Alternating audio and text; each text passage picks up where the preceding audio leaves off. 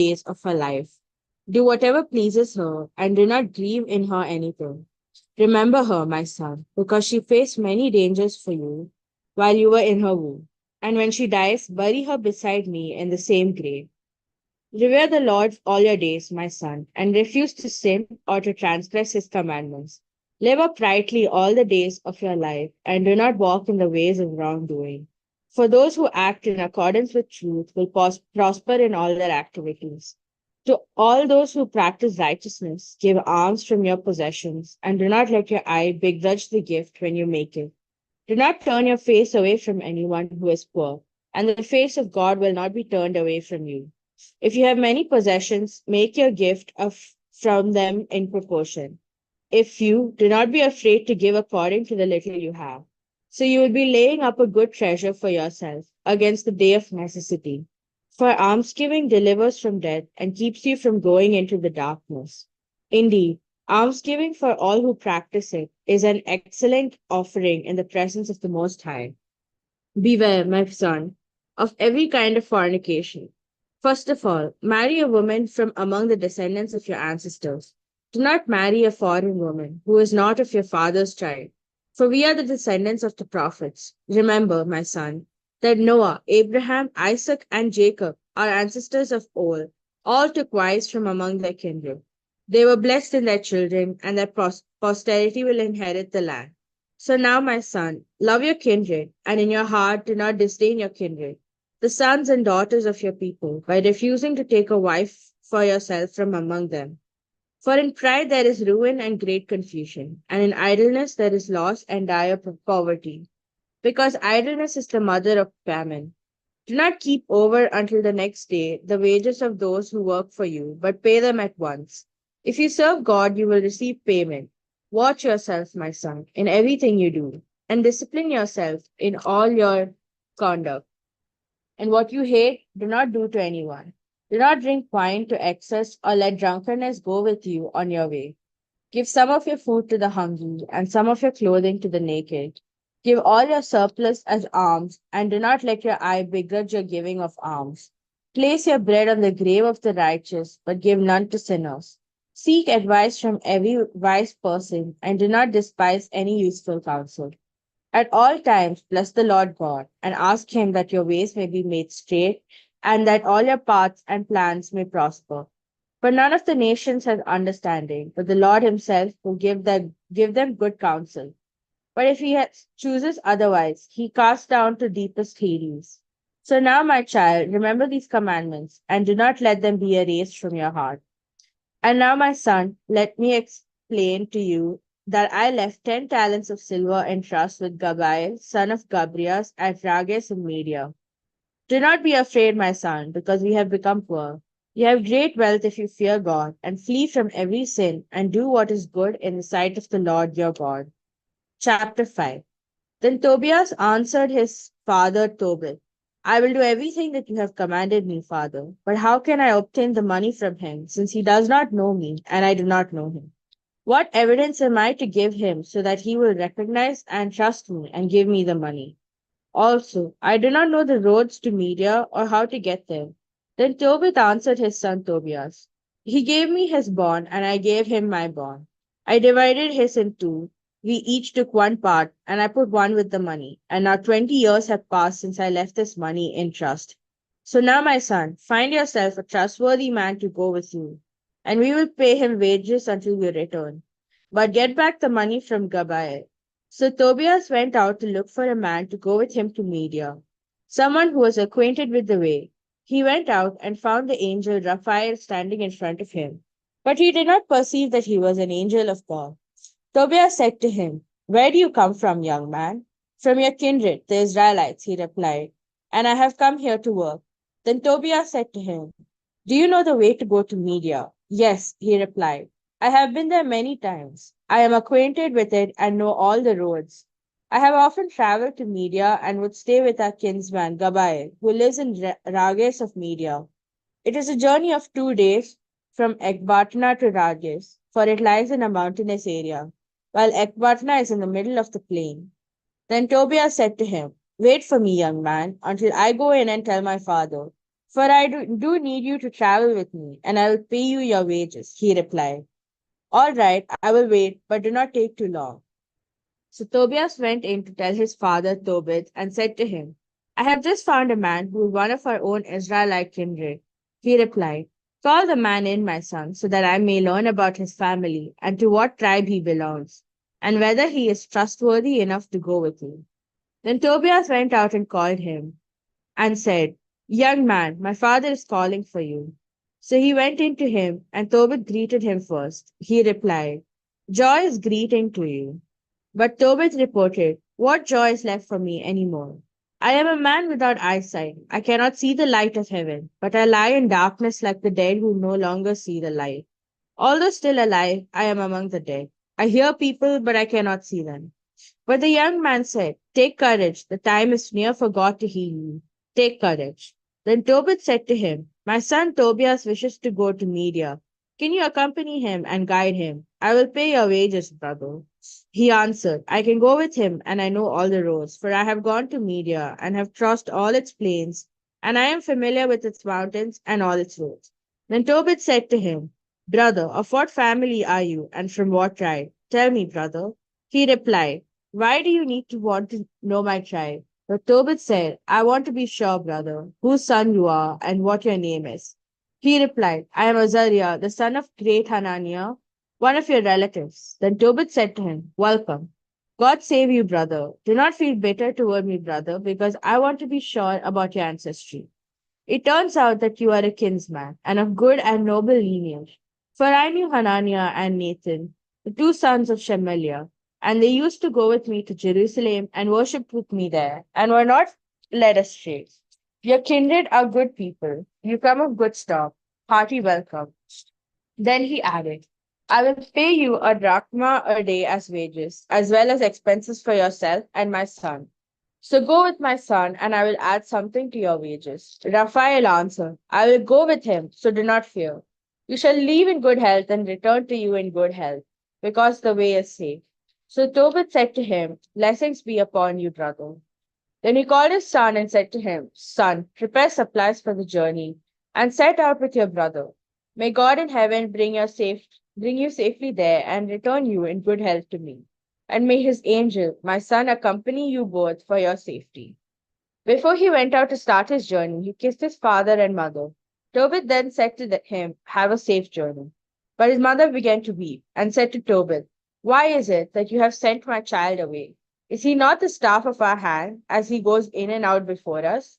Do not heap money upon money, but let it be a ransom for our child. For the life that is given to us by the Lord is enough for us. Tobit said to her, Do not worry, our child will leave in good health and return to us in good health. Your eyes will see him on the day when he returns to you in good health. Say no more. Do not fear for them, my sister, for a good angel will accompany him. His journey will be successful and he will come back in good health. Chapter 6. The young man, so she stopped weeping. The young man went out, and the angel went with him, and the dog came out with him and went along with them. So they both journeyed along, and when the first night overtook them, they camped by the Tigris River. Then the young man went down to wash his feet in the Tigris River. Suddenly, a large fish leaped up from the water and tried to swallow the young man's foot. And he cried out, but the angel said to the young man, Catch hold of the fish and hang on to it. So the young man grasped the fish and drew it up on the land. Then the angel said to him, Cut open the fish and take out its gall, heart, and liver. Keep them with you, but throw away the intestines, for its gall, heart, and liver are useful as medicine. So after cutting open the fish, the young man gathered together the gall, heart, and liver. Then he roasted and ate some of the fish and kept some to be salted. The two continued on their way together until they were near Media. Then the young man questioned the angel and said to him, Brother Azariah, what medicinal value is there in the fish's heart and liver, and in the gall? He replied, As for the fish's heart and liver, you must burn them to make a smoke in the presence of a man or woman afflicted by a demon or evil spirit, and every affliction will flee away and no longer remain in that person any longer. And as for the gall, anoint a person's eyes where white films have appeared on them. Blow upon them, upon the white films, and the eyes will be healed. When he entered Media and already was approaching Ecbatana, Raphael said to the young man, Brother Tobias, here I am. He answered. Then Raphael said to him, We must stay this night in the home of Raguel. He is your relative and he has a daughter named Sarah. He has no male heir and no daughter except Sarah only. And you, as next of kin to her, have before all other men a hereditary claim on her. Also, it is right for you to inherit her father's possessions. Moreover, the girl is sensible, brave, and very beautiful, and her father is a good man. He continued, You have every right to take her in marriage. So listen to me, brother. Tonight I will speak to her father about the girl so that we may take her to be your bride. When we return from Rages, we will celebrate her marriage. For I know that Raguel can by no means keep her from you or promise her to another man without incurring the penalty of death, according to the decree of the book of Moses. Indeed, he knows that you, rather than any other man, are entitled to marry his daughter. So now listen to me, brother, and tonight we shall speak concerning the girl and arrange her engagement to you. And when we return from Rages, we will take her and bring her back with us to your house. Then Tobias said in answer to Raphael, Brother Azariah, I have heard that she already has been married to 7 husbands and that they died in the bridal chamber. On the night when they went into her, they would die. I have heard people saying that it was a demon that killed them. It does not harm her, but it kills anyone who desires to approach her. So now, since I am the only son my father has, I am afraid that I may die and bring my father's and mother's life down to their grave, grieving for me, and they have no other son to bury them. But Raphael said to him, Do you not remember your father's order when he commanded you to take a wife from your father's house? Now listen to me, brother, and say no more about this demon.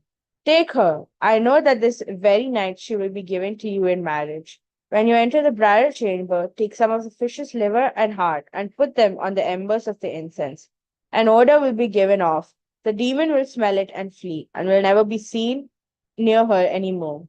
Now, when you are both about to go, Now when you are about to go to bed with her, both of you must first stand up and pray, imploring the Lord of heaven that mercy and safety may be granted to you. Do not be afraid, for she was set apart for you. Before the world was made, you will save her, and she will go with you. I presume that you will have children by her, and they will be as brothers to you. Now say no more. When Tobias heard the words of Raphael and learned that she was his kinswoman, related through his father's lineage, he loved her very much, and his heart was drawn to her. Chapter 7. Now, when they entered Ecbatana, Tobias said to him, Brother Azariah, take me straight to our brother Raguel. So he took him to Raguel's house, where they found him sitting beside the courtyard door. They greeted him first, and he replied, Joyous greetings, brothers, welcome and good health. Then he brought them to his house. He said to his wife Edna, How much the young man resembles my kinsman Tobit. Then Edna questioned them, saying, Where are you from, brothers? They answered, We belong to the descendants of Naphtali, who are exiles in Nineveh. She said to them, Do you know our kinsman Tobit? And they replied, Yes, we know him. Then she asked them, Is he in good health? They replied, He is alive and in good health. And Tobias added, He is my father. At that, Raguel jumped up and kissed him and wept. He also spoke to him as follows: Blessings on you, my child, son of a good and noble father. O most miserable of calamities that such an upright and beneficent man has become blind. He then embraced his kinsman Tobias and wept. His wife Edna also wept for him, and their daughter Sarah likewise wept. Then Raguel slaughtered a ram and the flock and received them very warmly. When they bathed and washed themselves and had reclined to dine, Tobias said to Raphael, Brother Azariah, ask Raguel to give me my kinswoman Sarah. But Raguel overheard it and said to the lad, Eat and drink and be merry tonight, for no one except you, brother, has the right to marry my daughter Sarah. Likewise, I am not at liberty to give her to any other man than yourself, because you are the nearest relative. But let me explain to you the true situation more fully, my child. I have given her to 7 men of our kinsmen, and all died on the night when they went into her. But now, my child, eat and drink, and the Lord will act on behalf of both. But Tobias said, I will neither eat nor drink on anything until you settle the things that pertain to me. So Raguel said, I will do so. She is given to you in accordance with the decree in the book of Moses. And it has been decreed from heaven that she be given to you. Take your kinswoman, for now on you are her brother, and she is your sister. She is given to you from today and forever. May the Lord of heaven, my child, guide and prosper you both this night, and grant you mercy this peace. Then Raguel summoned his daughter Sarah. When she came to him, he took her by the hand and gave her to Tobias, saying, Take her to be your wife in accordance with the law and decree written in the book of Moses. Take her and bring her safely to your father, and may the God of heaven prosper your journey with his peace. Then he called her mother and told her to bring writing material, and he wrote out a copy of a marriage contract to the effect that he gave her to him as wife according to the decree of the law of Moses. Then they began to eat and drink. Raghua called his wife Edna and said to her, Sister, get the other room ready and take her there. So she went and made the bed in the room, and as he had told her, and brought Sarah there. She wept for her daughter. Then, wiping away the tears, she said to her, Take courage, my daughter. The Lord of heaven grant you joy in place of your sorrow. Take courage, my daughter. Then she went out. Chapter 8. When they had finished eating and drinking, they wanted to retire. So they took the young man and brought him to the bedroom. Then Tobias remembered the words of Raphael, and he took the fish's liver and heart out of the bag where he had put them and put them on the embers of the incense. The odor of the fish so repelled the demon that he fled to the remotest part of Egypt. But Raphael followed him and at once bound him there hand and foot. When the parents had gone out and shut the door of the room, Tobias got out of bed and said to Sarah, Sister, get up, and let us pray and implore our Lord that he grant us mercy and safety. So she got up, and they began to pray and implore that they might be kept safe. Tobias began by saying, Blessed are you, O God of our ancestors, and blessed is your name in all generations forever. Let the heavens and the whole creation bless you forever. You made Adam, and for him you made his wife Eve, as a helper and support. From the two of them, this human race has sprung. You said, It is not good that the man should be alone. Let us make a helper for him like himself. I'm taking this kinswoman of mine, not because of lust, but with sincerity. Grant that she and I may find mercy, and that she may grow, and that we may grow old together. And they both said, Amen, Amen. Then they went to sleep for the night. But Raguel arose and called his servants to him, and they went and dug a grave, for he said, It is possible that he will die, and we will become an object of ridicule and derision. When they had finished digging the grave, Raguel went into his house and called his wife, saying, Send one of the maids and have her go in to see if he is alive. But if he is dead, let us bury him without anyone knowing it. So they sent the maid, lit a lamp, and opened the door. And she went in and found them asleep together. Then the maid came out and informed them that he was alive and that nothing was wrong. So they blessed the God of heaven, and Raguel said, Blessed are you, O God, with every pure blessing. Let all your chosen ones bless you. Let them bless you forever. Blessed are you because you have made me glad. It was not turned out as I expected, but you have dealt with us according to your great mercy. Blessed are you because you had compassion on two only children. Be merciful to them, O Master, and keep them safe. Bring their lives to fulfillment in happiness and mercy. Then he ordered his servants to fill in the grave before daybreak. After this, he asked his wife to bake many loaves of bread. And he went out to the herd and brought two steers and four rams and ordered them to be slaughtered. So they began to make preparations. Then he called for Tobias and swore an oath to him in these words. You shall not leave here for 14 days, but shall stay here, eating and drinking with me. And you shall cheer up my daughter who has been depressed. Take at once half of what I own and return in safety to your father. The other half will be yours when my wife and I die. Take courage, my child. I am your father, and Edna is your mother, and we belong to you as well as to your wife, now and forever. Take courage, my child. Chapter 9. Then Tobias called Raphael and said to him, Brother Azariah, take 4 servants and 2 camels with you and travel to Rages. Go to the home of Gabael. Give him the bond, get the money, and then bring him with you to the wedding celebration. For you know that my father must be counting the days, and if I delay even one day, I will upset him very much. You are witness to the oath Raguel has sworn, and I cannot violate his oath. So Raphael, with the 4 servants and 2 camels, went to Rages in Media and stayed with Gabai.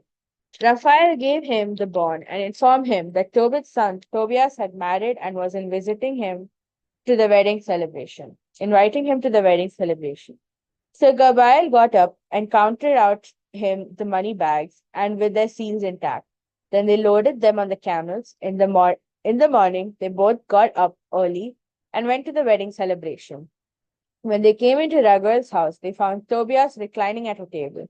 He sprang up and greeted Gabriel, who wept and blessed him with the words, "Good and noble son of a father, good and noble, upright and generous. May the Lord grant the blessing of heaven to you and your wife, and to your wife's father and mother.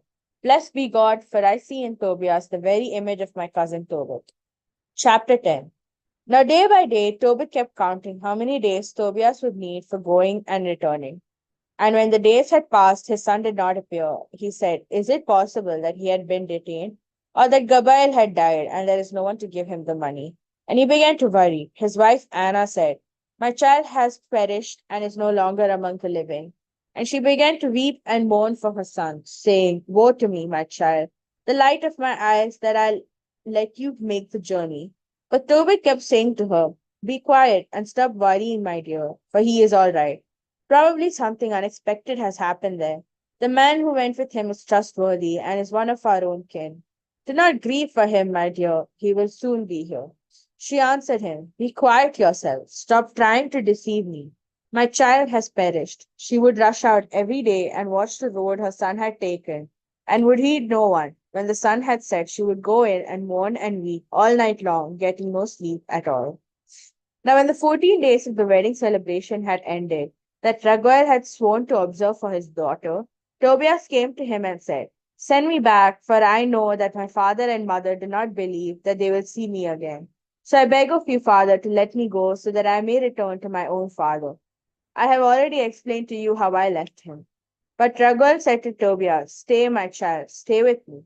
I will send messengers to your father Tobit, and they will inform him about me." But he said, "No, I beg you to send me back to my father."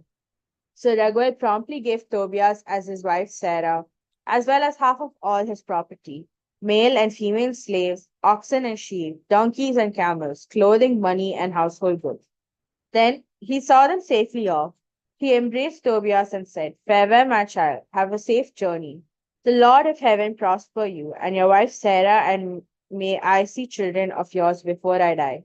Then he kissed his daughter Sarah and said to her, "My daughter, honor your father in law and your mother in law, since from now on they are much as your parents as those who gave you birth.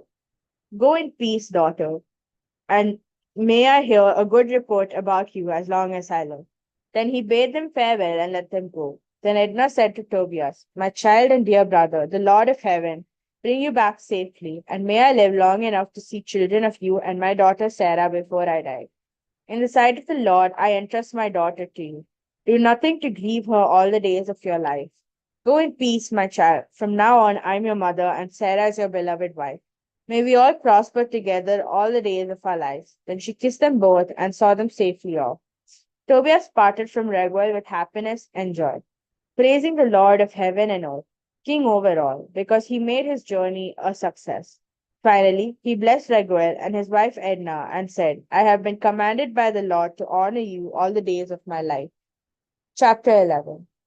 When they came near to Kasserin, which is opposite Nineveh, Raphael said, "You are aware of how we left your father. Let us run ahead of your wife and prepare the house while they are still on the way." As they went on together, Raphael said to him, "Have the gall ready," and the dog went along behind them. Meanwhile, Anna sat looking intently down the road by which her son would come. When she caught sight of him coming, she said to his father, "Look, your son is coming, and the man who went with him." Raphael said to Tobias before he had approached his father, "I know that his eyes will be open. Smear the gall of the fish on his eyes. The medicine will make the white film shrink and peel off from his eyes, and your father will regain his sight and see the light." Then Anna ran up to her son and threw her arms around him, saying, "Now that I have seen you, my child, I am ready to die." And she wept. Then Tobit got up and came stumbling out through the courtyard door. Tobias went up to him with the gall of the fish in his hand. And holding him firmly, he blew into his eyes, saying, "Take courage, father." With this, he applied the medicine on his eyes, and it made them smart. Next, with both his hands, he peeled off the white films from the corners of his eyes. Then Tobit saw his son and threw his arms around him, and he wept and said to him, "I see you, my son, the light of my eyes." Then he said, "Blessed be God, and blessed be his great name, and blessed be all his holy angels.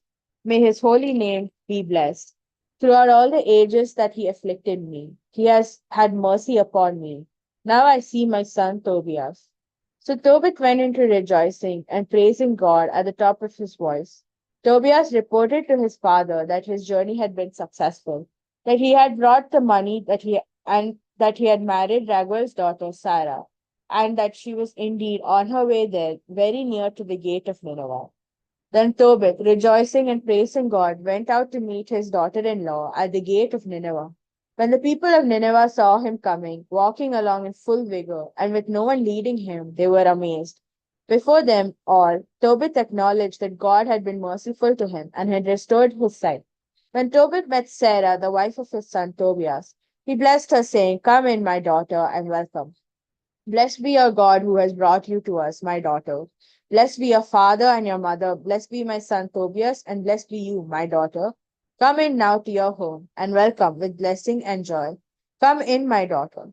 So on that day there was rejoicing amongst all the Jews who were in Nineveh. Ahikar and his nephew Nadab were also present to share Tobit's joy. With merriment they celebrated Tobias's wedding feast for 7 days, and many gifts were given to him. Chapter 12. When the wedding celebration was ended, Tobit called his son Tobias and said to him, "My child, see to paying the wages of the man who went with him, and give him a bonus as well." He replied, "Father, how much shall I pay him? It would do no harm to give him half of the possessions brought back with me, for he has led me back to you safely. He cured my wife, he brought the money back with me, and he healed you. How much extra shall I give him as a bonus?" Tobit said, "He deserves, my child, to receive half of all that he brought back." So Tobias called him and said, "Take for your wages half of all that you brought back, and farewell." Then Raphael called the two of them privately and said to them, "Bless God and acknowledge him in the presence of all living for the good things he has done for you. Bless and sing praise to his name. With fitting honor, declare to all the people the deeds of God. Do not be slow to acknowledge him. It is good to conceal the secret of a king, but to acknowledge and reveal the works of a God. And with fitting honor to acknowledge him. Do good and evil will not overtake you. Prayer with fasting is good, but better than both is almsgiving with righteousness. A little with righteousness is better than wealth with wrongdoing. It is better to give alms than to lay up gold, for almsgiving saves from death and purges away every sin. Those who give alms will enjoy a full life, but those who commit sin and do wrong are their own worst enemies. I will now Uh-huh. declare It's time. uh, Tobit chapter 12, verse 10 completing.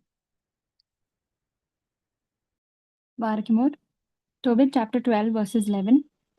I will now declare the whole truth to you and will conceal nothing from you. Already I have declared it to you when I said, "It is good to conceal the secret of a king, but to reveal with but to reveal with due honor the works of God." So now when you and Sarah prayed, it was I who brought and read the record of your prayer before the glory of the Lord. And likewise, whenever you would bury the dead, and that time when you did not hesitate to get up and leave your dinner to go and bury the dead, I was sent to you to test you. And at the same time, God sent me to heal you and Sarah, your daughter in law. I am Raphael, one of the seven angels who stand ready and enter before the glory of the Lord. The two of them were shaken. They fell face down, for they were afraid. But he said to them, "Do not be afraid. Peace be with you. Bless God forevermore. As for me, when I was with you, I was not acting on my own will, but by the will of God.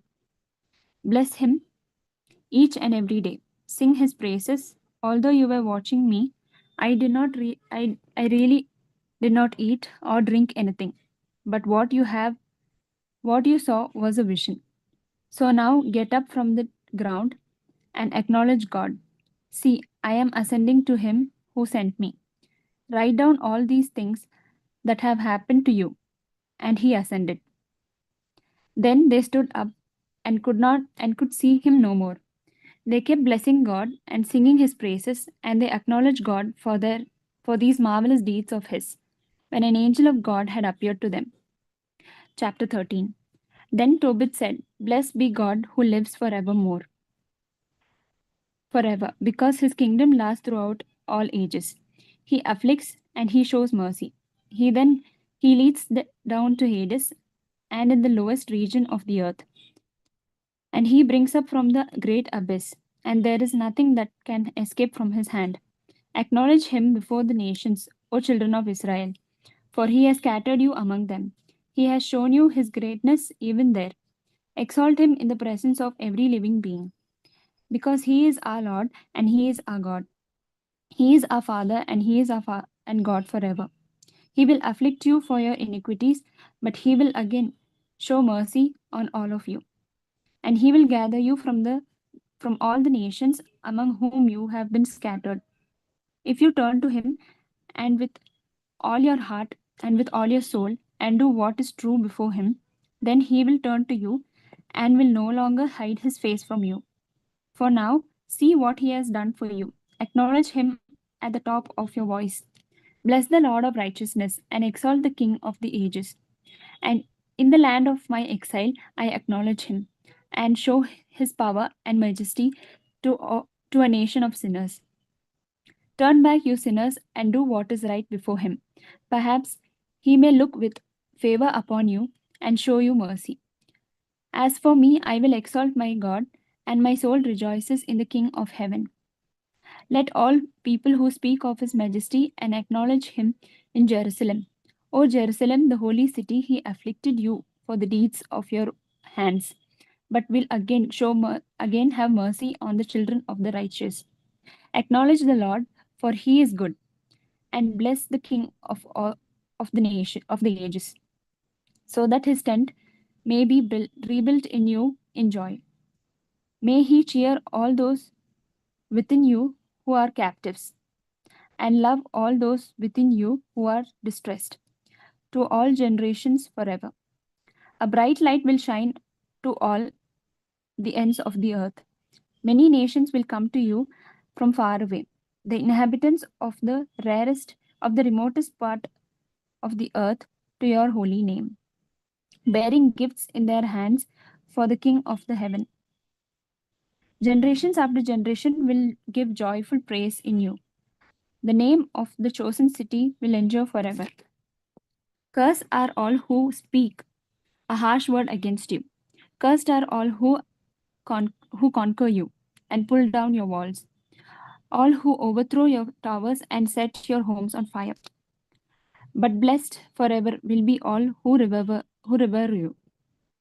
Go and then rejoice over the children of the righteous, for they will be gathered together. And I will praise the Lord of the ages. Happy are those who love you, and happy are those who rejoice in your prosperity. Happy also are all people who grieve with you because of your afflictions, for they will rejoice with you and witness all your glory forever. My soul blesses the Lord and the great King, for the Jerusalem will be built as his house for all ages. How happy I will be if a remnant of my descendant should survive and see your glory and acknowledge the King of heaven. The gates of Jerusalem will be built with sapphire and emerald, and all your walls with precious stone. The towers of Jerusalem will be built with gold, and their battlement with pure gold. The streets of Jerusalem will be paved with ruby and with stones of Ophir. The gates of the Jerusalem will sing hymn of joy, and and all her houses will cry hallelujah. Blessed be the God of Israel, and blessed will bless the holy name forever and forever. Chapter 14. So ended Tobit's words of praise. Tobit died in peace, when he was 112 years old and was buried with great honor in Nineveh. He was 62 years old when he lost his eyesight, and after regaining it, he lived in prosperity, giving alms and continually blessing God and acknowledging God's majesty.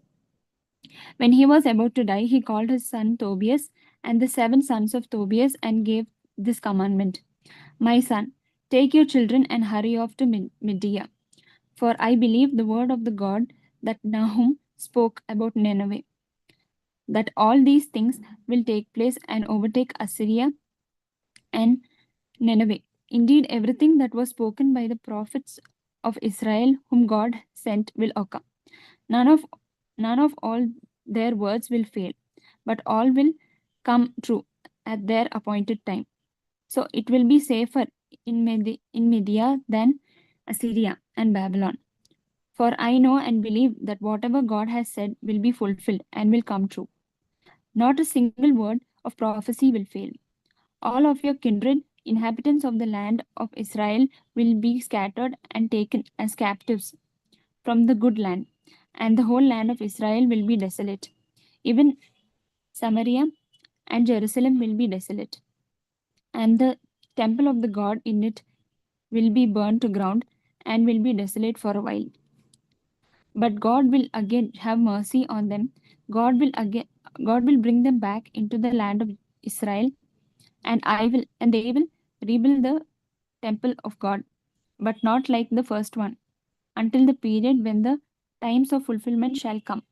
After this, they all will return from their exile and will rebuild Jerusalem in splendor, and in it the temple of the God will be rebuilt, just as the prophets of Israel have said concerning it.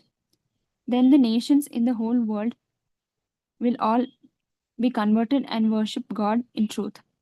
They will all abandon their idols, which deceitfully have led them into their error, and in righteous they will praise the eternal God. All the Israelites who are saved in those days are truly mindful of God will be gathered together. They will go to Jerusalem and live in safety forever in the land of the Abraham.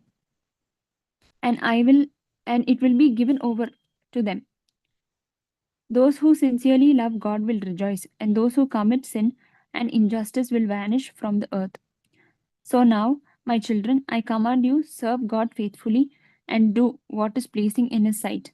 Your children are also to be commanded to do what is right and to give alms and to be mindful of God and to bless his name all the time with sincerity and with all their strength.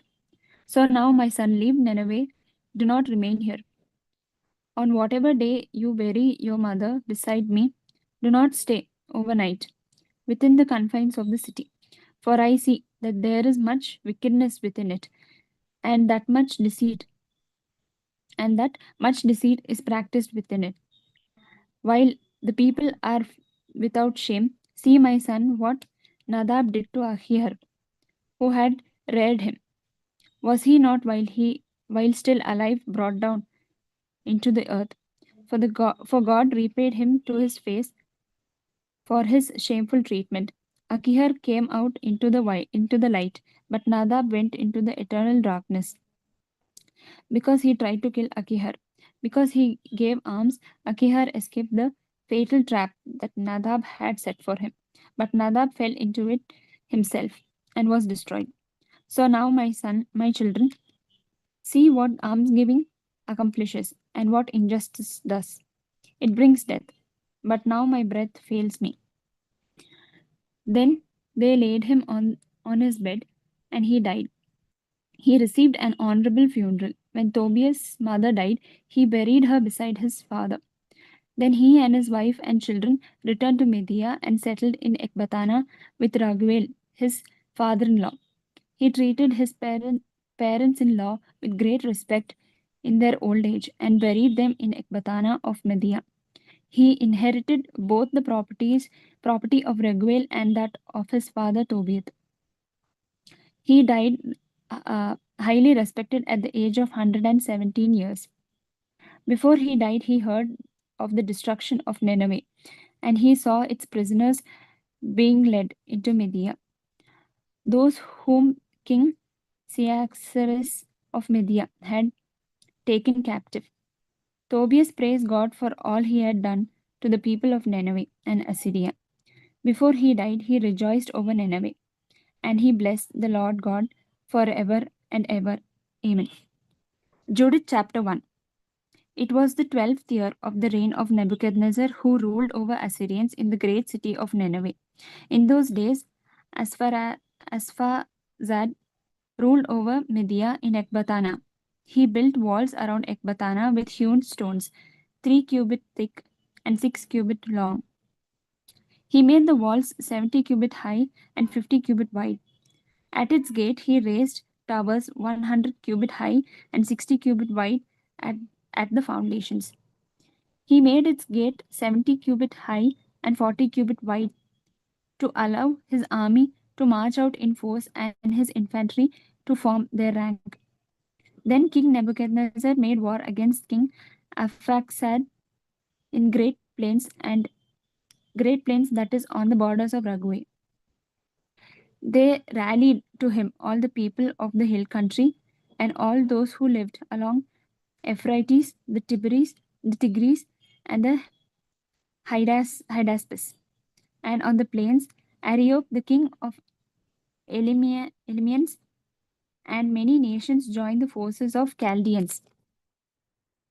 Then Nebuchadnezzar, king of Assyria, sent messengers to all who lived in Persia and all who lived in the west, those who lived in Cilicia and Damascus, Lebanon and anti-Lebanon, and all who lived along the seacoast, and those among the nations of Carmel and Gilead and Upper Galilee, and the great plains of Esdraelon, and all who were in Samaria and its towns beyond the Jordan, as far as Jerusalem and Bethany, and Calais and Kadesh, and the river of Egypt, and Taphanhes and Ramis, and the whole land of Goshen, and even beyond Tanis and Memphis, and all who lived in Egypt as far as the borders of Ethiopia.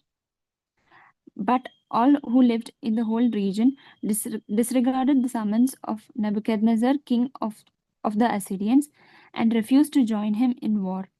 For they were not afraid of him, but regarded him as only one man. So they sent back his messengers empty-handed and in disgrace. Then Nebuchadnezzar became very angry with the whole region and swore by his throne and kingdom that he would take revenge on the whole territory of Cilicia and Damascus and Syria, that he would kill with his sword all and also all the inhabitants of the land of Moab, the people of Ammon and all Judea, and everyone in Egypt, and as far as the coast of the two seas.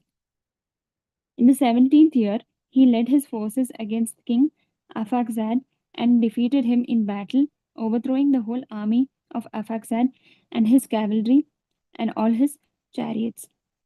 Thus he took possession of his town and came to Ecbatana, captured its towers and plundered its market, and turned its glory into disgrace. He captured Arphazak and the mountains of Ragwe and struck him down with his spears, thus destroying him once and for all. Then he returned to Nineveh, he and all his combined forces, a vast body of troop, and there he and his forces rested and feasted for 120 days. On the 18th year, on the 22nd day of the first month, there was talk in the palace of Nebuchadnezzar, king of the Assyrians, about carrying out his revenge on the whole region. Just as he said, he summoned all his ministers and all his nobles and set before them his secret plan and recounted fully with his own lips all the wickedness of the region. They decided that everyone who had not obeyed his command should be destroyed. He then completed his plan. When he completed his plan, Nebuchadnezzar, king of Assyria, called Holofernes, the chief chief general of his army, second only to himself, and said to him, "Thus says the great king, the Lord of the whole earth, leave my presence and take with you men confident in their strength, 120,000 foot soldiers and 12,000 cavalry. March out against all the lands to the west because they disobeyed my order. Tell them to prepare earth and water, for I am coming against them in my anger and will cover the whole face of the earth with the feet of my troop, to whom I will hand them over to be plundered. Their wounded shall fill their ravines and gullies, and the swelling river shall be filled with their dead. I will lead them away captive to the ends of the whole earth. You shall go and seize all their territory for me in advance. They must yield themselves to you, and you shall hold them for me until until the day of their punishment. But those who resist show no mercy, but hand them over to slaughter and plunder throughout your whole your whole region. For as I live, and by the power of my kingdom, what what I have spoken, I will accomplish by my own hand. And you take care not to transgress any of your Lord's commandments, but carry them out exactly as I ordered you, and do it without delay. So Holofernes left the presence of his lord and summoned all the commanders, generals, and the officers of Assyrian army. He mustered the picked troop by division as his lord had ordered him to do. 100, 112,000 of them, together with 12,000 archers on horseback. He organized them as a great army. He marshaled for a campaign. He took along a vast number of camels and donkeys and mules for transport, and innumerable sheep and oxen and goat for food. Also ample rations for everyone, and a huge amount of gold and silver from the royal palace. Then he set out with his whole army to go ahead of King Nebuchadnezzar and to cover the whole face of the earth to the west with their chariots and cavalry and picked foot soldiers. Along with them went a mixed crowd like a swarm of locusts, like the dust of the earth, a multitude that could not be counted. They marched for 3 days from Nineveh to the plains of Bethlehem and camped opposite of Bethul, uh, Beth- Bethileth and near the mountain that is to the north of Upper Cilicia. From there, Holofernes took his whole army and infantry and cavalry and chariot and went up into the hill country. He ravaged the Put and Lud and plundered all the Resites and the Ishmaelites on the borders of the south of the country of Galileans. Then he followed the Euphrates and passed through Mesopotamia and destroyed all the fortified towns along the brook of Abron as far as the sea. He also seized the territory of Cilicia and killed everyone who resisted him. He then came to the southern borders of Japheth, facing Arabia. He surrounded all the Midianites and burned their tents and plundered their sheepfolds. And then he went down into the plains of Damascus during the wheat harvest and burnt all their field and destroyed their flockhold and herd and stocked their and sacked their uh, towns and ravaged their lands and put all their young men to sword. So fear and dread of him fell upon all people who lived along the sea coast of Sidon and Tyre, and those who lived in Sur and Oceania, and all who lived in Jamnia. Those who lived in Azotus and Ascalon feared him greatly. Chapter 3. They therefore sent, sent messengers to him to sue for peace in these words: We, the servants of Nebuchadnezzar, the great king, lie prostrate before you. Do with us whatever you will. See our buildings and all our land and all our wheat field and our flock and herd and all our encampments lie before you. Do with us as you please. Our town and their inhabitants are also your slaves. Come and deal with them as you see fit. The men of Holofernes told him all this. Then he went down to the sea coast with his army and stationed garrisons in the fortified towns and took picked men from them as auxiliaries. These people and all in the countryside welcomed him with garlands and dances and tambourines.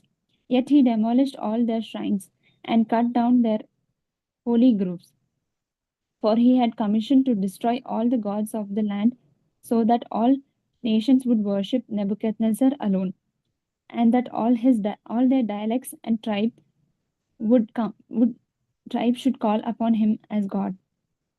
Then he came toward Esdraelon near Dothan, facing the great ridge of Judea. He camped between Geba and Sycopolis and remained for a whole month in order to collect all the samples for his army. Chapter 4. When the Israelites living in Judea heard of everything that Holofernes, the general of Nebuchadnezzar, the king of Assyria, had done to the nations, how he had plundered and destroyed all their temples, they were therefore greatly terrified at his approach. They were alarmed both for Jerusalem and for the temple of the Lord their God, for they had only recently returned from exile, and all the people of Judea had just now gathered together, and sacred vessels and the altar and the temple had been consecrated after their profanation. So they went, so they sent word to every district of Samaria and Kona and Bethhoron and Belmain and Jericho and Koba and Asora and the valley of Salem. They immediately seized all the high hilltops and fortified the villages on them and stored up food in preparation for war.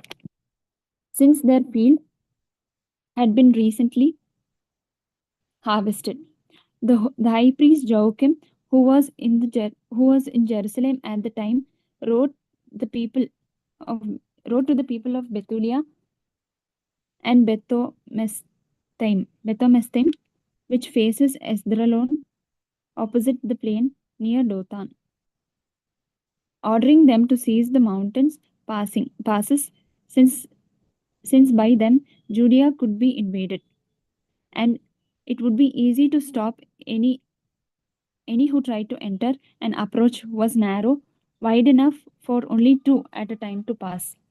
So the Israelites did a- as they had been ordered by the high priest Joachim and the senate of the whole people of Israel in the session at Jerusalem. And every man of Israel cried out to God with great fervor, and they humbled themselves with much fasting. They and their wives and their children and their cattle and every resident alien and hired laborer and purchased slave, they all put sackcloth around their waist. And all the Israelite men, women, and children living in Jerusalem prostrated themselves before the temple and put ashes on their heads and spread out their sackcloth before the Lord. They even uh, draped, draped the altar with sackcloth and cried out in unison, praying fervently to the God of Israel not to allow their infants to be carried off and their wives to be taken as booty, and the town they had inherited to be destroyed, and the sanctuary to be profaned and desecrated to the malicious joy of the Gentiles. The Lord heard their prayer and had regard for their distress. For the people fasted many days throughout Judea and in Jerusalem before the sanctuary of the Lord Almighty. The high priest Joachim and all his priests who stood before the Lord and ministered to the Lord with sackcloth around their loins offered the daily burnt offering, the votive offerings, and the freewill offerings of the people. With ashes on their turban, they cried out to the Lord with all their might to look with favor on the whole house of Israel. Chapter 5. It was reported to Holofernes, the general of the Assyrian army, that the people of Israel had prepared for war and had closed the mountain passes and fortified the high hilltops and set up barricades in the plains. In great anger, he called he called together all the princes of Moab and the commanders of Ammon and all the governors of the coastland, and said to them, "Tell me, you Canaanites, what people is this that lives in the hill country? What towns do they inhabit, and how large is their army? And in what does their power and strength consist? Who rules over them as king and leads their army? And why have they alone of all who live in the west refused to come out and meet me?" Then Achior, the leader of all the Ammonites, said to him, "May my lord please listen to a report from my mouth, from the mouth of your servant, and I will tell you the truth about this people that lives in the mountain district near you. No falsehood shall come from your servant's mouth. These people have descended from the Chaldeans. At one time they lived in Mesopotamia because they did not wish to follow the gods of their ancestor who were in Chaldea. Since they had abandoned the ways of their ancestors and worshipped the God of heaven, the God they had come to know, their ancestors drove them out of their presence of their gods. So they flee to Mesopotamia and lived there for a long time. Then their God commanded them to leave the place where they were living and go to the land of Canaan. There they settled and grew very prosperous in gold and silver and very much livestock. When a famine spread over the land of Canaan, they went down to Egypt and lived there as long as they had food. There they became a great multitude that they that their race could not be counted. So the king of Egypt became hostile to them. He exploited them make forced them to make bricks. They cried out to their God, and their and he afflicted the whole land of Egypt with incurable plagues. So the Egyptians drove them out of their sight. Then the God dried up the Red Sea before them, and he led them by the way of the Sinai and Sinai and Kadesh Barnea. They drove out all the people of the desert and took up residence in the land of Amorites, and by their might destroyed all the inhabitants of Heshbon, and crossing over the Jordan they took possession of all the hill country. They drove out before them the Canaanites, the Perizzites, the Jebusites, the Shechemites, and the Gerasites, and lived there a long time. As long as they did not sin against their God, they prospered. For the God who hated iniquity is with them. Slow mo. Barakimur, Judith chapter 5, verses 17. Barakmore, Judith chapter 5, verses 18. But when they departed from the way he had prescribed for them, they were utterly defeated in many battles and were led away captive to a foreign land. The temple of their God was razed to the ground, and their towns were occupied by their enemies.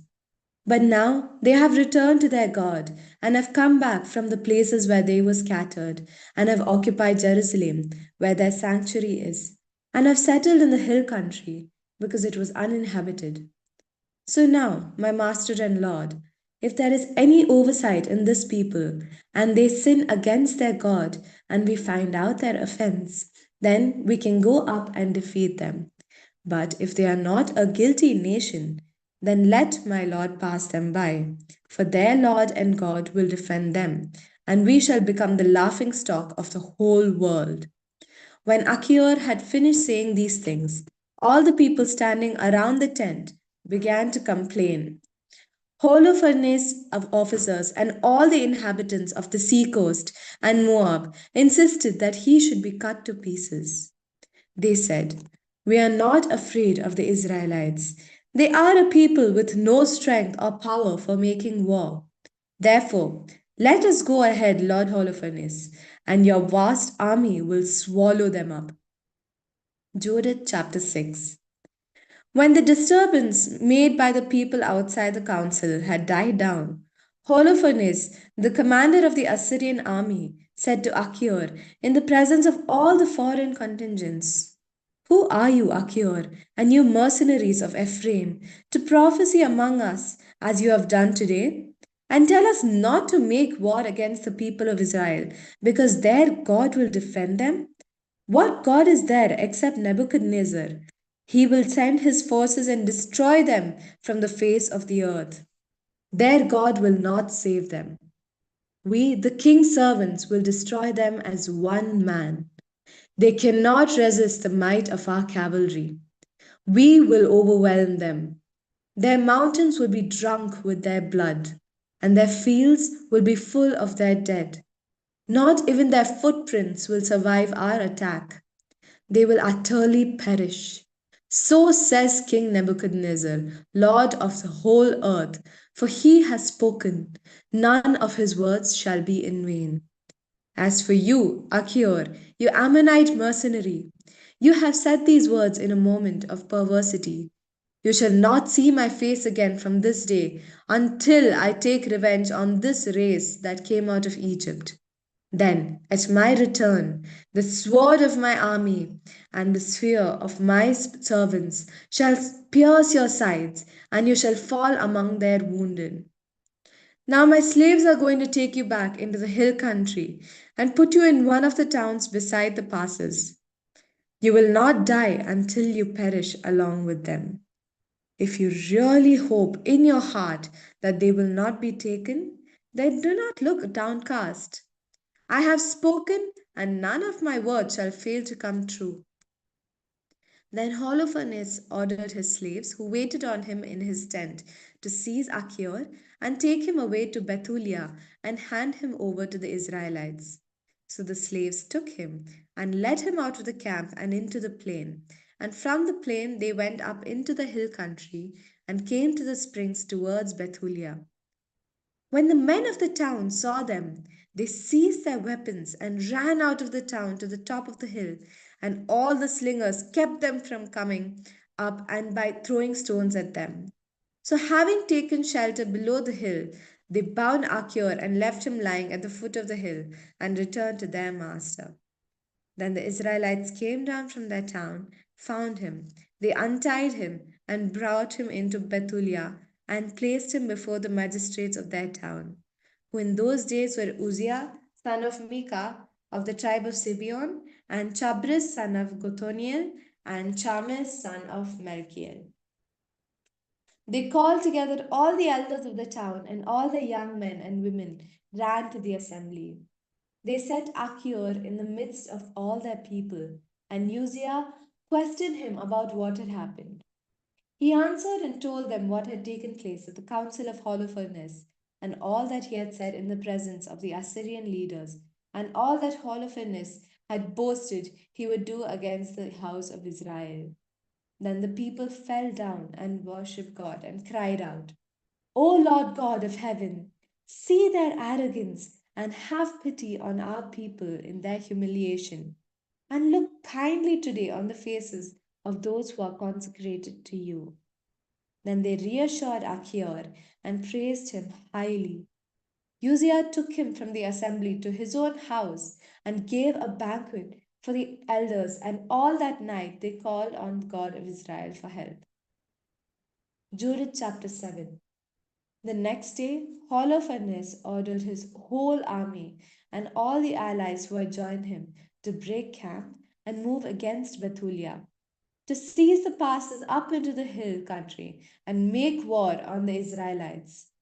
So all their warriors marched off that day. Their fighting forces numbered 170,000 infantry and 12,000 cavalry, not counting the baggage and the foot soldiers handling it. A very great multitude. They encamped in the valley near Bethulia, beside the spring, and they spread out in the breadth over Dothan, as far as Balbaim, and in length from Bethulia to Siamon, which faces Esdraelon. When the Israelites saw their vast numbers, they were greatly terrified and said to one another, They will now strip clean the whole land. Neither the high mountains, nor the valleys, nor the hills will bear their weight. Yet they all seized their weapons, and when they had kindled fires on their towers, They remained on guard all that night. On the second day, Holofernes led out all his cavalry in full view of the Israelites in Bethulia. He reconnoitered the approaches to their town and visited the springs that supplied their water. He seized them and set guard of soldiers over them, and then returned to his army. Then all the chieftains of the Edomites, and all the leaders of the Moabites, and the commanders of the coastland came to him and said, "Listen to what we have to say, my lord, and your army will suffer no losses. This people, the Israelites, do not rely on their spears, but on the height of the mountains where they live, for it is not easy to reach the top of their mountains. Therefore, my lord, do not fight against them in regular formation, and not a man of your army will fall. Remain in your camp and keep all your men in your forces with you. Let your servants take possession of the spring of water that flows from the foot of the mountain, for this is where all the people of Bethulia get their water. So thirst will destroy them, and they will surrender their town. Meanwhile, we and our people will go up to the tops of the nearby mountains and camp there to keep watch to see that no one gets out of the town. They and their wives and children will waste away with famine, and before the sword reaches them, they will be strewn about in the streets where they live. Thus, you will pay them back with evil, because they rebelled and did not receive you peaceably." These words pleased Holofernes and all his attendants, and he gave orders to do as they had said. So the army of the Ammonites moved forward together with 5,000 Assyrians, and they encamped in the valley and seized the water supply and the springs of the Israelites. And the Edomites and Ammonites went up and encamped in the hill country opposite Dothan, and they sent some of their men towards the south and the east, towards Egrebe, which is near Chusi, beside the Wadi Mokmur. The rest of the Assyrian army encamped in the plain and covered the whole face of the land. Their tents and supply trains spread out in great numbers, and they formed a vast multitude. The Israelites then cried out to the Lord their God, for their courage failed, because all their enemies had surrounded them, and there was no way of escape from them. The whole Assyrian army, their infantry, chariots, and cavalry, surrounded them for 34 days until all the water containers of every inhabitant of Bethulia were empty. Their cisterns were going dry, and no day did they have enough water to drink, for their drinking water was rationed. Their children were listless, and the women and young men fainted from thirst and were collapsed in the streets of the town and in the gateways. They no longer had any strength.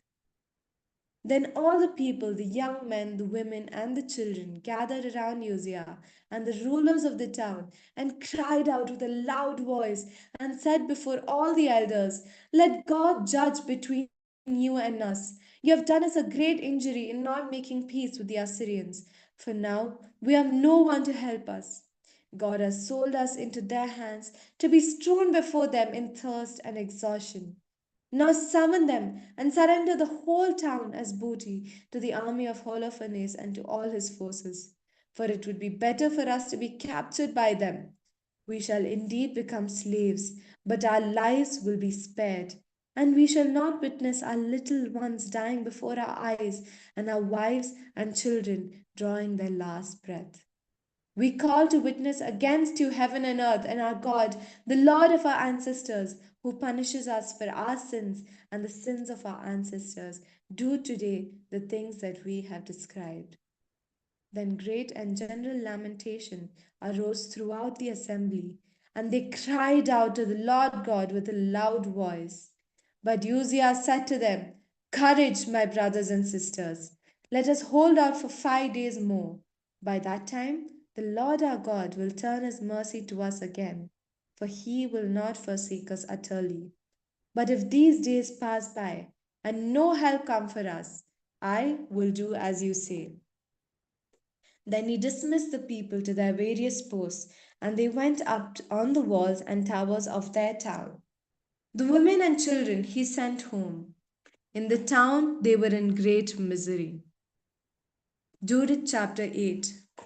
Now, in those days, Judith heard about these things. She was the daughter of Merari son of Oxen of Joseph, son of Oziel, son of Elkiah, son of Ananias, son of Gideon, son of Raphaim, son of Ahitub, son of Elijah, son of Hilkiah, son of Eliab, son of Nathaniel, son of Selamiel, son of Sarasad, a son of Israel. Her husband Manasseh, who belonged to her tribe and family, had died during the barley harvest. For as he stood overseeing those who were binding sheaves in the field, he was overcome by the burning heat and took to his bed and died in his town Bethulia. So they buried him with his ancestors in the field between Dothan and Balamon. Judith remained as a widow for 3 years and 4 months at home, where she set up a tent for herself on the roof of her house. She put sackcloth around her waist and dressed in widow's clothing. She fasted all the days of her widowhood, except the day before the Sabbath and the Sabbath itself, the day before the new moon and the day of the new moon, and the festivals and the days of rejoicing of the house of Israel. She was beautiful in appearance, and she was very lovely to behold. Her husband Manasseh had left her gold and silver, men and women slaves, livestock and fields, and she maintained this estate. No one spoke ill of her, for she feared God with great devotion. When Judith heard the harsh words spoken by the people against the ruler because they were faint for the lack of water, and when she heard all that Uzziah had said to them, and how he promised them under oath to surrender the town to the Assyrians after 5 days, she sent her maid, who was in charge of all she possessed, to summon Uzziah and Chabris and Charmis, the elders of her town. They came to her, and she said to them, "Listen to me, rulers of the people of Bethulia. What you have said to the people today is not right. You have even sworn and pronounced this oath between God and you, promising to surrender the town to our enemies unless the Lord turns and helps us within so many days. Who are you to put God to the test today and to set yourself up in the place of God in human affairs? You are putting the Lord Almighty to the test, but you will never learn anything. You cannot plumb the depths of the human heart or understand the workings of the human mind. How do you expect to search out to God, who made all these things, and find out his mind or comprehend his thoughts? No, my brothers, do not anger the Lord God, for if he does not choose to help us within these 5 days, he has power to protect us within any time he pleases, or even to destroy us in the presence of our enemies. Do not try to bind the purposes of the Lord our God, for God is not like a human being to be threatened, or like a mere mortal to be won over by pleading. Therefore, while we wait for his deliverance, let us call upon him to help us, and he will hear our voice if it pleases him. For never in our generation, nor in these present days, has there been any tribe or family or people or town of ours that worships God made with hands, as was done in days gone by. That was why our ancestors were handed over to the sword and to pillage, so they suffered a great catastrophe before our enemies. But we know no other God but Him, and so we hope that He will not disdain us or any of our nation. For if we are captured, all Judea will be captured, and our sanctuary will be plundered, and He will make us pay for its desecration with our blood. The slaughter of our kindred, and the captivity of the land, and the desolation of our inheritance. All this he will bring on our heads among the Gentiles, wherever we serve as slaves, and we shall be an offense and a disgrace in the eyes of those who acquire us. For our slavery will not bring us into favor, but the Lord our God will turn it into dishonor. Therefore, my brothers, let us set an example for our kindred, for their lives depend upon us and the sanctuary, both the temple and the altar. rests upon us. In spite of everything, let us give thanks to the Lord our God, who is putting us to the test as he did our ancestors. Remember what he did with Abraham and how he tested Isaac, and what happened to Jacob in Syrian Mesopotamia while he was tending the sheep of Laban, his mother's brother. For he has not tried us with fire, as he did them, to search their hearts, nor has he taken vengeance on us. But the Lord scourges those who are close to him in order to admonish them. Then Uzziah said to her, all that you have said was spoken out of a true heart, and there is no one who can deny your words. Today, it is not the first time your wisdom has been shown, but from the beginning of your life, all of the people have recognized your understanding, for your heart's disposition is right. But the people were so thirsty that they compelled us to do for them what we have promised, and made us take an oath that we cannot break. Now, since you are a God fearing woman, pray for us so that the Lord may send us rain to fill our cisterns. Then we will no longer feel faint from thirst. Then Judith said to them, listen to me. I'm about to do something that will go down through all generations of our descendants. Stand at the town gate tonight, so that I may go out with my maid, and within the days after which you have promised to surrender the town to our enemies, the Lord will deliver Israel by my hand. Only do not try to find out what I am doing, for I will not tell you until I have finished what I am about to do. Uzziah and the rulers said to her, go in peace, and may the Lord God go before you to take vengeance on our enemies. So they returned from the tent and went to their posts. Then Judith prostrated herself, put ashes on her head, and uncovered the sackcloth she was wearing. At the very time when the evening incense was being offered in the house of God in Jerusalem, Judith cried out to the Lord with a loud voice and said, O Lord God of my ancestor Simeon, to whom you gave a sword to take revenge on those strangers who had torn off a virgin's clothing to defile her, and exposed her thighs to put her to shame, and polluted her womb to disgrace her. For you said, it shall not be done, yet they did it. So you gave up their rulers to be killed, and their bed, which was ashamed of the deceit they had practiced, and was stained with blood.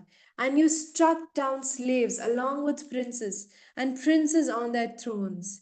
You gave up their wives of booty, and their daughters to captivity, and all their booty to be divided among your beloved children, who burned with zeal for you, and abhorred the pollution of their blood, and called on you for help, O God, my God.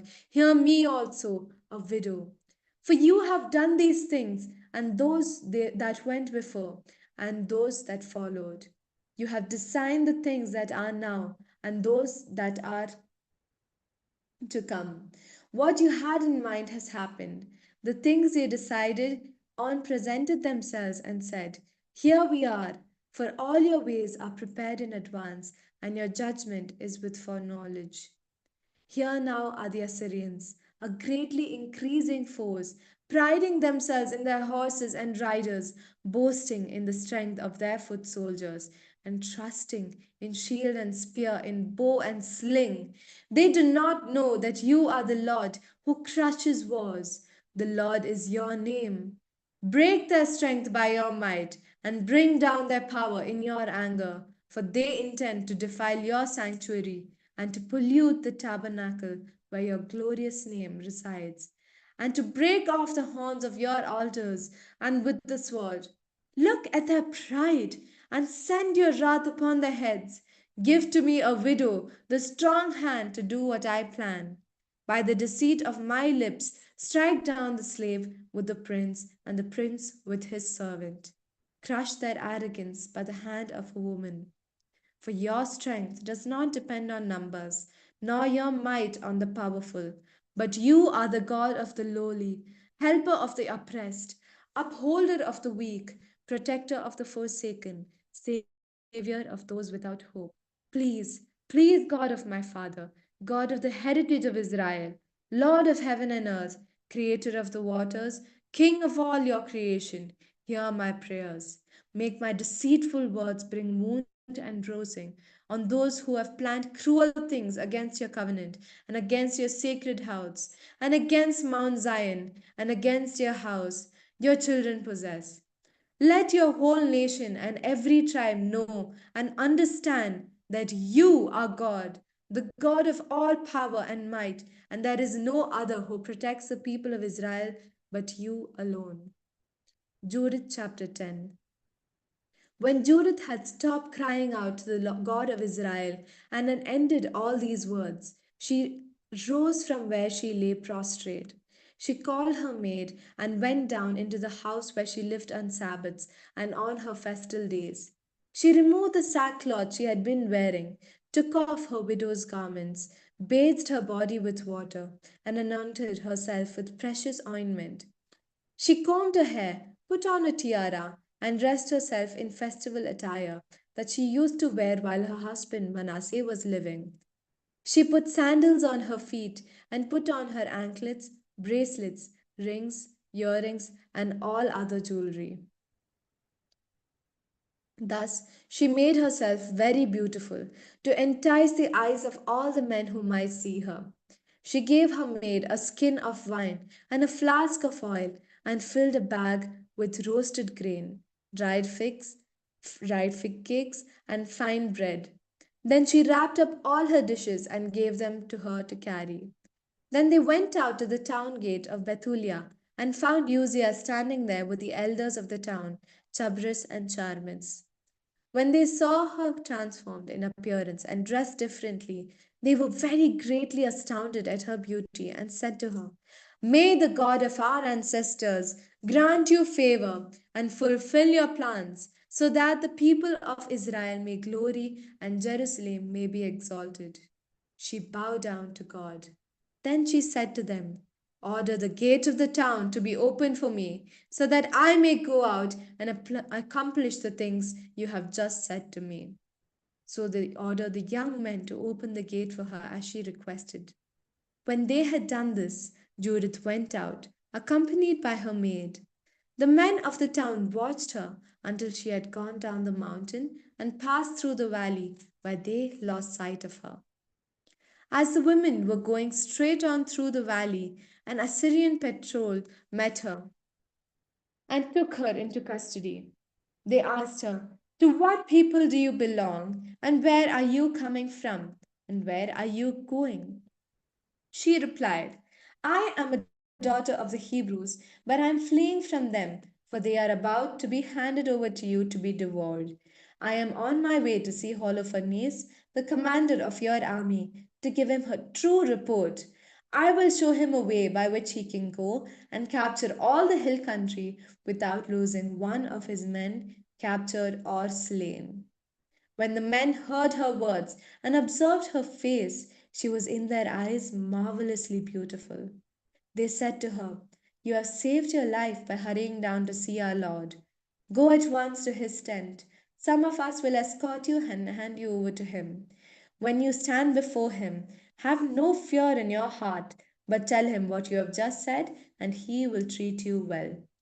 They chose from their number 100 men to accompany her and her maid, and they brought them to the tent of Holofernes. There was great excitement in the whole camp, for her arrival was reported from tent to tent. They came and gathered around her as she stood outside the tent of Holofernes, waiting until they told him about her. They marveled at her beauty and admired the Israelites judging them by her. They said to one another, Who can despise these people who have women like this among them? It is not wise to leave one of their men alive, for if we let them go, they will be able to beguile the whole world. Then the guards of Holofernes and all his servants came out and led her into the tent. Holofernes was resting on his bed under a canopy that was woven with purple and gold, emeralds, and other precious stones. When they told him of her, he came to the front of the tent with silver lamps carried before him. When Judith came into the presence of Holofernes and his servants, they all marveled at the beauty of her face. She prostrated herself and did obeisance to him. but his slaves raised her up. Judith chapter 11. Then Holofernes said to her, Take courage, woman, and do not be afraid in your heart, for I have never hurt anyone who chose to serve Nebuchadnezzar, king of all the earth. Even now, if your people who live in the country had not slighted me, I would never have lifted my spear against them. They have brought this upon themselves. But now, tell me why you have fled from them and have come over to us. In any event, you have come to safety. Take courage. You will live tonight and ever after. No one will hurt you. Rather, all will treat you well, as they do the servants of my lord King Nebuchadnezzar. Judith answered him, Accept the words of your slave, and let your servant speak in your presence. I will say nothing false to my lord this night. If you follow out the words of your servant, God will accomplish something through you, and my Lord will not fail to achieve his purposes. By the life of Nebuchadnezzar, king of the whole earth, and by the power of him who has sent you to direct every living being. Not only do human beings serve him because of you, but also the animals of the field and the cattle, and the birds of the air will live because of your power, under Nebuchadnezzar and all his house. For we have heard of your wisdom and skill, and it is reported throughout the whole world that you alone are the best in the whole kingdom, and the most informed and the most astounding in military strategy. Now, as far as Achior's words in your council, we have heard his words, for the people of Bethulia spared him, and he told them all he had said to you. Therefore, Lord and Master, do not disregard what he said, but keep it in your mind, for it is true. Indeed, our nation cannot be punished, nor can the sword prevail against them, unless they sin against their God. But now, in order that my Lord may not be defeated and his purpose frustrated, death, death will fall upon them. For a sin has overtaken them by which they are about to provoke their God to anger when what they do is wrong. Since their food supply is exhausted and the water has almost given out, they have planned to kill their livestock and have determined to use all that God, by His laws, has forbidden them to eat. They have decided to consume the first fruits of the grains and the tithes of wine and oil, which they have consecrated and set aside for the priests who minister in the presence of our God in Jerusalem. Thinks it is not lawful for any of the people even to touch with their hands. Since even the people in Jerusalem have been doing this, they have sent messengers there in order to bring back permission from the council of the elders. When the response reaches them and they act upon it, on that very day they will be handed over to you to be destroyed. So when I, your slave, learned all this, I fled from them. God has sent me to accomplish with you things that will astonish the whole world, wherever people shall hear about them. Your servant is indeed God fearing and serves the God of heaven night and day. So, my Lord, I will remain with you.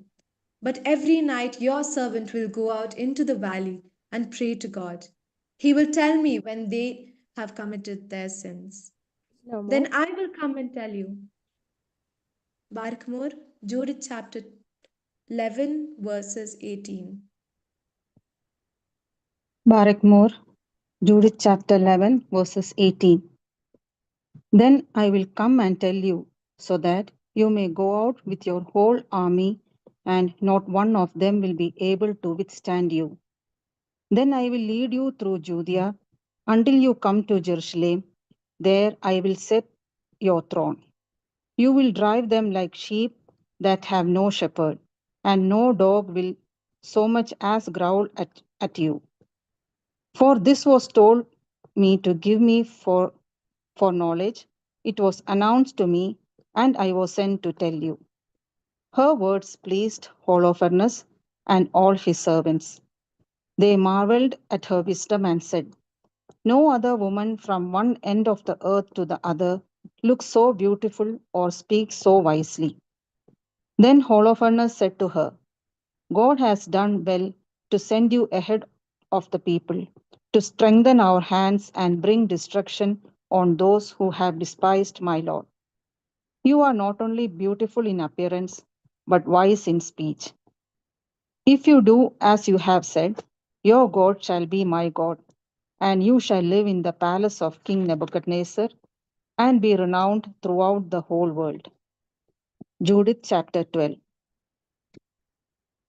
Then he commanded them to bring her in where his silver dinnerware was kept, and ordered them to set a table for her with some of his own delicacies and with some of his own wine to drink.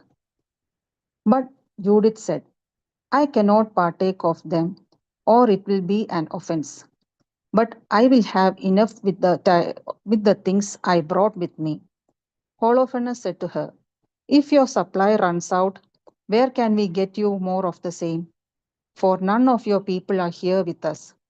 Judith replied, as surely as you live, my lord, your servant will not use up the supplies I have with me before the Lord carries out by my hand what he has determined.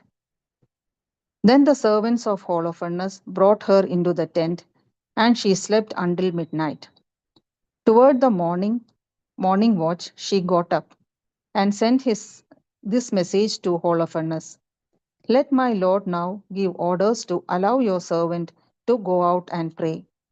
So Holofernes commanded his guards not to hinder her. She remained in the camp 3 days. She went out each night to the valley of Bethulia and bathed at the spring in the camp. After bathing, she prayed the Lord God of Israel, to direct her way for the triumph of his people. Then she returned purified and stayed in the tent until she ate her food toward evening. On the fourth day, Holofernes held a banquet for his personal attendants only, and did not invite any of his officers. He said to Bagoas, the eunuch, who had charge of his personal affairs, go and persuade the Hebrew woman who is in your care to join us and to eat and drink with us. For it would be disgrace if we let such a woman go without having intercourse with her. If we do not seduce her, she will laugh at us. So Bagoas left the presence of Holofernes and approached her and said, let this pretty girl not hesitate to come to my lord to be honored in his presence, and to enjoy drinking wine with us, and to become today like one of the Assyrian women who serve in the palace of Nebuchadnezzar. Judith replied, who I am to refuse my lord? Whatever pleases him, I will do at once, and it will be a joy to me until the day of my death. So she proceeded to dress herself in all her woman's finery. Her maid went ahead and spread for her on the ground before Holofernes the lambskins she had received from Bagos for her daily use in reclining. Then Judith came in and lay down. Holofernes' heart was ravished with her, and his passion was aroused, for he had been waiting for an opportunity to seduce her from the day he first saw her. So Holofernes said to her, have a drink and be merry with us. Judith said, I will gladly drink, my lord, because today is the greatest day in my whole life. Then she took what her maid had prepared and ate and drank before him. Holofernes was greatly pleased with her and drank a great quantity of wine, much more than he had ever drunk in any one day since he was born. Judith chapter 13. When evening came, his slaves quickly withdrew. Bogos closed the tent from outside and shut out the attendants from his master's presence. They went to bed, for they all were weary because the banquet had lasted so long. But Judith was left alone in the tent, with Holofernes stretched out on his bed, for he was dead drunk. Now Judith had told her maid to stand outside the bedchamber and to wait for her to come out. So she did on the other days, as she did on the other days. for she said she would be going out for her prayers. She had said the same thing to Bhagavas. So everyone went out, and no one, either small or great, was left in the bedchamber. Then Judith, standing beside his bed, said in her heart, O Lord of God of all might, look in this hour on the work of my hands for the exaltation of Jerusalem. Now indeed is the time to help your heritage and to carry out my design to destroy the enemies who have risen up against us. She went up to the bedpost near Holofernes' head and took down his sword that hung there. She came close to his bed, took hold of his hair of his head, and said, Give me strength today, O Lord God of Israel. Then she struck his neck twice with all her might and cut off his head. Next, she rolled his body off the bed and pulled down the canopy from the post. Soon afterward, she went out and gave Holofernes' head to her maid, who placed it in her foot bag. Then the two of them went out together, as they were accustomed to do for prayer. They passed through the camp, circled around the valley, and went up the mountain to Bethulia, and came to its gates.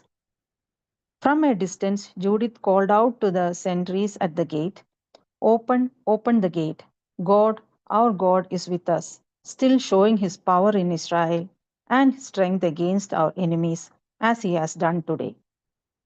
When the people of her town heard her voice, they hurried down to the town gate and summoned the elders of the town. They all ran together, both small and great, for it seemed unbelievable that she had returned. They opened the gate and welcomed them. Then they lit a fire to give light and gathered around them. Then she said to them with a loud voice, Praise God, oh, praise Him. Praise God who has not withdrawn His mercy from the house of Israel, but has destroyed our enemies by my hand this very night. Then she pulled the head out of the bag and showed it to them and said, See here the head of Holofernes, the commander of the Assyrian army. And here is the canopy beneath which he lay in his drunken stupor. The Lord has struck him down by the hands of a woman. As the Lord lives, who has protected me in the way I went, I swear that it was my face that seduced him to his destruction, and that he committed no sin with me to defile and shame me.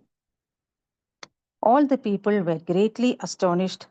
They bowed down and worshipped God and said with one accord, Blessed are you, our God, who have this day humiliated the enemies of your people. Then Uzziah said to her, O daughter, you are blessed by the Most High God above all other women on earth. And blessed be the Lord God who created the heavens and the earth, who has guided you to cut off the head of the leader of our enemies. Your praise will never depart from the hearts of those who remember the power of God. May God grant this to be a perpetual honor to you, and may He reward you with blessings, because you risked your own life with our nation when our nation was brought low, and you averted our ruin, walking in the straight path before our God. And all the people said, Amen, Amen. Judith chapter 14. Then Judith said to them, Listen to me, my friends. Take this head and hang it upon the parapet of your wall. As soon as day breaks and the sun rises on the earth, each of you take up your weapons and let every able bodied man go out of the town. Set a captain over them, as if you were going down to the plain against the Assyrian outpost. Only do not go down. Then they will seize their arms and go into the camp and rouse the officers of the Assyrian army. They will rush into the tent of Holofernes and will not find him. Then panic will come over them and they will flee before you. Then you and all who live within the borders of Israel will pursue them and cut them down in their tracks. But before you do all this, bring Achor the Ammonite to me so that he may see and recognize the man who despised the house of Israel, and sent him to us as if to his death. So they summoned Achior from the house of Uzziah. When he came and saw the head of Holofernes in the hand of one of the men in the assembly of the people, he fell down on his face in a faint. When they raised him up, he threw himself at Judith's feet and did obeisance to her and said, Blessed are you in every tent of Judah. In every nation, those who hear your name will be alarmed. Now tell me what you have done during these days. So Judith told him in the presence of the people all that she had done, from the day she left until the moment she began speaking to them. When she had finished, the people raised a great shout and made a joyful noise in their town. When Achior saw all that the God of Israel had done, he believed firmly in God. So he was circumcised and joined the house of Israel, remaining so to this day. As soon as it was dawn, they hung the head of Holofernes on the wall. Then they all took their weapons and they went out in companies to the mountain passes. When the Assyrians saw them, they sent word to their commanders, who then went to the generals and the captains and to all their other officers. They came to Holofernes' tent and said to the steward in charge of all his personal affairs, Wake up, our Lord, for the slaves have been so bold as to come down against us to give battle to their utter destruction. So Boaz went in and knocked at the entry of the tent, for he supposed that he was sleeping with Judith. But when no one answered, he opened it and went into the bedchamber and found him sprawled on the floor dead, with his head missing. He cried out with a loud voice and wept and groaned and shouted and tore his clothes. Then he went to the tent where Judith had stayed, and when he did not find her, he rushed out to the people and shouted, The slaves have tricked us. One Hebrew woman has brought disgrace on the house of King Nebuchadnezzar. Look, Holofernes is lying on the ground, and his head is missing. When the leaders of Assyrian army heard this, they tore their tunics and were greatly dismayed, and their loud cries and shout rose up throughout the camp. Judith chapter 15. When the men in the tents heard it, they were amazed at what had happened. Overcome with fear and trembling, they did not wait for one another, but with one impulse all rushed out and fled by every path across the plain and through the hill country. Those who had camped in the hills around Bethulia also took to flight. Then the Israelites, everyone that was a soldier, rushed out upon them. Uzziah sent men to Bethomastim and Choba and Kola, and to all the frontiers of Israel, to tell what had taken place and to urge all to rush out upon the enemy to destroy them.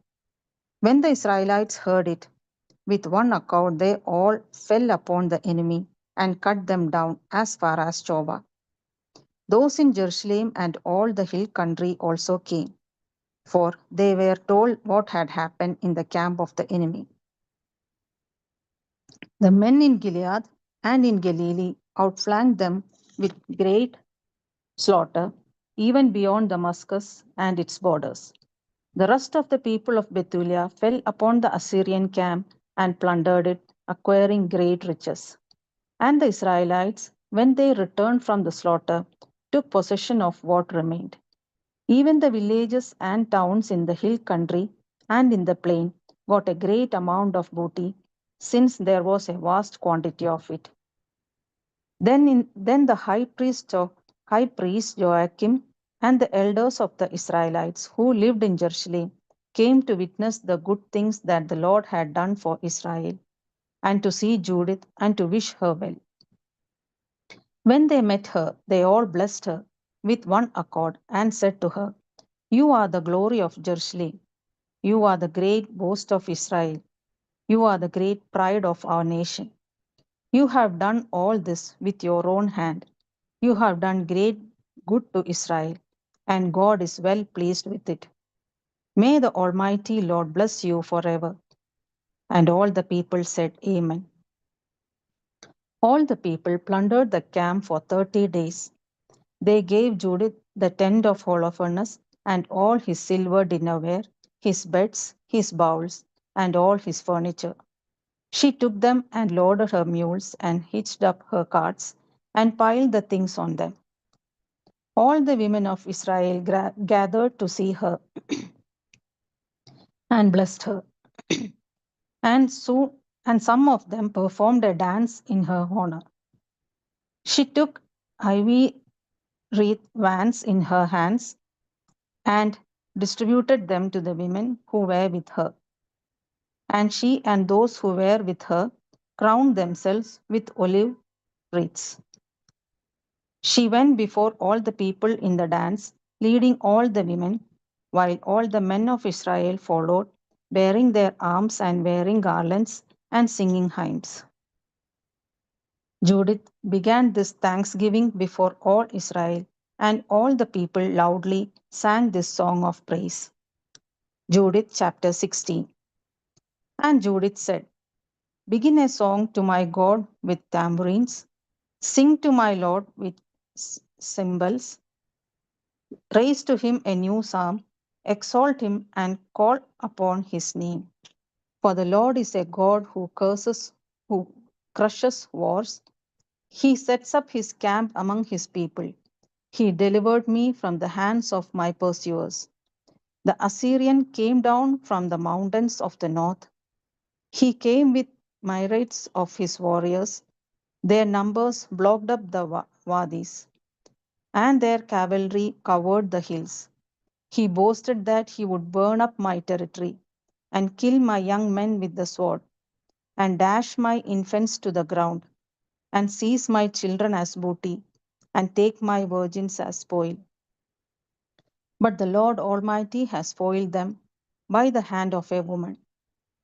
For their mighty one did not fall by the hands of the young men, nor did the sons of the Titans strike them down, nor did tall giants set upon him, but Judith, daughter of Merari, with the beauty of her countenance, undid him. For she put away her widow's clothing to exalt the oppressed in Israel. She anointed her face with perfume. She fastened her hair with a tiara and put on a linen gown to beguile him. Her sandal ravished his eyes, her beauty captivated his mind, and the sword severed his neck. The Persians trembled at her boldness, the Medes were daunted by her daring. Then my oppressed people shouted, my weak people cried out, and the enemy trembled. They lifted up their voices, and the enemy were turned back. Son of slave girl pierced them through and wounded them like the children of fugitives. They perished before the army of my Lord. I will sing to my God a new song. O Lord, you are great and glorious, wonderful in strength, invincible. Let all your creatures serve you. For you spoke, and they were made. You set forth your spirit, and it formed them. There is none that can resist your voice. For the mountains shall be shaken to their foundations with the waters. Before your glance, the rocks shall melt like wax. But to those who fear you, you show mercy. For every sacrifice as a fragrant offering is a small thing, and the fat of all who burn offerings to you is a very little thing. But whoever fears the Lord is great forever. Woe to the nations that rise up against my people. The Lord Almighty will take vengeance on them in the day of judgment. He will send fire and worms into their flesh. They shall weep in pain forever. When they arrived at Jerusalem, they worshipped God. As soon as the people were purified, they offered their burnt offerings their free will offerings, and their gifts. Judith also dedicated to God all the possessions of Holofernes which the people had given her, and the canopy that she had taken for herself from his bedchamber, she gave as a votive offering. For 3 months the people continued feasting in Jerusalem before the sanctuary, and Judith remained with them. After this, they all returned home to their own inheritances. Judith went to Bethulia and remained on her estate. For the rest of her life, she was honored throughout the whole country. Many desired to marry her, but she gave herself to no man all the days of her life, after her husband Manasseh died and was gathered to his people. She became more and more famous and grew old in her husband's house, reaching the age of 105. She set her maid free. She died in Bethulia, and they buried her in the cave of her husband Manasseh. And the house of Israel mourned her for seven days. Before she died, she distributed her property to all those who were next to her kin, to her, to her husband Manasseh, and to her own nearest kindred. No one ever again spread terror among the Israelites during the lifetime of Judith or for a long time after her death.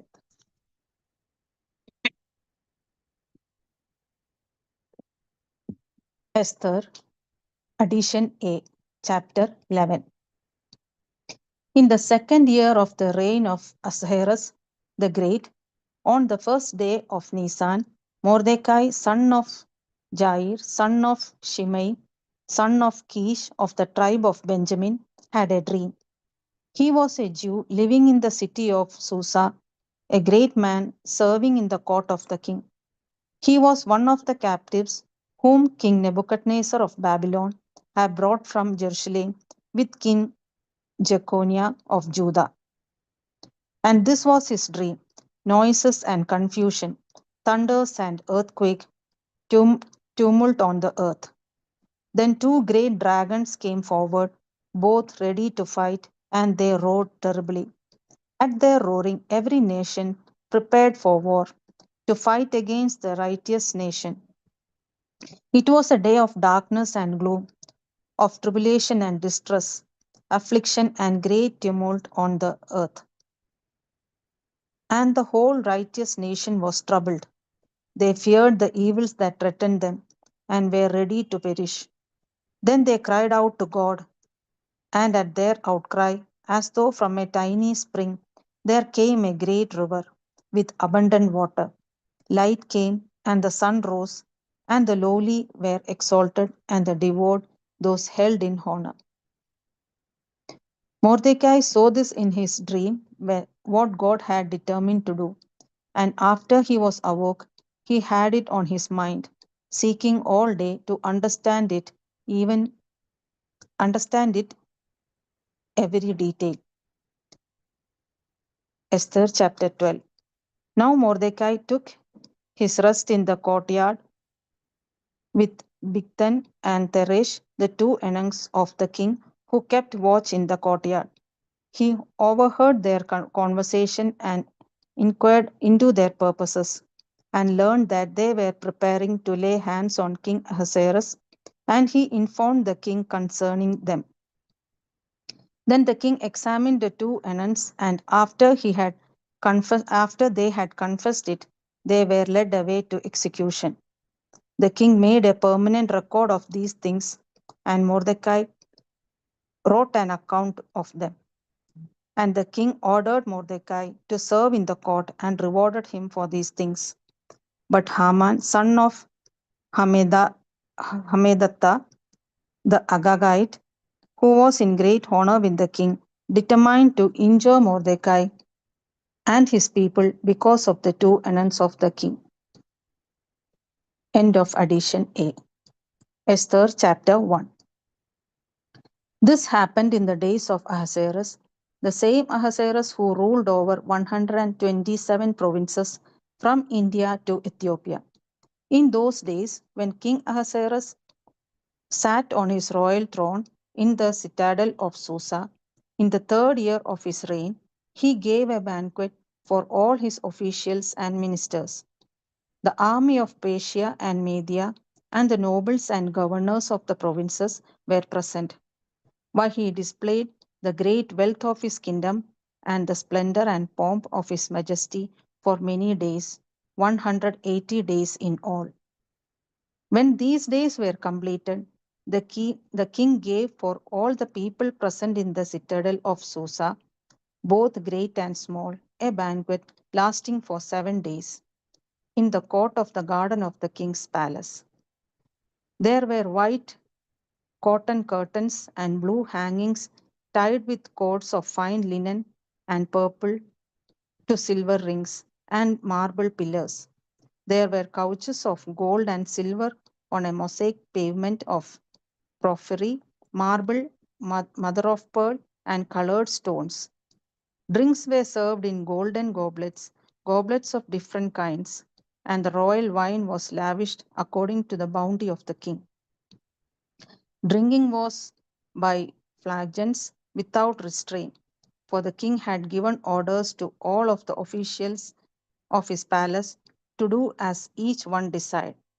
Furthermore, Queen Vasti gave a banquet for the women in the palace of King Ahasuerus. On the 7th day, when the king was merry with wine, he commanded Mehuman, Bista, Harbona, Bigtha, and Abagtha, Zethar, and Carcass, the 7 eunuchs who attended him, to bring Queen Vasti before the king, wearing the royal crown, in order to show the people and the officials her beauty, for she was fair to behold. But Queen Vasti refused to come at the king's command conveyed by the eunuchs. At this, the king was enraged, and his anger burned within him. Then the king consulted the sages who knew the laws, for this was king's procedure toward all who were versed in law and custom. And those next to him were Kashena, Shetar, Atmata, Tarshish, Meres, Mersena, and Memucan, the 7 officials of Persia and Media, who had access to the king, and sat first in the kingdom. According to the law, what is to be done to Queen Vasti, because she has not performed the command of King Ahasuerus conveyed by the eunuchs? Then Memucan said in the presence of king and the officials, not only has Queen Vasti done wrong to the king, but also to all the officials and all the people who are in all the provinces of King Ahasuerus.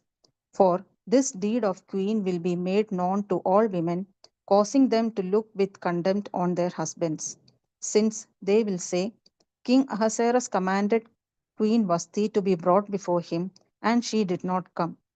This very day, the noble ladies of Persia and Media would have heard of the queen's behavior with rebel against the king's officials, and there will be no end of contempt and wrath.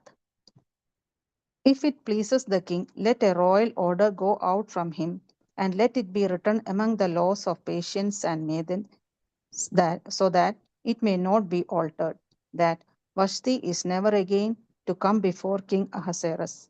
And let the king give her royal position to another who is better than she. So when the decree made by the king is proclaimed throughout all his kingdom, vast as it is, all women will give honor to their husbands, high and low alike. This advice, Esther chapter 1, verses 20, completed. Barakamur.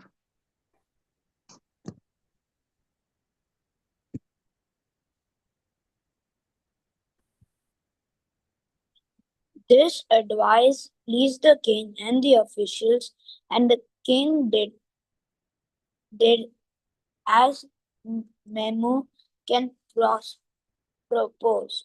Can Memo Khan proposed.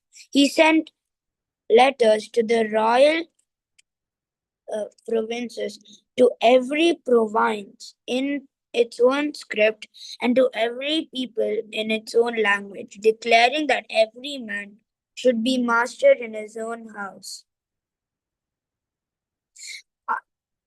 Esther chapter 2. After these things, when the anger of the king Ahasuerus had abated, he remembered Vashti and what she had done and what had been decreed against her.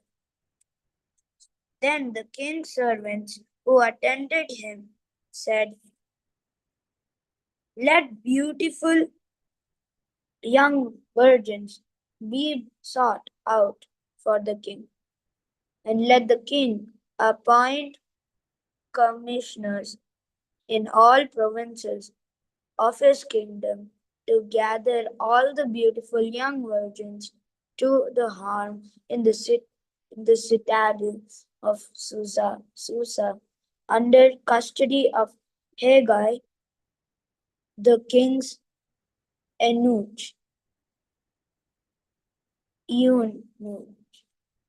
who is in charge of the women. Let the cosmetic treatments be given them, and let the girl who pleases the king be queen instead of Vashti. This pleased the king, and he did so.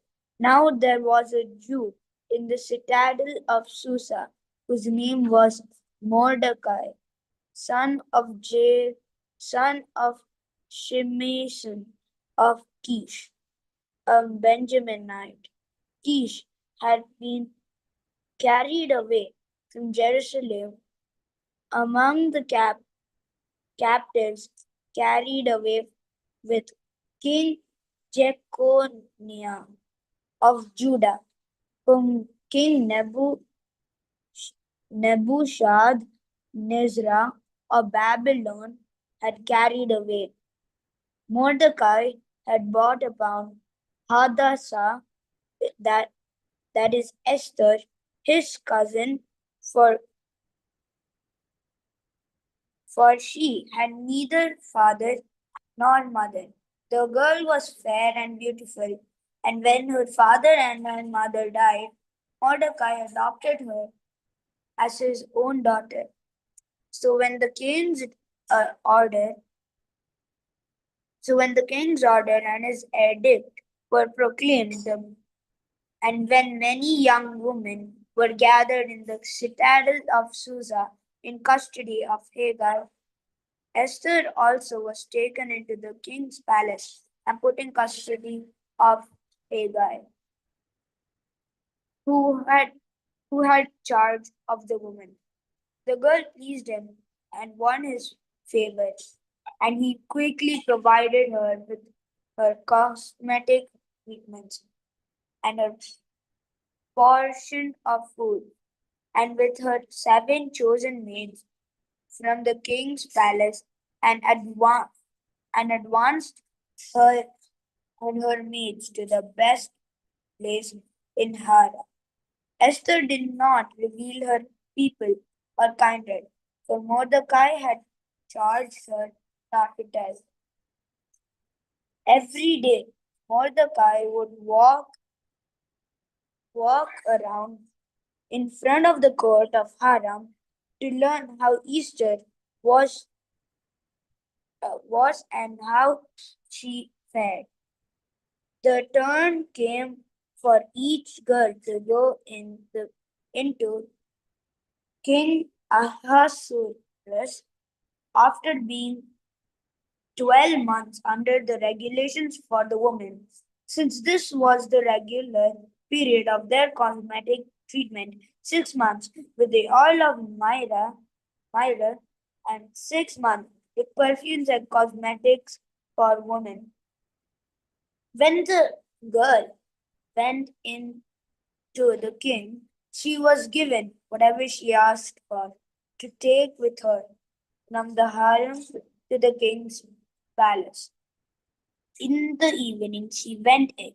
Then, in the morning, she came back with the second harem in custody of Sheshgaz,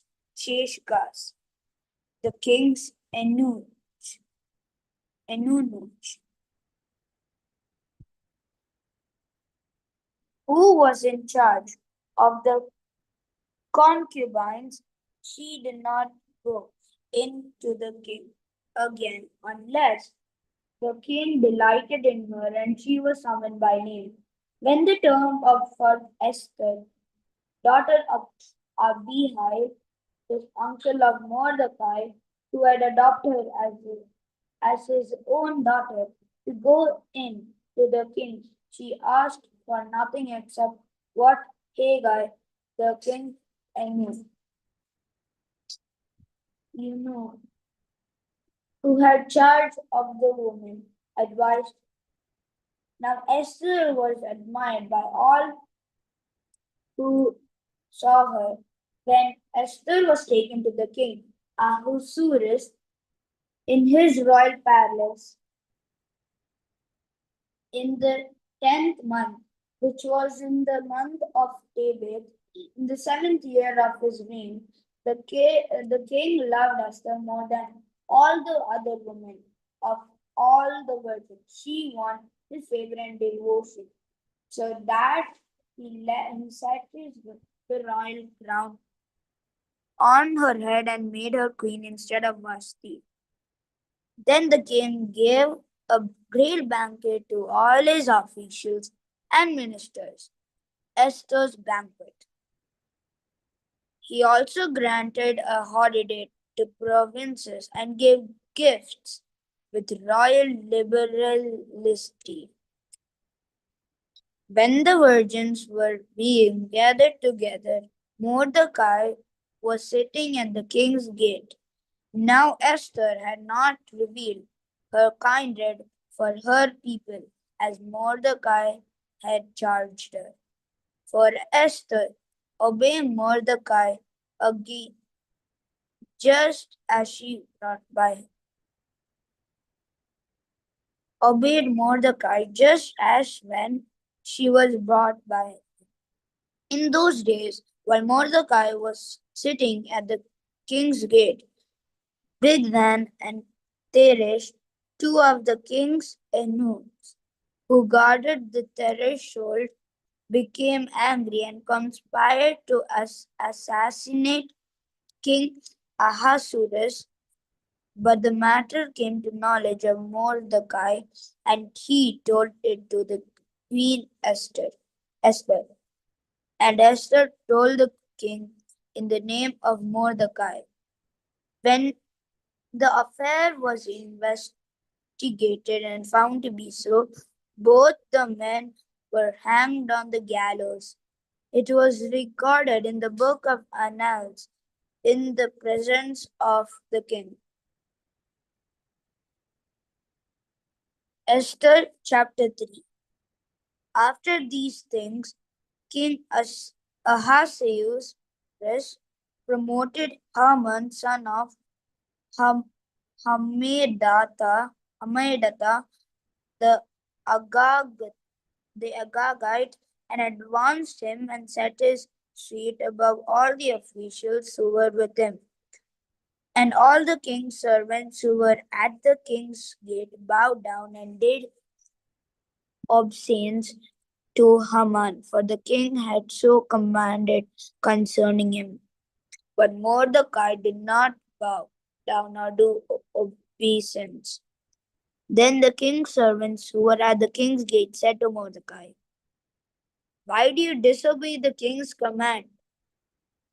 When they spoke to him day after day, and he would not listen to them, they told Haman, in order to see whether Mordecai's words would avail.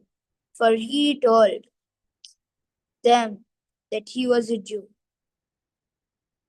When Haman saw Mordecai did not bow down or do obeisance to him, Haman was infuriated. But he thought it beneath him to lay hands on Mordecai alone. So having been told Mordecai's people were, Haman plotted to destroy all Jews, the people of Mordecai, throughout the whole kingdom of Ahasuerus. Ahasuerus. In the first month, which is the month of Nisan, in the 12th year of King Ahasuerus,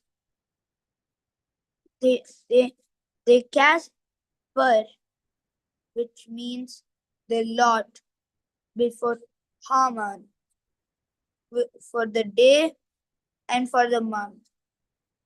And the lot fell on the 13th day of the 12th month, which is the month of Adar.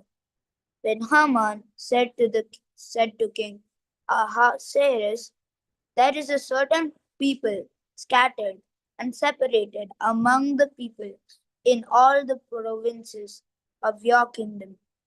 Their laws are different from those of every other people, and they do not keep the king's law, so that it is not appropriate for the king to tolerate them.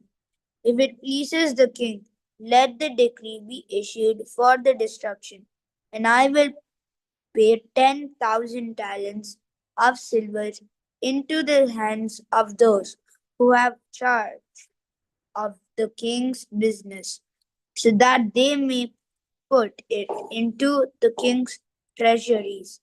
So the king took his signet ring from his hand and gave it to Haman, son of Hammedatha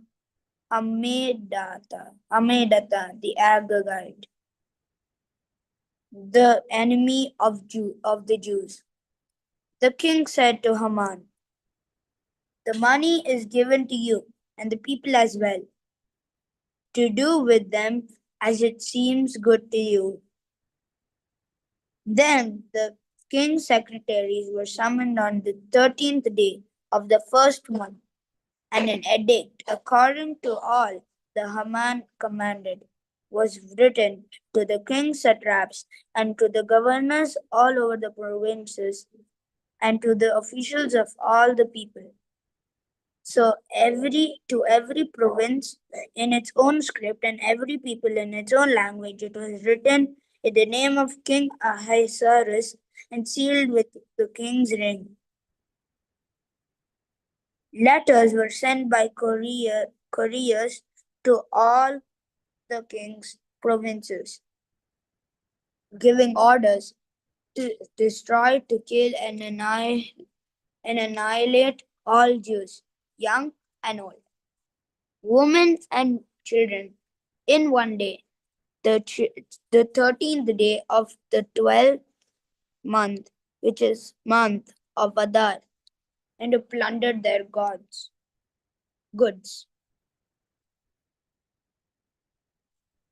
Plundered their goods.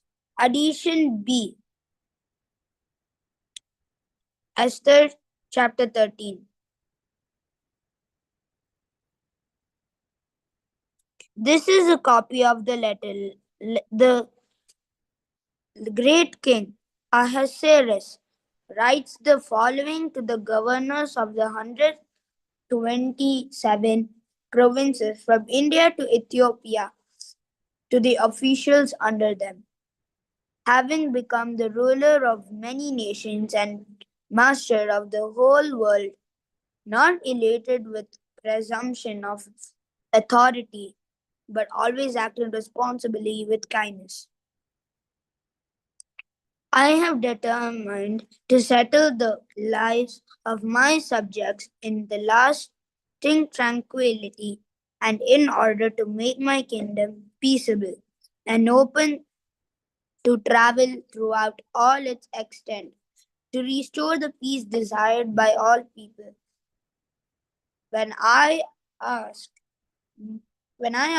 my counselors how this might be accomplished, Haman, who excels among us in the sound of judgment and is distinguished for his unchanging goodwill and steadfast fidelity, and has attained the second place in the kingdom, pointed out to us that among all nations in the world there is scattered a certain hostile people who have laws contrary to those of every nation and continually disregard the ordinances of kings, so that the unifying of the kingdom that we honorably intend cannot be brought about. We understand that these people and it alone stands constantly in opposition to every nation, preservedly following a strange manner of life and laws, and is ill disposed to our government, doing all the harm they can.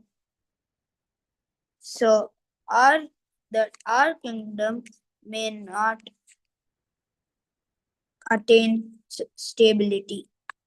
Therefore, we have decreed that those indicated to you in the letters written by Haman, who is charging of affairs and is our second father, shall all wives and children included be utterly destroyed by the swords of their enemies without pity or restraint.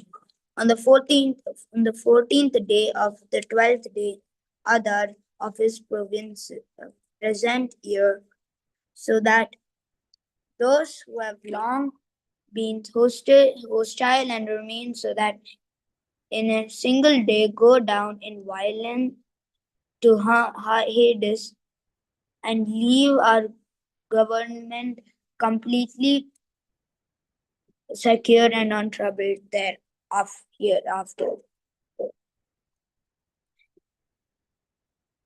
End of edition B. Esther chapter 3. A copy of a document was to be issued as a decree in every province of proclamation calling on all the people to be ready for that day. The couriers went quickly by order of the king, and the decree was issued in the citadel of Susa. The king and Haman sat down to drink, but the city of Susa was thrown into confusion. Esther chapter 4. When Mordecai learned all that had been done, Mordecai tore his clothes and put on sackcloth and ashes and went through the city. Wailing with a loud and bitter cry, he went up to the entrance of the king's gate, for no one might enter the king's gate clothed with sackcloth. In every province, wherever the king's command and his decree came, there was great mourning among the Jews, and fasting and weeping and lamenting, and most of them lay in sackcloth and ashes. When Esther's maids and her eunuchs came told her the queen was deeply distressed, she sent garments to clothe Mordecai so that he might take off his sackcloth, but he would not accept them. Then Esther called Hathach, one of the king's eunuchs, who, who had been appointed to attend her, and ordered him to go to Mordecai to learn what was happening and why. Hathach went out to Mordecai in the open square of the city in front of the king's gate. Mordecai told him all that had happened to him, and the exact sum of money Haman promised to pay the king's treasuries for the destruction of the Jews. Mordecai also gave him a copy of the written decree due to Susa for their destruction, that he might show it to Esther, explained it to her, and charged her to go to the king to make supplication to him and entreat him for her people. Hathach went and told Esther that Mordecai had said. Then Esther spoke to Hathach and gave him a message for Mordecai, saying, all the king's servants and the people of the king's provinces know that if any man or woman goes to the king inside the inner court without being called, there is one law. All alike are to be put to death. Only if the king holds out the golden scepter to someone may that person live. I may have not been called to come into the king for 30 days. When they told Mordecai what Esther had said, Mordecai told them what to reply to Esther. Do not think that in the king's palace you will escape any more than all the other Jews. For if you keep silence at such a time like as this, relief and deliverance will rise for the Jews from another quarter, but you and your father family will perish. Who knows? Perhaps you have come to royal dignity for just such a time as this. Then Esther said in reply to Mordecai, go, gather all the Jews to be found in Susa, and hold a fast on my behalf, and neither eat or nor drink for 3 days, nights or day, night or day. I and my maids will also fast as you do. After that, I will go to the king, though it's against the law, and if I perish, I perish. Mordecai then went away and did everything as Esther had ordered him. Addition C. Mordecai's prayer. No. Esther chapter 13.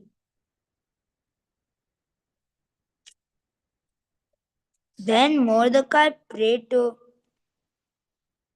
Then Mordecai prayed to the Lord, calling to remembrance all the works of the Lord. He said, O Lord, you rule as king over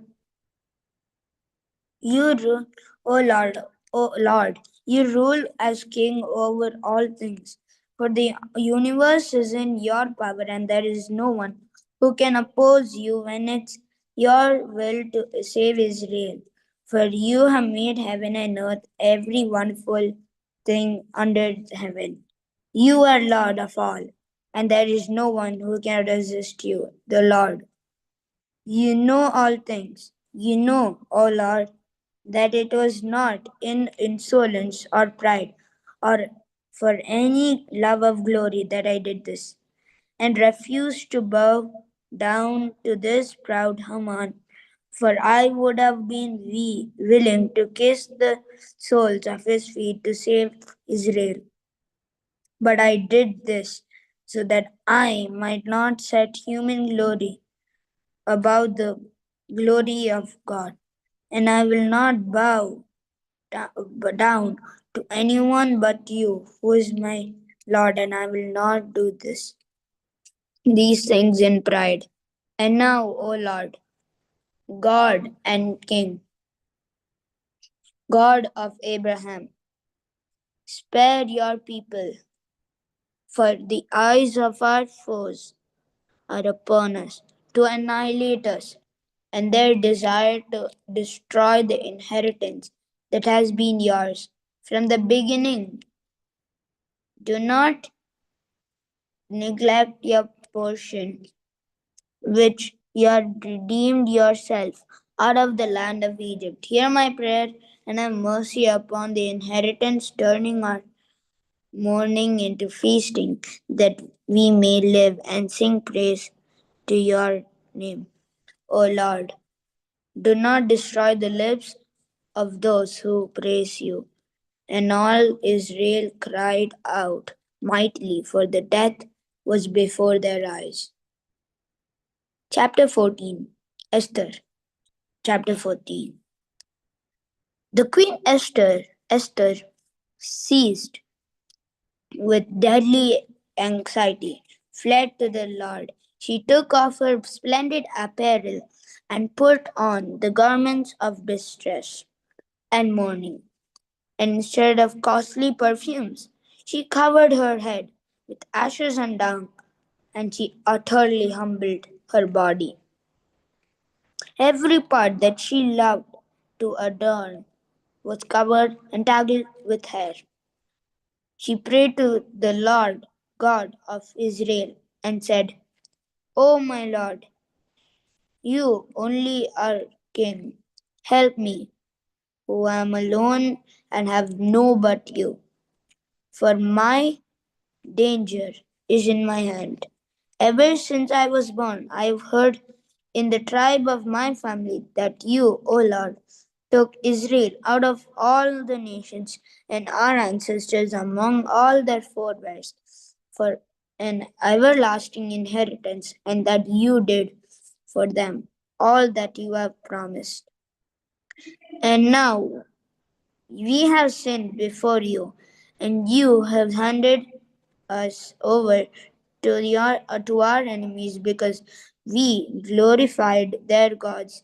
You are righteous, O Lord, and now they are not satisfied that we are in bitter slavery, but they have covenanted with their idols to abolish that your mouth has ordained, and to destroy your inheritance, to stop the mouths of those who praise you, and to quench your altars and the glory of your house, to open the mouths of the nation for the praise of the vain idols, and magnify forever the mortal king.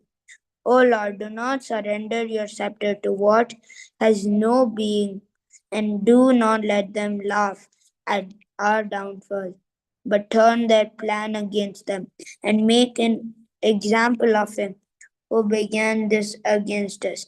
Remember, O Lord, make yourself known in this time, our, our affliction, and give me courage, O King of gods and Master of dominion.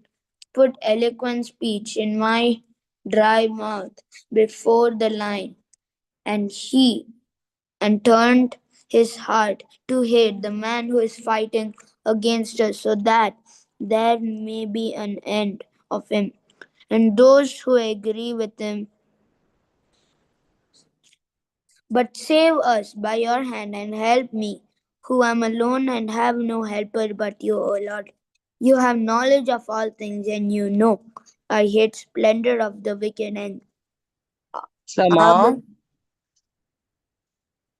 hello. tomato, No. Esther verse 17. Esther verse 16 completed. thank you. Baltimore, Esther chapter 14, verses 17. And your servant has not eaten of at Haman's table, and I have not honored the king's feast or drunk the wine of libation. Your servants had has had no joy since the day that I was brought here now, except in you, O Lord, a God of Abraham, O God, whose might is over all fear. and the voice of the evil doers, and save me from my fear. Esther chapter 15.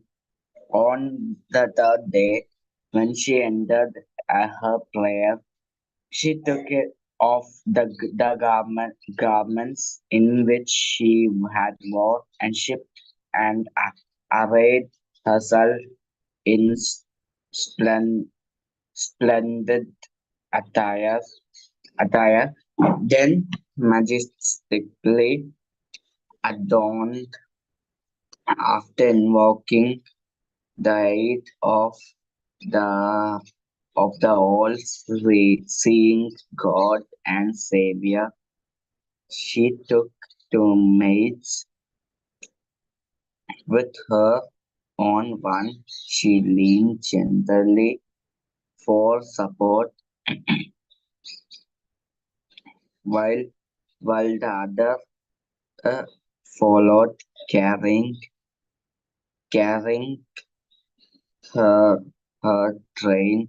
She was radiant with perfect beauty, and she looked happy as if beloved, but her heart was frozen with fear. When she had gone through all the doors, she stood before the king. He was seated on his royal throne, clothed in the full array of his majesty, all covered with gold and precious stone. He was most terrifying. Lifting his face, he flushed, lit with splendor, and he looked at her in in fears and anger. The queen faltered. The queen faltered and turned pale and faint, and collapsed on the head of the maid who went in the front of her. Then God changed the spirit. The king into gentleness, and in alarm sprang sprang from his throne and took her in his arms, and until she came to herself. He comforted her with soothing words and said to her, "What it what is it, Esther? I am your husband. Take courage. You shall not die, for our law applies on to our subject. Come near." Then he raised a golden scepter and touched the uh, touched her neck with it. He embraced her and said, "Speak to me."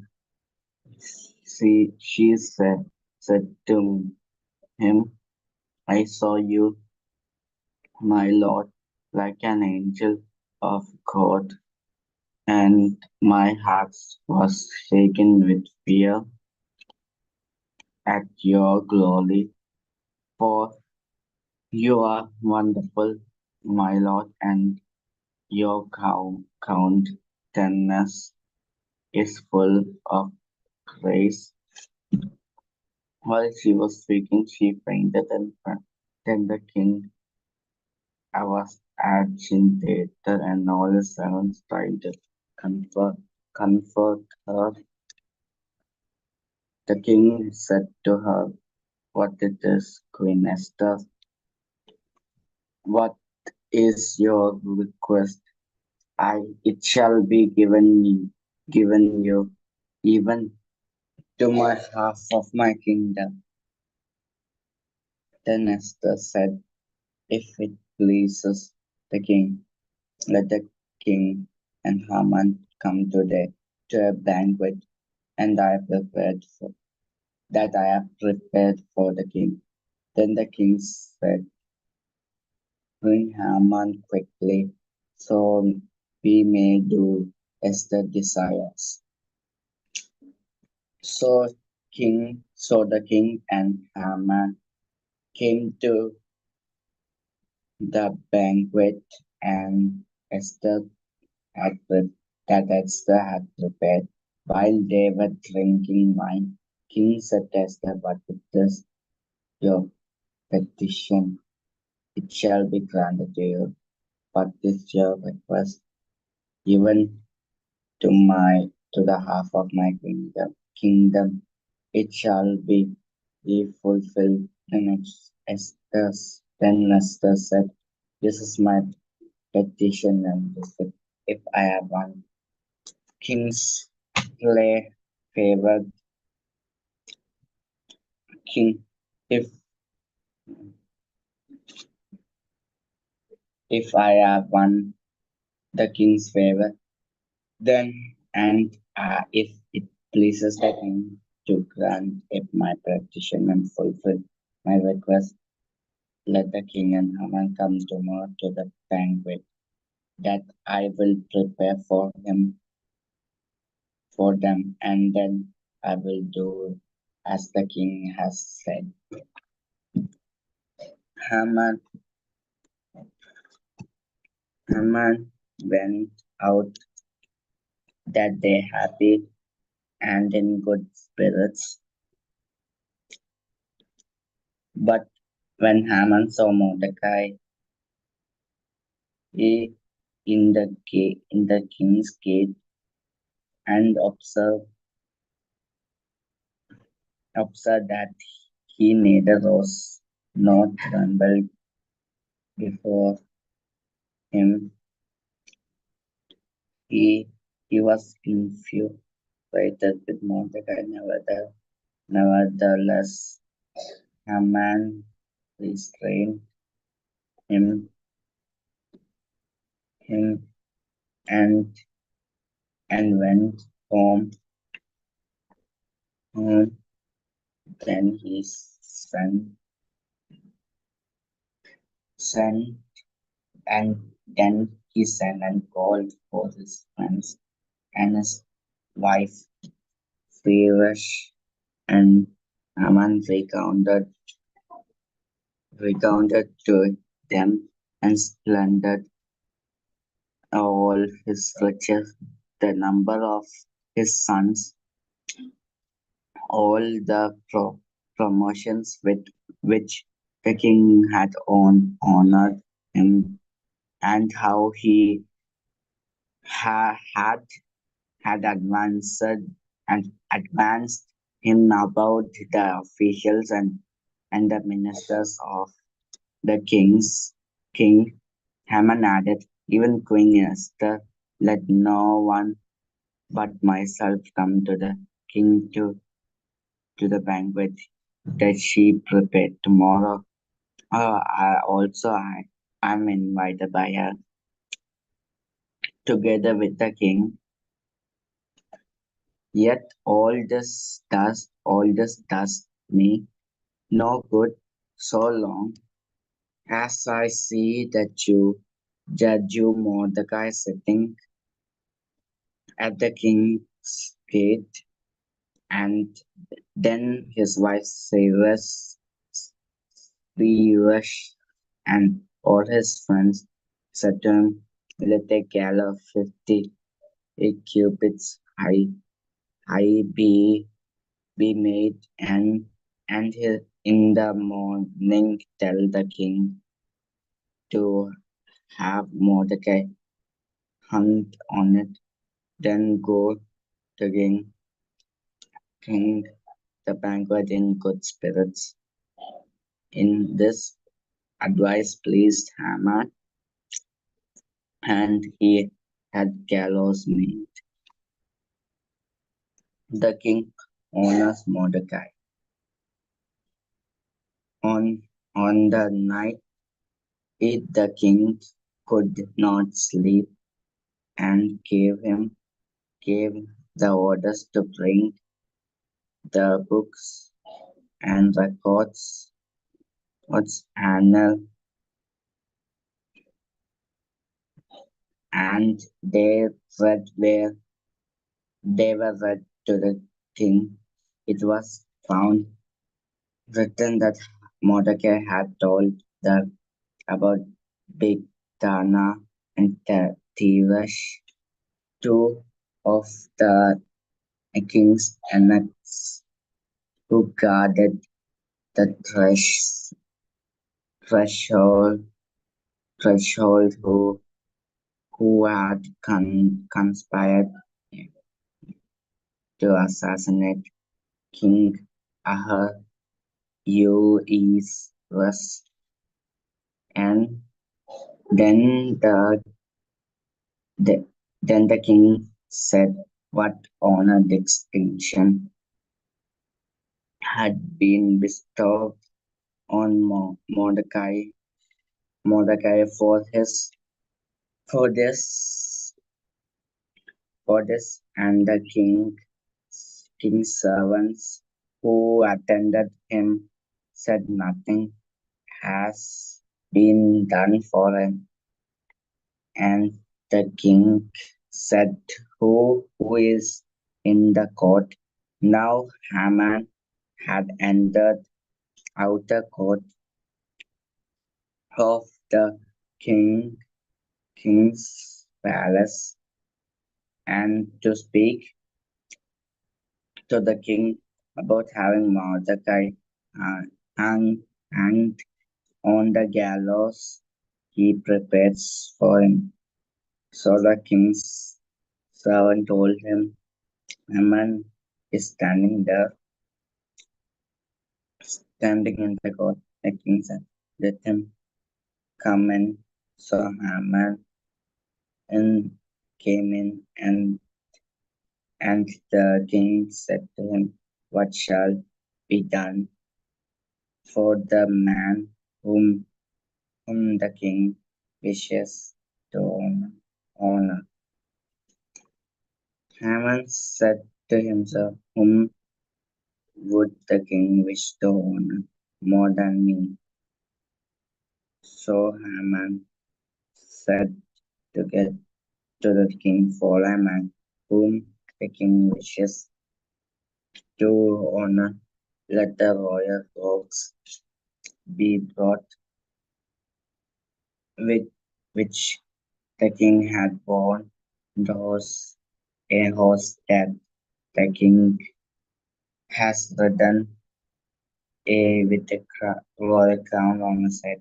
Let the robes and the horse be handed over one of the king's most noble officials. Let him robe the man whom the king wishes to honor, and let him conduct the man on the horseback through the open square of the city, proclaimed before him, thus shall it be done for the man whom the king wishes to honor. Then the king said to Haman, quickly take the robes and the horse, as you have said, and do so the Jew Mordecai who sits at the king's gate. Leave out nothing that you have mentioned. So Haman took the robes and horse and robed Mordecai and led him riding through the open square of the city, proclaiming, thus it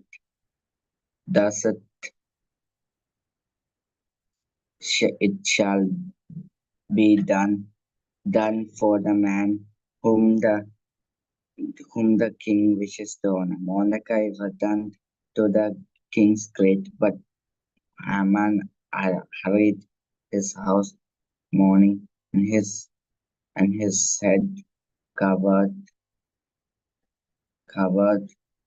When Haman told his wife Zeresh and all his friends everything what had happened, his advisors and his wife Zeresh had said to him, "If Mordecai, he, before whom your your downfall has begun, is of the Jewish people, and not prevail, you will not prevail against him, but surely will fall before him." While they were still talking with him, the king's eunuchs arrived and hurried Haman off to the banquet that Esther had prepared. So, so, the king and Haman went to the feast with the queen. On the second day, they were drinking wine. The king again said to Esther, "What is your petition?" The queen Esther, "It shall be granted to you." "And what is your request?" "Even to my half of my kingdom, it shall be fulfilled." Then Queen Esther answered, "If I have won your favor, O Lord, if it pleases the king, let my life be given to me, and that petition the lives of my people. That is my request, for we have been sold, I, I and my people, to be destroyed and killed, and to my annihilated. If I had been sold merely as as slaves, men and women, I would have held my peace, and but no enemy can com- compensate for this damage to the king." Then King Ahaz Euerus said to the Queen Esther, "Who is he and where is he? Who has presumed to do this?" Esther, s- Esther said, "A foe and enemy, this wicked Haman." Haman was terrified before the king and the queen. The king rose up in wrath and went to the palace garden, but Haman stayed begging, begging for begging his life for the for the for from Queen Esther. Her Queen Esther, for he saw the king determined to destroy.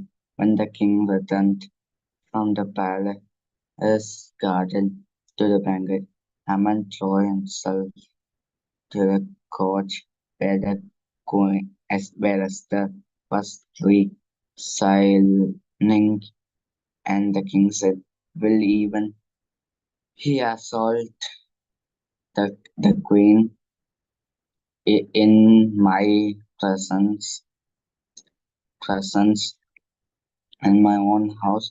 As the words left the mouth of the king's face, mouth of the king, covered they covered Haman's face. Then Harbona, one of the next in attendance on the king said, "Look, the very gallows that Haman prepared for Mordecai, whose words said by the king's hands at Haman's house 50 cubits high, and the king said, hang him on that sword. They hanged Haman on a gallows that he prepared for Mordecai. Then the anger of the king abated. On that day, King Ahasuerus gave a queen Esther the house of Haman, the enemy of Jews, and Mordecai came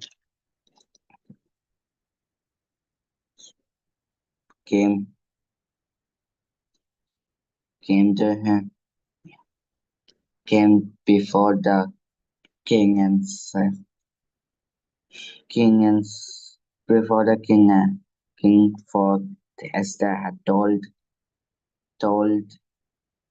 what he was to her. Then the king took off his signet ring, and which he had taken from Haman, and gave to Mordecai. So Esther set Mordecai over the house of Haman. Then Esther spoke again to the king. She fell at his feet, weeping, and pleading him to avert the evil design of Haman and the Ag- Ag- Ag- Agagite and the plot that he had devised against the Jews. The king held out the golden scepter to Esther. Esther rose and stood before the king. She said, "If it please, it is it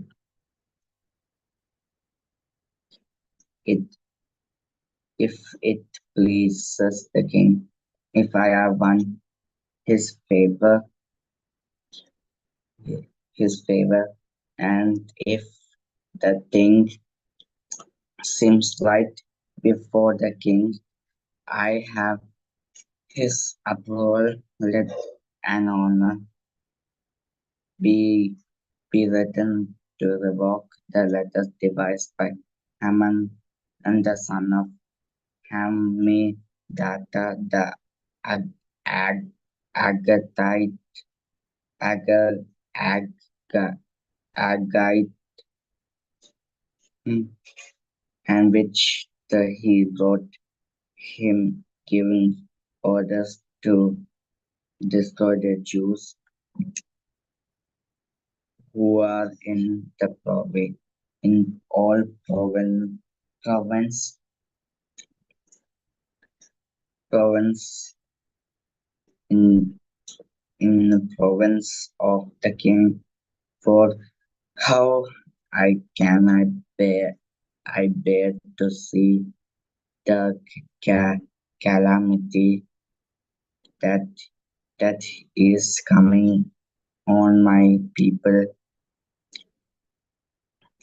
or how can I bear to see the destruction of my children? Then the king Ahasuerus said to Queen Esther and to the Jew Mordecai, "See, I have given Queen Esther the house of Haman, and they hanged him on the gallows. because he plotted to lay hands on the Jews. Jews, you may write as you pleased with regard to the Jews in the name of the king, and seal it with the king's ring, and with for an edict written in the name of the king, sealed with the king's ring, cannot be revoked, revoked, and the king's secretaries were summoned at the time, the third month, which is the month seven, on the 23rd day, and and an edict was written according to according to all that Mordecai commanded to the Jews, and to Satrap and the governors and the officials of the provinces from India to Ethiopia, 100 127 provinces, to every province in its own script, and to ev- to every to every people in its own language, and also to the Jews in or in its own language, each, and also to the Jews in their script and their language. He wrote letters in the name of King Ahasuerus, and sealed them be, be, with the king's ring, and sent them in mounted couriers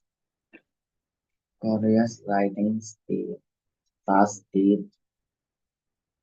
it fast speed, and from from speed bread the royal from the royal herd. By letters, the king allowed the Jews who were in every city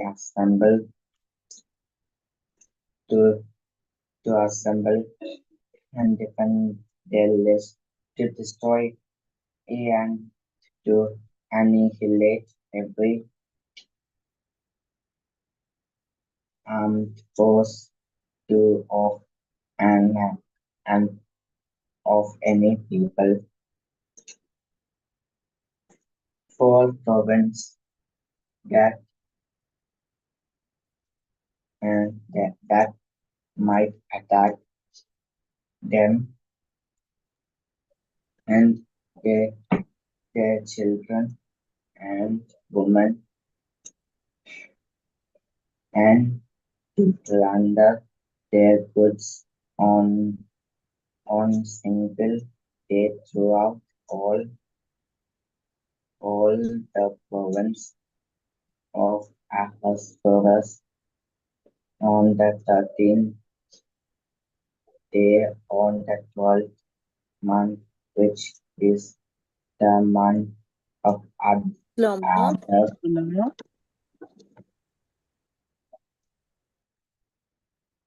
Chapter 8 completed.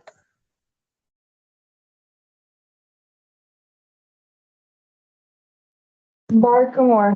The following is a copy of this letter. The great king Ahasuerus to the governors of the provinces from India to Ethiopia, 127 provinces, and to those who are loyal to our government. Greetings. Many people, the more they are honored with the most generous kindness of their benefactors, the more proud do they become, and not only seek to injure our subjects, but in their inability to stand prosperity. They even undertake the scheme against their own benefactors. They not only take away thankfulness from others, but carry it away by the boast of those who know nothing of goodness. They even assume that they will escape the evil hating justice of God, who always sees everything. And often many of those who are set in places of authority have been made in past responsible for the shedding of innocent blood, and have been involved in irremediable calamities by the persuasion of friends who have been entrusted with the administration of public affairs, when these persons, by the false trickery of their evil natures, beguile the sincere good will of their sovereigners. What has been wickedly accomplished through the pestilent behavior of those who exercise authority unworthily can be seen not so much from the one ancient records that we hand on as from investigation of matters close at hand. In the future, we will take care to render our kingdom quiet and peaceable for all by changing our methods and always judging what comes before our eyes with more equitable consideration. For Haman, son of Hamidata, a Macedonian, really an alien to the Persian blood and quite devoid of our uh, kindliness, having become our guest, enjoyed so fully the goodwill that we have for every nation that he was called our father, and was continually bowed down to by all as the person second to the royal throne. But unable to restrain his arrogance, he undertook to deprive us of our kingdom and our life, and with intricate craft and deceit asked for the destruction of Mordecai, our savior and perpetual benefactor of Esther, the blameless partner of our kingdom, together with their whole nation. He thought that by these methods he would catch us undefended and would transfer the kingdom of the Persians to the Macedonians. But we find that the Jews who were confused to annihilation by this thrice accursed man are not evil doers, but are governed by most righteous laws, and are children of the living God, most high, most mighty, who has directed the kingdom both for us and for our ancestors in the most excellent order. You will therefore do well not to put in execution the letter said by Haman, son of Hamidata, since he, the one who did these things, has been hanged at the gate of Susa with all his household. For God, who rules over all things, has speedily inflicted on him the punishment that he deserved. Therefore, post a copy of this letter publicly in every place, and permit the Jews to live under their own laws, and give them reinforcements so that on the 13th day of the 12th month, Adar, on that very day, they may defend themselves against those who attack them at the time of oppression. For God, who rules over all things, has made this day to be a joy for his chosen people instead of a day of destruction for them. Therefore, you shall observe this with all good cheer as a notable day among your commemorative festivals, so that both now and hereafter it may represent deliverance for you and the royal prescience, but that it may be a reminder of destruction for those who plot against us. Every city and country without exception that does not act accordingly shall be destroyed in wrath with spear and fire. It shall be made not only impassable for human beings, but also most hateful to wild animals and birds for all time. Esther chapter 8. A copy of the writ has to be issued as a decree in every province and published it to all peoples. And the Jews were to be ready on that day to take revenge on their enemies. So the couriers, mounted on their swift royal steeds, hurried out, urged by the king's command. The decree was issued in the citadel of Susa. Then Mordecai went out from the presence of the king, wearing royal robes of blue and white, with a great golden crown and a mantle of fine linen and purple. While the city of Susa shouted and rejoiced, for the Jews there was light and gladness, joy and honor, in every province and in every city, wherever the king's command and his edict came, there was gladness and joy among the Jews, a festival and a holiday. Furthermore, many of the peoples of the country professed to be Jews because the fear of the Jews had fallen upon them. Now in the 12th month, which is the day of Adar, on the 13th day, when the king's command and edict were about to be executed, on the very day when the enemies of the Jews hoped to gain power over them, but which had been changed to a day when the Jews would gain power over their foes, the Jews gathered in their cities throughout all the province of King Ahasuerus to lay hands on those who had sought their hands on those who sought their ruin, and no one could withstand them, because the fear of them had fallen upon all peoples. All the officials of the provinces, the satraps and the governors, and the royal officials were supporting the Jews because the fear of Mordecai had fallen upon them.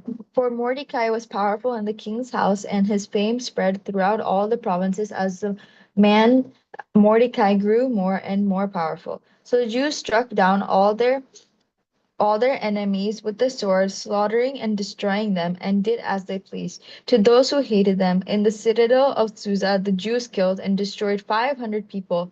They killed Parsandata, Dalphon, Aspata, Porata, Adalia, Aridata, Parmashta, Arisai, Aridai, Vaisata, the 10 sons of the Haman son of Hamidata, the enemy of the Jews, but they did not touch the plunder. That very day, the number of those killed in the citadel of Susa was reported to the king. The king said to Queen Esther, in the citadel of Susa, the Jews have killed 500 people, and also the 10 sons of Haman. What have they done in the rest of the king's provinces? Now, what is your petition? It shall be granted you. And what further is your request? It shall be fulfilled. Esther said, if it pleases the king, let the Jews who are in Susa be allowed tomorrow also to do according to the state edict, and let the 10 sons of Haman be hanged on the gallows. So the king commanded this to be done. A decree was issued in Susa, and the 10 sons of Haman were hanged. The Jews who were in Susa gathered also on the 14th day of the month of Adar, and they killed 300 persons in Susa, but they did not touch the plunder. Now the other Jews who were in the king's provinces also gathered to defend their lives and gain relief from their enemies, and killed 75,000 of those who hated them. But they laid no hands on the plunder. This was on the 13th day of the month of Adar, and on the 14th day they rested and made that a day of feasting and gladness.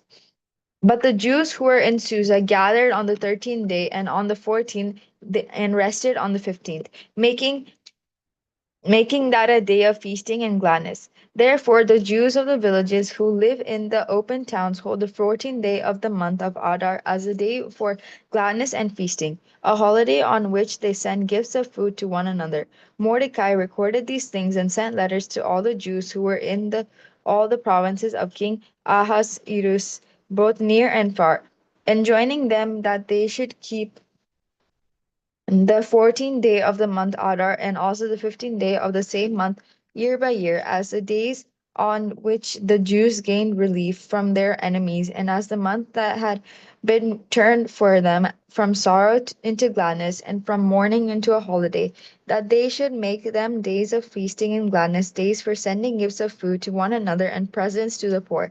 So the Jews adopted as a custom what they had begun to do, as Mordecai had written to them. Haman son of Hamidita and the Agagite, the enemy of all the Jews, had plotted against the Jews to destroy them, and had cast pur that is the lot, to crush and destroy them. But when Esther came before the king, he gave orders in writing that the wicked plot that he had devised against the Jews should come upon his own head, and that he and his sons should be hanged on on the gallows. Therefore, these days are called Purim, from the word pure. Thus, because of all that was written in this letter, and of what they had faced in this matter, and what had happened to them, the Jews established and accepted as a custom for themselves and their descendants, and all who joined them, that without a fail they would continue to observe these 2 days every year, as it was written and at the time appointed.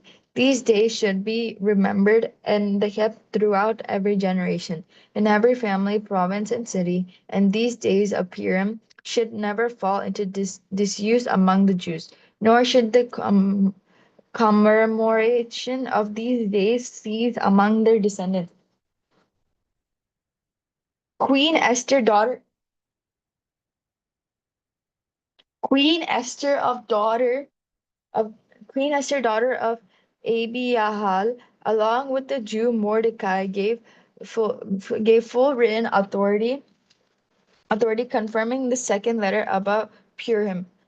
Let, Letters were sent wishing peace and security to all the Jews to 127 provinces and of all the kingdom of Ahasuerus, and giving orders that these days of Purim should be observed at their appointed seasons, as the Jew Mordecai and Queen Esther enjoined on the Jews, just as they had laid down for themselves and for their descendants regulations concerning their fast and their lamentations. Lamentations. The command of Queen Esther fixed these practices of Purim, and it was recorded in writing. King Ahasuerus, King Ahasuerus laid tribute on the land and on the islands of the sea all the acts of his power and might, and the full account of the high honor of Mordecai, to which the king advanced him. Are they not written in the annals of the kings of Media and Persia? For Mordecai For Mordecai the Jew was next in rank to King Ahasuerus, and he was powerful among the Jews and popular with his many kindred, for he sought the good of his people and interceded for the welfare of his descendants.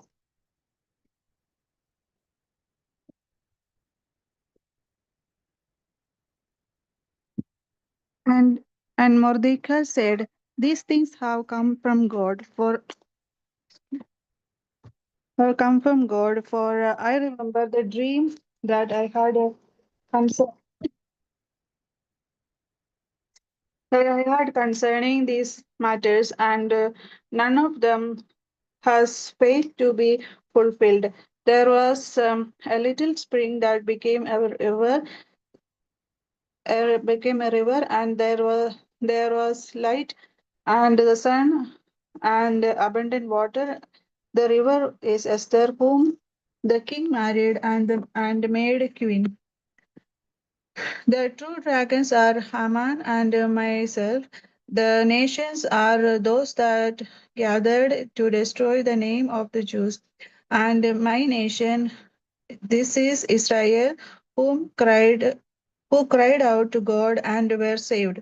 The Lord has saved his people. The Lord has rescued us from all these evils. God has done great signs and wonders that have never happened among the nations. For this purpose, he made two lords, one for the people of God and one for all the nations. And these two lords came to the honor and moment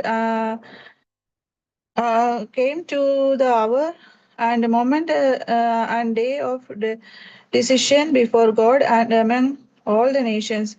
And God remembered his people and vindicated his inheritance.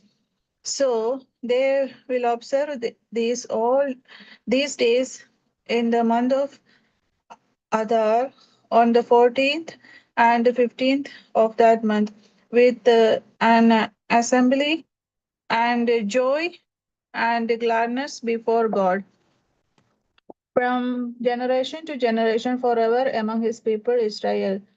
In the fourth year of the reign of Ptolemy and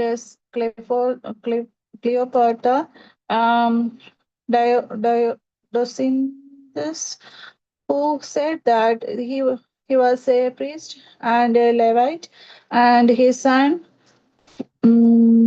Ptolemy brought to Egypt the preceding letter about Purim, which they said was authentic and had been translated by Lysimachus, son of Ptolemy, one of the residents of Jerusalem. First Maccabees. Alexander the Great. After Alexander, son of Philip the Macedonian, who came from the land of Kittim, had defeated King Darius of the Persians and the Medes. He succeeded him as king. He had previously become king of Greece.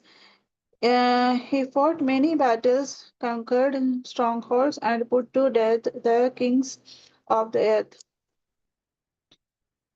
He advanced to the ends of the earth and plundered many nations. When the earth became quiet before him, he was exalted and his heart was lifted up. He gathered a very strong army and ruled over countries, nations, and princes, and they became tributary to him. After this, he fell sick and proceeded that he was dying. So he he uh, summoned his most honored officials who has been brought up with him from youth and divided his kingdom among them while he was still alive.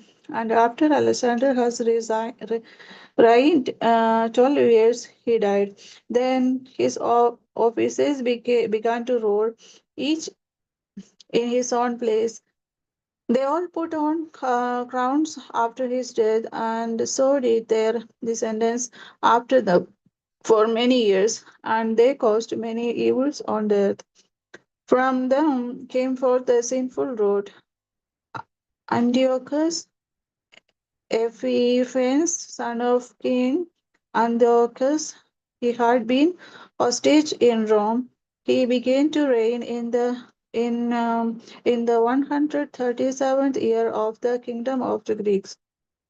In those days, certain renegades came out from Israel and missiled many, saying, Let us go and make a covenant with the Gentiles around us, for since we separated from them, many disasters have come upon us. This proposal pleased them, and some of the people eagerly went to the king, who authorized them to observe the ordinance of the Gentiles. So they built a gymnasium in Jerusalem according to Gentile custom, and removed the marks of circumcision and abandoned the holy covenant. They joined with the Gentiles and sold themselves to do evil. When Antiochus saw that his kingdom was established, he determined to become king of the land of Egypt, in order that he might reign over both kingdoms. So he invaded Egypt with a strong force, with the chariots and elephants and cavalry, cavalry, and with a large fleet. He engaged King Ptolemy of Egypt in battle, and Ptolemy turned and fled before him, and many were wounded and fell. They captured the fortified cities in the land of Egypt, and he plundered the land of Egypt. Persecution, persecution of the Jews. After subduing Egypt, Antiochus returned in the 143rd year. He went up against Israel and came to Jerusalem with a strong force. He arrogantly entered the sanctuary and took the golden altar and a lampstand for the light and all its utensils. He took also the table for the bread of the presence, the cups for the drinks offering, and the bowls, the golden crescents, the curtains, the crowns, the gold decorations on the front of the temple. He stripped it off, stripped it all off. He took the silver and gold and the costly vessels. He took also the hidden treasures that he found. Taking them all, he went into his own land. He shed much blood and spoke with great arrogance. Israel mourned deeply in every community. Rulers and elders groaned. Young women and young men became faint. The beauty of the woman faded. Every bridegroom took up the lament. She who sat in the bridal chamber was mourning. Even the land trembled for its inhabitants, and all the house of Jacob was clothed with shame. The occupation of Jerusalem. The 2 years later, the king sent to the cities of Judah, the chief collector of the tribute, and he came to Jerusalem with a large force. Deceitfully, he spoke peaceable words to them, and they believed him. But he suddenly fell upon the city, dealt it with a severe blow, and destroyed many people of Israel. He plundered the city, burned it with fire, and torn down its houses and its surrounding walls. They took captive the women and children and seized the livestock. Then they fortified the city of David with a great strong wall and strong towers, and it became their citadel. They stationed there a sinful people, men who were renegades. These strengthened their position. They stormed up arms and food, and collecting the spoils of Jerusalem, they stored them there and became a great menace. For the citadel became an ambush against the sanctuary, an evil adversary of Israel at all times. On every side of the sanctuary, they shed innocent blood. They even defiled the sanctuary. Because of them, the residents of Jerusalem fled. She became a dwelling of strangers. She became strange to her offspring, and her children forsook her. Her sanctuary became desolate like a desert. Her feasts were turned to mourning, her Shabbos into reproach, her honor into contempt. Her dishonor now grew as great as her glory. Her, her exaltation was turned into mourning. Installation of Gentile cults. Then the king wrote to his whole kingdom that all should be one people and that all should give up their particular custom. All the Gentiles accepted the command of the king. Many, even from Israel, gladly adopted his religion. They sacrificed to idols and profaned the Sabbath. And the king sent letters by messengers to Jerusalem and the towns of Judah. He directed them to follow customs strange to the land, to forbid burnt offering and sacrifices and drink offering in the sanctuary, to profane Sabbath and festival, to defile the sanctuary and the priest, to build altar and sacred pristine, precincts and shrines for idols, to sacrifice swine and other unclean animals, and to leave their sons circumcised. They were to make themselves abominable by everything unclean and profane, so that every so that they would forget the law and change all the ordinance. He added, and whoever does not obey the command of the king shall die. In such word, he wrote to his whole kingdom. He appointed inspectors all over the people and commanded the towns of Judea to offer sacrifice town by town. Many of the people, everyone who forsook the law, joined them, and they did evil in the land. They drove Israel into hiding in every place of refuge they had. Now, on the 15th day of Chislev, in the 145th year, they erected a desolating sacrilege on the altar of burnt offering. They also built altar in the surrounding town of Judea and offered incense at doors of the houses and in the street. The books of the law that they found, they tore to pieces and burnt it with fire.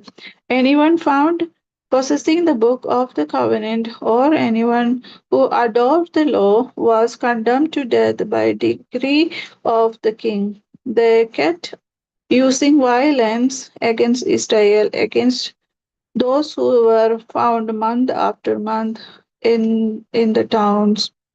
On the 25th day of the month, they offered sacrifice on the altar that was on top of the altar of burnt offerings.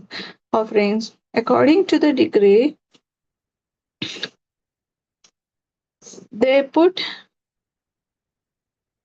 they put to death the women who had their children circumcised, and their families and those who circumcised them, and they hung the infants from their mothers' necks.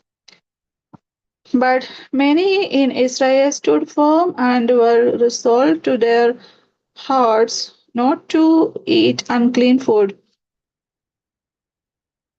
They choose to die rather than to defiled by food or to profane the holy covenant. And they did die. Very great wrath came upon Israel. In those days, Matthias, son of John, son of Mama,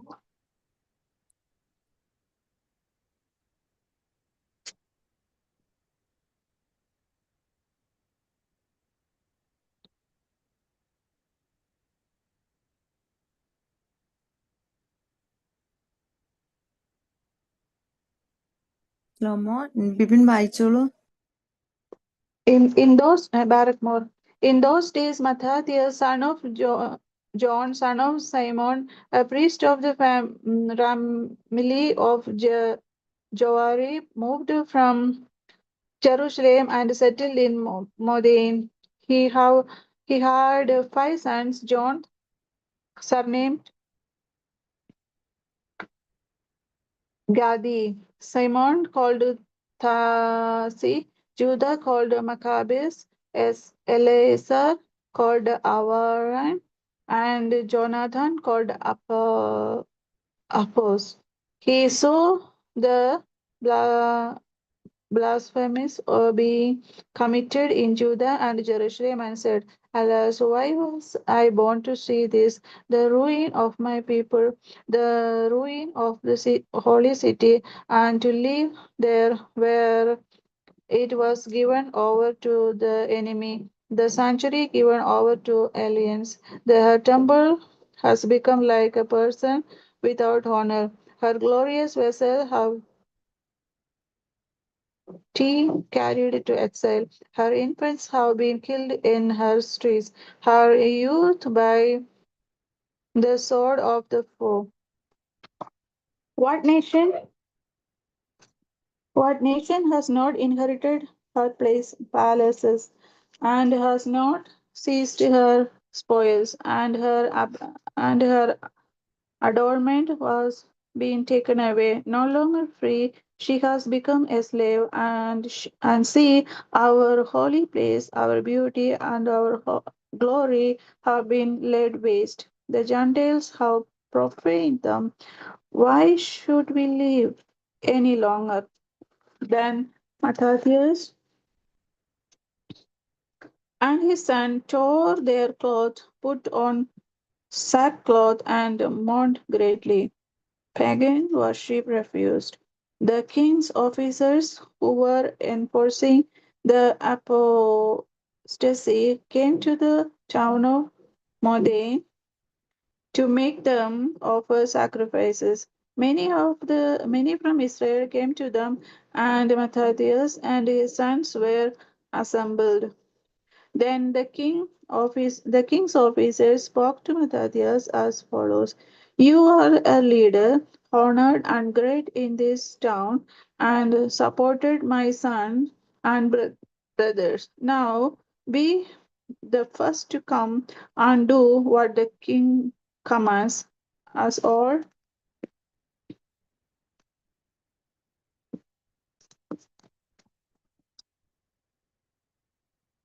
the Gentiles and the people of the Judah and those that are left in Jerusalem have done.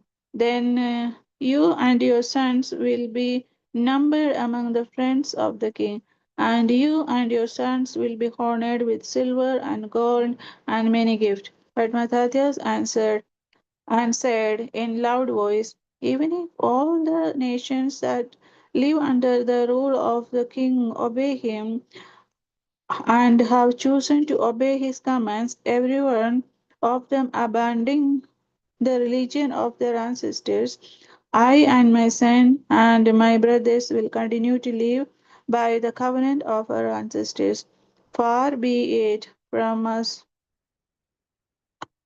to desert the law and the obediences. We will not obey the king's words by turning aside from our religion to the right hand of or to the left. Then he had finished speaking these words. A Jew came forward in the sight of all to offer sacrifice on the altar in Modin, according to the king command. When Matthias uh, saw it, he burned with the seal, and his heart was stirred. He gave went to righteous anger. He ran and killed him on the altar. At the same time, he killed the king's officer who was forcing them to sacrifice, and he tore down the altar. The burned, thus he burned with a seal for the law, just as Phineas did against Simri son of Saul. Then Matthias cried out in the town with a loud voice, saying, Let everyone who is zealous for the law and support the covenant come out with me. Then he and his sons fled to the hills and left all that they had in the town. At that time, many who were seeking righteousness and justice went down to the wilderness to live there. They, their sons, their wives, and their livestock became, because troubles pressed heavily upon them, and it was reported to the king's officers and to the troops in Jerusalem, the city of David, that those who had rejected the king's command had gone down the hiding places in the wilderness. Many pursued them and overtook them. They encamped opposite them and prepared for battle against them on the Sabbath day. They said to them, enough of this, come out and do what the king commands, and you will live. But they said, we will not come out, nor will we do what the king's commandment commands. And and so profane the Sabbath day. Then the enemy quickly attacked them, but they did not answer them or hurl a stone at them or blocked up their hiding places, for they said, let us all die in our innocence. Heaven and earth testify for us that you are killing us injustly. So they attacked them on the Sabbath, and they died with their wives and children and livestock, to the number of 1,000 persons. When Matthias and his friends learned of it, they they mourned for them deeply. They mourned for them deeply, and also to them, their neighbors, if we all do as our kindred, kindred have done, and refuse to fight with the Gentiles for our lives and for our ordinances, they will quickly destroy us from the earth. So they made this decision that day. Let us fight against anyone who come to attack us on the Sabbath day. Let us not all die as our kindred died in their hiding places. Counterattack. Then there united with them a company of Hasidians, mighty warriors of Israel, all who offered themselves willingly for the law, and all who became fugitive to escape their troubles joined them and reinforced them. They organized an army and struck down sinners in their anger and renegades in their wrath. The survivors fled to Gentiles for safety, and Matthias and his friends went around and tore down the altars. They forcefully circumcised all the uncircumcised boys that they found within the borders of Israel. They hunted down the arrogant, and the work prospered in their hand. They rescued the law out of the hands of the Gentiles and the king, and they never let the sinners gain the upper hand. The last word of Matthias.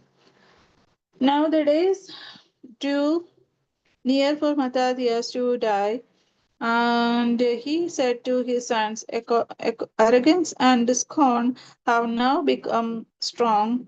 It is a time of ruin and furious anger. Now, my children, show zeal for the law and give your lives for the covenant of our ancestors.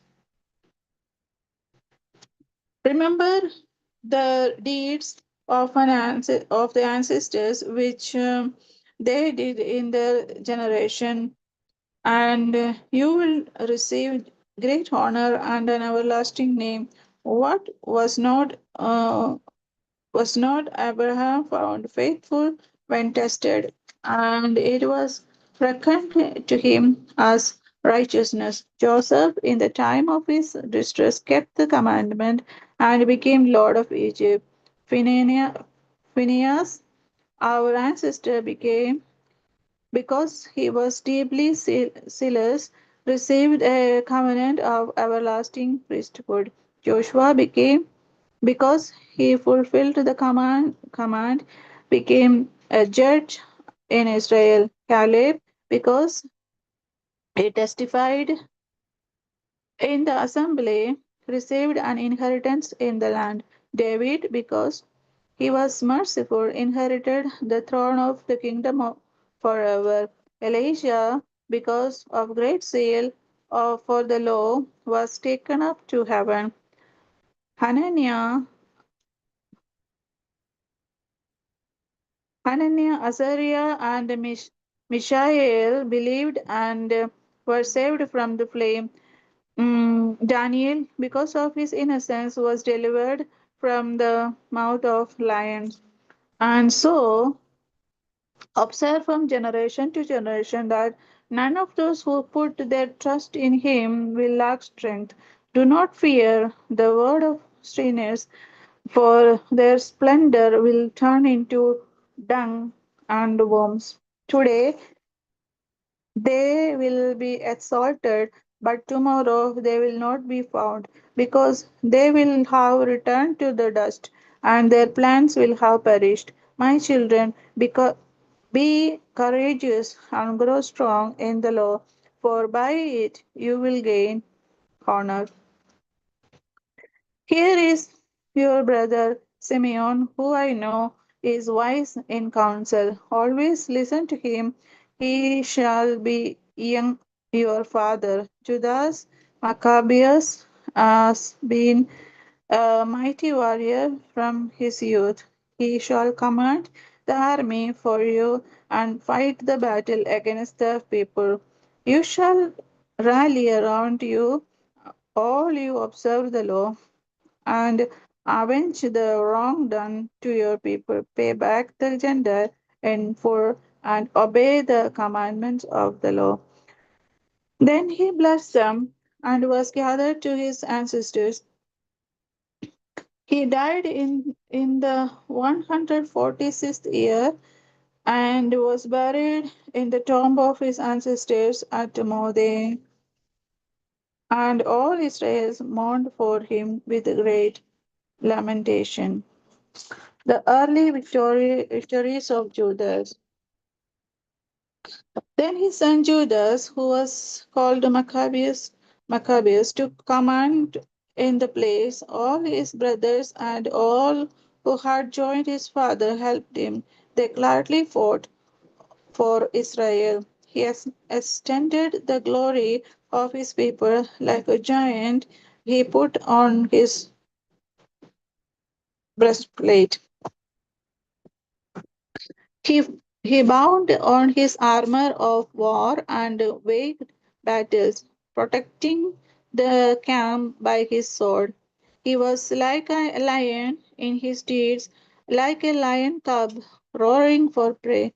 He searched out and pursued those who broke the law. He burned those who troubled his people. Lawbreakers shrank back for fear of him. All the evildoers were confounded, and deliverance prospered by his hand. He embittered many kings, but he made Jacob glad by his deed, and his memory is blessed forever. He went through the cities of Judea. He destroyed the ungodly out of the land. Thus he turned away wrath from Israel. He was renowned to ends of the earth. He gathered in those who were perishing. Apollonius now gathered together Gentiles and a large force from Samaria to fight against Israel. When Judas learned of it, he went out to meet him, and he defeated and killed him. Many were wounded and fell, and the rest fled. Then they seized their spoils, and Judas took the sword of Apollonius and used it in battle the rest of his life. When Saron, the commander of the Syrian army, heard that Judas had gathered a large company, including a body of faithful soldiers who stayed with him and went out to battle, he said, I will make a name for myself and with honor in the kingdom. I will make war in Judas and his companions who scorned the king's command. Once again, a strong army of godless men went up with him to help him to take ven- vengeance on the Israelites. When he approached the accent of Beth-horon, Judas went out to meet him with a small company. But when they saw the army coming to meet them, they said to Judas, how can we few as we are fight against so great and so strong a multitude? And we are faint. For we have eaten nothing today. Judas replied, it is easy for many to be harmed in by few. For in the sight of heaven, there is no difference between saving by many or by few.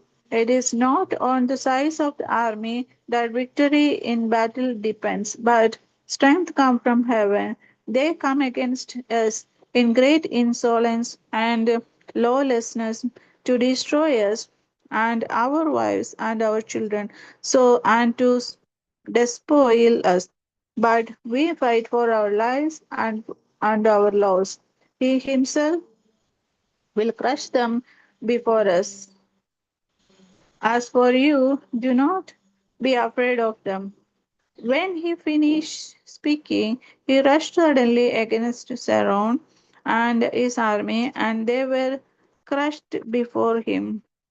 They pursued them down the descent of Beth Horon to the plain.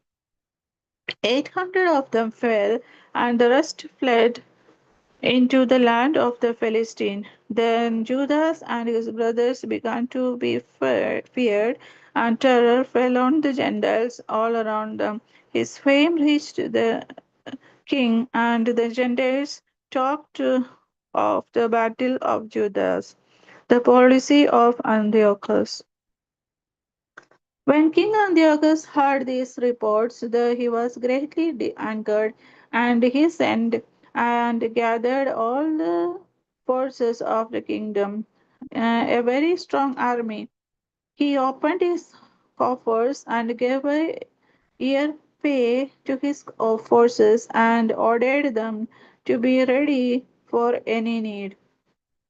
Then he saw that the money in the treasury was exhausted, and that the revenues from the country were small because of the dissension and disaster that he had caused in the land by abolishing the law that was existed from the earliest days.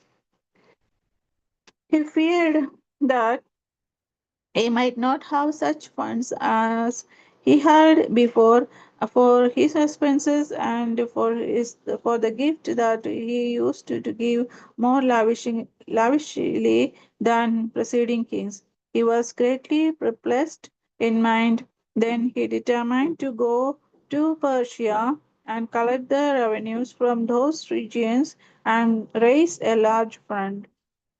He left Lysias excuse me, distinguished man of royal lineage in charge of the king's affairs from the river Euphrates to the borders of Egypt. Lysias was also to take care of his son Antiochus until he returned. And, and he turned over to Lysias half of his horses and the elephants and gave him orders about all that he wanted done.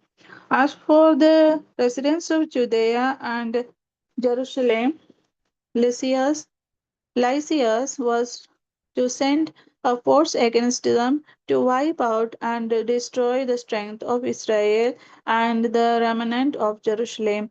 He was to banish the memory of them from the place, settle aliens in their territory, and distribute their land by lot.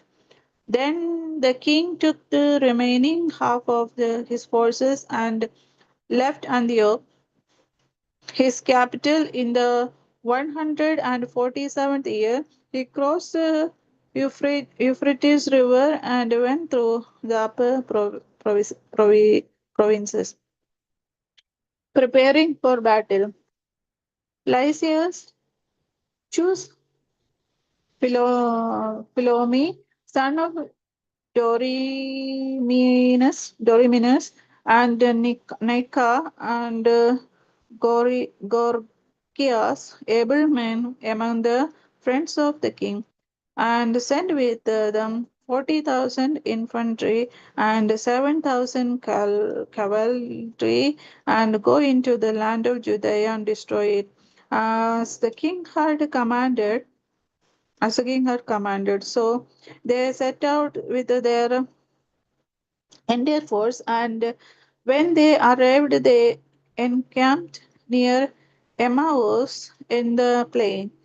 When the traders of the region heard what was said to them, they took silver and gold in immense amount and fetters, and went to the camp to get the Israelites for slaves, and forces from Syria and the land of Philistines joined with them. Now Judea and his brothers saw that most misfortunes and had increased, and that the forces were encamped in their territory. They also learned what the king had commanded to do to the people of to cause their final destruction. But they said to one another, let us restore the ruins of our people and fight for our people and the sanctuary. So the congregation assembled to be ready for the battle and to pray and to ask mercy and compassion. Jerusalem was inhabited like a wilderness. Not one of her children went in or out. The sanctuary was trampled down, and aliens held the citadel. It was a lodging place for the Gentiles. Joy was taken from Jacob. Excuse me. The flute and the harp ceased to play.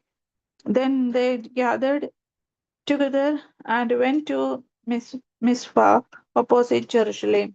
Because Israel formerly had a place of prayer in Mizpah, they fasted that day, put on sackcloth, and sprinkled ashes on their heads, and tore their cloth. And they opened the book of the law to inquire into those matters about which the Gentiles consulted the likeness of their God. As this, they also brought the vestment of the priesthood and the first fruits and the tithers, and they stirred up the Nazarites who had completed their days, and they cried aloud to heaven, saying, what shall we do with this? where shall we take them?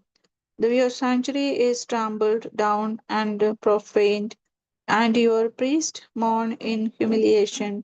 Here the Gentiles are assembled against us to destroy us. You know what they plot against us. How will we be able to withstand them if you do not help us?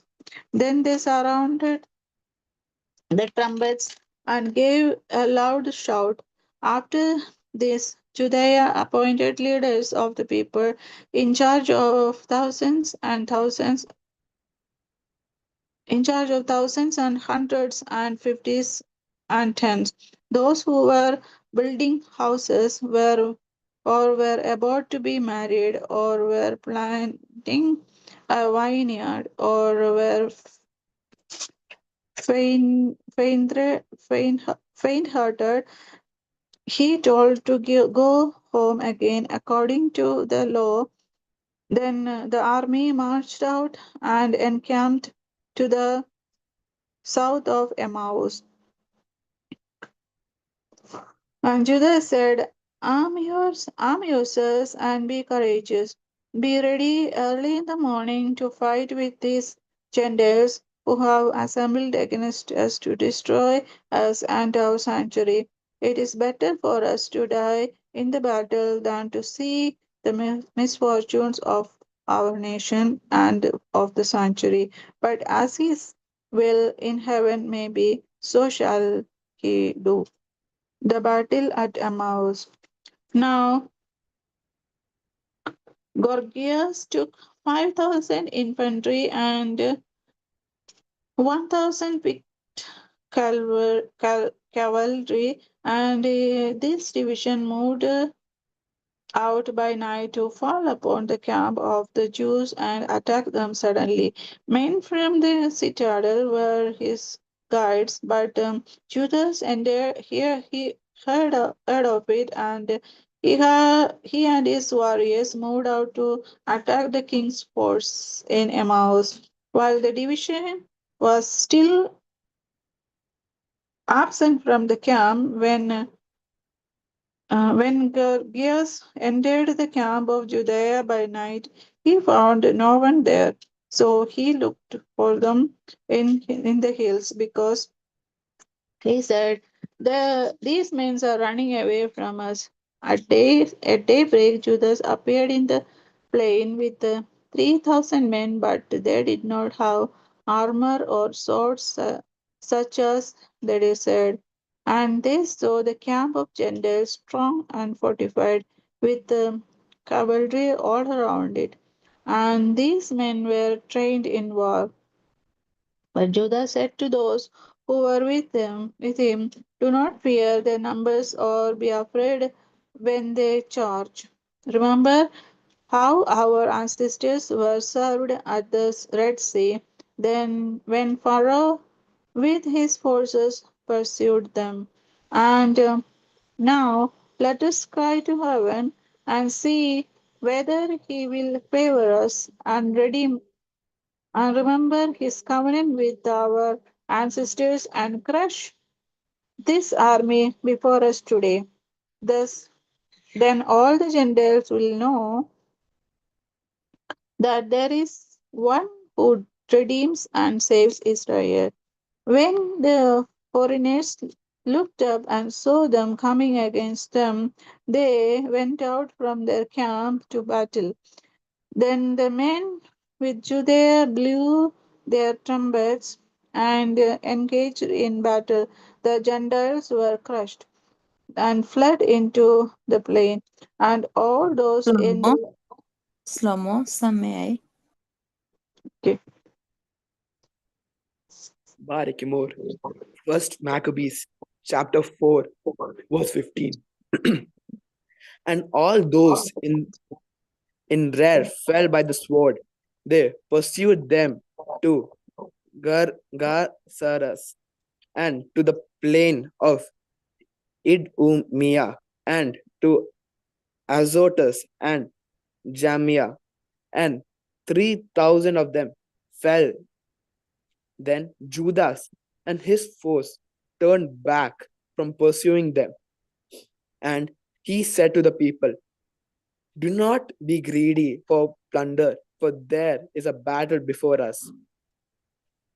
Gorgias and his force are near us in the hills, but stand now against our enemies and fight them, and afterward seize and plunder boldly." Just as Judas was finishing this speech, a detachment appeared coming out of the hills. They saw that their army had been put to fight and that the Jews were burning the camp, for the smoke that was seen showered what had happened. When they perceived this, they were greatly frightened and went. They also saw the army of Judas drawn up in the plain for battle. They all fled into the land of the Philistines. Then Judas returned to plunder the camp, and they seized a great amount of gold and silver, and cloth dyed blue, and sea purple, and great riches. On their return, they sang hymns and praises to heaven. For he is good. Mercy endures forever. Thus, Israel had a great deliverance that day. Those of the foreigners who escaped went and reported to Lysias all that had happened. When he heard it, he was perplexed and discouraged, for things had not happened to Israel as he had intended, nor had they turned out as the king had ordered. But the next year he mustered 60,000 picked infantry and 5,000 cavalry to subdue them. They came into Idumea and encamped at Bethzur, and Judas met them with 10,000 men. When he saw that their army was strong, he prayed, saying, "Blessed are you, O Savior of Israel, who crushed the attack of the mighty warrior by the hand of your servant David, and gave the camp of the Philistines into the hands of Jonathan, son of Paul, and of the men who carried his armor.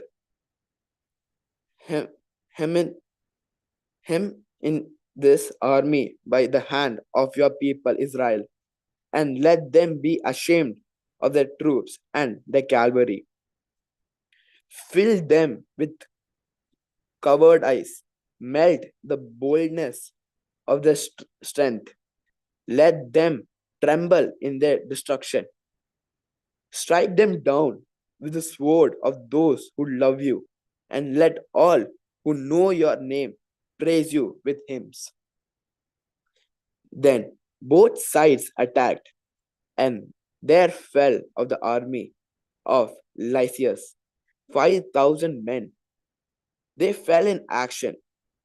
When Lysias saw the rout of his troops and observed the boldness that inspired those of Judas, and how ready they were either to live or to die nobly, he withdrew to Antioch and enlisted mercenaries in order to invade Judea again with an even larger army. Then Judas and his brothers said, "See, our enemies are crushed. Let us go up to cleanse the sanctuary and dedicate it." So all the army assembled and went up to Mount Zion. There they saw the sanctuary desolate, the altar profaned, and the gates burned. In the courts they saw bushes sprung up as as in a think thicket or on one of the mountains. They saw also the chambers of the priests in ruins. Then they tore their clothes and mourned with great lamentation. They sprinkled themselves with ashes and fell face down on the ground. And when the signal was given with the trumpets, they cried out to heaven. Then Judas detailed men to fight against those in the citadel until he had cleansed the sanctuary. He chose blameless priests devoted to the law, and they cleansed the sanctuary and removed the defiled stones to an unclean place. They deliberated what to do about the altar of burnt offering, which had been profaned, and they thought it best to tear it down so that it would not be a lasting shame to them that the Gentiles had defiled it. So they tore down the altar and stored the stones in a convenient place on the temple hill until a prophet should come to tell what to do with them. Then they took unhewn stones as the law directs and built a new altar like the former one. They also rebuilt the sanctuary and the interior of the temple and consecrated the courts. They made new holy vessels and brought the lampstand, the altar of incense, and the table into the temple. Then they offered incense on the altar and lit the lamps on the lampstand. And these gave light in the temple. They placed the bread on the table and hung up the curtains. Thus, they finished all the work they had undertaken. Earlier in the morning, on the 25th day of the ninth month, which is the month of Silev, in the 148th year, they arose and offered sacrifice as the law directs on the new altar of burnt offering that they had built. At the very season and on the very day that the Gentiles had profaned it, it was dedicated with songs and harps and lutes and cymbals. All the people fell on their face and worshipped and blessed heaven, who had prospered them. So they celebrated the dedication of the altar for 8 days and joyfully offered burnt offerings. They offered a sacrifice of well-being and a thanksgiving offering. They decorated the front of the temple with golden crowns and small shields. They restored the gates and the chambers of the priests and fitted them with those. There was very great joy among the people, and the disgrace brought by the Gentile was removed. Then Judas and his brothers and all the assembly of Israel determined that every year at that season, the days of dedication of the altar should be observed with joy and gladness for 8 days, beginning with the 25th day of the month of Kislev.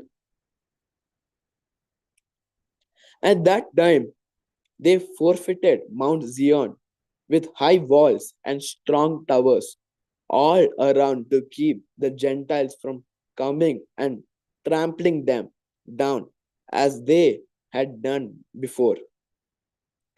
Judas stationed a garrison there to guard it.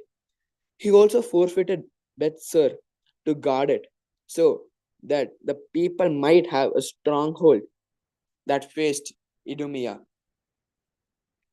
When the Gentiles all around heard the altar had been rebuilt and the sanctuary dedicated as it was before, they became very angry, and they determined to destroy the descendants of Jacob who lived among them. So they began to kill and destroy among the people. But Judas made war on the descendants of Ezu in Idumea at Akrabateni, because they kept lying in wait for Israel. He dealt them a heavy blow and humbled them and despoiled them. He also remembered the wickedness of the sons of Behen, who were a trap and a snare to the people, and ambushed them on the highways. They were shut up by him in their towers, and he encamped against them, vowed their complete destruction, and burnt with fire their tower and all who were in them.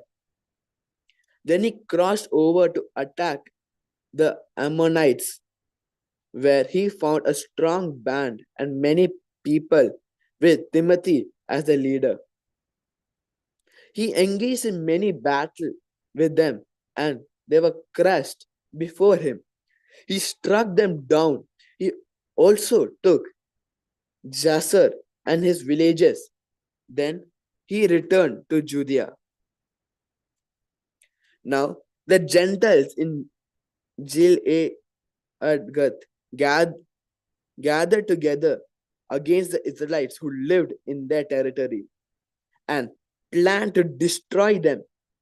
But they fled to the stronghold of Dathema and sent to Judas and his brothers a letter that said, "The Gentiles around us have gathered together to destroy us. They are preparing to come and capture the stronghold to which we have fled. And Timothy is leading their forces. Now then, come and rescue us from their hands. For many of us have fallen, and all our kindred who were in the land of Tob have been killed. The enemy have captured their wives and children and goods, and have destroyed about 1,000 persons there." While the letter was still being read, other messengers with their garments torn came from Galilee and made a similar report. They said that the people of Ptolema is Tyre and Sidon, and all Galilee of the Gentiles have gathered together against them to annihilate us. When Judas and the people heard these messengers, a great assembly was called to determine what they should do. For the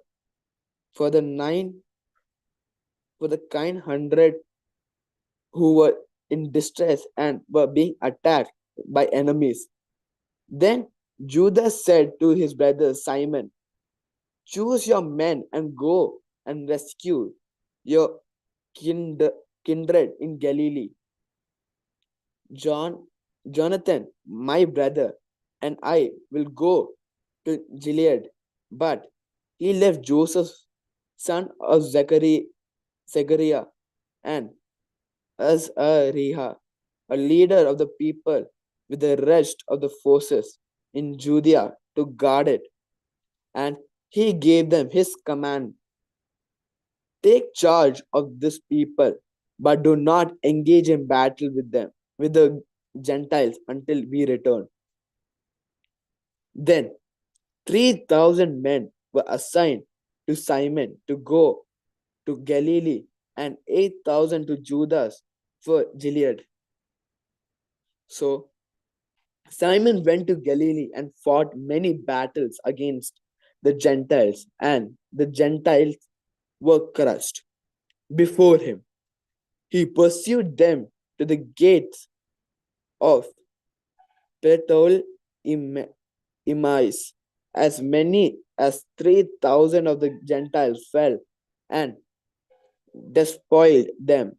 Then he took the Jews of Galilee and Arbata with their wives and children and all they possessed, and led them to Judea with great rejoicing. Judas Maccabees and his brother Jonathan crossed the Jordan and made 3 days' journey into the wilderness. They encountered the Nabateans, who met them peaceably and told them all that had happened to the kindred inn. Many of them have been shut up in Bozrah and Bosor, in Alema and Casfo, Maked and Karnahim. All these towns were strong and large, and some have been shut up in the other towns of Gilead. The enemy are getting ready to attack the strongholds tomorrow and capture and destroy all these people in a single day. Then Judas and his army quickly turned back by the wilderness road to Bosra, and he took the town and killed every male by the edge of the sword. Then he seized all its spoils and burnt it with fire. He left the place at night and then went all the way to the stronghold of Datema. At dawn, they looked out and saw a large company, which could not be counted, carrying ladders and engines of war to capture the stronghold and attacking the Jews within. So Judah saw that the battle had begun, and that the cry of the town went up to heaven with trumpets and loud shouts. And he said to the men of his forces, "Fight today for your kindred." Then he came up behind them in 3 companies, who surrounded their trumpets and cried aloud in prayer. And when the army of Timothy realized that it was Maccabees, they fled before him, and he dealt them a heavy blow. As many as 8,000 of them fell that day. Then he turned aside to Mahapha and fought against it and took it, and he killed every male in it, plundered it, and burned it with fire. From there he marched on and took Casfo, Maked, and Bosor, and other towns of Gilead. After these things, Timothy gathered another army and encamped opposite Raphon on the other side of the stream. Judah sent men to spy out the camp, and they reported to him, "All the Gentiles around us have gathered to him." It was a very large force. They also have hired Arabs to help them, and they are encamped across the stream, ready to come and fight against you. And Judas went to meet them. Now, as Judas and his army drew near to the stream of water, Timothy said to the officers and his forces, "If he crosses over to us first, we will not be able to resist him, for he will surely defeat us. But if he shows fear and camps on the other side of the river, we will cross over to him and defeat him." When Judas approached the stream of water, he stationed and he stationed the officer of the army and the stream. He gave them this command: "Permit no one to encamp, but make them all enter the battle." Then he crossed over against them first, and the whole army followed him. All the Gentiles were defeated before him, and they threw away their arms and fled into the sacred presence at Carnaim. But he took the town and burned the sacred presence with fire, together with all who were in them. Thus, Carnaim was conquered. They took stand before Judas no longer. Then Judas gathered together all the Israelites in Gilead, the small and the great, with their wives and children and goods, a very large company, to go to the land of Judea. So they came to Ephraim. This was a large and very strong town on the road, and they could not go around it to the right or to the left. They had to go through it. But the people of the town shut them out and blocked up the gates with the stones. Judas sent them this friendly message: "Let us pass through your land to get to our land. No one will do you harm. We will simply pass by on foot." But they refused to open to him. Then Judas ordered proclamation to be made to the army that all should encamp where they were.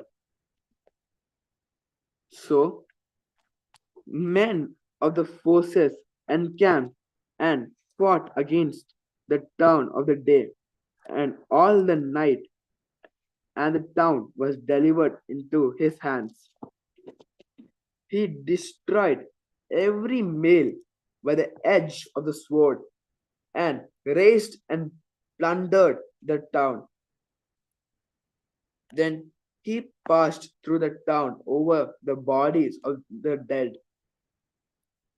Then they crossed the Jordan into the large plain before Bethshan. And Judas kept rallying the laggards and encouraging the people all the way until he came to the land of Judah. So they went up to Mount Zion with joy and gladness, and often burned offerings, because they returned in safety. Not one of them had fallen.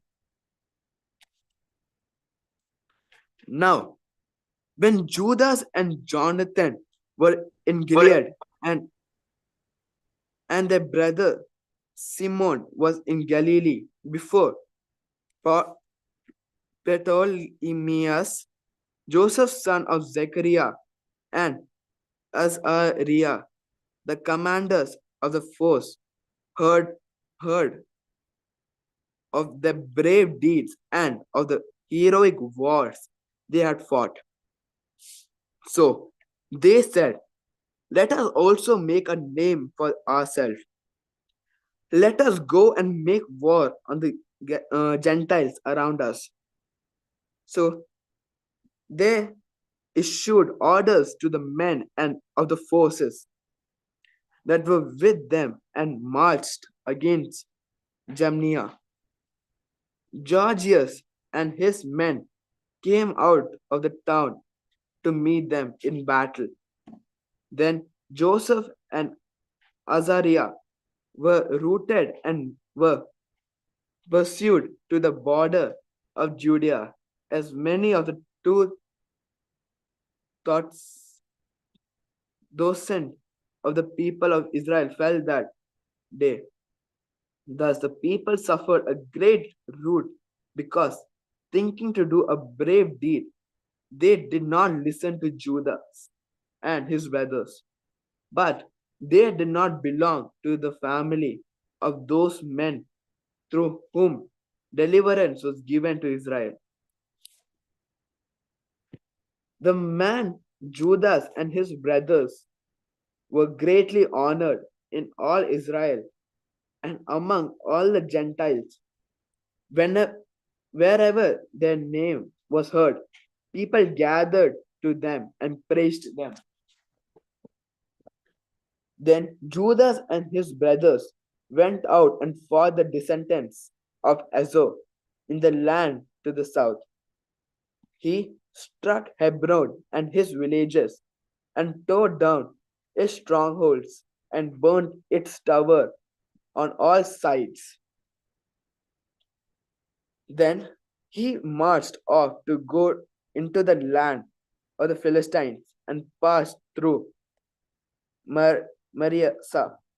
On that day, some priest who wished to do a brave deed fell in battle, for they went out to battle unwisely. But Judas turned aside to Azotus in the land of the Philistines. He tore down their altar and the carved images of their gods, and he burned with fire. He plundered the towns and returned to the land of Judah. First of Maccabees, chapter 6. King Antiochus was going through the upper provinces when he heard that Elymais in Persia was a city famed for its wealth in silver and gold. Its temple was very rich, containing golden shields, breastplates, and weapons left there by Alexander, son of Philip. The Macedonian king, who first reigned over the Greeks. So he came and tried to take the city and plundered it. But he could not because his plan had become known to the citizens, and they withstood him in battle.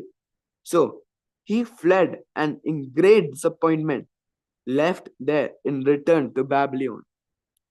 Then someone came to him in Persia and reported that the armies that had gone into the land of Judah had been routed, that Lysias had gone first with a strong force, but had turned and fled before the Jews, that the Jews had grown strong from the arms, supplies, and abundant spoils that they had taken from the armies they had cut down, that they had torn down the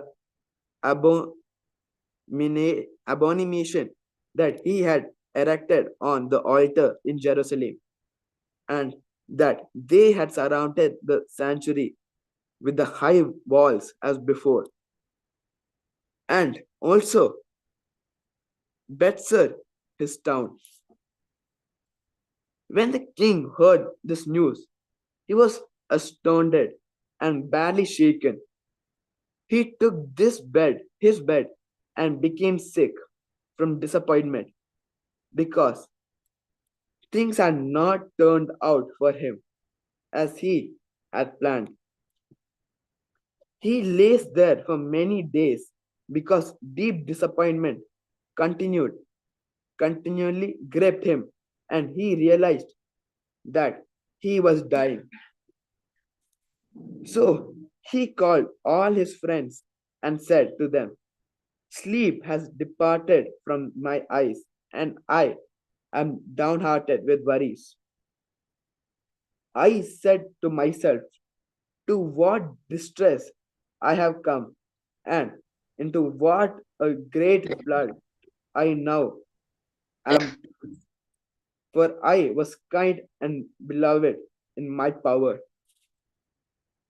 But now I remember the wrong I did in Jerusalem. I seized all his vessels of silver and gold, and I sent to destroy the inhabitants of Judah. Without good reason, I know that it is because of this that these misfortunes have come upon me. Here I am perishing of bitter and disappointment in a strange land."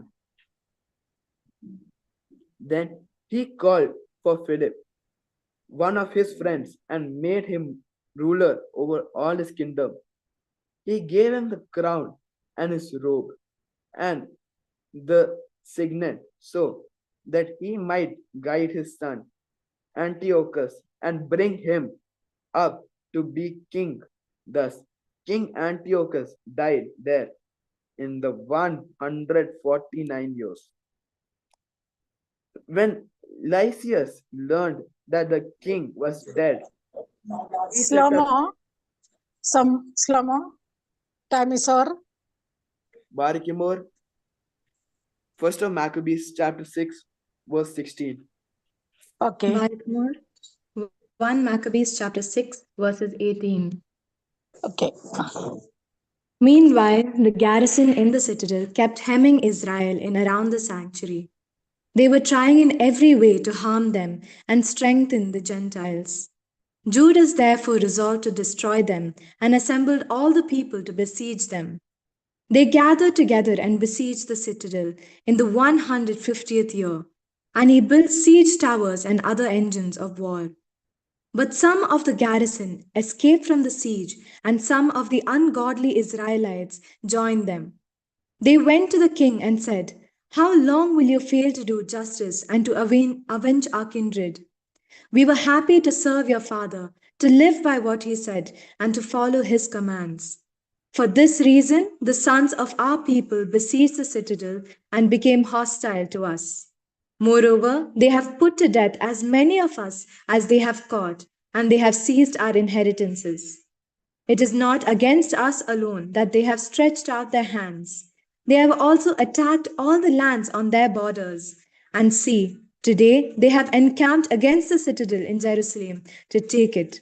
They have fortified both the sanctuary and Bethzor. Unless you quickly prevent them, they will do still greater things, and you will not be able to stop them." The king was enraged when he heard this. He assembled all his friends, the commanders of his forces, and those in authority. Mercenary forces also came to him from other kingdoms and from islands of the seas. The number of his forces was 100,000 foot soldiers, 20,000 horsemen, and 32 elephants accustomed to war. They came through Idumea and encamped against Bethsor, and for many days they fought and built engines of war. But the Jews sallied out and burned these with fire and fought courageously. Then Judas marched away from the citadel and encamped at Bethzachariah, opposite the camp of the king. Early in the morning, the king set out and took his army by a forced march along the road to Bethzachariah, and his troops made ready for battle and sounded their trumpets. They offered the elephants to the Jews of grapes and mulberries to arouse them for battle. They distributed the animals among the phalanxes. With each elephant, they stationed 1,000 men armed with coats of mail and with brass helmets on their heads. And 500 picked horsemen were assigned to each beast. These took their position beforehand, wherever the animal was. Wherever it went, they went with it, and they never left it. On the elephants were wooden towers, strong and covered. They were fastened on each animal by special harness, and on each were 4 armed men who fought from there, and also its Indian driver. The rest of the cavalry was stationed on either side, on the 2 flanks of the army, to harass the enemy while being themselves protected by the phalanxes. When the sun shone on the shields of the grass, on the golden brass, the hills were ablaze with them and gleamed like flaming torches. Now, a part of the king's army was spread out on the high hills, and some troops were on the plain, and they advanced steadily and in good order. All who heard the noise made by their multitude, by the marching of the multitude, and by the clanking of their arms, trembled, for the army was very large and strong. But Judas and his army advanced to the battle, and 600 of the king's army fell. Now Eleazar called Avaran and saw that one of the animals was equipped with royal armor. It was taller than all the others, and he supposed that the king was on it. So he gave his life to save his people and to win for himself an everlasting name. He courageously ran into the midst of the phalanx to reach it. He killed men right and left, and they parted before him on both sides. He got under the elephant, stabbed it from beneath, and killed it. But it fell to the ground upon him, and he died. When the Jews saw the royal might and the fierce attack of the forces, they turned away in flight. The soldiers of the king's army went up to Jerusalem against them, and the king encamped in Judea at Mount Zion. He made peace with the people of Bethzur, and they evacuated the town because they had no provisions there to withstand a siege, since it was also a sabbatical year for the land. So the king took Bethzur and stationed a guard there to hold it. Then he encamped before the sanctuary for many days. He set up siege towers, engines of war to throw fire and stones, machines to shoot arrows and catapults. The Jews also made engines of war to match theirs and fought for many days. But they had no food in storage because it was the 7th year. Those who had found safety in Judea from the Gentiles had consumed the last of the stores. Only a few men were left in the sanctuary. The rest scattered to their own homes, for the famine proved too much for them. Then Lysias heard that Philip, whom King Antiochus, while still living, had appointed to bring up his son Antiochus to be king. He had returned from Persia and Media with the forces that had gone with the king, and that he was trying to seize control of the government. So he quickly gave orders to withdraw and said to the king, to the commanders of the forces, and to the troops, Men, daily we grow weaker. Our food supply is scant. The place against which we are fighting is strong, and the affairs of the kingdom press urgently on us. Now then, let us come to terms with these people and make peace with them and with all their nation. Let us agree to let them live by their laws as they did before. For it was on account of their laws that we abolished that they become angry and did all these things. The speech pleased the king and the commanders, and he sent to the Jews an offer of peace, and they accepted it. So the king and commanders gave them their oaths. On these conditions, the Jews evacuated the stronghold. But when the king entered Mount Zion and saw what a strong fortress the place was, he broke the oath he had sworn and gave orders to tear down the wall all around. Then he set off in haste and returned to Antioch. He found Philip in control of the city, but he fought against him and took the city by force. 1 Maccabees chapter 7. In the 151st year, Demetrius, son of Seleucus, set out from Rome, sailed with a few men to a town by the sea, and there began to reign. As he was entering the royal palace of his ancestors, the army seized Antiochus and Lysias to bring them to him. But when this act became known to him, he said, Do not let me see their faces. So the army killed them, and Demetrius took his seat on the throne of his kingdom. Then there came to him all the renegade and godless men of Israel.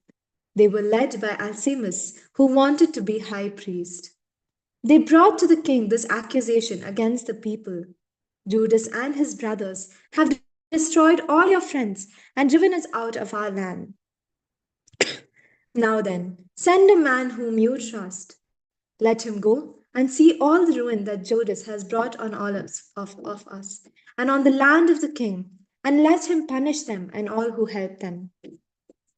So the king chose Bacchides, one of the king's friends, governor of the province beyond the river. He was a great man in the kingdom and was faithful to the king. He sent him, and with him he sent the ungodly Alcimus, whom he made high priest, and he commanded him to take vengeance on the Israelites. So they marched away and came with a large force into the land of Judah. And he sent messengers to Judah and his brothers with peaceable but treacherous words. But they paid no attention to their words, for they saw that they had come with a large force. Then a group of scribes appeared in a body before Alchemist and Bacchides to ask for just terms.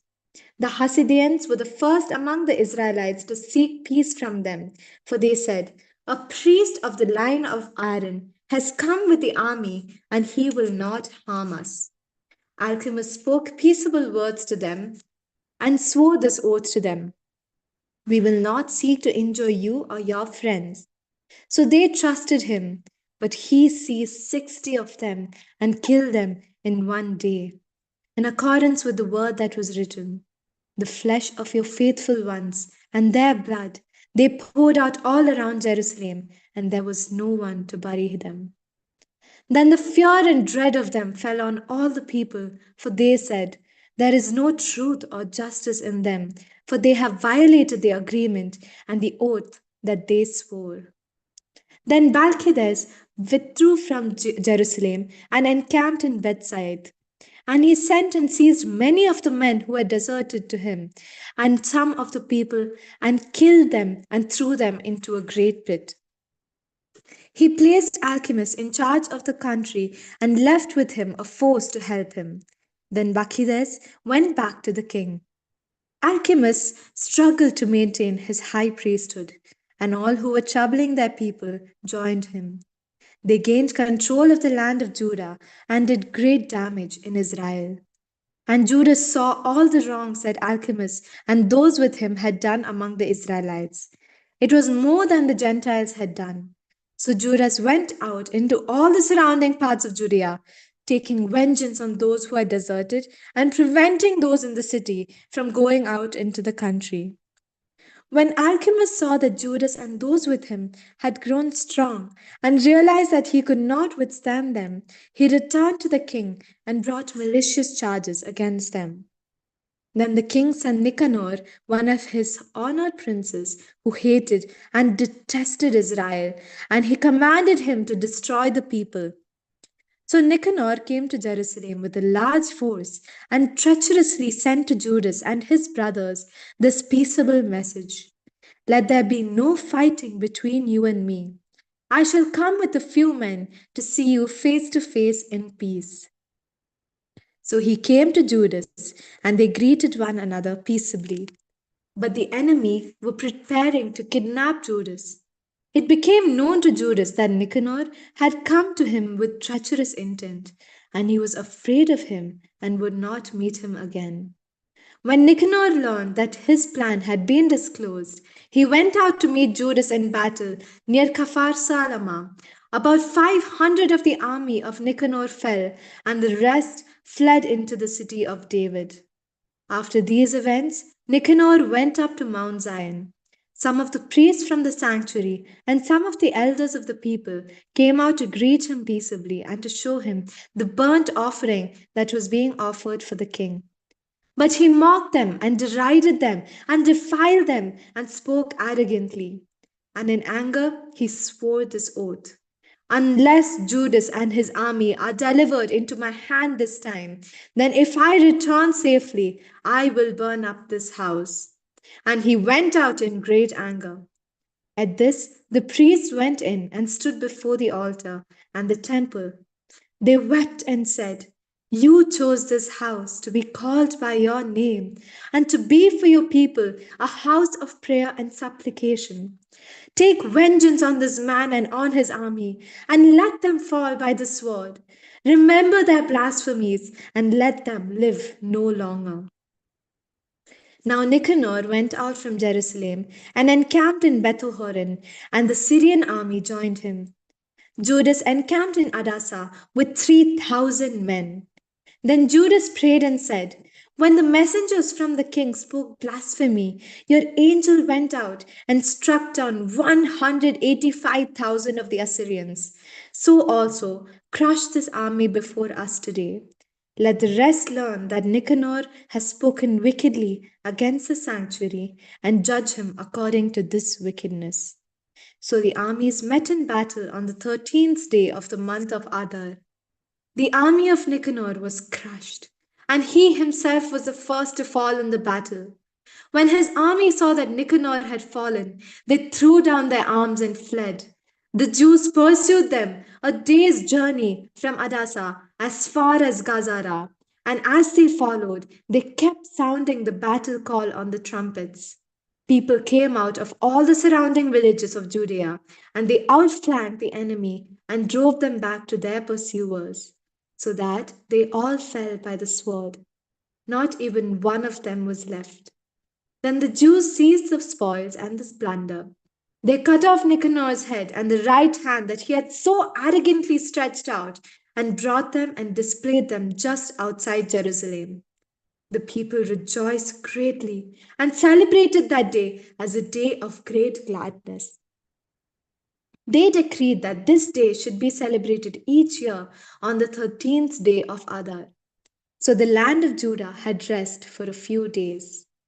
1 Maccabees chapter 8. Now Judas heard of the fame of the Romans, that they were very strong and were well disposed toward all who made an alliance with them, that they pledged friendship to those who came to them, and that they were very strong.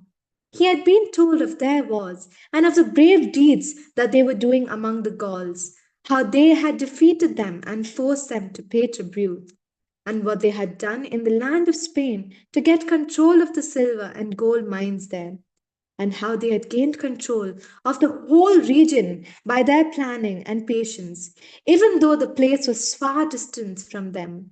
They also subdued the kings who came against them from the ends of the earth until they crushed them and inflicted great disaster on them. The rest paid them tribute every year. They had crushed in battle and conquered Philip and King Perseus of the Macedonians and the others who rose up against them. They also had defeated Antiochus the Great, king of Asia, who went to fight against them with 120 elephants and with cavalry and chariots and a very large army. He was crushed by them. They took him alive and decreed that he and those who would reign after him should pay a heavy tribute and give hostages and surrender some of their best provinces, the countries of India, Media, and Lydia. These they took from him and gave to King Eumenes. The Greeks planned to come and destroy them, but this became known to them, and they sent a general against the Greeks and attacked them. Many of them were wounded and fell, and the Romans took captive their wives and children. They plundered them, conquered the land, tore down their strongholds, and enslaved them to this day.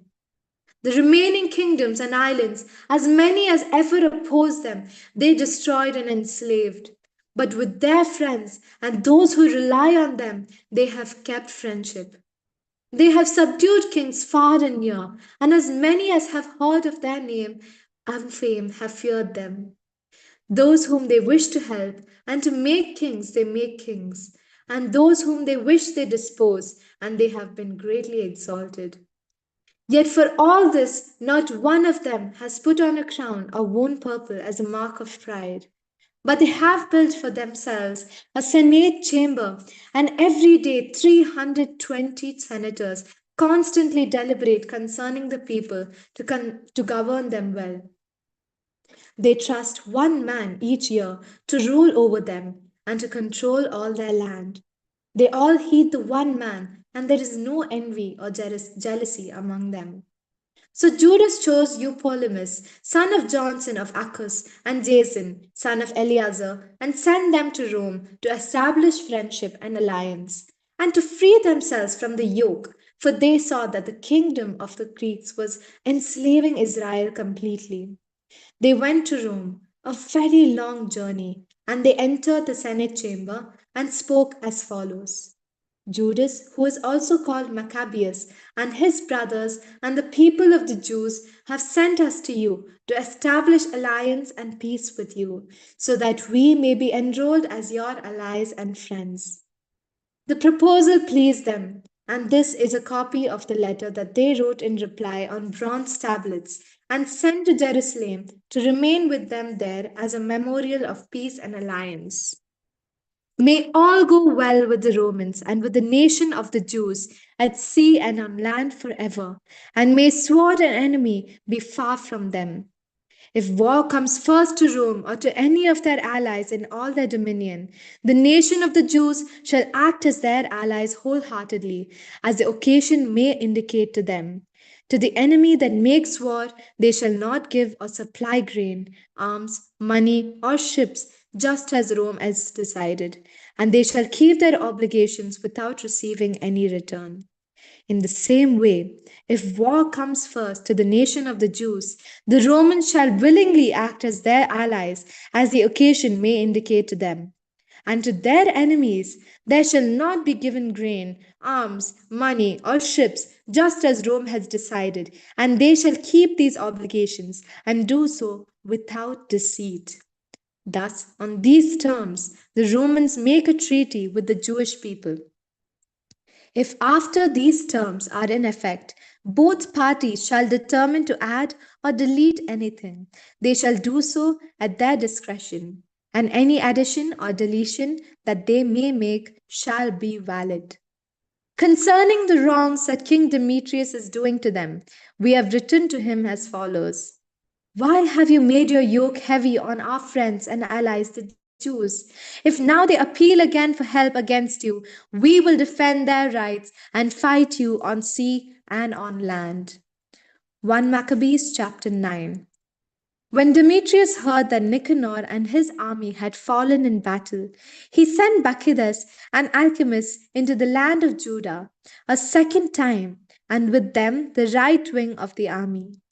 They went by the road that leads to Gilgal and encamped against Mesaloth in Arbela, and they took it and killed many people. In the first month of the 152nd year, they encamped against Jerusalem. Then they marched off and went to Berea with 20,000 foot soldiers and 2,000 cavalry. Now Judas was encamped in Elasa, and with him were 3,000 picked men. When they saw the huge number of the enemy forces, they were greatly frightened, and many slipped away from the camp, until no more than 800 of them were left. When Judas saw that his army had slipped away and the battle was imminent, he was crushed in spirit, for he had no time to assemble them. He became faint, but he said to those who were left, let us get up and go against our enemies. We may have the strength to fight them. But they tried to dissuade him, saying, we do not have the strength. Let us rather save our own lives now, and let us come back with our kindred and fight them. We are too few. But Judas said, far be it from us to do such a thing as to flee from them. If our time has come, let us die bravely for our kindred and leave no cause to question our honor. Then the army of Bacchus marched out from the camp and took its stand for the encounter. The cavalry was divided into two companies, and the slingers and the archers went ahead of the army, as did all the chief warriors. Bacchus was on the right wing. Flanked by the two companies, the phalanx advanced to the sound of the trumpets, and the men with Judas also blew their trumpets. The earth was shaken by the noise of the army, and the battle raged from morning until evening. Judas saw that Bacchus and the strength of his army were on the right. Then all the stout-hearted men went with him, and they crushed the right wing, and he pursued them as far as Mount Azotus. When those on the left wing saw that the right wing was crushed, they turned and followed close behind Judas and his men. The battle became desperate, and many on both sides were wounded and fell. Judas also fell, and the rest fled. Then Jonathan and Simon took their brother Judas and buried him in the tomb of their ancestors at Modin and wept for him. All Israel made great lamentation for him. They mourned many days and said, "How is the mighty fallen, the Savior of Israel?" Now, the rest of the acts of Judas and his wars and the brave deeds that he did and his greatness have not been recorded, but they were very many. After the death of Judas, the renegades emerged in all parts of Israel. All the wrongdoers reappeared. In those days, a very great famine occurred, and the country went over to their side. Bacchides chose the godless and put them in charge of the country. They made inquiry and searched for the friends of Judas and brought them to Bacchides, who took vengeance on them and made sport of them. So there was great distress in Israel, such as had not since the time that prophets ceased to appear among them. Then all the friends of Judas assembled and said to Jonathan, "Since the death of your brother Judas, there has been no one like him to go against our enemies and Bacchides and to deal with those of our nation who hate us. Now, therefore, we have chosen you today to take his place as our ruler and leader to fight our battle." So Jonathan accepted the leadership at the time in place of his brother Judas. When Bacchides learned of this, he tried to kill him, but Jonathan and his brother Simon and all who were with him heard of it, and they fled into the wilderness of Tekoa and encamped by the water of the pool of Asphar. Bacchides found this out on the Sabbath day, and he, with all his army, crossed the Jordan. So Jonathan sent his brother as leader of the multitude and begged the Nabateans, who were his friends, for permission to stow with them the great amount of baggage that they had. But the family of Jambri from Medeba came out and seized John and all that he had and left with it. After these things, it was reported to Jonathan and his brother Simon, "The family of Jambri are celebrating a great wedding and are conducting the bride, a daughter of one of the great nobles of Canaan, from Nadabat with a large escort." Remembering how their brother John had been killed, they went up and hid under cover of the mountain. They looked out and saw a tumultuous procession with a great amount of baggage, and the bridegroom came out with his friends and his brothers to meet them, with tambourines and musicians and many weapons. Then they rushed on them from the ambush and began killing them. Many were wounded and fell, and the rest fled to the mountain, and the Jews took all their goods. So the wedding was turned into mourning, and the voice of their musicians into a funeral dirge. After they had fully avenged the blood of their brother, they returned to the marshes of the Jordan. When Bacchides heard of this, he came with a large force on the Sabbath day to the banks of the Jordan. And Jonathan said to those with him, "Let us get up now and fight for our lives. For today, things are not as they were before. For look, Slow-mo. the battle." Slow-mo. Time is up. Barakmore, yeah. Barakmore, 1 Maccabees chapter 9, verses 45. Okay.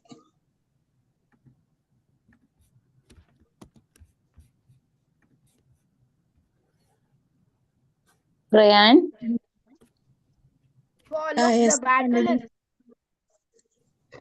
For look, the battle is in front of us and behind us.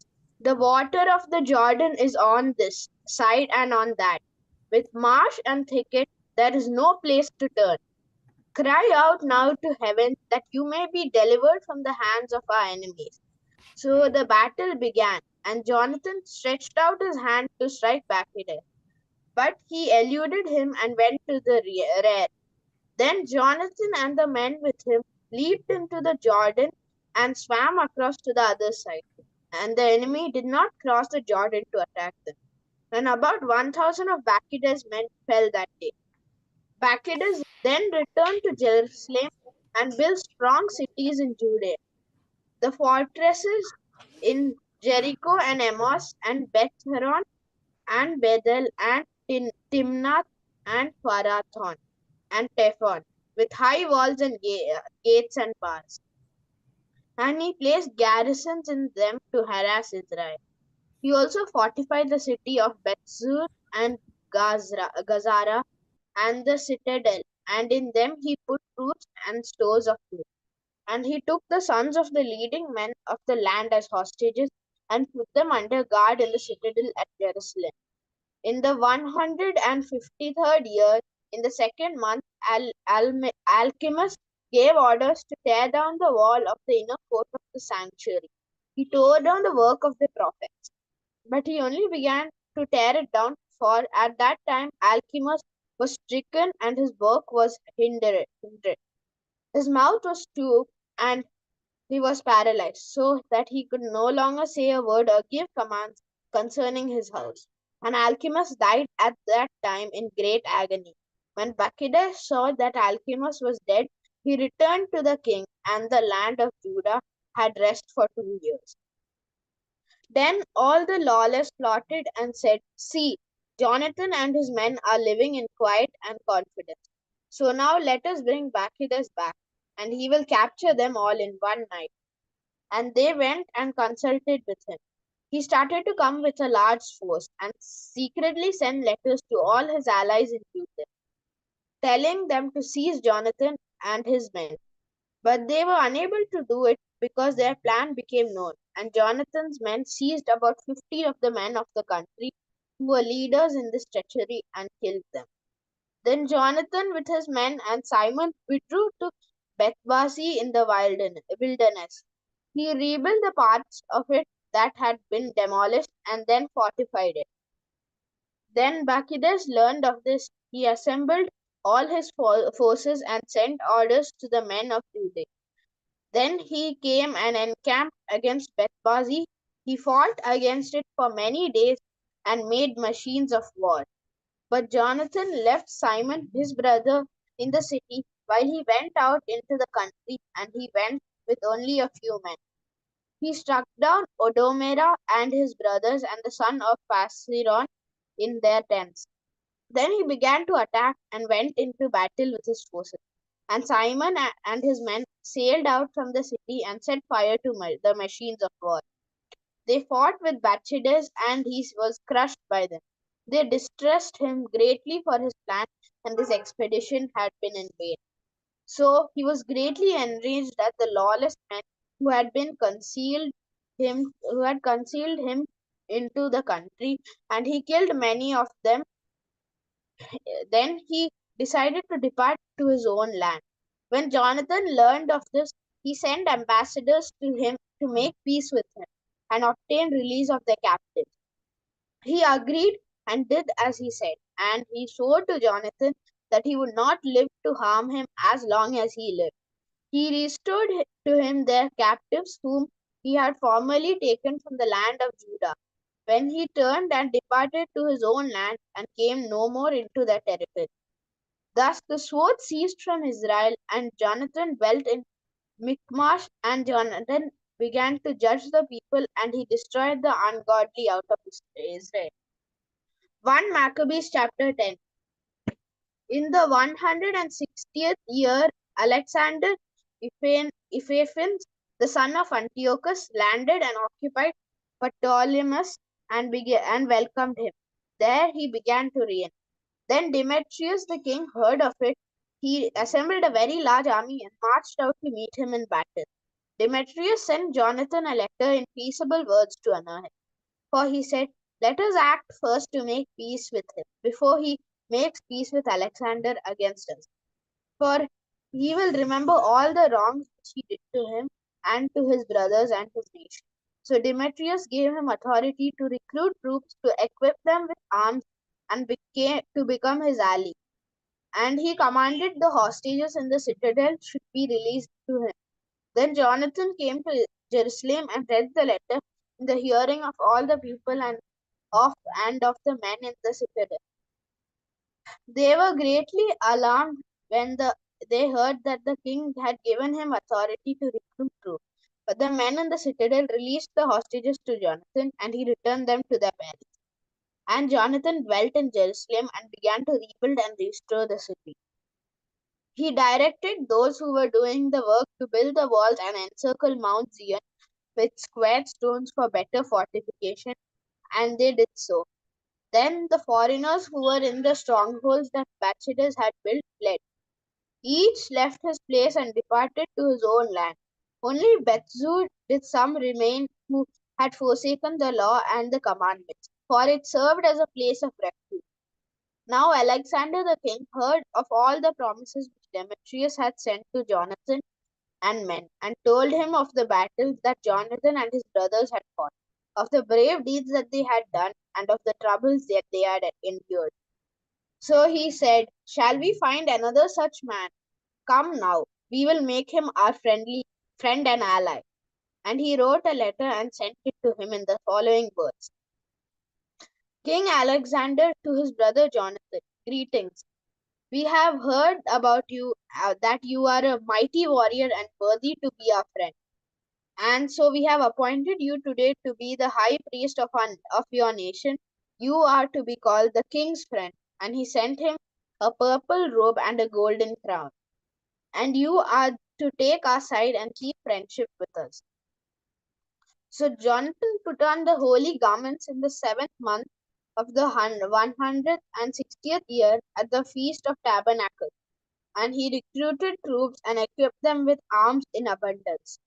When Demetrius heard of these things, he was grieved and said, "What is this that we have done?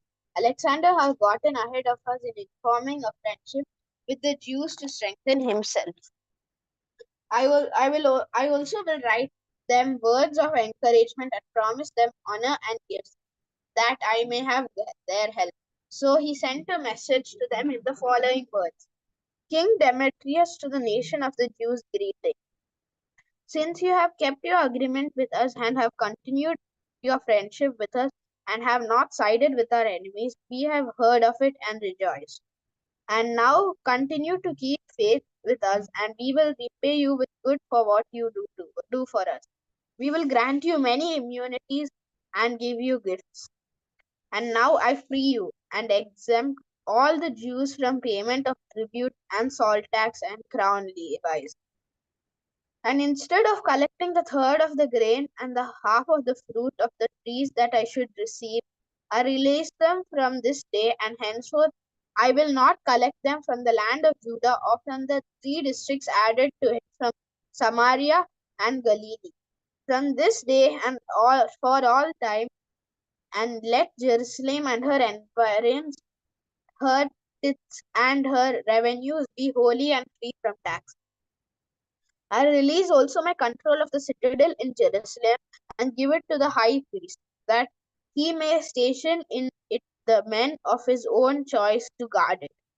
And every one of the Jews taken as a captive from the land of Judah into any part of my kingdom, I set free without any payment.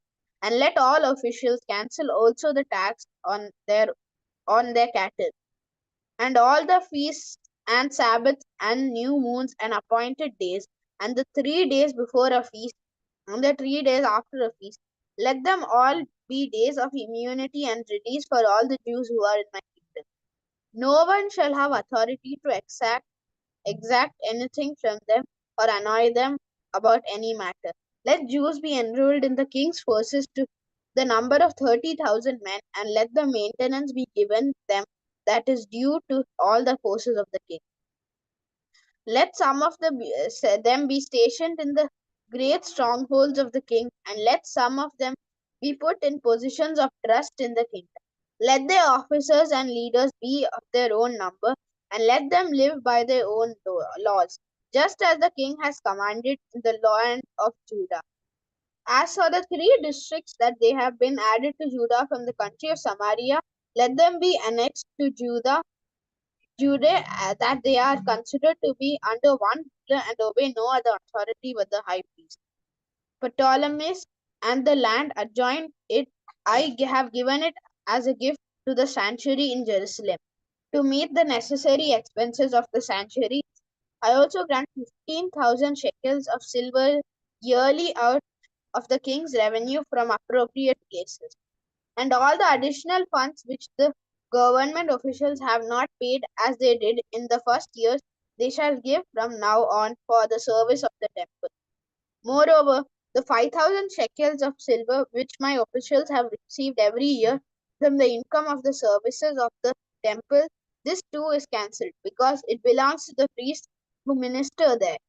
And whoever takes refuge at the temple in Jerusalem or in any of its precincts because he owes money to the king or has any debt, let him be released and receive back all his property in my kingdom. Let the cost of rebuilding and restoring the structures of the sanctuary be paid from the revenues of the king. And let the cost of rebuilding the walls of Jerusalem and fortifying it round about, and the cost of rebuilding the walls in Judah also be paid from the revenues of the king. When Jonathan and the people heard these words, they did not believe or accept them, because they remembered the great wrong Demetrius had done in Israel and how he had greatly oppressed them.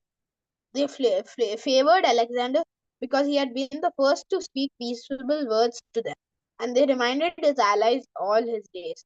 Now Alexander the king assembled large forces and encamped opposite Demetrius. The two kings met in battle, and the army of Demetrius fled, and Alexander pursued him and defeated them. He pressed the battle strongly until the sun set, and Demetrius fell on that day. Then Alexander sent ambassadors to Ptolemy, king of Egypt, and the following message: Since I have returned to my kingdom and have taken my seat on the throne of my father and established my rule, for I crushed Demetrius and gained control of our country. I met him in battle, and he and his army were crushed by us, and we have taken our seats on the throne of his kingdom.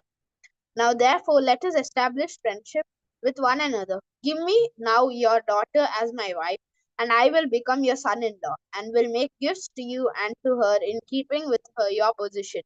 Ptolemy the king replied and said, Happy was the day on which you returned to the land of your fathers and took your seat on the throne of the kingdom. And now I will do for you as you wrote. But meet me at Ptolemy's so that we may see one another, and I will become your father-in-law as you have said. So Ptolemy set out from Egypt, and he and Cleopatra his daughter, and came to Ptolemy's in the 162nd year. Alexander the king met him, and Ptolemy gave him Cleopatra his daughter in marriage, and celebrated her wedding at Ptolemy's with great pomp as kings do. Then Alexander the king wrote to Jonathan to come to meet him. So he went with pomp to Ptolemy's and met the two kings. He gave them and their friends silver and gold and many gifts, and found favor with them. A group of pestilent men from Israel, lawless men, gathered together against him to accuse him, but the king paid no attention to them. The king gave orders to take off Jonathan's garments and to clothe him in purple, and they did so. The king also seated him at his side, and he said to the officers, Go forth with him into the middle of the city and proclaim that no one is to bring charges against him about any matter, and let no one annoy him for any reason. And when his accusers saw the honor that was paid to him in accordance with the proclamation and saw him clothed in purple, they all fled. Thus the king honored him and enrolled him among his chief friends, and made him general and governor of the province. And Jonathan returned to Jerusalem in peace and gladness. In the 165th year, Demetrius, son of Demetrius, came from Crete to the land of his fathers. When Alexander the king heard of it, he was greatly grieved and returned to Antioch.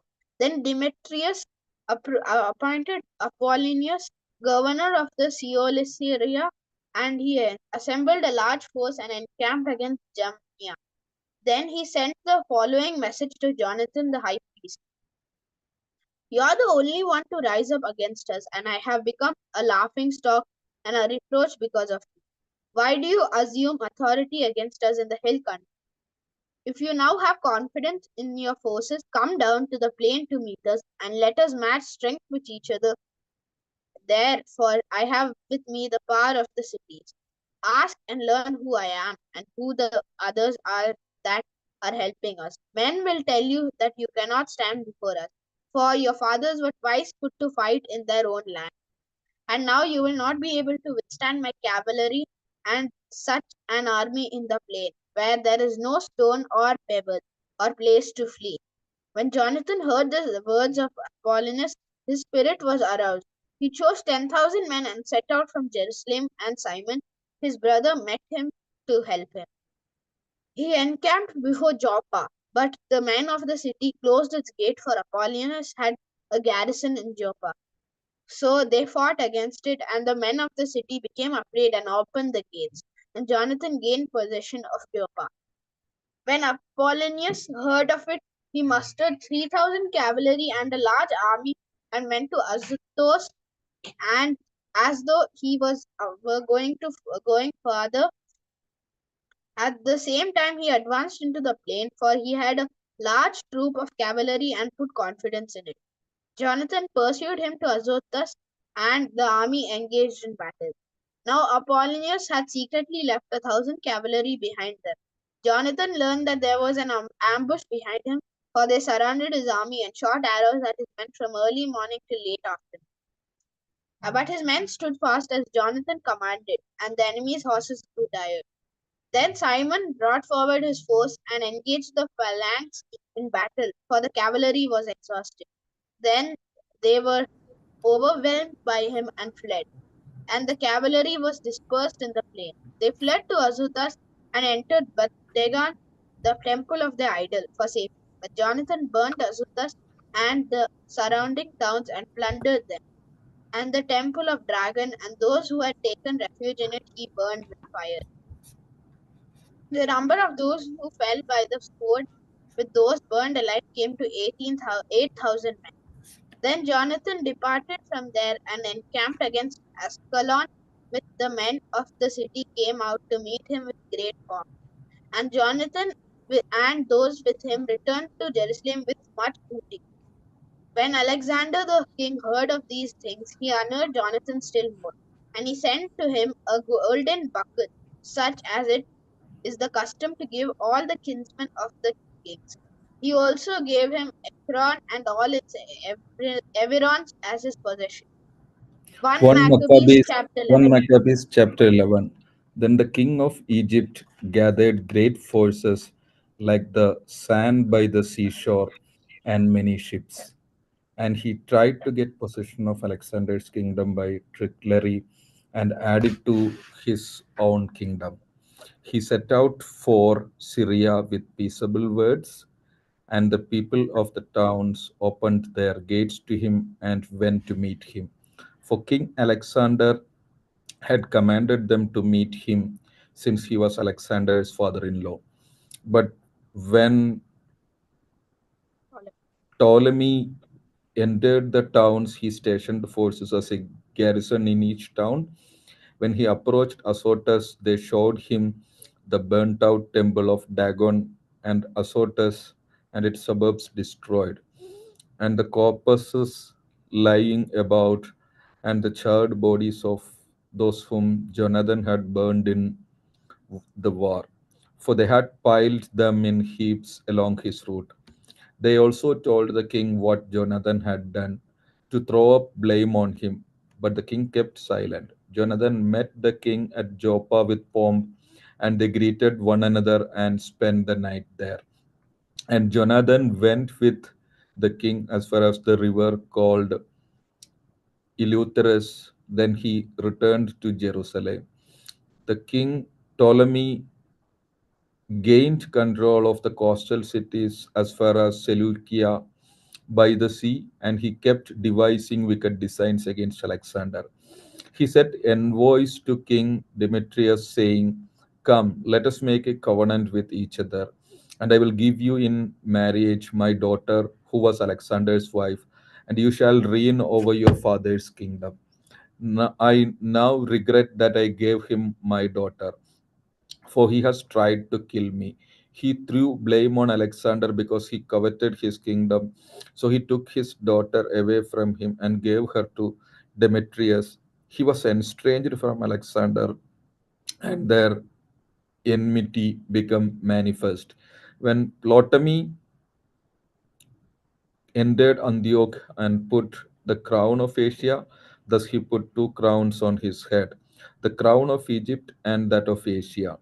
Now King Alexander was in Sicily at the time because the people of that region were in revolt.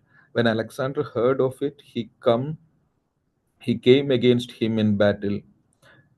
Ptolemy marched out and met him with a strong force and put him to fight.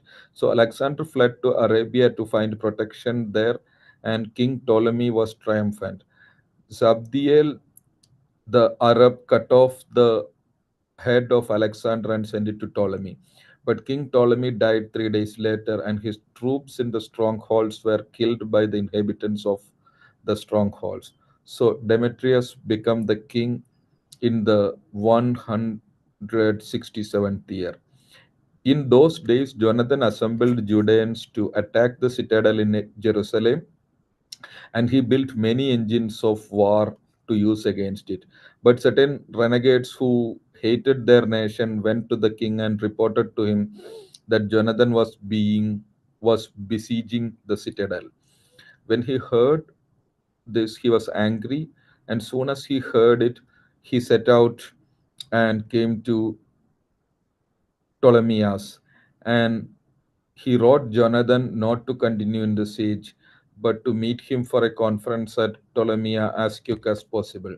When Jonathan heard of this, he gave orders to continue the siege. He chose some of the elders of Israel and some of the priests and put himself in danger, for he went to the king at Ptolemais, taking silver and gold and clothing and numerous other gifts. And he won his favor. Although certain renegades of his nation kept making complaints against him, the king treated him as his predecessors had treated him. He exalted him in the presence of all his friends. He confirmed him in the high priesthood and in as many other honors as he had formerly had, and caused him to be reckoned among his chief friends. Then Jonathan asked the king to free Judea and three districts of Samaria from tribute and promised him 300 talents. The king consented and wrote a letter to Jonathan about all these things. Its contents were as follows: King Demetrius to his brother Jonathan and to the nation of the Jews, greetings. This copy of the letter that we wrote concerning you to our kinsman Lasthenesus, we have written to you also, so that you may know what it says. King Demetrius to his father Lasthenes, greetings. We have determined to do good to the nation of the Jews, who are our friends, and fulfill their obligations to us because of the goodwill they show towards us. We have confirmed as their possession both the territory of Judea and the three districts of Ephraimia and Lydda and Rethamin, the latter, with all the region bordering them, were added to Judea from Samaria. To all those who offer sacrifice in Jerusalem, we have granted release from the royal taxes that the king formerly received from them each year, from the crops of the land and the fruit of the trees, and the other payments henceforth due to us of the tithes and the taxes due to us, and the salt pits and the crown taxes due to us. From all these we shall grant them release, and not one of these grants shall be cancelled from this time on forever. Now, therefore, take care to make a copy of this and let it be given to Jonathan and put up in a conspicuous place on the holy mountain. When King Demetrius saw that the land was quiet before him and that there was no opposition to him, he dismissed all his troops, all of them to their own homes, except the foreign troops that he had recruited from the islands of the nations. So all the troops who had served under his predecessors hated him. A certain Trypho had formerly been one of the Alexander's supporters. He saw that all the troops were grumbling against Demetrius. So he went to Imaluk on the Arab who was bringing up Antiochus, the younger son of Alexander, and insistently urged him to hand Antiochus over to him to become king in place of his father. He also reported to Imal, Imalcu while Demetrius had done what Demetrius had done and told of the hatred that the troops of Demetrius had for him. And he stayed there for many days. Now Jonathan sent to King Demetrius the request that he remove the troops of the citadel from Jerusalem and the troops in the strongholds, for they kept fighting against Israel. And Demetrius sent this message back to Jonathan: not only I will do these things for you and your nation, but I will confer great honor on you and your nation if I find an opportunity. Now then you will do well now then you will do well to send me men who will help me, for all my troops have revolted. So Jonathan sent 3,000 stalwart men to him at Antioch, and when they came to the king rejoiced at their arrival. Then the people of the city assembled in the city to kill the number of 120,000, and they wanted to kill the king. But the king fled into the palace. Then the people of the city seized the main streets of the city and began to fight. So the king called Jews to his aid, and they all rallied around him, and then spread out through the city, and they killed on that day about 100,000. They set fire to the city and seized a large amount of spoil on that day and saved the king. When the people of the city saw that Jews had gained control of the city as they pleased, their courage failed, and they cried out to the king with this entreaty: grant us peace and make the Jews stop fighting against us and our city. And they threw down their arms and made peace. So the Jews gained glory in the sight of the king and all of the people in his kingdom, and they returned to Jerusalem with a large amount of spoil. So King Demetrius sat on the throne of his kingdom, and the land was quiet before him. But he broke his word about all that he had promised. He became estranged from Jonathan and did not repay the favors that Jonathan had done him, but treated him very harshly. After this, Tri- Trypho returned, and with him the young boy Antiochus, who began to reign and put down on the crown all the troops that Demetrius had discharged gathered around him. They fought against Demetrius, and he fled and was routed. കഴിഞ്ഞോ slo-mo time ആയിട്ടോ First, First Maccabees chapter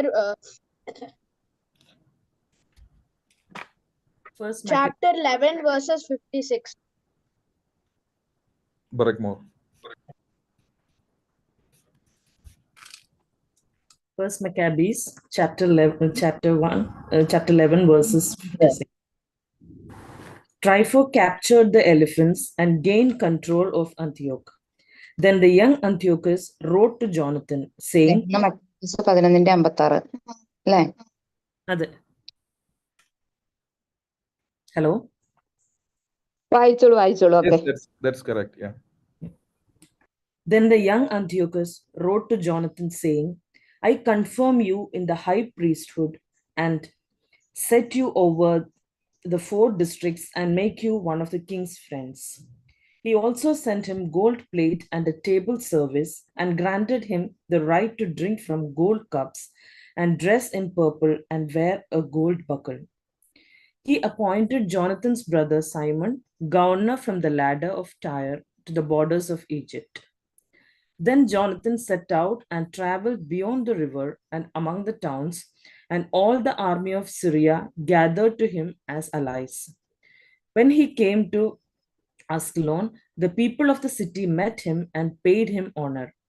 From there, he went to Gaza, but the people of Gaza shut him out. So he besieged it and burned its suburbs with fire and plundered them. Then the people of Gaza pleaded with Jonathan, and he made peace with them and took the sons of their rulers as hostages and sent them to Jerusalem. And he passed through this country as far as Damascus. Then Jonathan heard that the officers of Demetrius had come to Kadesh in Galilee with a large army, intending to remove him from office. He went to meet him, but left his brother Simon in the country. Simon encamped before Bethsur and fought against it for many days and hemmed it in. Then they asked him to grant them terms of peace, and he did so.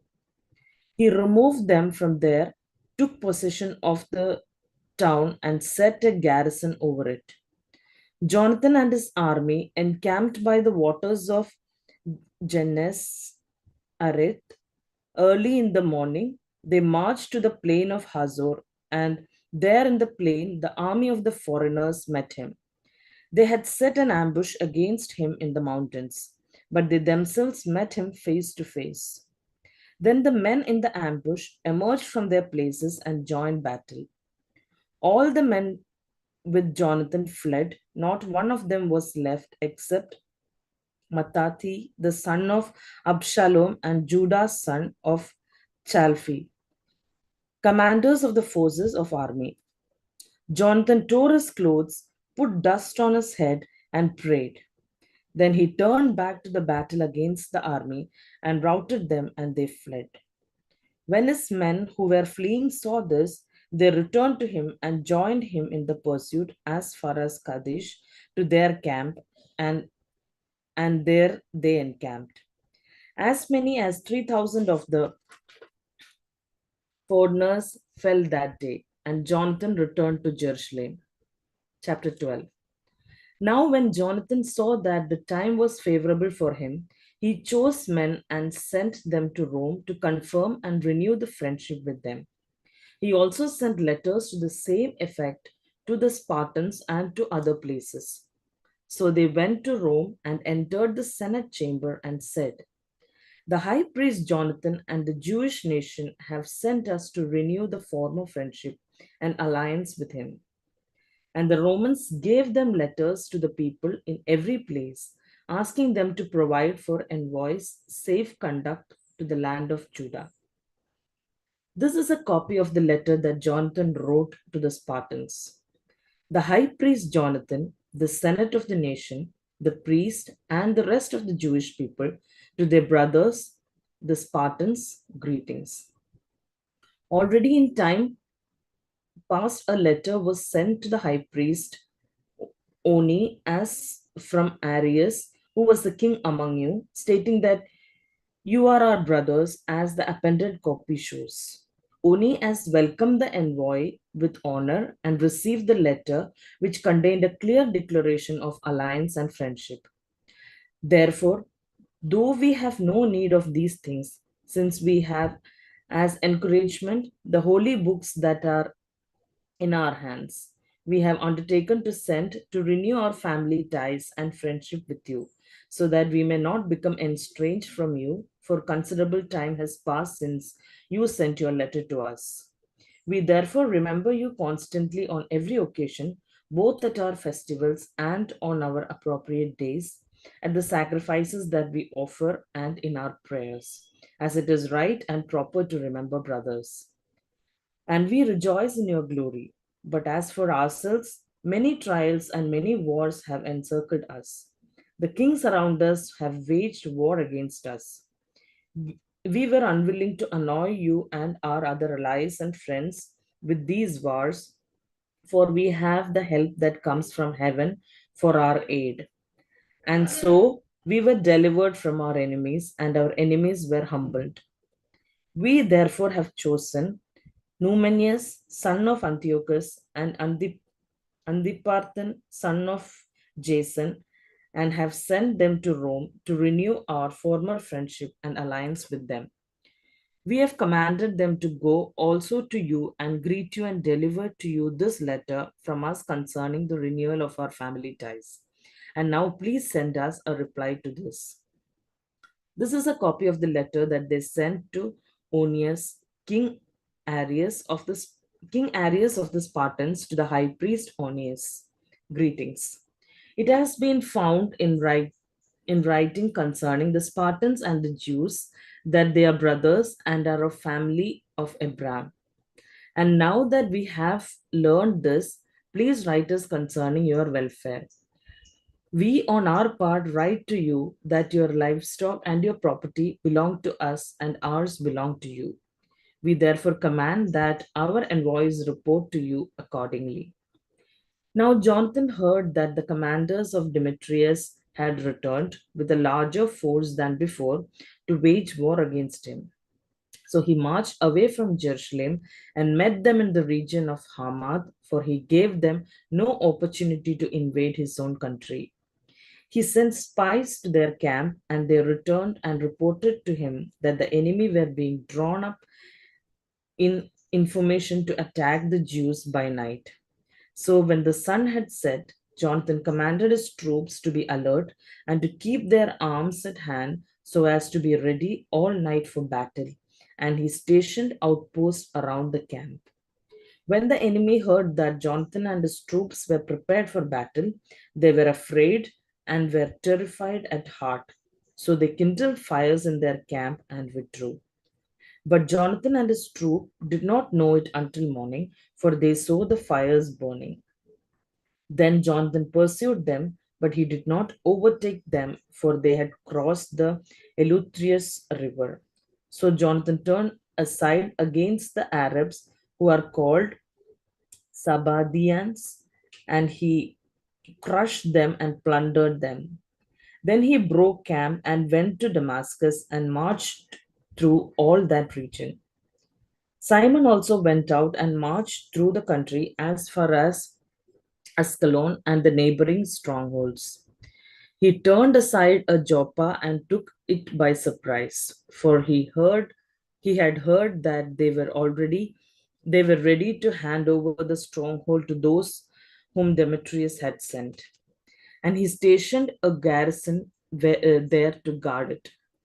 When Jonathan returned, he convened the elders of the people and planned with them to build strongholds in Judah, to build the walls of Jerusalem still higher, and to erect a high barrier between the citadel and the city, to separate it from the city in order to isolate it, so that its garrison could neither buy nor sell. So they gathered together to rebuild the city. Part of the wall on the valley of the east had fallen, and he repaired the section called Chaphanatha. Simon also built Adida in the Shephelah. He fortified it and installed gates with walls.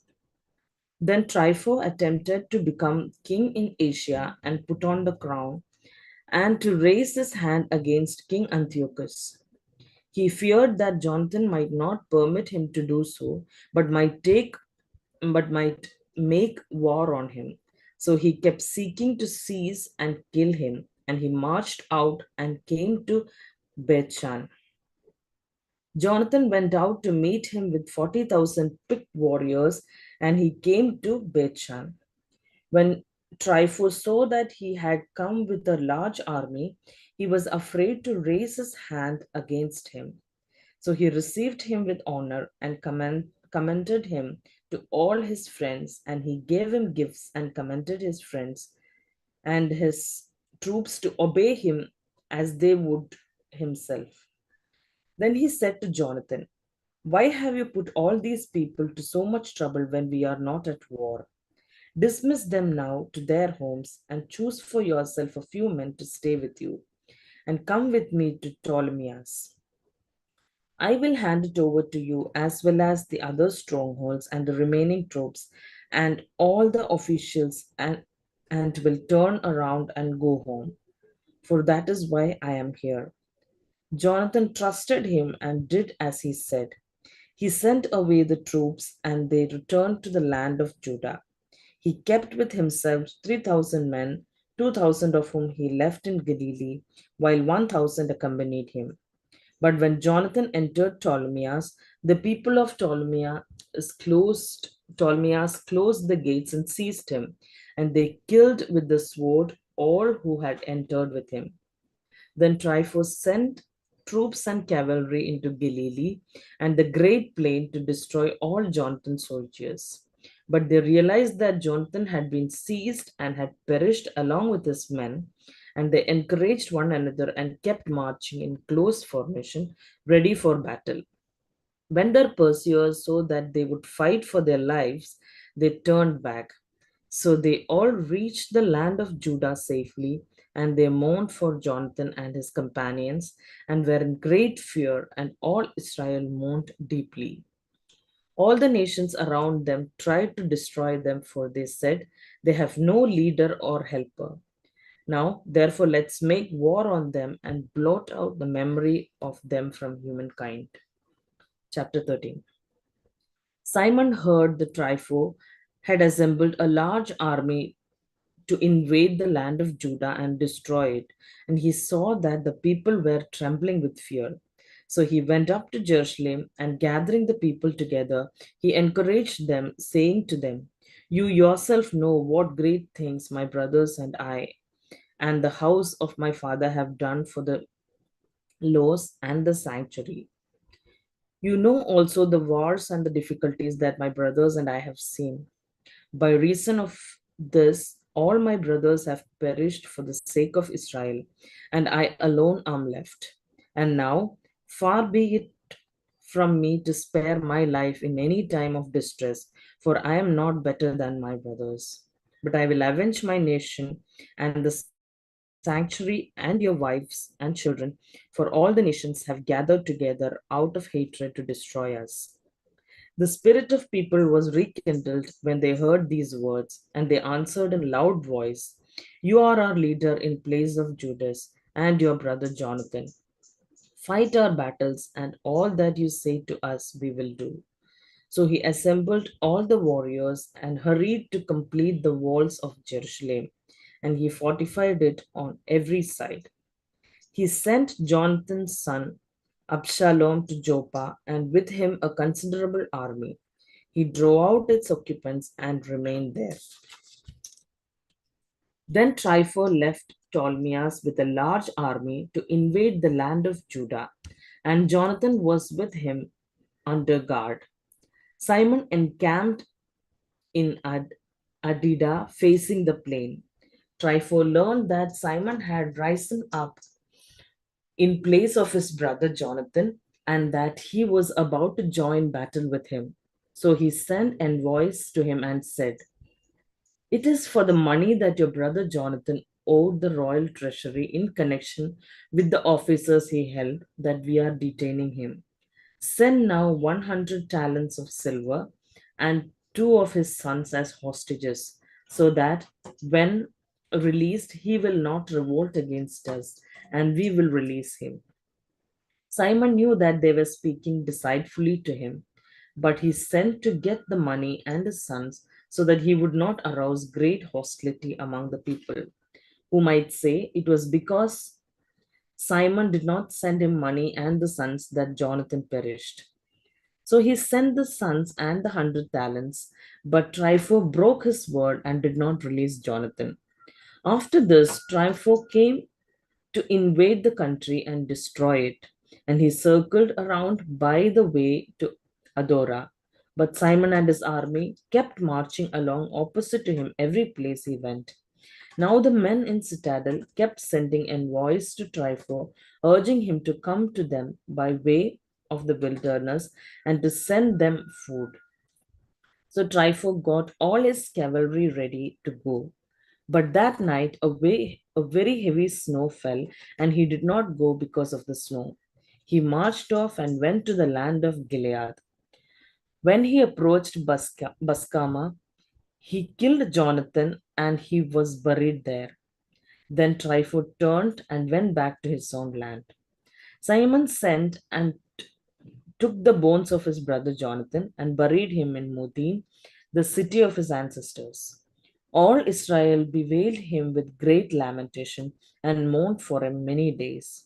And Simon built a monument over the tomb of his father and his brothers. He made it high so that it might be seen, with polished stone at the front and back.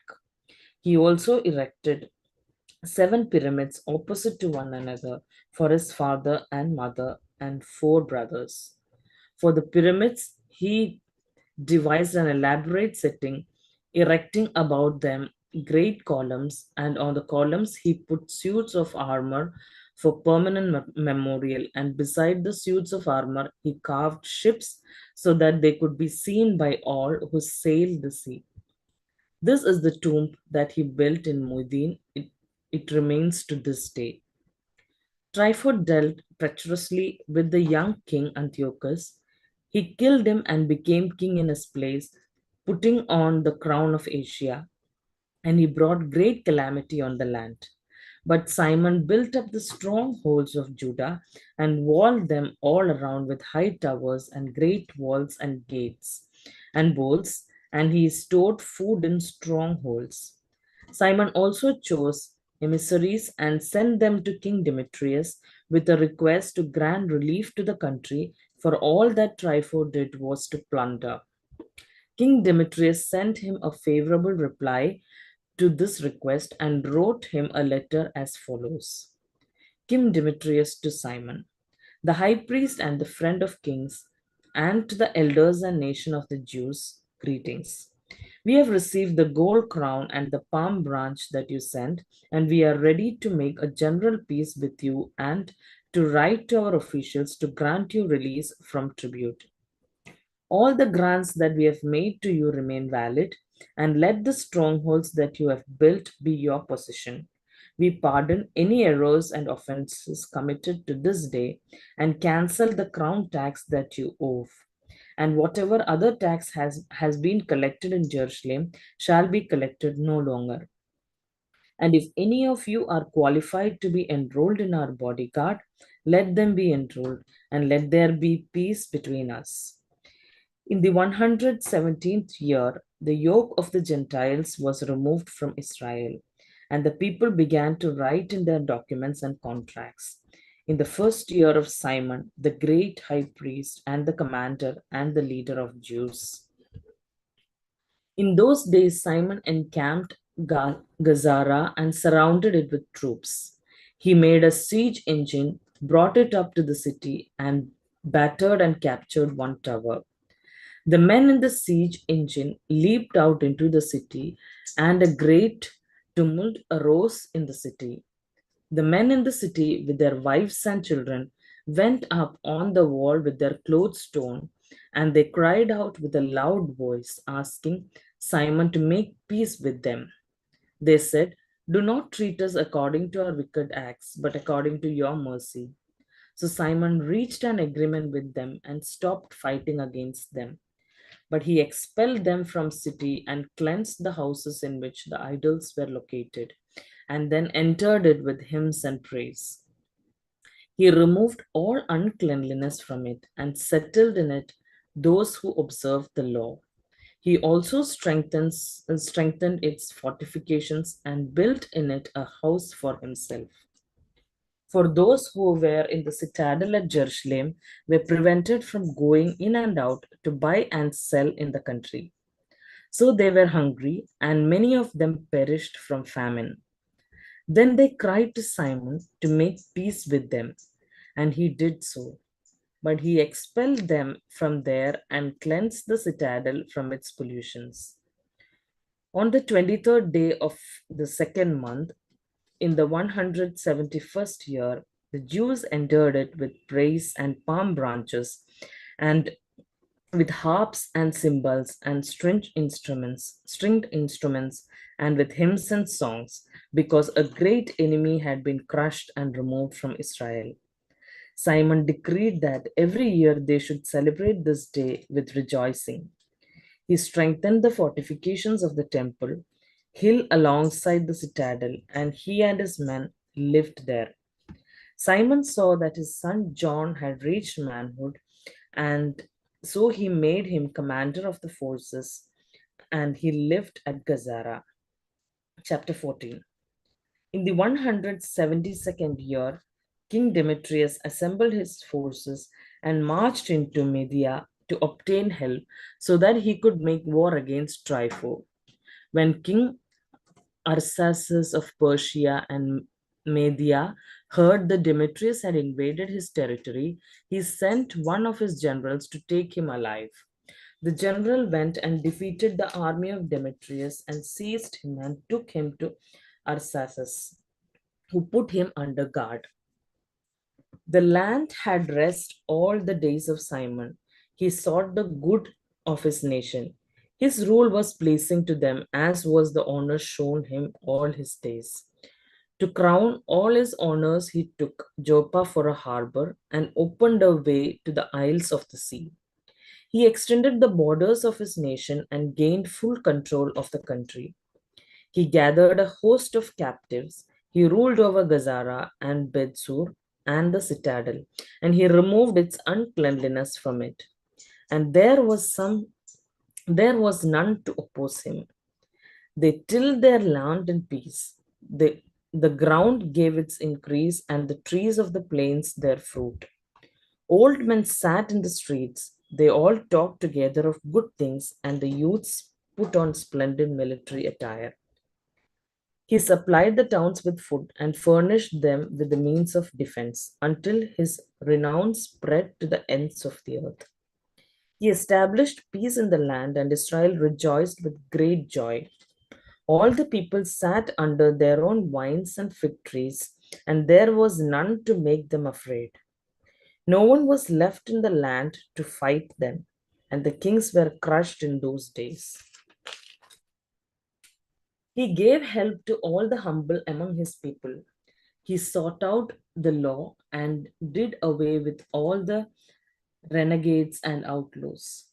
He made the sanctuary glorious and added to the vessels of the sanctuary. It was heard in Rome and as far as Sparta that Jonathan had died, and they were deeply grieved. When they heard that his brother Simon had become high priest in his stead, and that he was ruling over the country and the towns in it, they wrote to him on bronze tablets to renew with him the friendship and alliance that they had established with his brothers Judas and Jonathan. And these were read before the assembly in Jerusalem. This is the copy of the letter that the Spartans sent. The rulers and the city of Spartans to the high priest Simon, and to the elders and the priest and the rest of the Jewish people, our brothers, greetings. The envoys who were sent to our people have told us about your glory and honor, and we rejoiced at their coming. We have recorded what they said in our public decrees as follows. Numenius, son of Antiochus, and Antipater, son of Jason, envoys of the Jews, have come to us to renew their friendship with us.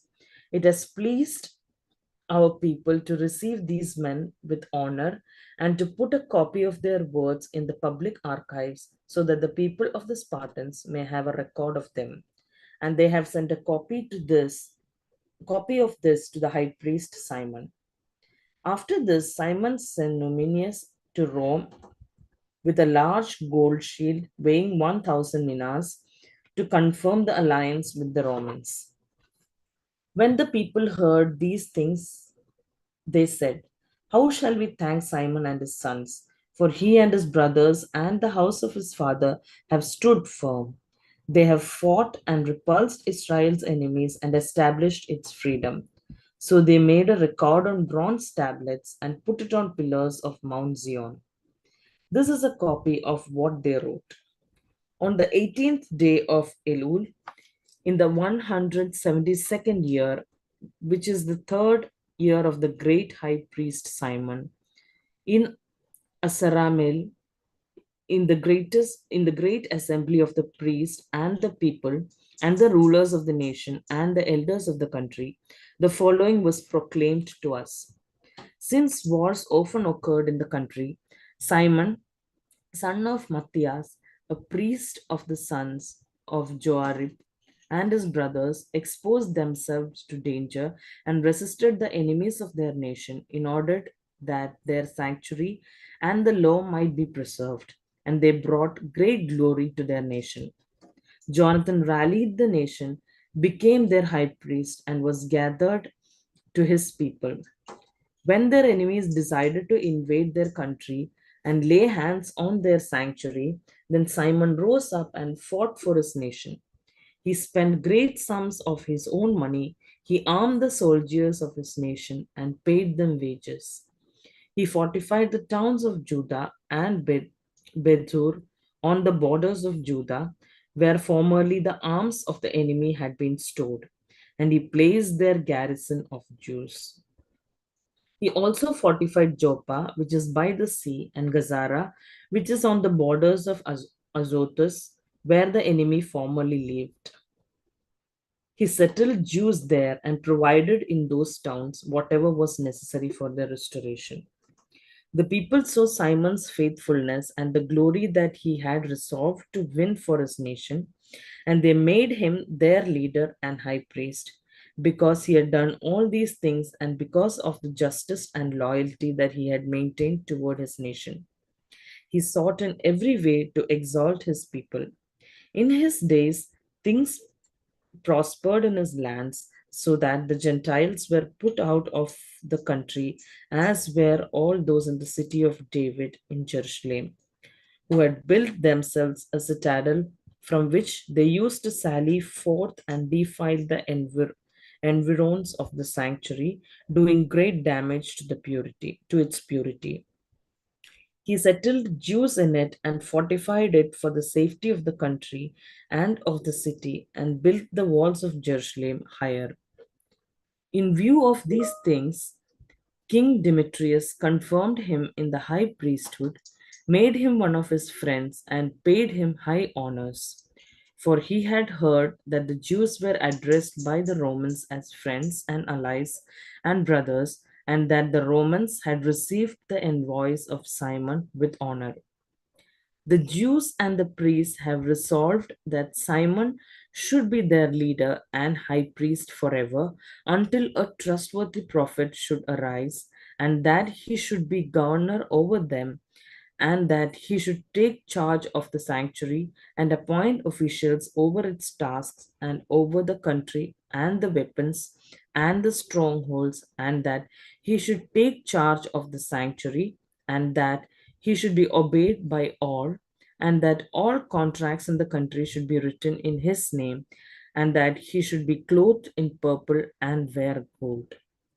None of the people or priests shall be permitted to nullify any of these decisions, or to oppose what he says, or to convene an assembly in the country without his permission, or to be clothed in the purple, or put on a gold buckle. Whoever acts.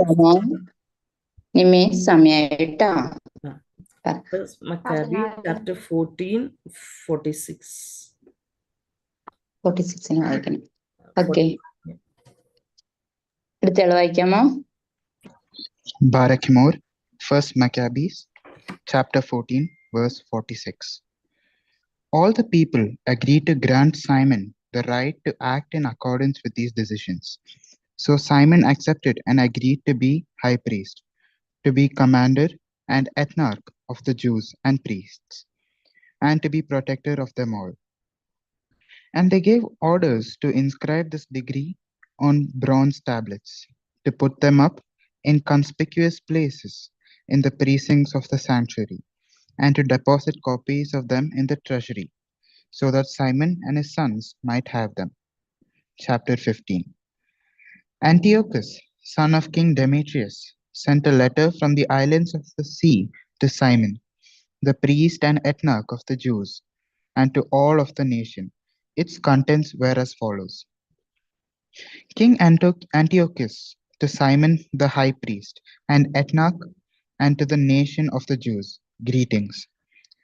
Whereas certain scoundrels have gained control of the kingdom of our ancestors, and I intend to lay claim to the kingdom so that I may restore it as it formerly was, and have recruited a host of mercenary troops, and have equipped warships, and intend to make a landing in the country so that I may proceed against those who have destroyed our country, and those who have devastated many cities in my kingdom.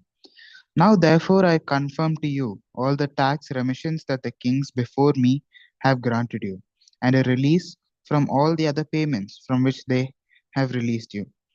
I permit you to mint your own coinage as money for your country, and I grant freedom to Jerusalem and the sanctuary.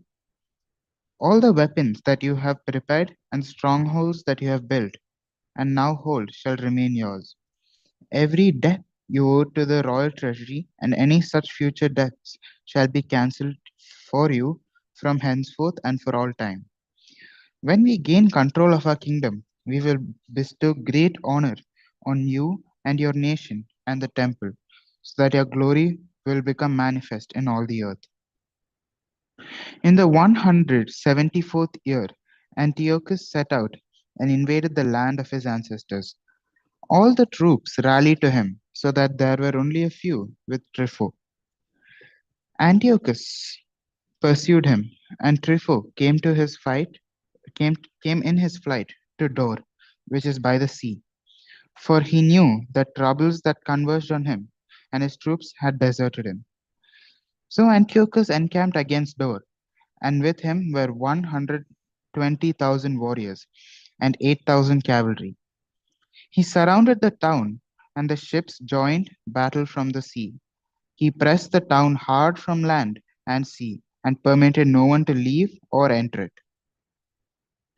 Then Numenius and his companions arrived from Rome with letters to the king and countries, in which the following was written: Lucius, consul of the Romans, to King Ptolemy, greetings.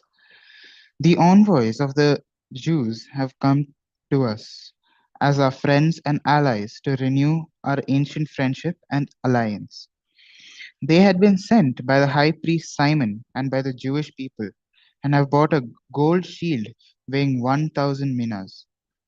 We therefore have decided to write to the kings and countries that they should not seek their harm or make war against them and their cities and their country, or make alliance with those who war against them. And it has seemed good to us to accept the shield from them. Therefore, if any scoundrels have fled to you from their country, hand them over to the high priest Simon, so that he may punish them according to their law. The consul wrote the same thing to King Demetrius and to Attalus and Areatus and Arsaces, and to all the countries, and to Sampsasmus, and to the Spartans, and to Delos, and to Mindos, and to Sicyon, and to Caria, and to Samos, and to Familia, and to Lycia, and to Halicarnassus, and to Rhodes, and to Pharsalis, and to Kos, and to Seed, and to Aradus, and to Gortina, and to Cnidus, and Cyprus, and Cyrene.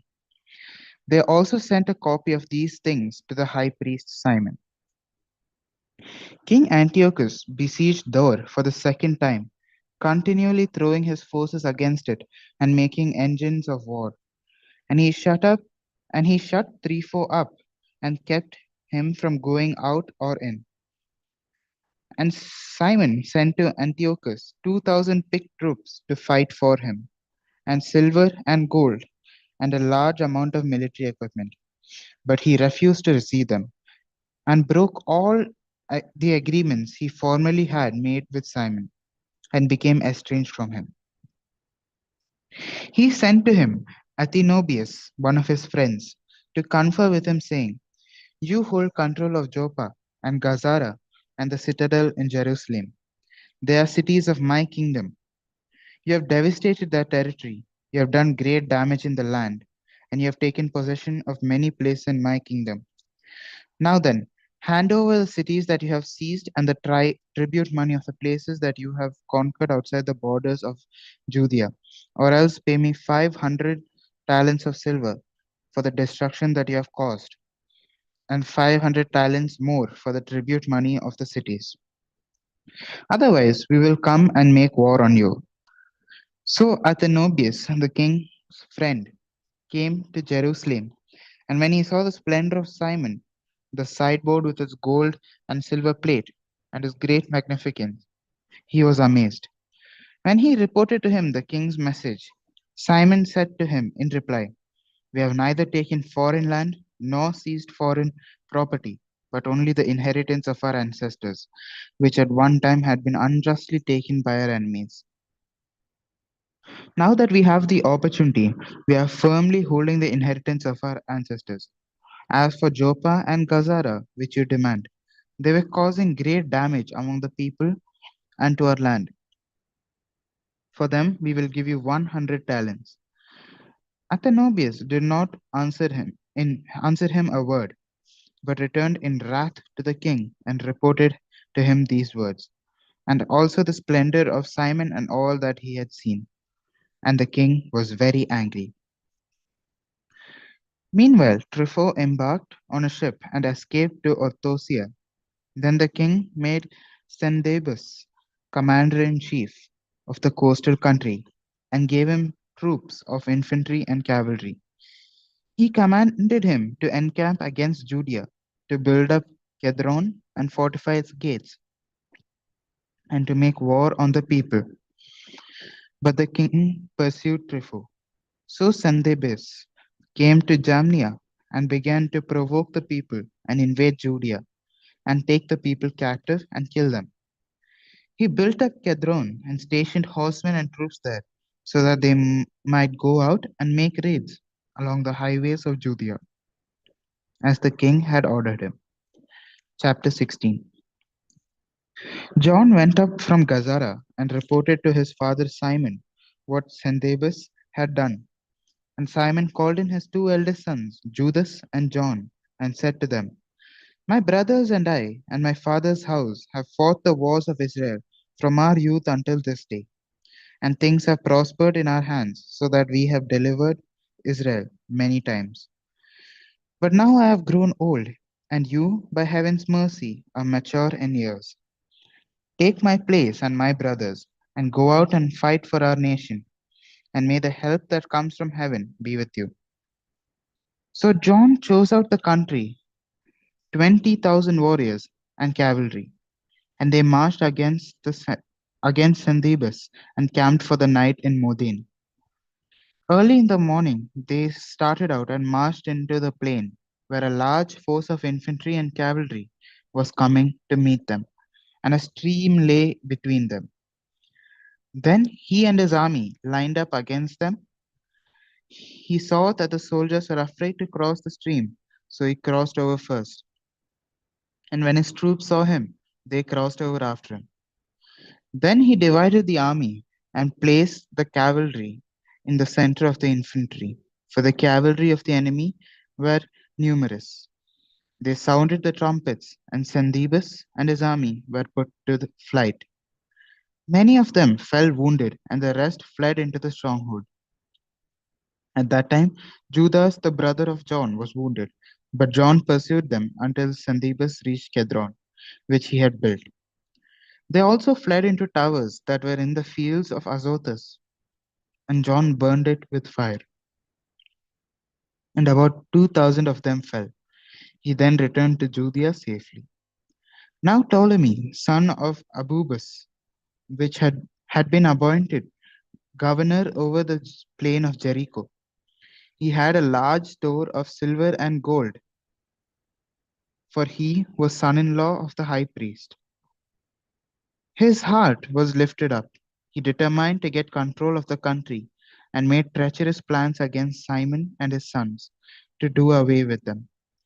Now Simon was visiting the country and attending to their needs, and he went down to Jericho with his sons Matthias and Judas in the 177th year, in the 11th month, which is the month of Shebat.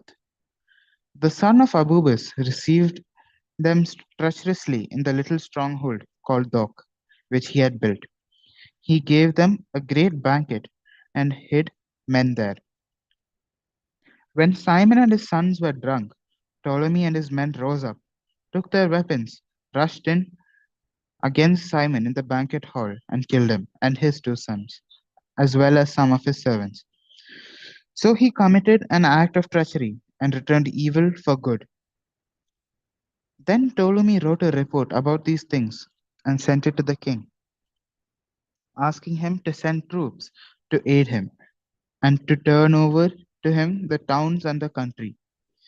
He sent other troops to Gazara to do away with John. He sent letters to the captains, asking them to come to him so that he might give them silver and gold gifts. And he sent other troops to take possession of Jerusalem and the temple hill. But someone ran ahead and reported to John at Gazara that his father and brothers had perished, and that he has sent men to kill you also. When he heard this, he was greatly shocked. He seized the men who came to destroy him and killed them, for he had found out they were seeking to destroy him. Then the rest of the acts of John and his wars and the brave deeds that he did, and the building of the walls that he completed, and his achievements are written in the annals of his high priesthood, from the time that he became high priest after his father. 2 Maccabees chapter 1. The Jews in Jerusalem and those in the land of Judea, to their king, to their Jewish kindred in Egypt, greetings and true peace. May God do good to you, and may he remember his covenant with Abraham and Isaac and Jacob, his faithful servants. May he give you all a heart to worship him and to do his will with a strong heart, a willing spirit. May he open your heart to his law and his commandments, and may he bring peace. May he hear your prayers and be reconciled to you, and may he not forsake you in time of evil. We are now praying for you here. In the reign of Demetrius, in the 169th year, we Jews wrote to you. In the critical distress that came upon us in those years, after Jason and his company revolted from the Holy Land and the kingdom and burned the gate and shed innocent blood, we prayed to the Lord and were heard, and we offered sacrifice and grain offering, and we lit the lamps and set out the loaves. And now see that you keep the festival of booths in the month of Chislev in the 188th year. The people of Jerusalem and of Judea and the Senate and Judas, to Aristobulus, who is of the family of the anointed priests, teacher of King Ptolemy, and to the Jews in Egypt. Greetings and good health. Having been saved by God out of the grave dangers, we thank him greatly for taking our side against the king, for he drove out those who fought against the holy city. When the leader reached Persia with a force that seemed irresistible, they were cut to pieces in the temple of Nania by a deception employed by the priests of the goddess Nania. On the pretext of intending to marry her, Antiochus came to the palace together with his friends to secure most of its treasures as a dowry. When the priests of the temple of Nania had set out the treasures and Antiochus had come with a few men inside the wall of the sacred precinct, they closed the temple as soon as he entered it. Opening a secret door in the ceiling, they threw stones and struck down the leader and his men.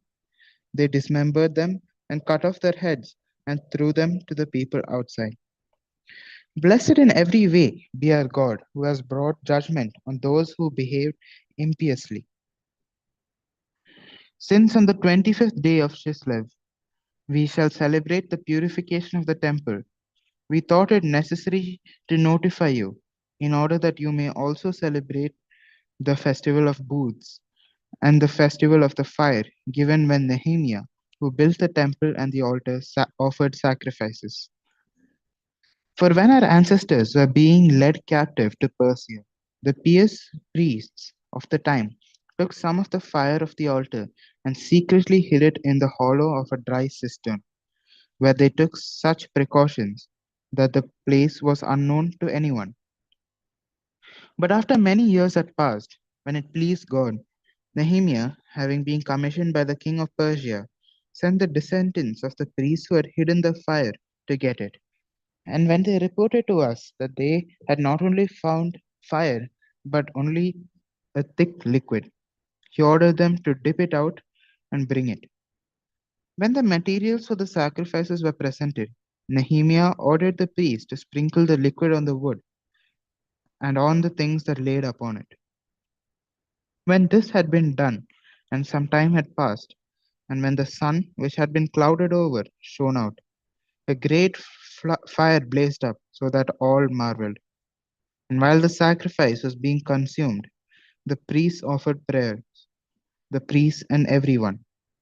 Jonathan led, and the rest responded, as did Nehemiah. The prayer was to this effect: O Lord, Lord God, Creator of all things, you are awe inspiring and strong and just and merciful. You alone are King and are kind. You alone are bountiful. You alone are just and almighty and eternal. You rescue Israel from every evil. You chose the ancestors and consecrated them. Accept the sacrifice on behalf of all your people, Israel, and preserve your portion and make it holy. Gather together our scattered people. Set free those who are slaves among the Gentiles. Look on those who are rejected and despised, and let the Gentiles know that you are our God. Punish those who oppress and are insolent with pride. Plant your people in your holy place, as Moses promised. Then the priests sang the hymns. After the materials of the sacrifice had been consumed, Nehemiah ordered that the liquid that was left should be poured on large stones. When this was done, a flame blazed up, but when the light from the altar shone back, it went out. When this matter became known, and it was reported to the king of the Persians that in the place where the exiled priests had hidden the fire, the liquid had appeared, with which Nehemiah and his associates had burned the materials of the sacrifice, the king investigated the matter and enclosed the place and made it sacred. And with those persons whom the king favored, he exchanged many excellent gifts. Nehemiah and his associates called this Nephthar, which means purification, but by most people it is called Naphtha. Chapter 2. One finds in the records that the prophet Jeremiah ordered those who were being deported to take some of the fire, as has been mentioned. And the prophet, after giving them the law, instructed that those who are being deported not to forget the commandments of the Lord, or to be led astray in their thoughts on seeing the gold and silver statues and their adornment. And with other similar words, he exhorted them that the law should not depart from their hearts. It was also in the same document that the prophet, having received an oracle, ordered that the tent and the ark should follow with him, and that he went out to the mountain where Moses had gone up and had seen the inheritance of the law of God. Jeremiah came up and found a cave dwelling, and he brought there the tent and the ark and the altar of incense. Then he sealed up the entrance. Some of those who followed him came up intending to mark the way, but could not find it. When Jeremiah learned of it, he rebuked them and declared, "The place shall remain unknown until God gathers his people together again and shows his mercy. Then the Lord will disclose these things, and the glory of the Lord and the cloud will appear. As they were shown in the case of Moses, and as Solomon asked that the place should be specially consecrated, it was also made clear that being possessed of wisdom, Solomon offered sacrifice for the dedication and completion of the temple.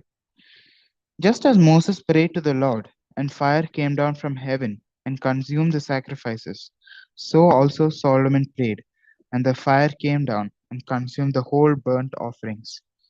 And Moses said, they were the consumed, because the sin offering had not been eaten. Likewise, Solomon also kept the 8 days.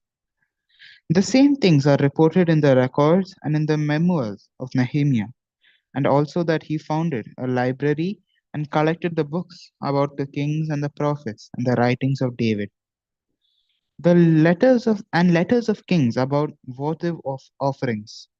In the same way, Judas also collected all the books that had been lost on account of the war that had come upon us, and they are in our possession. So if you have need of them, send people to get them for you. Since therefore we are about to celebrate the purification, we write to you, will you therefore please keep the days? It is God who has saved all his people and has returned the inheritance to all, and the kingship and the priesthood and the consecration, as he promised through the law. We have hope in God that he will soon have mercy on us and will gather us from everywhere under heaven into his holy place. For he has rescued us from great evils and has purified the place. The story of Judas Maccabeus and his brothers, and the purification of the great temple, and the dedication of the altar, and further the wars against Antiochus, Epiphanes, and his son Eupator, and the appearances that came from heaven to those who fought bravely for Judaism, so that though few in number, they seized the whole land and pursued the barbarian hordes, and regained possession of the temple famous throughout the world, and liberated the city, and re-established the laws that were about to be abolished. While the Lord with great kindness became gracious to them, all this, which has been set forth by Jason of Cyrene in 5 volumes, we shall attempt to condense into a single book. For considering the flood of statistics involved and the difficulty there is for those who wish to enter upon the narratives of history because of the mass of the material, we have aimed to please those who wish to read, to make it easy for those who are inclined to memorize, and to profit all readers. For us who have undertaken the toil of abbreviating, it is no light matter, but calls for sweat and loss of sleep. Just as it is not easy for one who prepares a banquet and seeks the benefit of others. Nevertheless, to secure the gratitude of many, we will gladly endure the uncomfortable toil, leaving the responsibility for exact details to the compiler, while devoting our effort to arriving at the outlines of the condensation.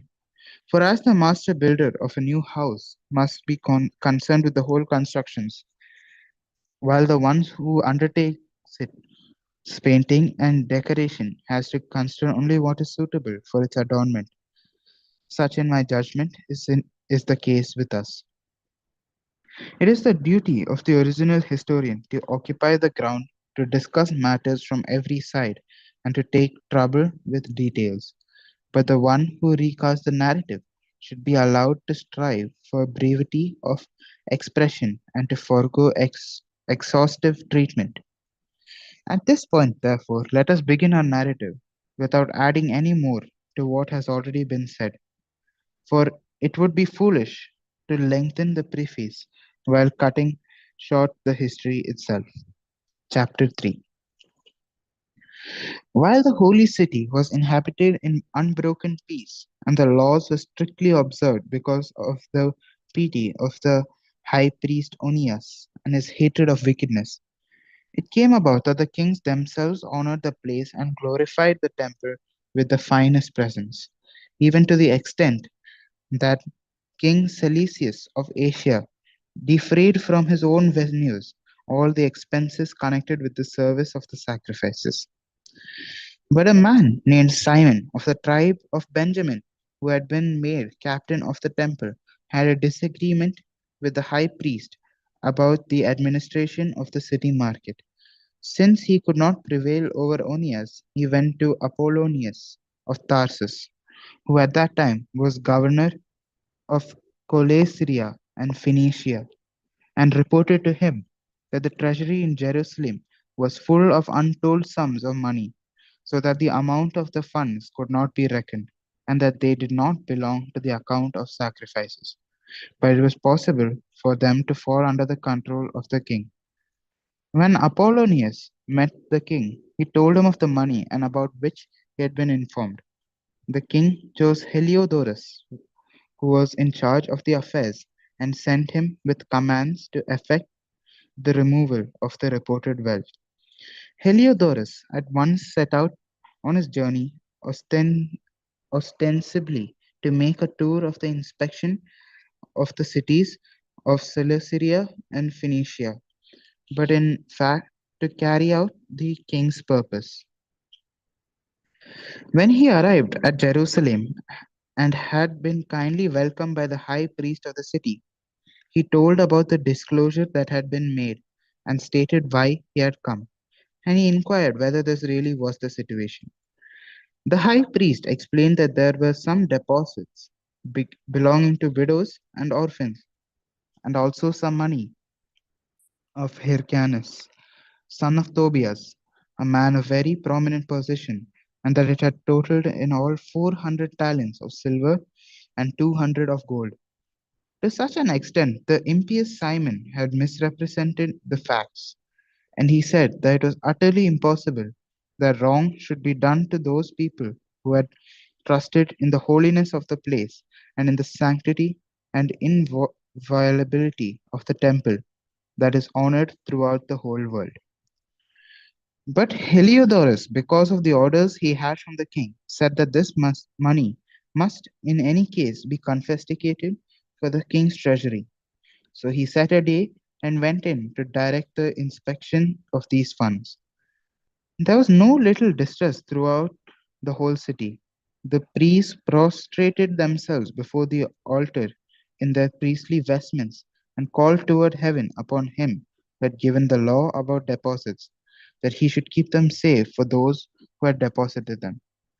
To see the appearance of the high priest was to be wounded at heart, for his face and the change in his color disclosed the anguish of his soul. For terror and body trembling had come over the man, which plainly showed to those who looked at him the pain lodged in his heart. People also hurried out of their houses in crowds to make a general supplication, because the holy place was about to be brought into dishonor. Women, girded this with sackcloth under their breasts, thronged the streets. Some of the young women who were kept indoors ran together to the gates, and some to the walls, while others peered out of their windows. And holding up their hands to heaven, they all made supplication. There was something pitiable in the prostration of the whole populace and the anxiety of the high priest in his great anguish. While they were calling upon the Almighty Lord that he would keep what had been entrusted safe and secure for those who had entrusted it, Heliodorus went on with what had been decided. But when he arrived at the treasury with his bodyguard, then and there the sovereign of the spirits and of all authority caused so great a manifestation that all who had been so bold as to accompany him were astounded by the power of God and became faint with terror. Slow mo.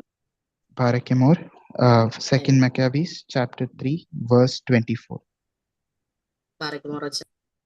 Slow-mo. Second Maccabees, chapter 3, verse 25.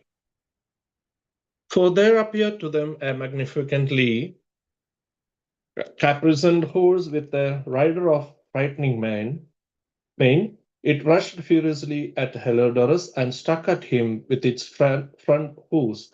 Its rider was seen to have armor and weapons of gold.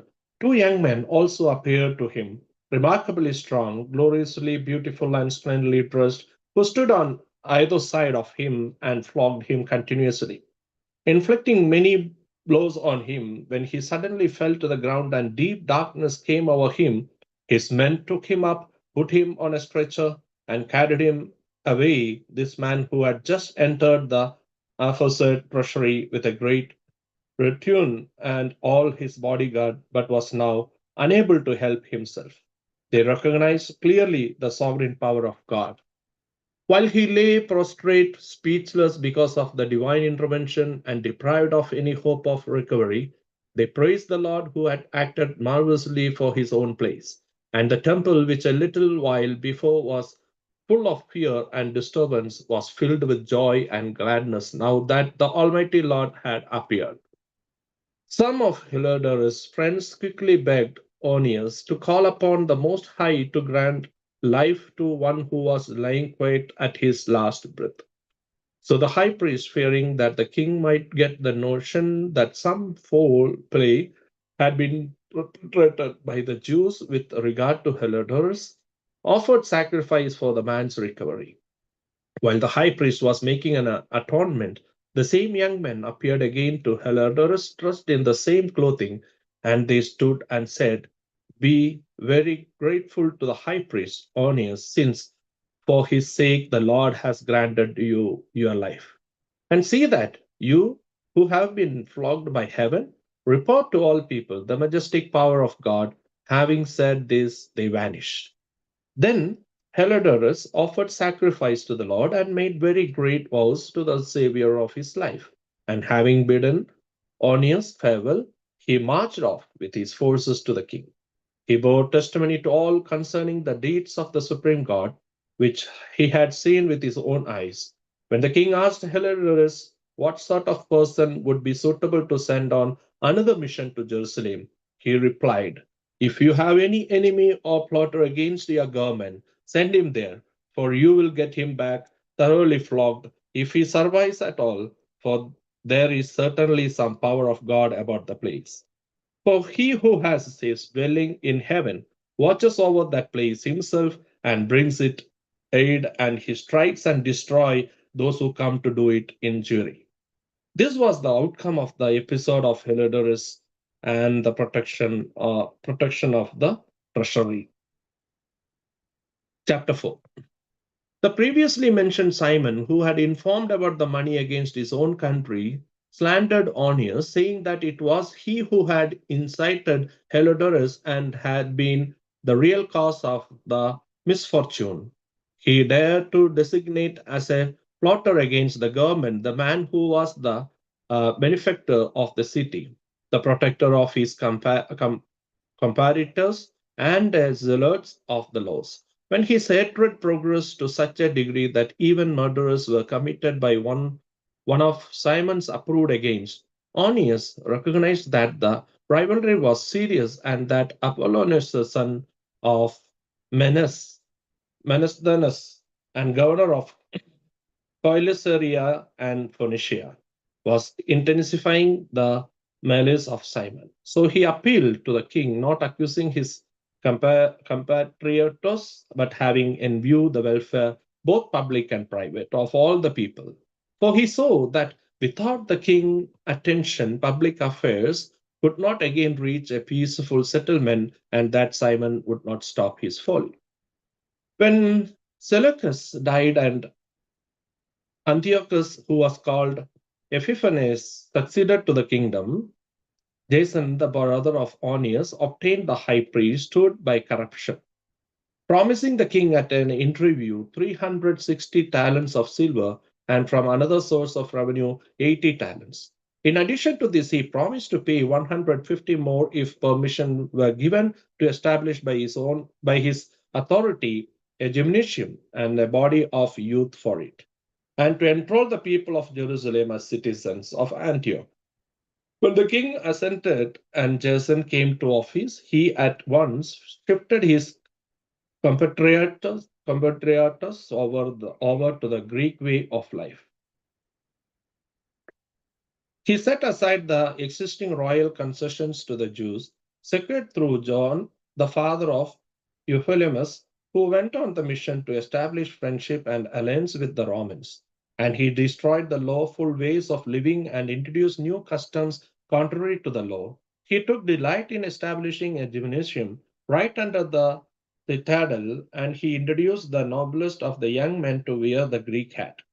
There was such an extreme of Hellenization and increase in the adoption of foreign ways because of the surpassing wickedness of Jason, who was ungodly and no uh, tr-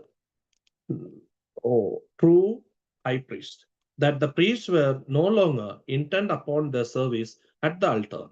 Despising the sanctuary and neglecting the sacrifices, they hurried to take part in the unlawful proceedings in the wrestling arena after the signal for the discus throwing, disdaining the honors prized by their ancestors and putting the highest value upon Greek forms of prestige.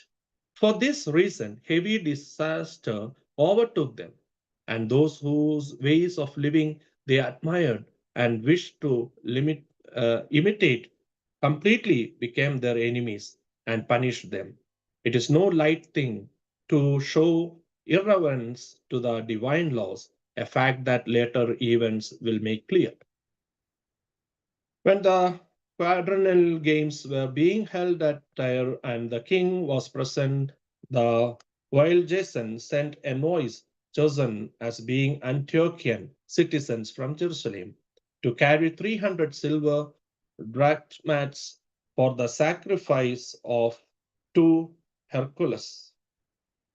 Those who carried the money, however, thought best not to use it for sacrifice because that was inappropriate, but to expend it for another purpose. So, this money was intended by the center for the sacrifice to Hercules, but by the decision of its carriers, it was applied to the construction of uh, Primus. When Apollonius, son of Manus, thus Manethius, was sent to Egypt for the coronation of Philometor as king, Antiochus learned that Philometor had become hostile to his government, and he took measures for his own security. Therefore, upon arriving at Joppa, he proceeded to Jerusalem. He was welcomed magnificently by Jason and the city, and ushered in with a blaze of torches and with the shouts. Then he marched his army into the Phoenicia. After a period of 3 years, Jason sent Menelaus, the brother of the previously mentioned Simon, to carry the money to the king and to complete the records of essential business. But he, when presented to the king, extolled him with an air of authority and secured the high priesthood for himself, outbidding Jason by 300 talents of silver. After receiving the king's order, he returned, possessing no qualification for the high priesthood, but having the hot temper of a cruel tyrant and the rage of savage wild beast. So Jason, who after his own brother, supplanting his own brother was supplanted by another man, was driven as a fugitive into the land of Ammon. Although Menelaus continued to hold the office, he did not pay regularly any of the money promised to the king. When Sostatus, the captain of the citadel, kept requesting payment for the collection of the revenue was his responsibility, the two of them were summoned by the king on account of this issue. Menelaus left his own brother, Lysimachus, as deputy in the high priesthood, while Sostratus left Crates, the commander of the Cyprian troops. While such was the state of affairs, it happened that the people of Tarsus and of Malus revolted because their cities had been given as present to Antiochus, the king of concubine. So the king went hurriedly to settle the trouble, leaving Andronicus, a man of high rank, to act as his deputy. But Menelaus, thinking he had obtained a suitable opportunity, stole some of the gold vessels of the temple and gave them to Andronicus other vessels as it happened. He has sold to Tyre and the neighboring cities. When Onias became fully aware of these acts, he publicly exposed them, having first withdrawn to a place of sanctuary at Daphne near Antioch. Therefore, Menelaus, taking Andronicus aside, urged him to kill Onias. Andronicus came to Onias and restoring to treasury offered him sworn pledges and gave him his right hand. He persuaded him, though still suspicious, to come out from the place of sanctuary. Then, with no regard for justice, he immediately put him out of the way. For this reason, not only Jews, but many also of other nations were grieved and displeased at the unjust murder of the man. When the king returned from the reign of Cilicia, the Jews in the city appealed to him with regard to the unreasonable murder of Onias, and the Greeks shared their hatred of the crime. Therefore, Antiochus was grieved at heart and filled with pity, and wept because of the moderation and good conduct of the deceased. Inflamed with anger, he immediately stripped off his clothes from Andronicus, tore off his purple robe, and led him around the whole city to that very place where he had committed the outrage against Onias. And there he dispatched the bloodthirsty fellow. The Lord thus repaid him with the punishment he deserved. When many acts of sacrilege had been committed in the city by Lysimachus, with the connivance of Menelaus, and when report of them had spread abroad, the populace gathered against Lysimachus because many of the gold vessels had already been stolen. Since the crowds were becoming aroused and filled with anger, Lysimachus armed about 3,000 men and launched an unjust attack under the leadership of a certain Uranus, a man advanced in years and no less advanced in folly. But when the Jews became aware that Lysimachus was attacking them, some picked up stones, some block of wood, and others took handfuls of the ashes that were lying around and threw them in wild confusion at Lysimachus and his men. As a result, they wounded many of them and killed some and put all the rest to the rest to flight. The temple robber himself they killed close by the treasury. Charges were brought against Menelaus about his incident when the king came to Tyre. 3 men sent by the Senate presented the case before him. But Menelaus, already as good as beaten, promised a substantial bribe to Ptolemy, son of Dorylaeus, to win over the king. Dorymenus to win over the king. Therefore, Ptolemy, taking the king aside into colonnade as if for refreshment, induced the king to change his mind. Menelaus, the cause of all the trouble, he acquitted of the charges against him, while he sentenced to death those unfortunate men who would have been freed uncondemned if they had pleaded even before Titanius. And so, those who had spoken for the city and the villages and the holy vessels quickly suffered the unjust penalty. Therefore, even the Tyrannus, showing their hatred of the crime, provided magnificently for their funeral. But Menelaus, because of the greed of those in power, remained in office, growing in wickedness, having become the chief plotter against his compatriots. Chapter 5. About this time, Antiochus made his second invasion of Egypt, and it happened that for almost 40 days there appeared over all the city golden clad cavalry charging through the air in companions fully armed with lances and drawn swords. Troops of cavalry drawn up, attacks and counterattacks made on this side and on that, bra- brandishing of shields, massing of spears, hurling of missiles, the flash of golden trappings, and armor of all kinds. Therefore, everyone prayed that the apparition might prove to have been a good omen.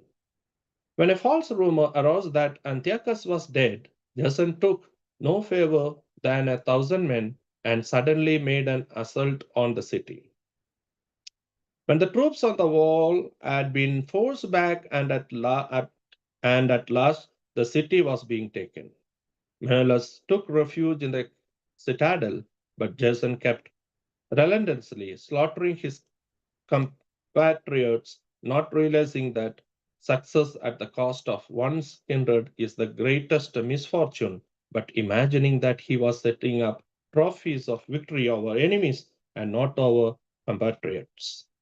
He did not, however, gain control of the government. In the end, he got only disgrace from his conspiracy and fled again into the country of the Ammonites. Finally, he met a miserable end. Accused before Aretas, the ruler of the Arabs, fleeing from city to city, pursued by everyone, hated as a rebel against the laws, and abhorred as the executioner of his country and his compatriots. He was cast ashore in Egypt. There he who had driven many from their own country into exile died in exile. Having embarked to go to the Lacedaemonians in hope of finding protection because of their kinship. He who had cast out many to lie unburied had no one to mourn for him.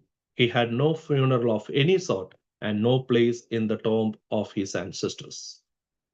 When news of what had happened reached the king, he took it to mean that Judea was in revolt.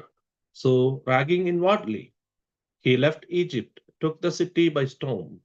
He commanded his soldiers to cut down relentlessly everyone they met and to kill those who went into their houses. Then there was massacre of young and old, destructions of boys, women, and children, and slaughter of young girls and infants. Within the total of 3 days, 80,000 were destroyed, 40,000 in hand-to-hand fighting, and as many were sold into slavery as were killed. Not content with this, Antiochus dared to enter the most holy temple in all the world, guided by the Menelaus, who had become a traitor both to the laws and to his country. He took the holy vessels with his polluted hands and swept away with the profane hands the votive offerings that other kings had made to enhance the glory and honor of the place. Antiochus was elated in spirit and did not perceive that the Lord was anchored for a little while because of the sins of those who lived in the city, and that this was the reason he was disregarding the holy place. But if it had not happened that they were involved in many sins, this man would have been flogged and turned back from his rash act as soon as he came forward, just as Heliodorus had been, whom King Seleucus sent to inspect the treasury. But the Lord did not choose that nation for the sake of the holy place, but the place for the sake of the nation. Therefore, the place itself shared in the misfortunes that befell the nation, and afterward participated in its benefits. And what was forsaken in the wrath of the Almighty was restored again in all its glory when the great Lord became reconciled. So Antiochus carried out 1,800 talents from the temple and hurried away to Antioch, thinking in his arrogance that he could sail on the land and walk on the sea because his mind was elated.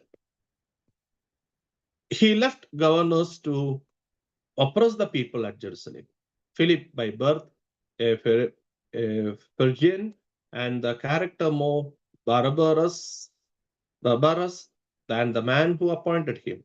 And at the Gerizim, Andronicus, and besides these, Menelaus, who lorded it over his compatriots worse than the others did. In his malice towards the Jewish citizens, Antiochus sent Apollonius, the captain of the Mysians, with an army of 22,000, and commanded him to kill all the grown men and to sell the women and boys as slaves. When this man arrived in Jerusalem, he pretended to be peaceably disposed and waited until the holy Sabbath day. Then, finding the Jews not at work, he ordered his troops to parade under arms. He put to the sword all those who came out to see them, then rushed into the city with his armed warriors and killed great numbers of people. But Judas Maccabeus, with about 9 others, got away to the wilderness and kept himself and his companions alive in the mountains as wild animals do. They continued to live on what grew wild so that they might not share in the defilement. Chapter 6. Not long after this, the king sent an Athenian senator to compel the Jews to forsake the laws of their ancestors and no longer to live by the laws of God. Also to pollute the temple in Jerusalem and to call it in the temple of Olympian Zeus and to call the one in Gerizim the temple of the Zeus, the friend of strangers, as did the people who lived in that place. Harsh and utterly grievous was the onslaught of evil, for the temple was filled with the debauchery and reveling by the Gentiles who dallied with the prostitutes and had intercourses with women within the sacred precincts, and besides brought in the things for sacrifice that were unfit. The altar was covered with the abominable offerings that were forbidden by the laws. People could neither keep the Sabbath, nor observe the festivals of their ancestors, nor so much as confess themselves to be Jews. On the monthly celebrations of the king's birthday, the Jews were taken under the bitter constraint to partake of the sacrifices. And when a festival of Dionysius was celebrated, they were compelled to wear wreaths of ivy and to walk in the procession in honor of Dionysius. At the suggestions of the people of Ptolemus, a decree was issued to the neighboring Greek cities that they should adopt the same policy toward the Jews and make them partake of the sacrifices, and should kill those who did not choose to change over to Greek customs. One could see, therefore, the misery that had come upon them. For example, 2 women were brought in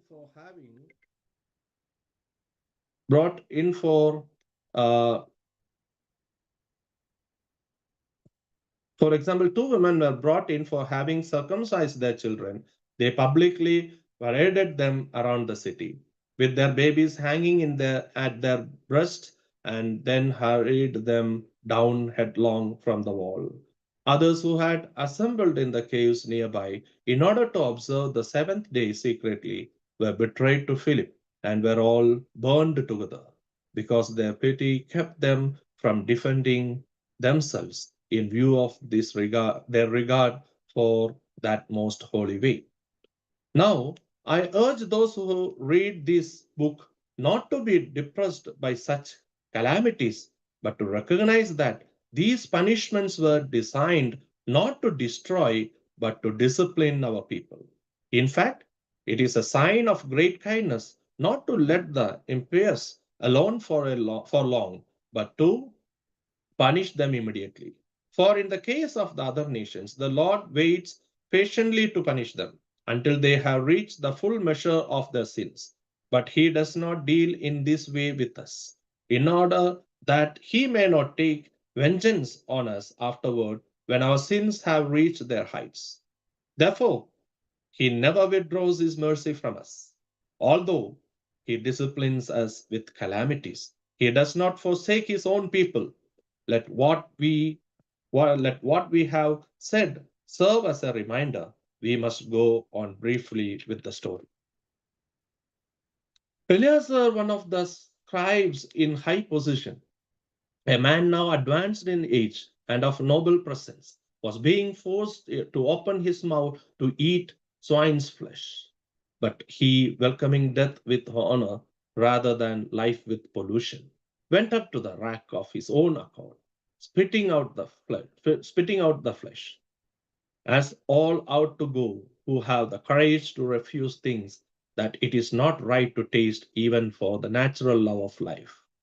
Those who were in charge of that unlawful sacrifice took the man aside because of their long acquaintance with him and privately urged him to bring meat of his own providing, proper for him to use, and to pretend that he was eating the flesh of the sacrificial meal that had been commanded by the king, so that by doing this he might be saved from death and be treated kindly on account of his old friendship with them, but making a high resolve worthy of his years and the dignity of his old age and the gray hairs that he had reached with the distinctions and his excellent life even from the childhood, and moreover, according to the holy God-given law, he declared himself quickly, telling them to send him to Hades.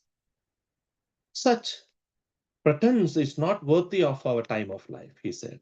For many of the young might suppose that Eleazar, in his 90th year, had gone over to an alien religion, and through my pretense, pretense for the sake of living a brief moment longer, they would be led astray because of me, while I defile and disgrace my old age, even if for the present I would avoid the punishment of mortals. Yet whether I live or die, I shall not escape the hands of the Almighty. Therefore, by bravely giving up my life now, I will show myself worthy of my old age and leave to the young a noble example of how to die a good death willingly and nobly for the revered and holy laws. When he had said this, he went at once to the rack. Those who a little before had acted toward him with goodwill now changed to ill will, because the words he had uttered were, in their opinion, sheer madness. When he was about to die under the blows, he groaned aloud and said, "It is clear to the Lord in his holy knowledge that though I might have been saved from death, I am enduring terrible sufferings in my body under this beating up, but in my soul I am glad to suffer these things because I fear him." So in this way he died, living in his death an example of nobility and a memorable of courage, not only to the young but to the great body of his nation. Barak More.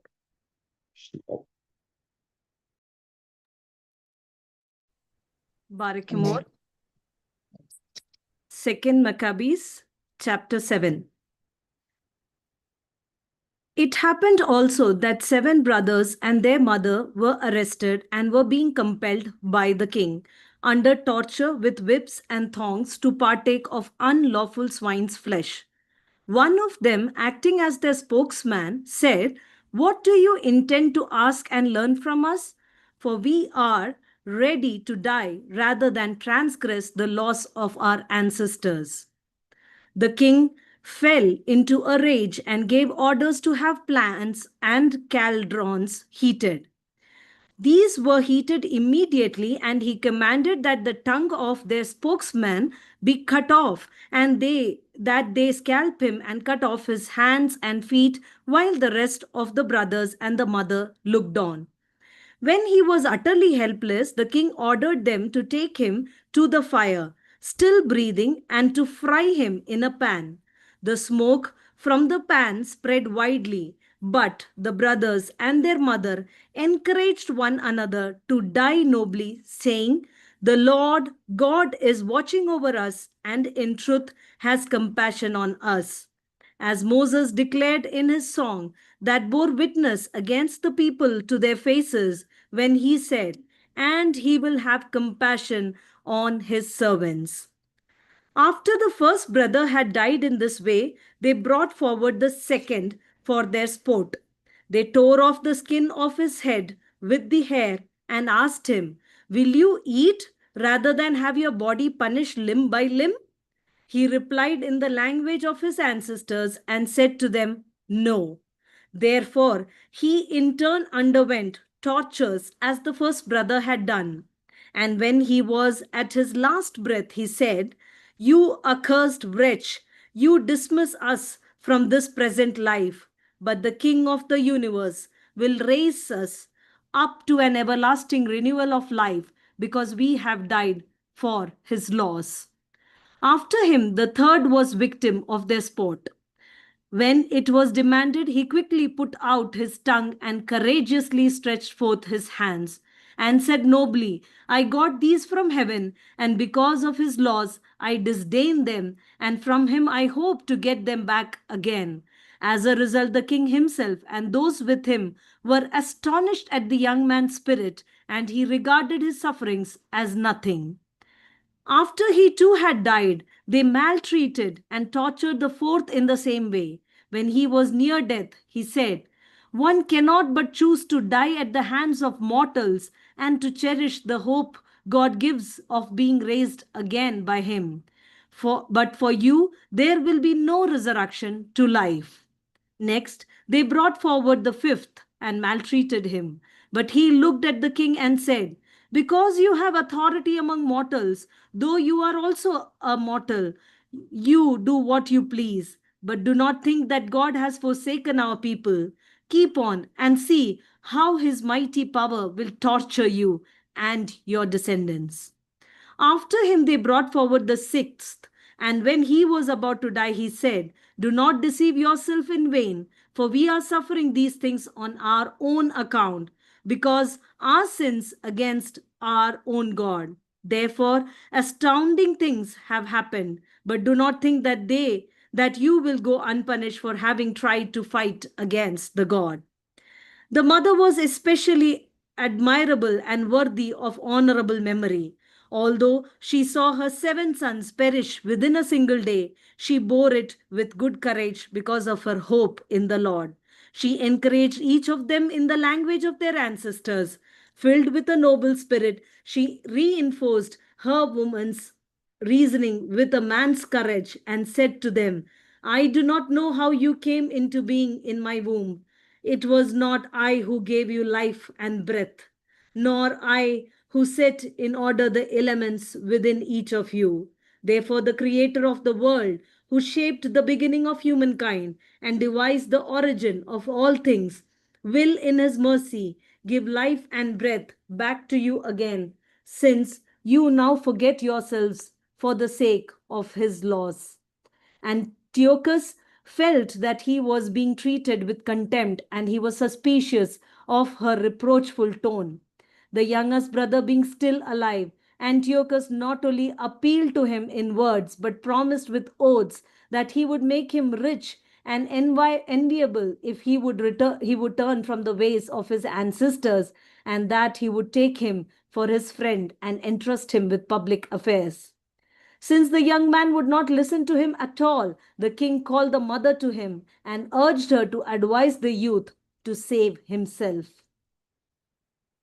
After much urging on his part, she undertook to persuade her son, but leaning close to him, she spoke in their native language as follows, deriding the cruel tyrant. "My son, have pity on me. I carried you 9 months in my womb and nursed you for 3 years, and have reared you and brought you up to this point in your life, and have taken care of you. I beg you, my child, to look at the heaven and the earth and see everything that is in them, and recognize that God did not make them out of things that existed. And in the same way, the human race came into being. Do not fear this butcher, but prove worthy of your brothers. Accept death, so that in God's mercy I may get you back again along with your brothers." While she was still speaking, the young man said, "What are you waiting for? I will not obey the king's command, but I obey the command of the law that was given to our ancestors through Moses. But you who have contrived all sorts of evil against the Hebrews will certainly not escape the hands of God. For we are suffering because of our own sins. And if our living Lord is angry for a little while to rebuke and discipline us, he will again be reconciled with his own servants. But you, unholy wretch, you most defiled of all mortals, do not be elated in vain and puffed up by uncertain hopes when you raise your hand against the children of heaven. You have not yet escaped the judgment of the Almighty, all seeing God. For our brothers, after enduring a brief suffering, have drunk of ever flowing love, life under God's covenant. But you, by the judgment of God, will receive just punishment for your arrogance.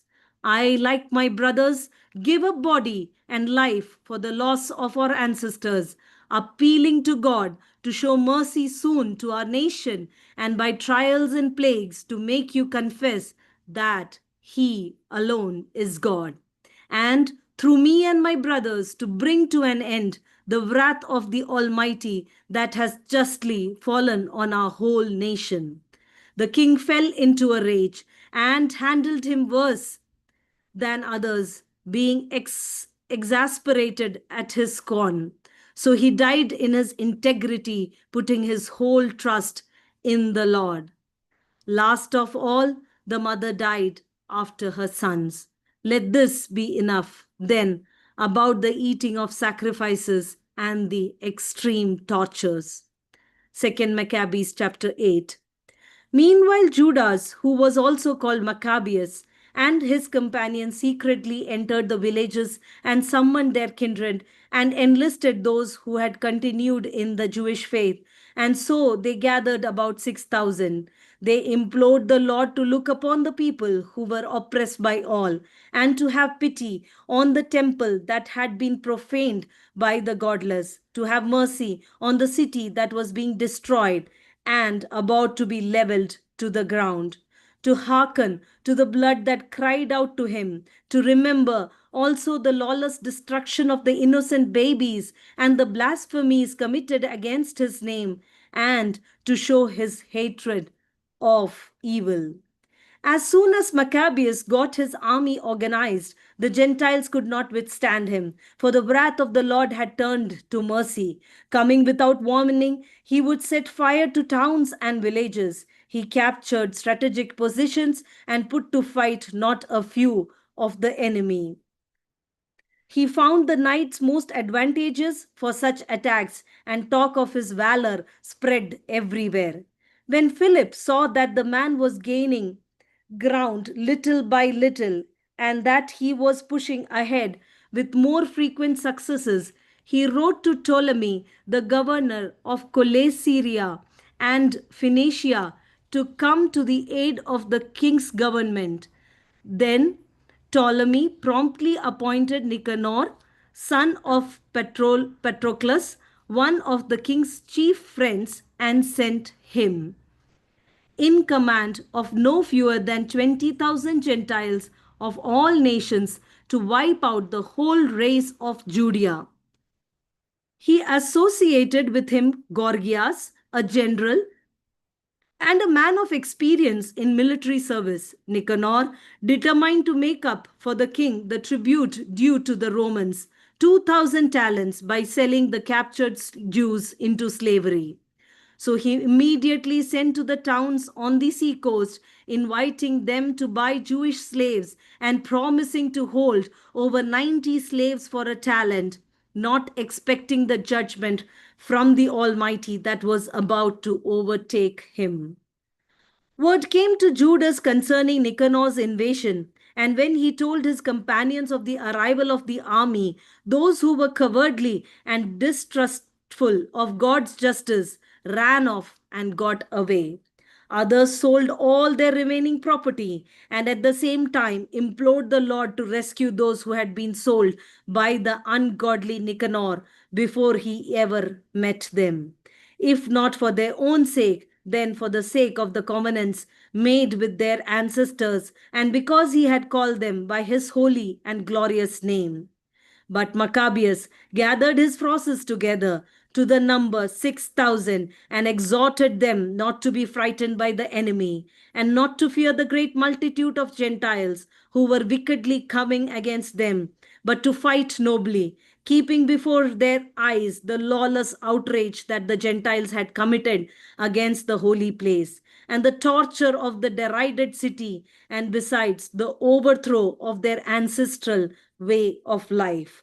For they trust to arms and acts of daring, he said, but we trust in the Almighty God, who is able with a single nod to strike down those who are coming against us, and even, if necessary, the whole world.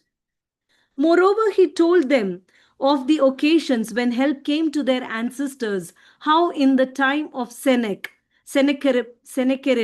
when 185,000 perished, and at the time of the battle against the Galatians that took place in Babylonia, when 8,000 Jews fought along with 4,000 Macedonians, yet the Macedonians were hard pressed. The 8,000, by the help that came to them from heaven, destroyed 120,000 Galatians and took a great amount of booty. With these words, he filled them with courage and made them ready to die for their laws and their country. Then he divided his army into 4 parts. He appointed his brothers, also Simon and Joseph and Jonathan, each to command a division, putting 1,500 men under each. Besides, he appointed Eleazar to read aloud from the holy book and gave the watchword, the help of God. Then, leading the first division himself, he joined battle with Nicanor. With the Almighty as his ally, they killed more than 9,000 of the enemy and wounded and disabled most of Nicanor's army and forced them all to flee. They captured the money of those who had come to buy them as slaves. After pursuing them for some distance, they were obliged to return because the hour was late. It was the day before the Sabbath, and for that reason they did not continue their pursuit. When they had collected the arms of the enemy and stripped them of their spoils, they kept the Sabbath, giving great praise and thanks to the Lord who had persevered for them for that day and allotted it to them as the beginning of mercy. After the Sabbath, they gave some of the spoils to those who had been tortured and to the widows and orphans and distributed the rest among themselves and their children. When they had done this, they made common supplication and implored the merciful Lord to be wholly reconciled with his servants.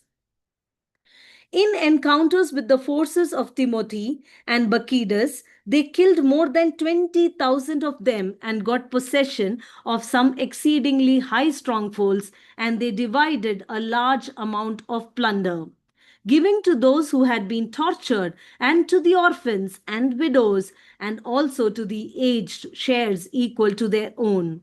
They collected the arms of the enemy and carefully stored all of them in strategic places. The rest of the spoils they carried to Jerusalem.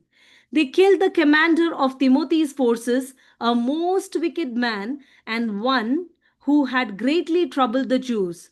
While they were celebrating the victory in the city of their ancestors, they burned those who had set fire to the sacred gates.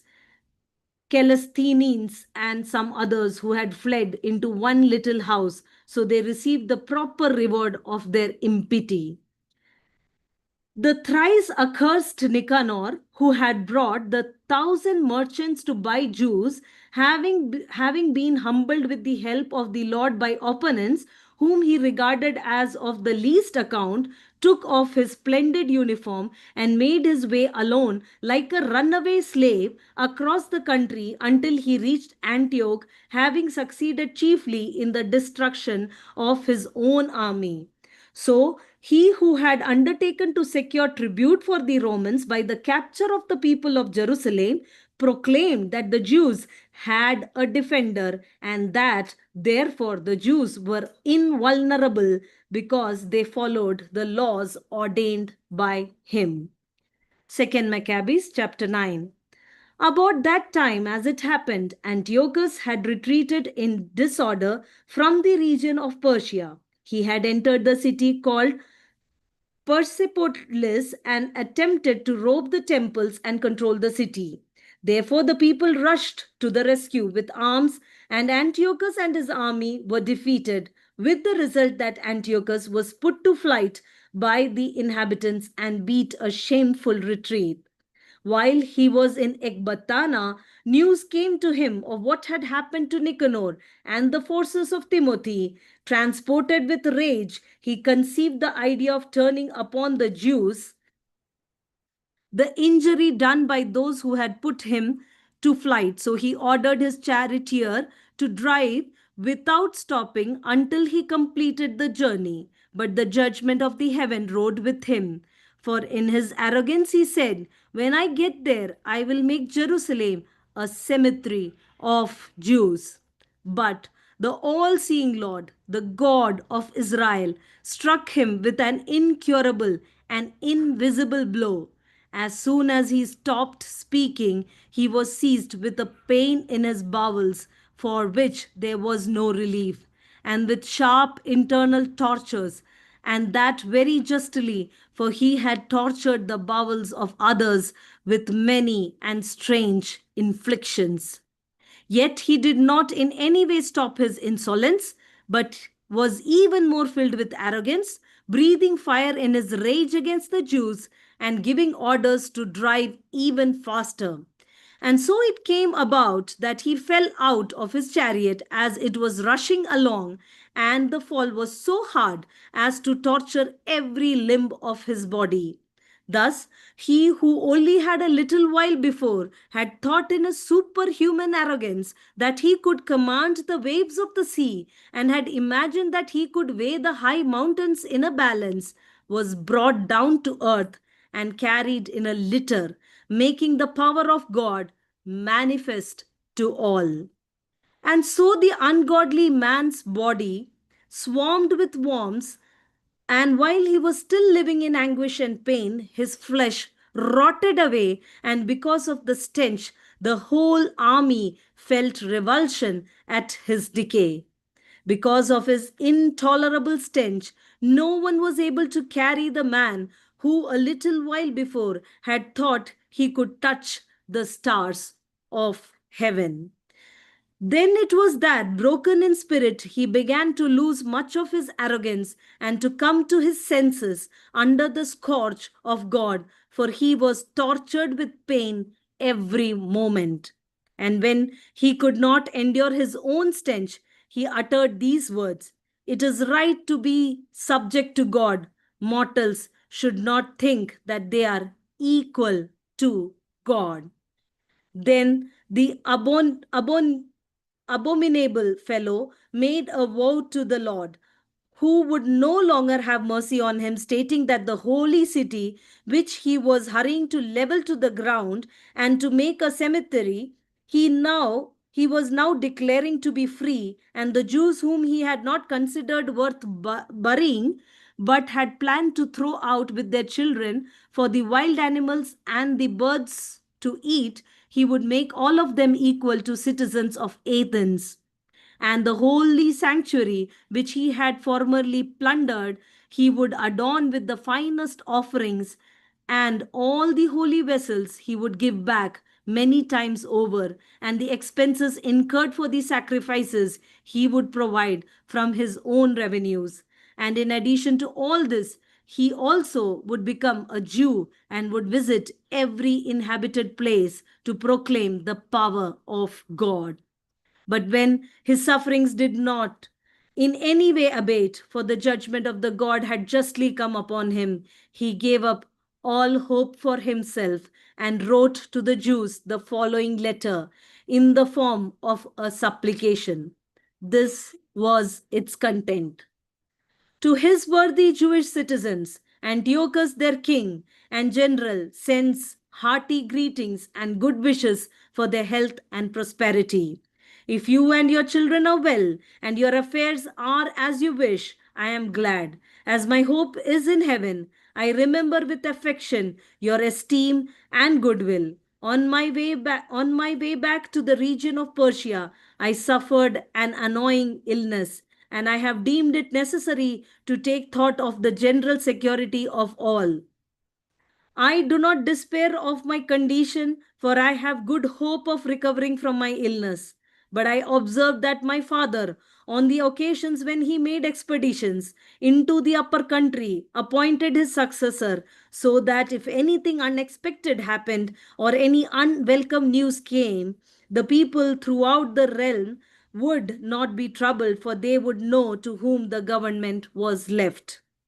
Moreover, I understand how the princes along the borders and the neighbors of my kingdom keep watching for opportunities and waiting to see what will happen. So I have appointed my son Antiochus to be king, whom I have often entrusted and commended to most of you when I hurried off to the upper provinces. And I have written to him what is written here. I therefore urge and beg you to remember the public and private services rendered to you and to maintain your present goodwill, each of you, toward me and my son. For I am sure that he will follow my policy and will treat you with moderation and kindness. So the murderer and blasphemer, having endured the more intense suffering such as he had inflicted on others, came to the end of his life by a most pitiable fate among the mountains in a strange land. And Philip, one of his courtiers, took his body home. Then, fearing the son of Antiochus, he withdrew to Ptolemy Philometor in Egypt. 2 Maccabees chapter 10. Now Maccabeus and his followers, the Lord leading them on, recovered the temple and the city. They tore down the altars that had been built in the public square by the foreigners and also destroyed the sacred precincts. They purified the sanctuary and made another altar of sacrifice. Then, striking fire out of flint, they offered sacrifices after a lapse of 2 years. And they offered incense and lighted lamps and set out the bread of the presence. When they had done this, they fell prostrate and implored the Lord that they might never again fall into such misfortunes, but that if they should ever sin, they might be disciplined by him with forbearance and not be handed over to blasphemous and barbarous nations.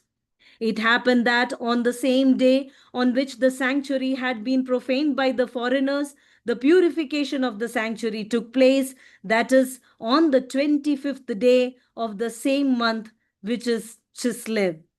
They celebrated it for 8 days with rejoicing in the manner of the festival of booths, remembering how not long before, during the festival of booths, they had been wandering in the mountains and caves like wild animals. Therefore, carrying ivy wreath wands and beautiful branches and also fronds of palm, they offered hymns of thanksgiving to him and who had given success to the purifying of his own holy place. They decreed by public edict, ratified by vote, that the whole nation of the Jews should observe these days every year.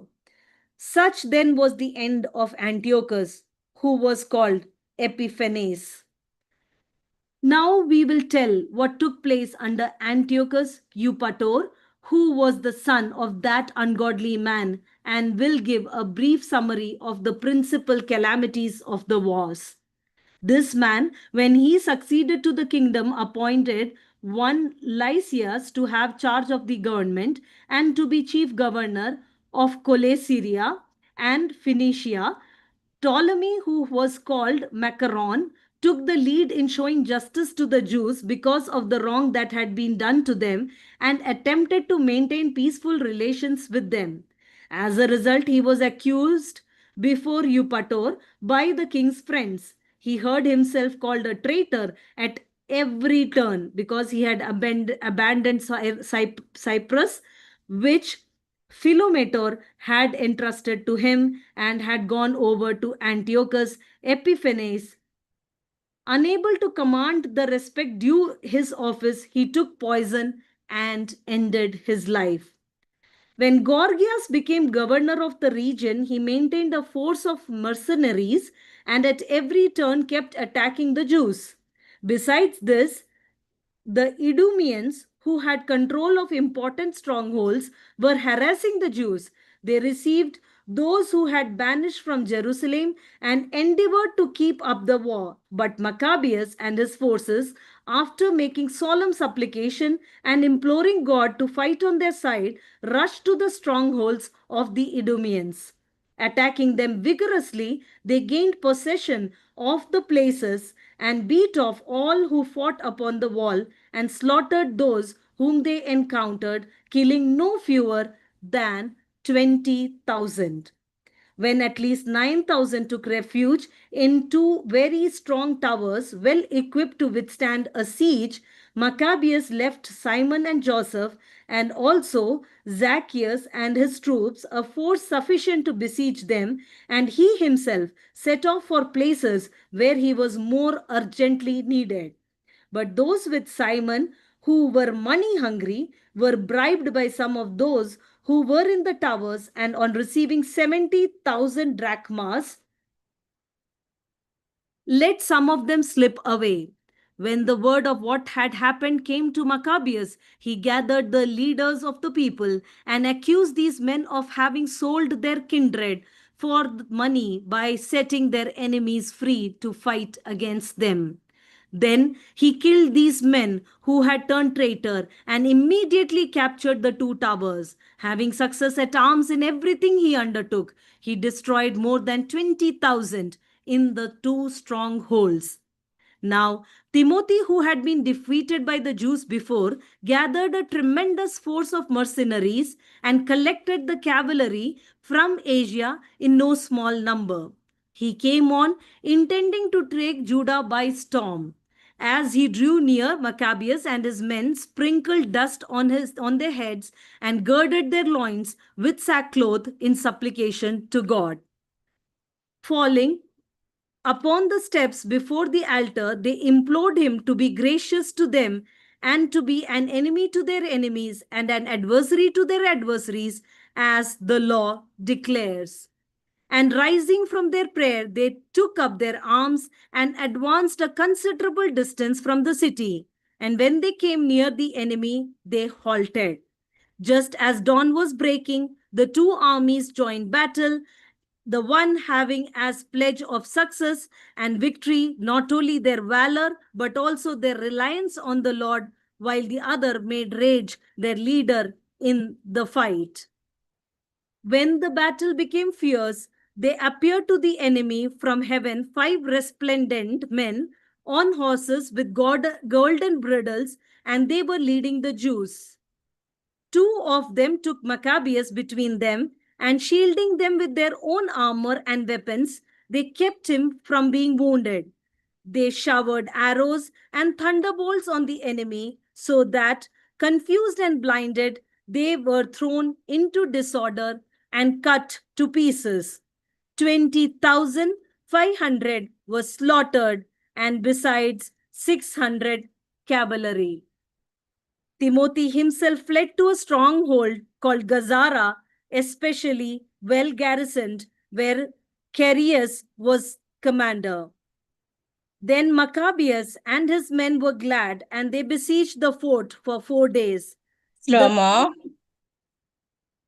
Barakimor, 2nd Maccabees, chapter 10, verse 33. 2nd Maccabees, chapter 10, verses 34. The men within, relying on the strength of the place, kept blaspheming terribly and utterly wicked words. But at dawn of the 5th day, 20 young men in the army of Maccabeus, fired with anger because of the blasphemies, bravely stormed the wall, and with savage fury cut down everyone they met. Others, who came up in the same way, wheeled around against the defenders and set fire to the towners. They kindled fires and burned the blasphemers alive. Others broke open the gates and left in the arrest of the force, and they occupied the city. They killed Timothy, who was hiding in a cistern, and his brother Charias and Apollo Phianis. When they had accomplished these things with hymns and thanksgiving, they blessed the Lord, who shows great kindness to Israel and gives them the victory. 2 Maccabees chapter 11. Very soon after this, Lysias, the king's guardian, and the king's men, who was in charge of government, being vexed at what had happened, gathered about 80,000 infantry and all his cavalry and came against the Jews. He intended to make the city a home for Greeks and to levy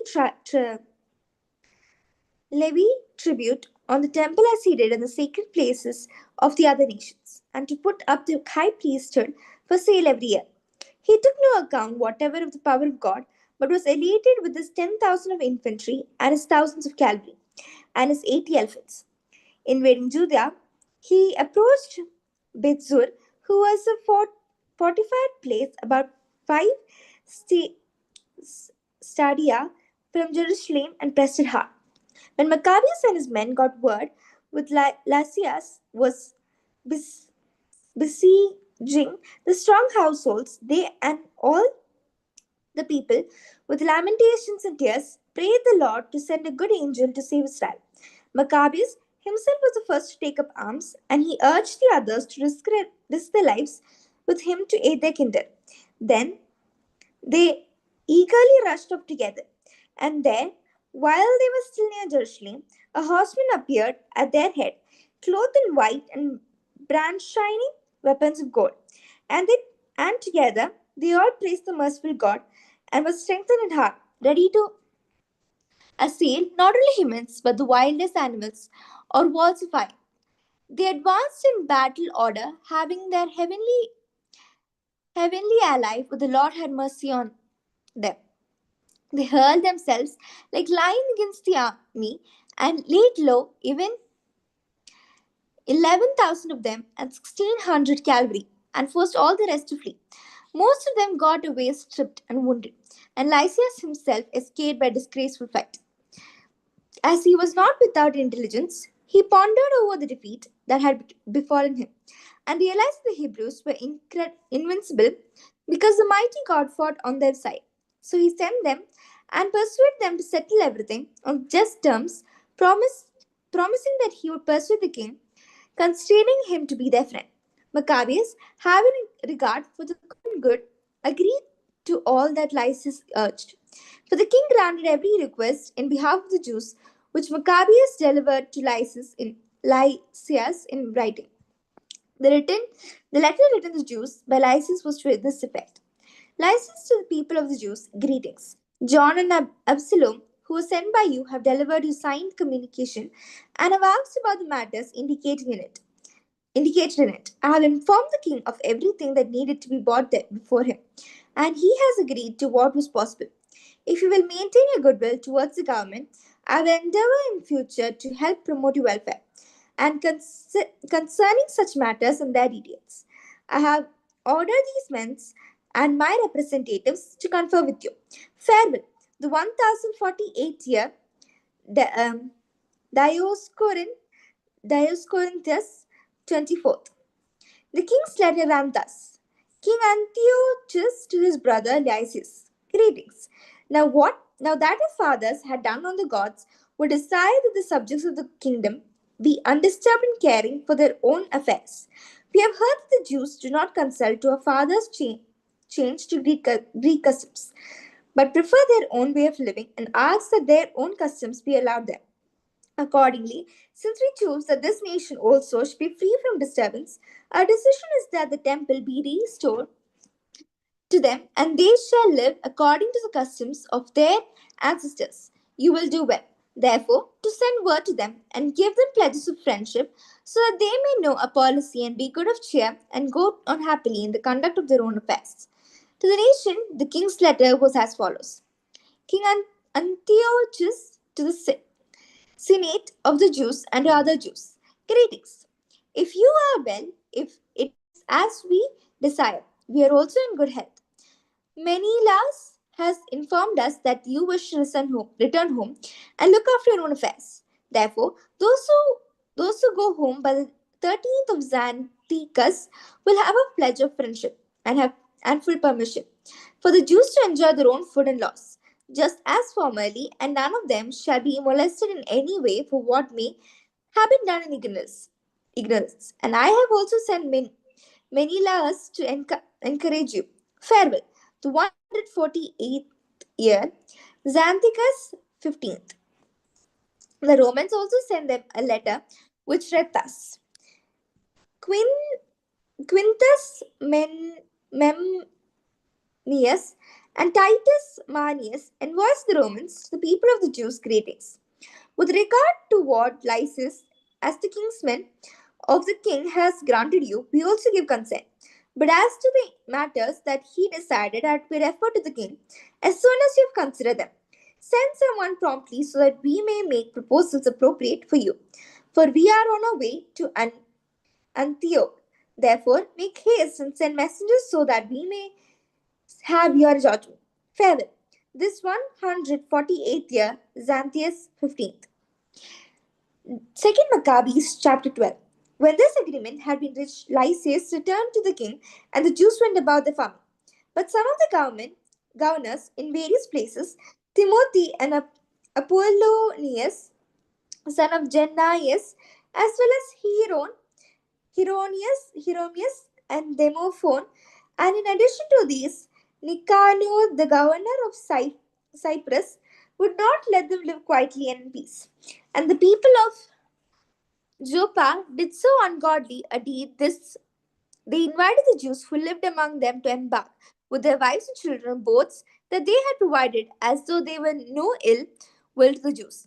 And this was done by public vote of the city, when they accepted because they wished to live peacefully and suspected nothing. The people of Joppa took them out to sea and drowned them, at least 200. When Judah heard of the cruelty visited on his compatriots, he gave orders to his men, and calling upon God, the righteous judge, attacked the murderers of his kindred. He set fire to the harbors by night, burned the boats, and massacred those who had taken refuge there. Then, because the city's gates were closed, he withdrew, intending to come again and root out the whole community of Joppa. But learning that the people in Germania meant in the same way to wipe out the Jews who were living among them, he attacked Gemnites by night and set fire to the harbor and the fleet. So the glow of the light was seen in Jerusalem, 30 miles distant. When they had gone more than a mile from there, on their march against Timothy, at least 5,000 Arabs with 500 cavalry attacked them. After a hard fight, Judas and his companions, with God's help, were victorious. The defeated nomads begged Judas to grant them pledges of friendship, promising to give him livestock and to help his people in all other ways. Judas realized that they might indeed be useful in many ways, agreed to make peace with them, and after receiving his pledges, they went back to the tents. He also attacked a certain town that was strongly fortified with earthworks and walls and inhabited by all sorts of Gentiles. Its name was Gaspim. Those who were within, relying on the strength of the walls and on the supply of provisions, behaved more insolently towards Judas and his men, railing on them and even blaspheming and saying unholy things. But Judas and his men, calling against the great sovereign of the world, who without battering rams or engines of war overthrew Jericho in the days of Joshua, rushed ferociously upon the walls. They took the doors by the will of God and slaughtered untold numbers, so that the adjoining lake, a quarter of a mile wide, appeared to be running over with blood. When they had gone 95 miles from there, they came to Charax, to the Jews who called Tobiani. They did not find Timothy in the region, for he had by then left without accomplishing anything, though in one place he had left a very strong garrison. Dositheus and Sosipater, who were captains under Maccabeus, marched out and destroyed those whom Timothy had left in the stronghold, more than 10,000 men. But Maccabeus are in command of the divisions and hurried after Timothy, who had within him 120,000 infantry and 2,500 cavalry.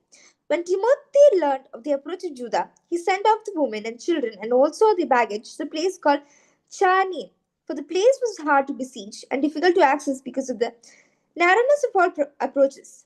But when Judah's first division appeared, terror and fear came upon the enemy at the manifestation of him who sees all things. In their flight, they rushed headlong in every direction, so that often they were injured by their own men and pierced by the points of their own swords. Judas pursued with utmost vigor, putting the sinners to the sword, and destroyed as many as 30,000. Timothy himself fell into the hands of Dositheus and Sosipater and their men. With urgent guile, he begged them to let him go in safety, because he had the parents of most of them and the brothers of some, to whom no consideration would be shown. And when the many words he had confirmed his solemn promise to restore them unharmed, they let him go for sake of saving their kindred. Then Judas marched against Charnaim and the temple of Atargatis and slaughtered 25,000 people. After the rout and destruction of these, he marched also against Ephron, a fortified town where lies slept, with multitudes of people of all nationalities. Stalwart young men took their stand before the walls and made a vigorous defense, and the great stores of war engines and missiles were there. But the Jews called upon the sovereign, who with his power shattered the might of his enemies, and they got the town into their hands and killed as many as 25,000 of those who were in it. Setting out from there, they hastened to Scythopolis, which is 75 miles from Jerusalem.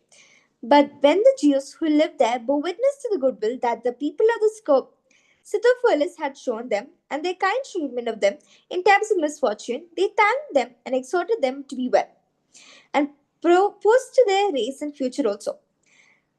Then they went to Jerusalem as the festival of the weeks was close at hand. After the festival called Pentecost, they hurried against Gorgias, the governor of Idumea, who came out with 3,000 infantry and 5,000 cavalry. When they joined battle, it happened that a few of the Jews fell, but a certain Dositheus of the Basinos men, who was on horseback and was a strong man, caught hold of Gorgias and, grasping his cloak, was dragging him off by main strength, wishing to take the accused man alive. When one of the Thracian cavalry bore down on him and cut off his arm, Gorgias escaped and reached Marisa. As Esdras and his men has been fighting for a long time and were weary, Judah called upon them, the Lord, to show himself their ally and leader in the battle. In the language of their ancestors, he raised the battle cry. With him, he charged against Gorgias' troops when they were not expecting him and put them to fight. Then Judas assembled his army and went to the city of Abdullah. As the seventh day was coming on, they purified themselves according to the custom, and they kept the Sabbath there. On the next day, as had now become necessary, Judas and his men went to take the bodies of the fallen and to bring them back to lie with their kindred in the sepulchres of their ancestors. Then, under the tunic of each of the dead, they formed sacred tokens of the idols of Gemnia, which the law forbids the Jews to wear. And it became clear to all that this was the reason those men had fallen. So they all blessed the ways of the Lord, the righteous judge, who reveals the things that are hidden. And they turned to supplication, praying that the sin that had been committed might be wholly blotted out. The noble Judas exhorted the people to keep themselves free from sin, for they had seen with their own eyes what had happened as a result of the sin of those who had fallen. He also took up a collection, man by man, to the amount of 2,000 drachmas of silver, and sent it to Jerusalem to provide for a sin offering. In doing this, he acted very well and honorably, taking account of the destruction For if he were not expecting that those who had fallen would rise again, it would have been superfluous and foolish to pray for the dead. But he was looking to a supplement reward that is laid up for those who fall asleep in godliness. It was a holy and pious thought. Therefore, he made atonement for the dead, so that they might be delivered from their sin. 2 Maccabees chapter 13. In the 149th year, word came to Judas and his men that Antiochus Epiphanes was coming with a great army against Judah, and with him Lysis, his guardian, who was charged with the government. Each of them had a Greek force of 110,000 infantry, 5,300 cavalry, 22 elephants, and 300 chariots armed with scythes. Many Lars also joined them, and with utter hypocrisy urged Antiochus on, not for the sake of his country's welfare, but because he thought that he would establish an office. But the King of Kings aroused the anger of Antiochus against this scoundrel, and when Lysis informed him that the man was to blame for all the trouble, he ordered them to take him Beroa and to put him to death by the method that is customary in the place. For there is a tower there, 50 cubits height, full of ashes, and it has rim running around it that on all sides inclines precipitously into the ashes. There they all pushed to destruction anyone guilty of sacrifice or notorious for other crimes. By such a fate, it came that Menelaus, the lawbreaker, died without even brutal in the earth. And this was eminently just, because he had committed many sins against the altar, whose fire and ashes were holy. He met his death in ashes. The king with barbarous arrogance was coming to show the Jews things far worse than those had been done in his father's name. But when Judah heard of this, he ordered the people to call upon the Lord day and night. Now, if ever to help those who were on the point of being deprived of the law and their country and the holy temple, and not to let them, the people who had just begun to revive, fall into the hands of the blasphemous Gentiles, when they had all joined the same petition and had implored the merciful Lord with weeping and fasting and lying prostrate for 3 days without ceasing, Judas exhorted them and ordered them to stand steady. After consulting privately with the elders, he determined to march out and decide the matter with the help of God, for the king's army could enter Judah and get possession of the city. So, committing the decision to the Creator of the world and exhorting his troops to fight bravely to the death for the Lord, temple, and city, country, and commonwealth, he pitched his camp near Modin. He gave his troops the watchword, God's victory, and with a picked force of the bravest young men, he attacked the king's pavilion at night and killed as many as 2,000 men in the camp. He stabbed the leading elephant and his rider. In the end, they filed the camp with terror and confusion and withdraw in triumph. This happened just as day was dawning, because the Lord's help protected them. The king, having had a taste of the daring of the Jews, tried strategy in attacking their positions. He had advanced against Bethzur, a strong fortress of the Jews, was turned back, attacked again, and was defeated. Judah sent in the garrison whatever was necessary. But Rhodocus, a man from the ranks of Jews, gave secret information to the enemy. He was sought for, caught, and put in prison. The king negotiated a second time with the people in Bethzur, gave pledges received there, but attacked Judas and his men.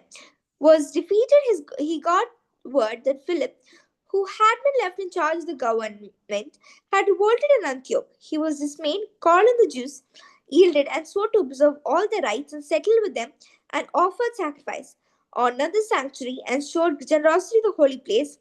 He received Maccabeus, left Hegemonides as governor from Ptolemais to Gina, and went to Ptolemais. The people of Ptolemais were indignant over the treaty. In fact, they were so angry that they wanted to annul its terms. Lysias took the public platform, made the best possible defense, convincing them, appeased them, granted their goodwill, and set out for Antioch. This is how the king's attack and withdrawal turned out. 2 Maccabees chapter 14. 3 years later, word came to Judas and his men that Demetrius, son of Seleucus had sailed into the harbor of Tripolis with a strong army and fleet, and had taken possession of the country, having made away with Antiochus and his guard Lysis.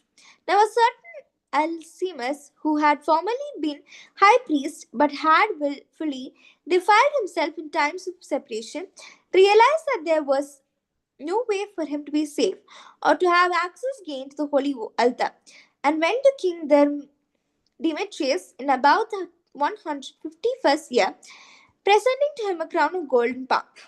And besides, there are some of the customary olive branches from the temple during the day he kept quiet.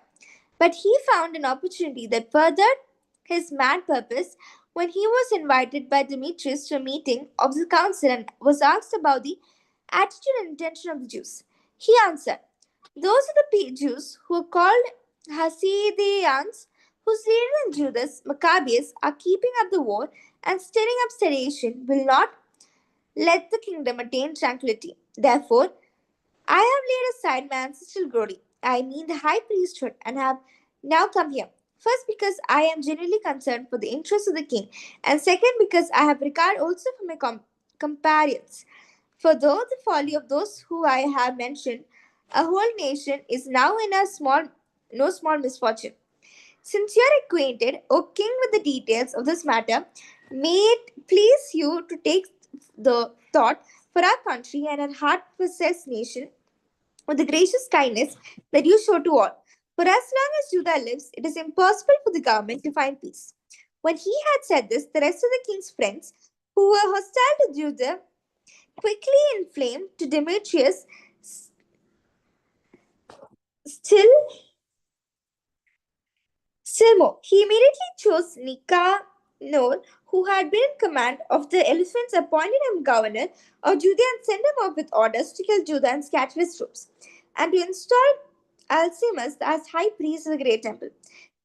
And the Gentiles throughout Judah, who had fled before Judah, flocked to join Nicanor, thinking the misfortune and calamities of the Jews would mean prosperity for themselves.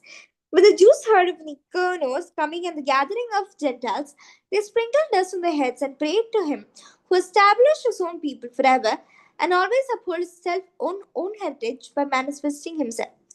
At the command of the leader, they set out from there immediately and engaged them in a battle in the Middle Age called the Sau. Simon, the brother of Judah, had encountered Nicanor but had been temporarily checked because of the sudden consternation created by the enemy. Nevertheless, Nicanor, hearing of the valor of Judah and his troops and the courage in battle for their country, shrank from deciding the issue by bloodshed. Therefore, he set Posidonius, Theodotus, and Matthias to give and receive pledges of friendship. When the terms had been fully considered, the leader had informed the people, and it had been appeared that they were of one mind, they agreed to the covenant. The leaders set a day on which to meet by themselves. A chariot came forward for each army. Seats of honor were set in place. Judah posted armed men in readiness at key places to prevent sudden treachery on the part of the enemy. So they duly held the consultation. Nicanor stayed on in Jerusalem and did nothing out of the way, but dismissed the flock of people that had gathered, and he kept Judah always in his presence. He was warmly attached to the man. He urged him to marry and have children, so Judas married and settled down and shared the common life. But when Alcimus noticed their goodwill for one another, he took the covenant that had been made and went to Demetrius. He told him that Nicanor was restored to the government since he had appointed that conspirator against the kingdom, Judas, to be his successor. The king became excited and provoked by false accusations of the depraved man, wrote to Nicanor, stating that he was displeased with the covenant and commanding him to send Maccabeus to Antioch to send as a prisoner without delay. When this message came to Nicanor, he was troubled and grieved that he had not annulled their agreement when the man had done no wrong. Since it is not possible to oppose the king, he watched for an opportunity to accomplish this by stratagem. But Maccabeus, noticing that Nicanor was more stirred in his dealings with him and was meeting him more rudely than he had been his custom, concluded that the austerity did not spring from the best motives. So he gathered not a few of his men and went into hiding from Nicanor.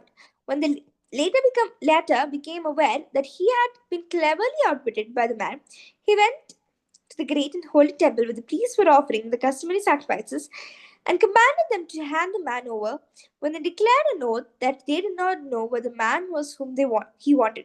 He stretched out his right hand towards the sanctuary and swore his oath. If you do not hand over to me as prisoner, I will level the shrine of God to the ground and tear down the altar and build a splendid temple to Dionysus. Having said this, he went away. The priests stretched out their hands upon heaven and called upon the constant defender of the nation in these words: O Lord of all, through you have need of nothing. You are pleased that there should be a temple for your habitation among us. So now, O Holy One, Lord of all holiness, keep undefiled forever this house that had been so recently purified. A certain Dazis, one of the elders of Jerusalem, was denounced to Nicanor as a man who loved his compatriots and was very well thought of, and for his goodwill was called Father of the Jews. In former times, when there was no mingling with the Gentiles, he had been accused of Judaism, and he had most zealously risked his body and life for Judaism. Nicanor, wishing to exhibit the enmity that he had for Jews, sent more than 500 soldiers to arrest him, for he thought by arresting him he would do them an injury. When the riots were about to capture the tower and were forcing the door of the courtyard, they ordered the fire be brought and the doors burned. Being surrounded, Razias fell upon his own sword, preferring to die nobly rather than to fall into the hands of sinners and suffer outrages unworthy of his noble birth. But in the heat of the struggle, he did not hit exactly, and the crowd was now rushing in through the doors. He courageously ran up on the wall and bravely threw himself down into the crowd. But as they quickly drew us back, a space opened and he fell in the middle of the empty space. Still alive and aflame with anger, he rose and through his blood gushed forth from his wounds was severe. He ran through the crowd and standing upon a steep flock, with his blood now completely drained from him, he tore out his entrails, took them in both hands, and hurried them at the crowd, calling upon the Lord of life and spirit to give them back to him again. This was the manner of his death. 2 Maccabees chapter 15. When Nicanor heard that Judas and his troops were in the region of Samaria, he made plans to attack them with complete safety on the day of rest. When the Judas, who were compelled to follow him, said, Do not destroy so savagely and barbarously, but show respect for the day that he who sees all things had honored and hallowed above all other days. The thrice accused wretch asked if there were a sovereign in heaven who had commanded the keeping of the Sabbath day. When they declared it was the living God himself, the sovereign in heaven, who ordered us to observe the seventh day, he replied, But I am a sovereign also on earth, and I command you to take up arms and finish king's business. Nevertheless, he did not succeed in carrying out his abominable design. This Nicanor, in his utter boastfulness and arrogance, had determined to erect a public monument of victory over Judas and his forces. But Maccabeus did not cease to trust with all confidence that he would get help from the Lord. He exhorted his troops and not to fear the attack of the Gentiles, but to keep in mind the former times when help had come to them from heaven, and so to look for the victory that the Almighty would give them, encountering them from the law and the prophets and reminding them also the struggles that they had won. He made them the more eager. When he had aroused their courage, he issued his orders at the same time, pointing out the perfect perfidy of the Gentiles and their violation of oaths. He armed each of them not Slow-mo. so much with confidence in shields and spears as with the inspiration of brave words, and he cheered them all by relating a dream, a sort of vision which is worthy of belief. 2 Maccabees chapter 15 verses 12. 15 verses 11.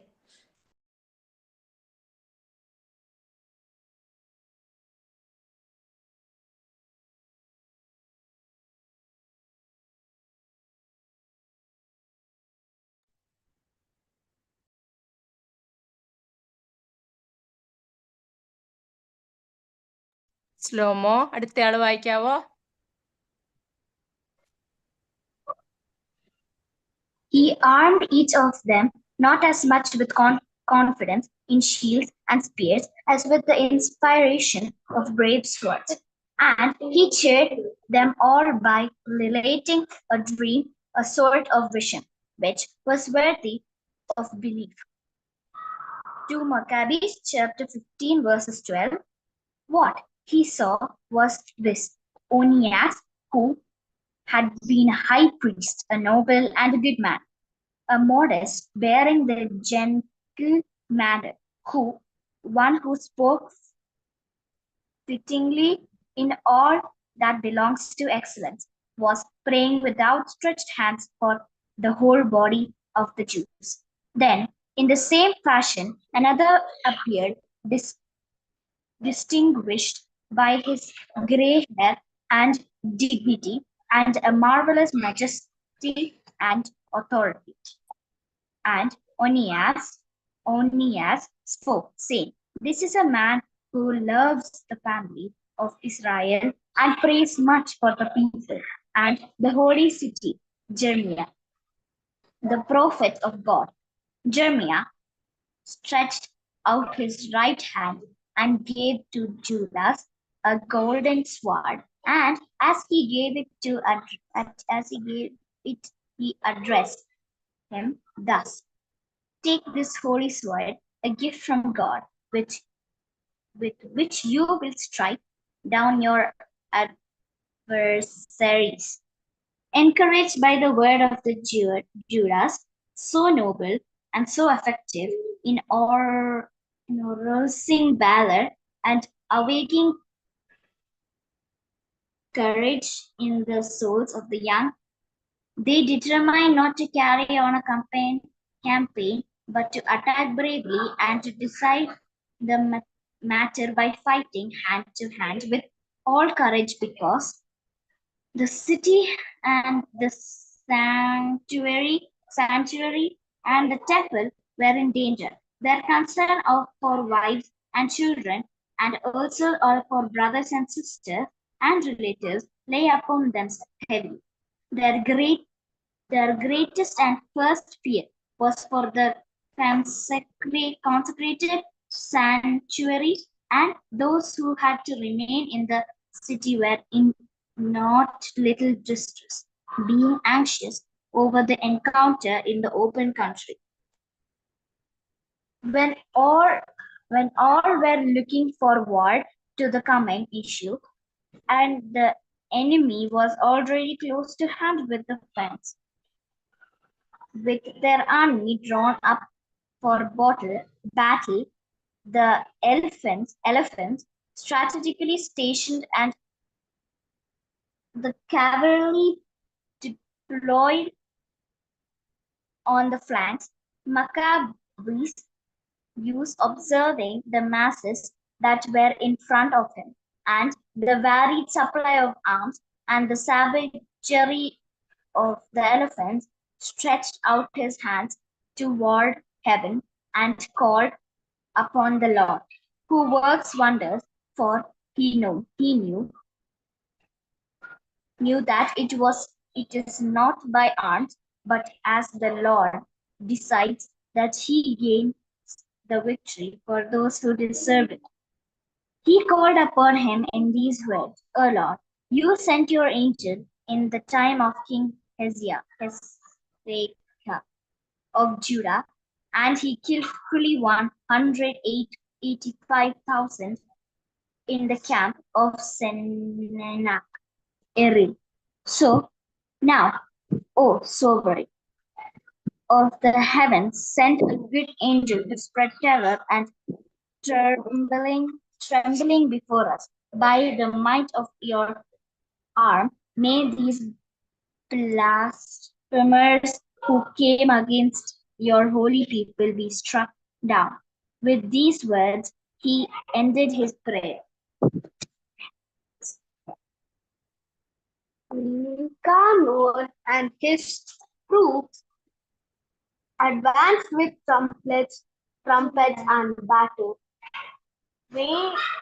songs, But Judas and his troops met the enemy in battle with invocations to God and prayers.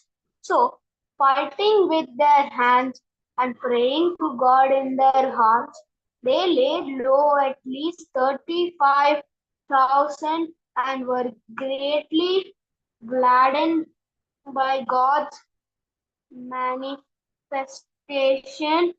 When the action was over and they were returning with joy, they recognized Nicanor lying dead in full armor. And there was shouting and tumult, and they blessed the sovereign Lord in the language of their ancestors.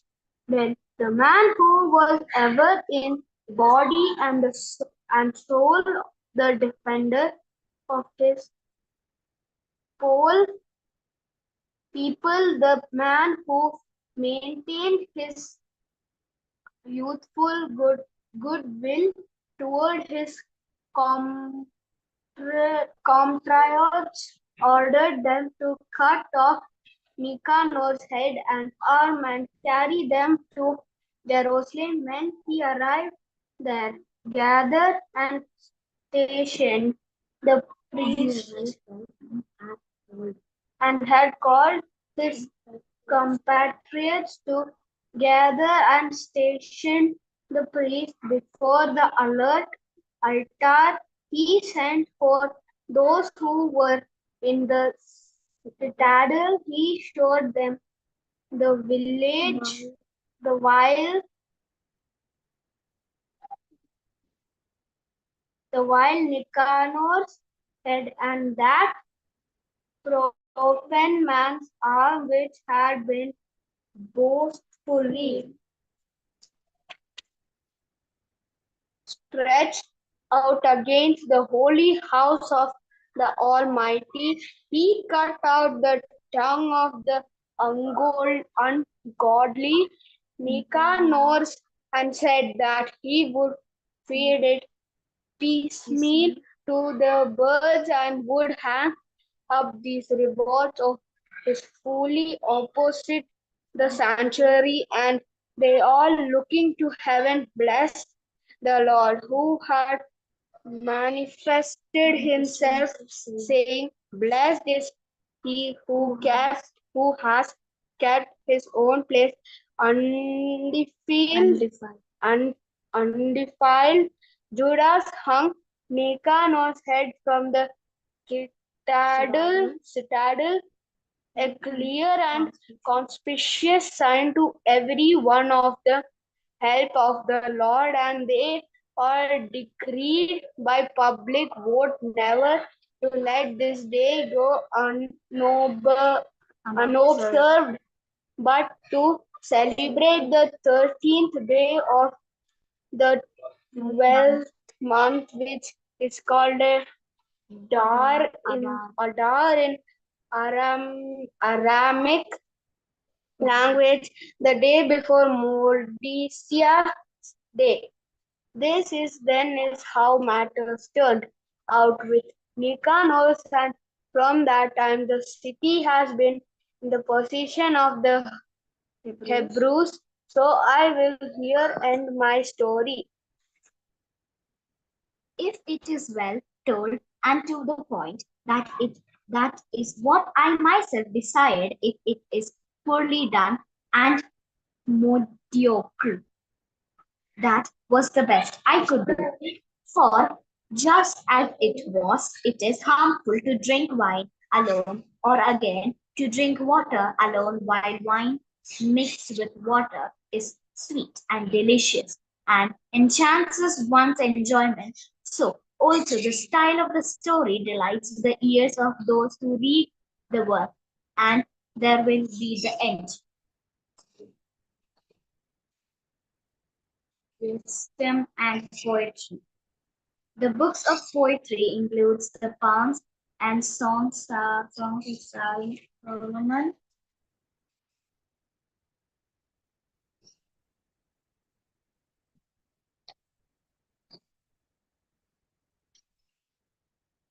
Job's chapter 1. There was once a man in the land of Uz whose name was Job. That man was blameless and upright, one who feared God and turned away from evil. There were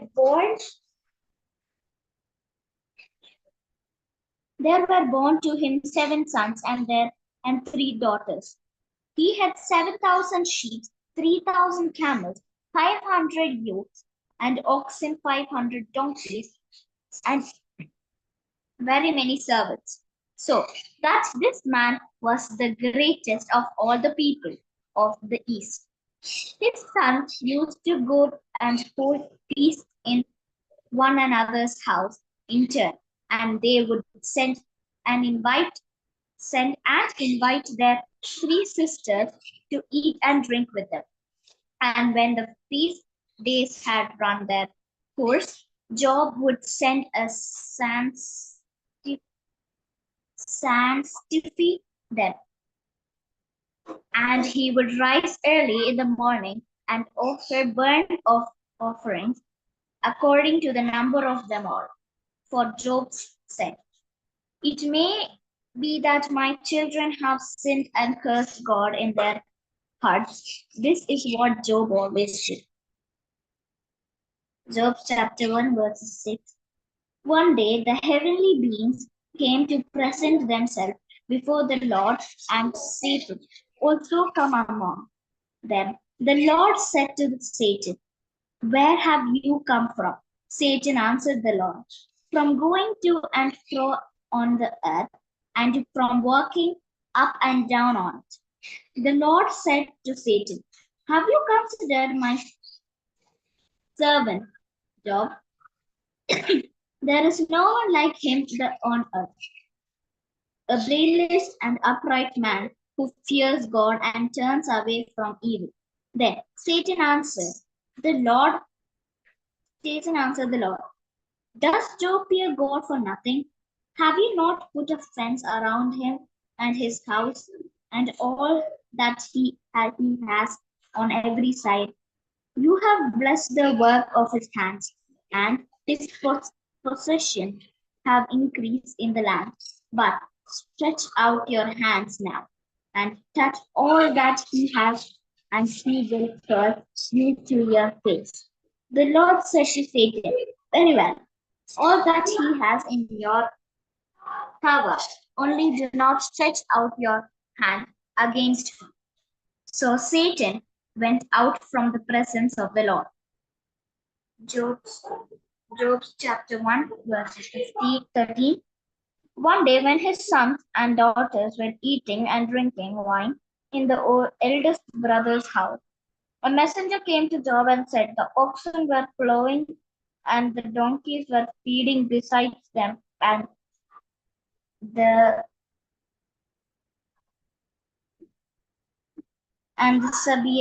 Sabians fell on them and carried them off and killed the servants with the edge of the sword. I alone have escaped to tell you." While he was still speaking, another came and said, "The fire of God fell from heaven and burned up the sheep and the servants and consumed them. I alone have escaped to tell you." While he was still speaking, another came and said, "The Chaldeans formed 3 columns, made a raid on the camels and carried them off, and killed the servants with the edge of the sword. I alone have escaped to tell you." While he was still speaking, another came and said, "Your sons and daughters were eating and drinking wine in their oldest brother's house." And suddenly a great wind came across the desert, struck the 4 corners of the house, and it fell on the young people, and they are dead. I alone have escaped to tell you." Then Job arose, tore his robe, shaved his head, and fell on the ground and worshipped. He said, "Naked I come from my mother's womb, and naked shall I return there. The Lord gave, and the Lord has taken away. Blessed be the name of the Lord. In all this, Job did not sin or charge God with wrongdoing. Job's chapter 2. One day the heavenly beings came to present themselves before the Lord, and Satan also came among them to present himself before the Lord. The Lord said to Satan, "Where have you come from?" Satan answered the Lord, "From going to and fro on the earth, and from walking up and down on it." The Lord said to Satan, Have you considered my servant Job? There is no one like him on earth, a blameless, upright man who fears God and turns away from evil. He still persists in the integrity, although you incited me against him to destroy him for no reason. Then Satan answered the Lord, "Skin for skin. All the people have they will give to save their lives, but stretch out your hand no now and touch his bone and his flesh, and he will curse you to your face." The Lord said to Satan, "Very well, he is in your power only. Spare his life." So Satan went out from the presence of the Lord and inflicted loathsome sores on Job from the sole of his foot to the crown of his head. Job took a posture with which he to scrape himself and start among the ashes. When his wife said to him, "Do you still persist in your integrity? Curse God and die." But he said to her, what he said to her, "You speak as any foolish woman would speak. Shall we receive the good at the hand of God and not receive the bad? In all this, Job did not sin with his lips." Job chapter 2, verses 11. Job's 3 friends. Now, when Job's 3 friends heard of all these troubles that had come upon each of them, set out from his home. Eliphaz the Timite, Bildad the Shohite, and Zophar and Naamathite, they met together to go and console and comfort him. When they saw him from a distance, they did not recognize him, and they raised their voices and wept aloud. They tore their robes and threw dust in the air upon their hands. They sat with him on the ground 7 days and 7 nights, and no one spoke a word to him, for they saw that his suffering was very great. Job curses the day he was born. Job chapter 3. After this, Job opened his mouth and cursed the day of his birth. Job said, "Let the day perish in which I was born, and the night that said a man child is conceived. Let that day be darkness, may God above not seek it, or light shine on it. Let gloom and deep darkness claim it. Let clouds settle upon it. Let the blackness of the day terrify it. The night, let thick darkness seize it. Let it not rejoice among the day of the year. Let it not come into the number of the months. Yes, let the night be barren. Let no joyful cry be heard in. Let those curse it who curse the sea. Those who are skilled to rose up Leviathan. Let the stars of its dawn be dark. Let it hope for light, but have none. May it not see the eyelids of the morning, because it is not shut the doors of my mother's womb. the high trouble of my eyes. Why did I not die at birth, come forth from the womb, and expire? Why were there knees to receive me, or breasts for me to suck?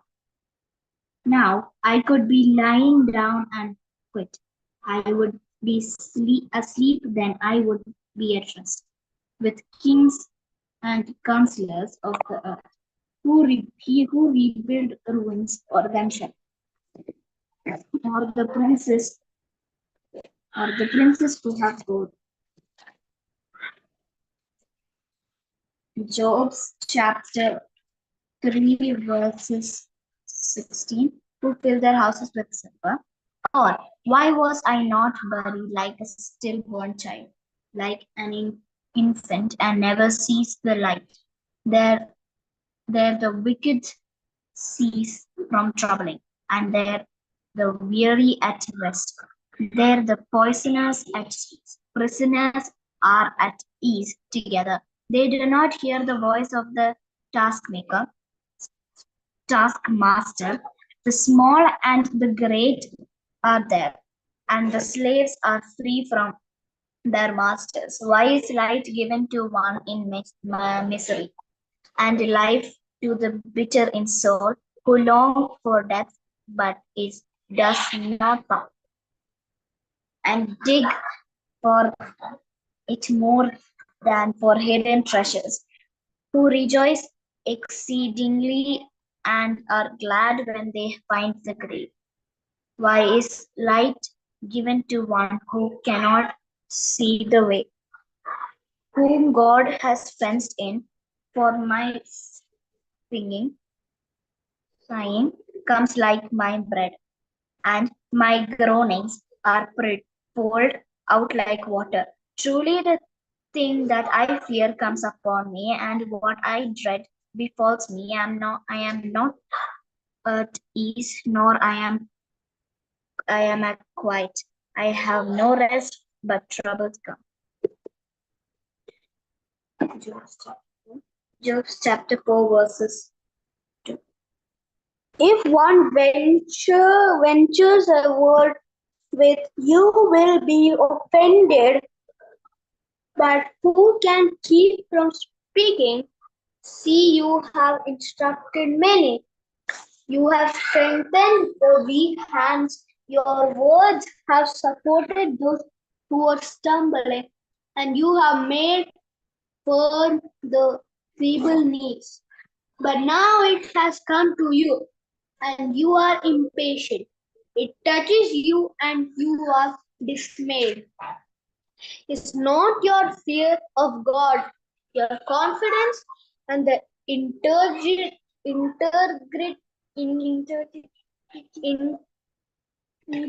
integrity of your hope?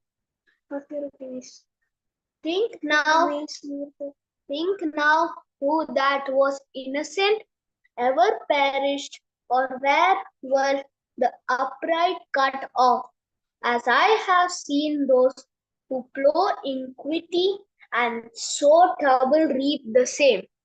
By the breath of God they perish, and by the blast of his anger they are consumed. The roar of the lion, the voice of the fierce lion, and the teeth of the young lions are broken. The strong lion perishes of lack of prey, and the whelps of the lioness were scattered. Now a word came stealing to me. My ear received the whisper of it, amid thought from visions of the night. When deep sleep falls on mortals, dread came upon me, and trembling which made all my bones shake. A spirit glided past my face, the hair of my flesh bristled.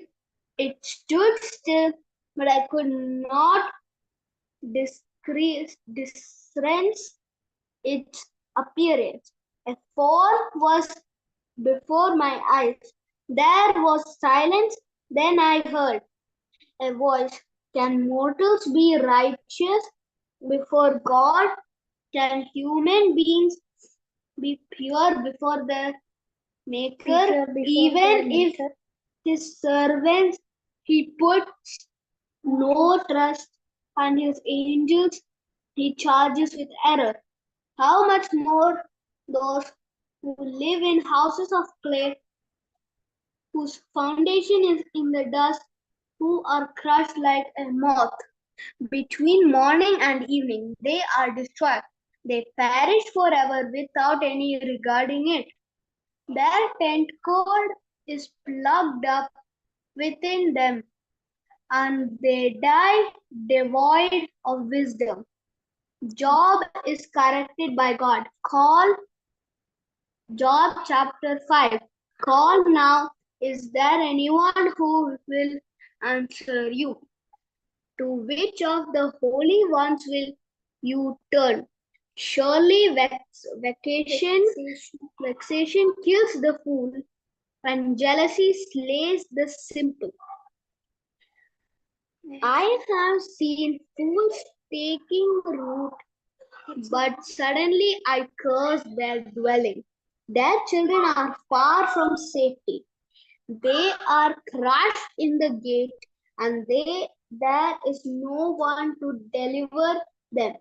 The hungry eat their harvest, and they take it even out of the thorns, and the thirsty pant after their wealth. For my sari does not come from the earth, nor does trouble sprout from the ground.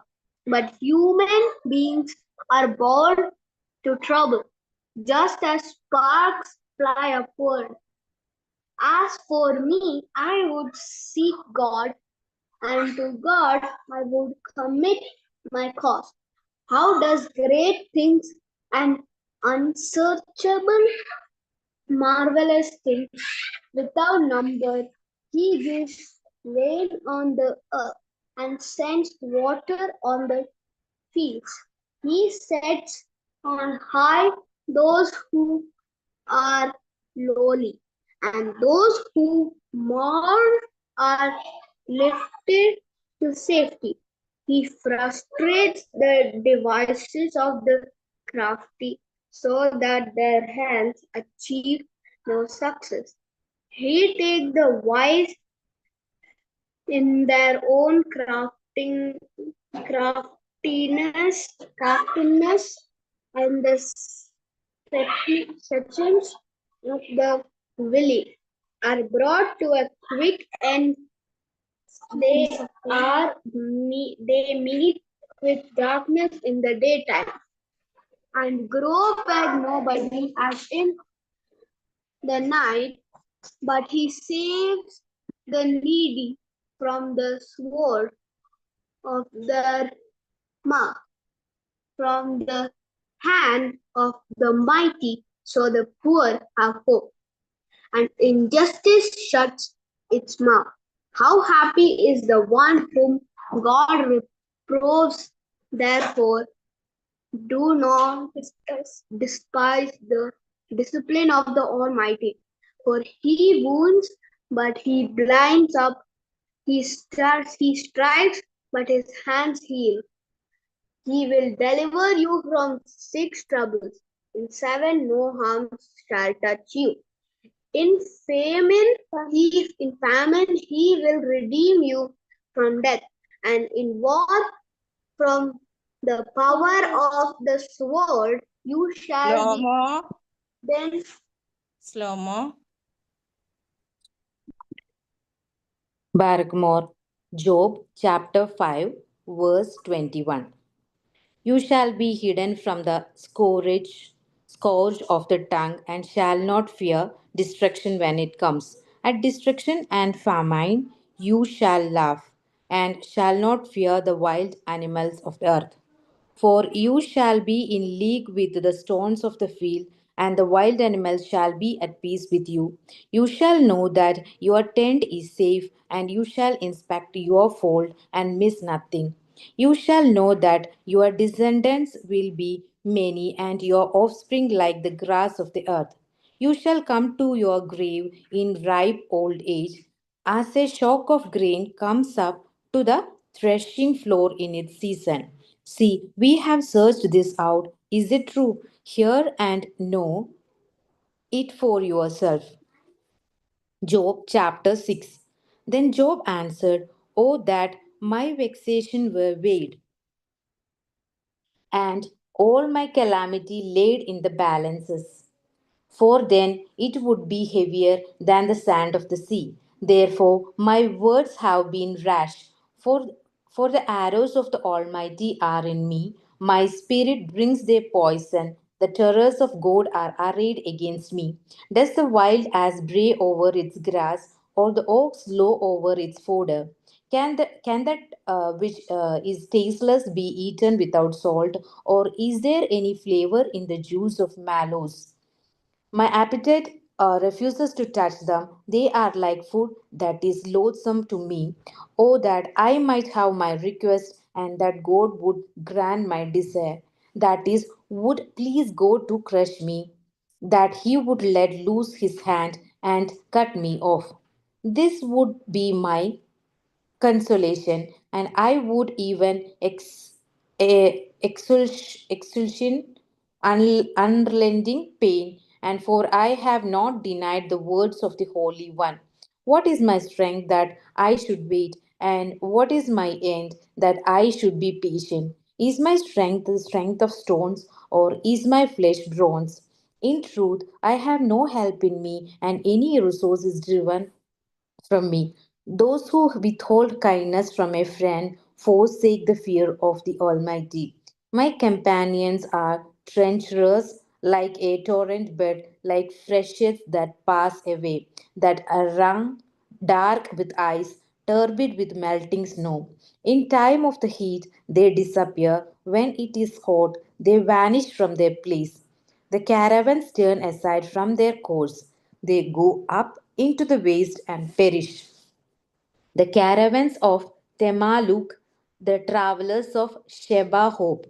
They are disappointed because they were confident. They come there and are confounded.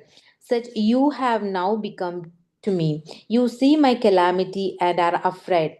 Have I said, make me a gift, or from your wealth offer a bribe for me, or save me from an opponent's hand, or ransom me from the hand of oppressors? Teach me, and I will be silent. Make me understand how I have gone wrong. How forceful are honest words, but your reproof, what does it reprove? Do you think that you can reprove words as if the speech of the desperate were wind? You would even cast lots over the orphan and bargain over your friend. But now be pleased to look at me, for I will not lie to your face. Turn, I pray, let no wrong be done. Turn now, my vindication is at stake. Is there any wrong on my tongue? Cannot my taste discern calamity? Job chapter 7. Do not human beings have a hard service on earth, and are not their days like the days of a laborer, like a slave who longs for the shadow, and like the laborers who look for their wages? So I am allotted months of emptiness, and nights of misery are apportioned to me. When I lie down, I say, when shall I rise? But the night is long, and I am full of tossing until dawn. My flesh is clothed with worms and dirt. My skin hardens, then breaks out again. My days are swifter than a weaver's shuttle, and come to their end without hope. Remember that my life is a breath. My eye will never again see good. The eye that beholds me will see me no more. While your eyes are upon me, I shall be gone. As a cloud fades and vanishes, so those who go down to Sheol not come up, they return no more to their houses, nor do their places know them anymore. Therefore, I will not restrain my mouth. I will speak in the anguish of my spirit. I will complain in the bitterness of my soul. Am I the sea or the dragon that you set a guard over me? When I say my bed will comfort me, my couch will ease my complaint, then you scare me with dreams and terrify me with visions, so that I would choose strangling and death rather than his body. I loathe my life, I would not live forever. Let me alone, for my days are a breath. What are human beings that you make so much of them, that you set your mind on them? Visit them every morning, test them every moment. Will you not look away from me for a while? Let me alone until I swallow my spittle. If I sin, what do I do you know? You watcher of humanity, why have you made me your target? Why have I become a burden to you? Why do you not pardon my transgression and take away my iniquity? For now I shall lie in the earth. You will seek me, but I shall not be. Job chapter 8. Then Bildad the Shuhite and answered, how long will you say these things, and the words of your mouth be a great wind? Does God pervert justice, or does the Almighty pervert the right? If your children sinned against him, he delivered them into the power of their transgression. If you will seek God and make supplication to the Almighty, if you are pure and upright, surely then he will rouse himself for you and restore to you your rightful place.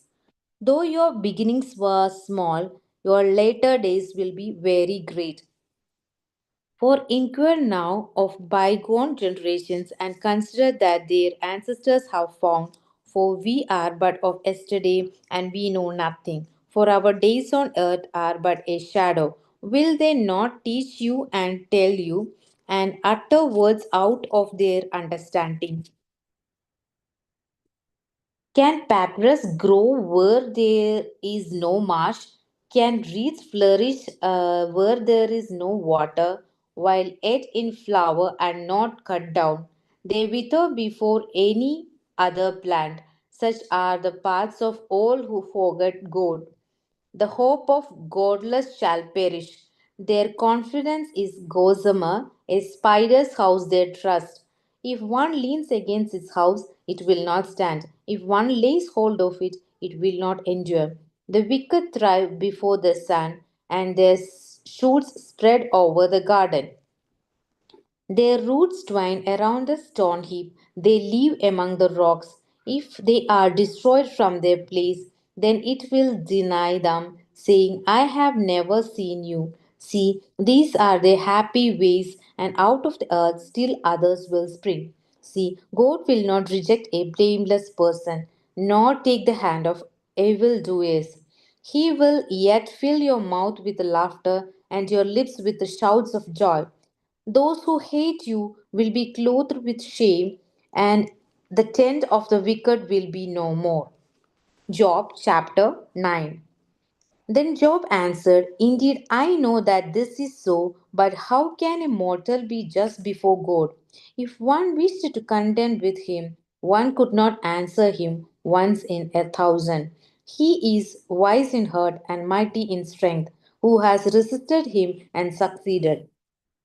He who removes mountains and they do not know it, when he overturns them in his anger, who shakes the earth out of its place and its pillars tremble, who commands the sun and it does not rise, who seals up the stars, who alone stretched out the heavens and trampled the waves of the sea, who made the bear and Orion, the Pleiades and the chambers of the south, who does great things beyond understanding and marvelous things without number. Look, he passes by me, and I do not see him. He moves on, but I do not perceive him. He snatches away. Who can stop him?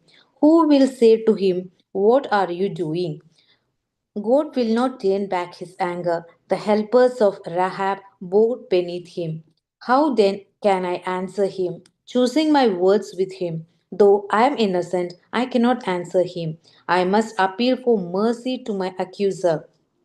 If I summoned him and he answered me, I do not believe that he would listen to my voice. For he crushes me with tempest and multiplies my wounds without cause. He will not let me get my breath, but fills me with bitterness. If it is a contest of strength, he is the strong one. If it is a matter of justice, who can summon him? Though I am innocent, my own mouth would condemn me.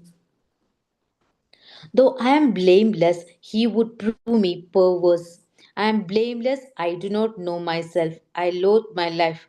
It is all one, therefore I say, he destroys both the blameless and the wicked. When disaster brings sudden death, he mocks the calamity of the innocent. The earth is given into the hand of wicked. He covers the eyes of his judges. If it is not he, who then is it? My days are swifter than a runner. They flee away, they see no good. They go by like skiffs of reed, like an eagle swooping on the prey. If I say, I will forget my complaint, I will put off my sad countenance and be of good cheer. I become afraid of all my suffering, for I know you will not hold me innocent. I shall be condemned. Why then do I labor in vain? If I wash myself with soap and cleanse my hands with a lye, yet you will plunge me into filth and my own clothes with afore me. For he is not immortal as I am that I might answer him, that we should come to trial together. There is no unfair between us who might lay his hand on us both. If he would take his rod away from me and not let dread of him terrify me, then I would speak without fear of him, for I know I am not what I am thought to be. Job chapter 10. I loathe my life. I will give free utterance to my complaint. I will speak in the bitterness of my soul. I will say to God, do not condemn me. Let me know why you contended against me. Does it seem good to you to oppress, to despise the work of your hands, and favor the schemes of the wicked? Do you have eyes of flesh? Do you see as humans see? Are you are your days like the days of mortals, or your ears like human ears? That you seek out my iniquity and search for my sin, although you know that I am not guilty and there is no one to deliver out of your hand. Your hands fashioned and made me, and now you turn and destroy me. Remember that you fashioned me like clay, and will you turn me to dust again? Did you not pour me out like milk and curdle me like cheese? You clothed me with skin and flesh, and knit me together with bones and sinews. You have granted me life and steadfast love, and your care has preserved my spirit. Yet these things you hide in your heart. I know that this was your purpose. If I sin, you watch me and do not acquit me of my iniquity. If I am wicked, woe to me. If I am righteous, I cannot lift up my head, for I am filled with disgrace and look upon my affliction. Bold as a lion, you hunt me, you repeat your exploits against me. You renew your witnesses against me and increase your vexation toward me. You bring fresh troops against me. Why did you bring me forth from the womb? Would that I had died before any eye had seen me, and were as though I had not been carried from the womb to the grave.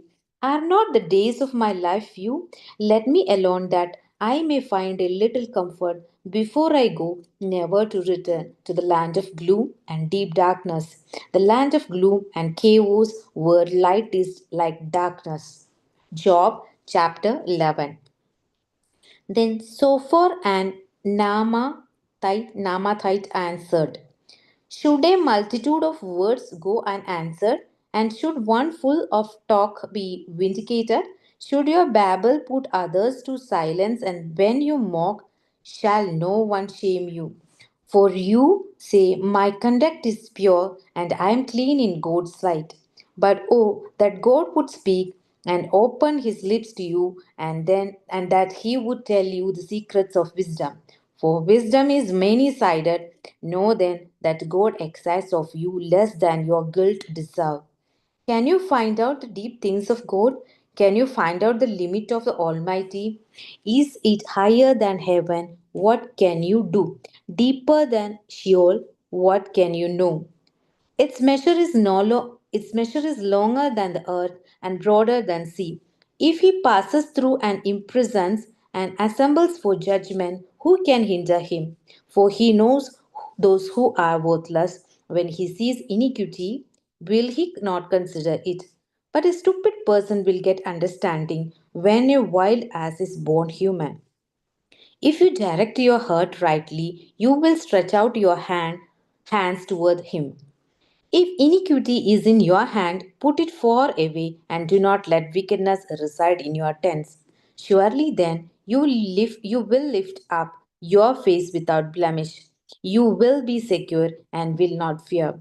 You will forget your misery, you will remember it as waters that have passed away, and your life will be brighter than the noonday. Its darkness will be like the morning. And you will have confidence because there is hope. You will be protected and take your rest in safety. You will lie down, and no one will make you afraid. Many will entreat your favor, but the eyes of the wicked will fail. All way of escape will be lost to them, and their hope is to breathe their last. Job chapter 12. Then Job answered, no doubt you are the people, and wisdom will die with you.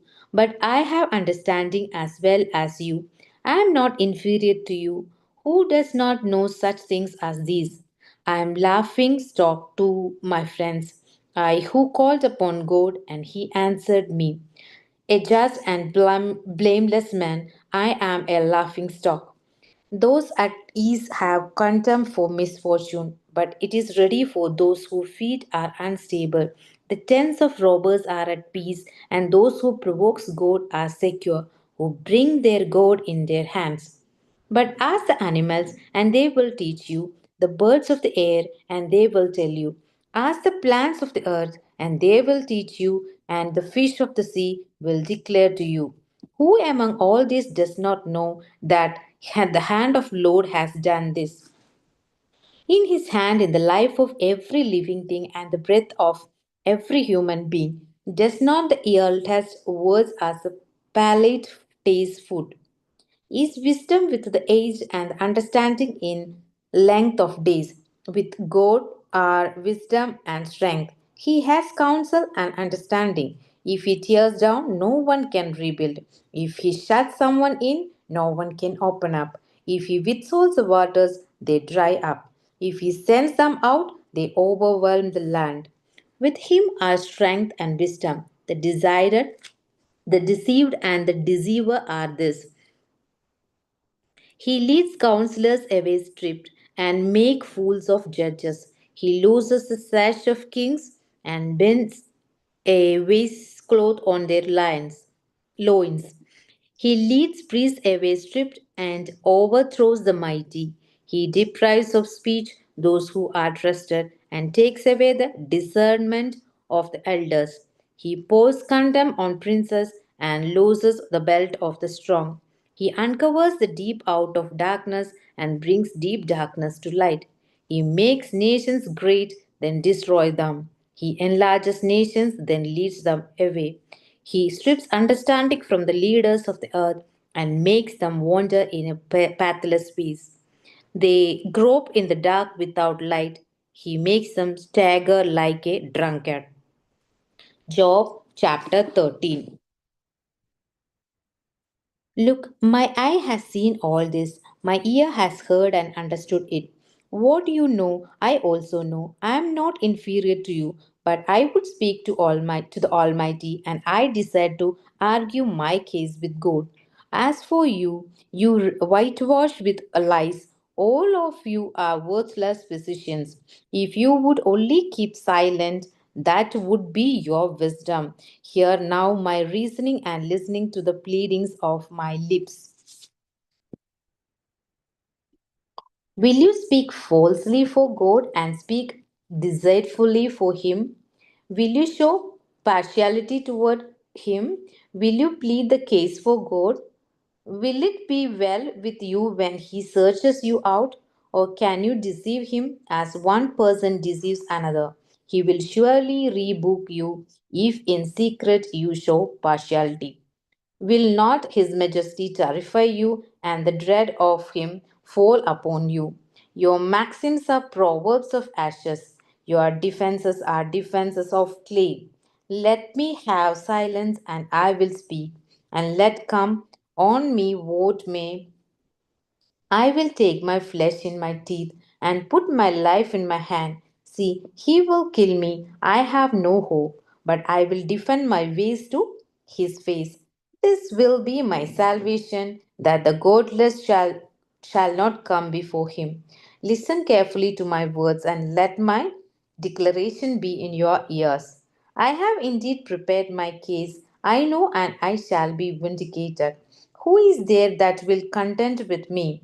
For then I would be silent and die. Only grant two things to me, then I will not hide myself from your face. Withdraw your hand far from me, and do not let dread of you terrify me. Then call and I will answer, or let me speak and you reply to me. How many are my iniquities and my sins?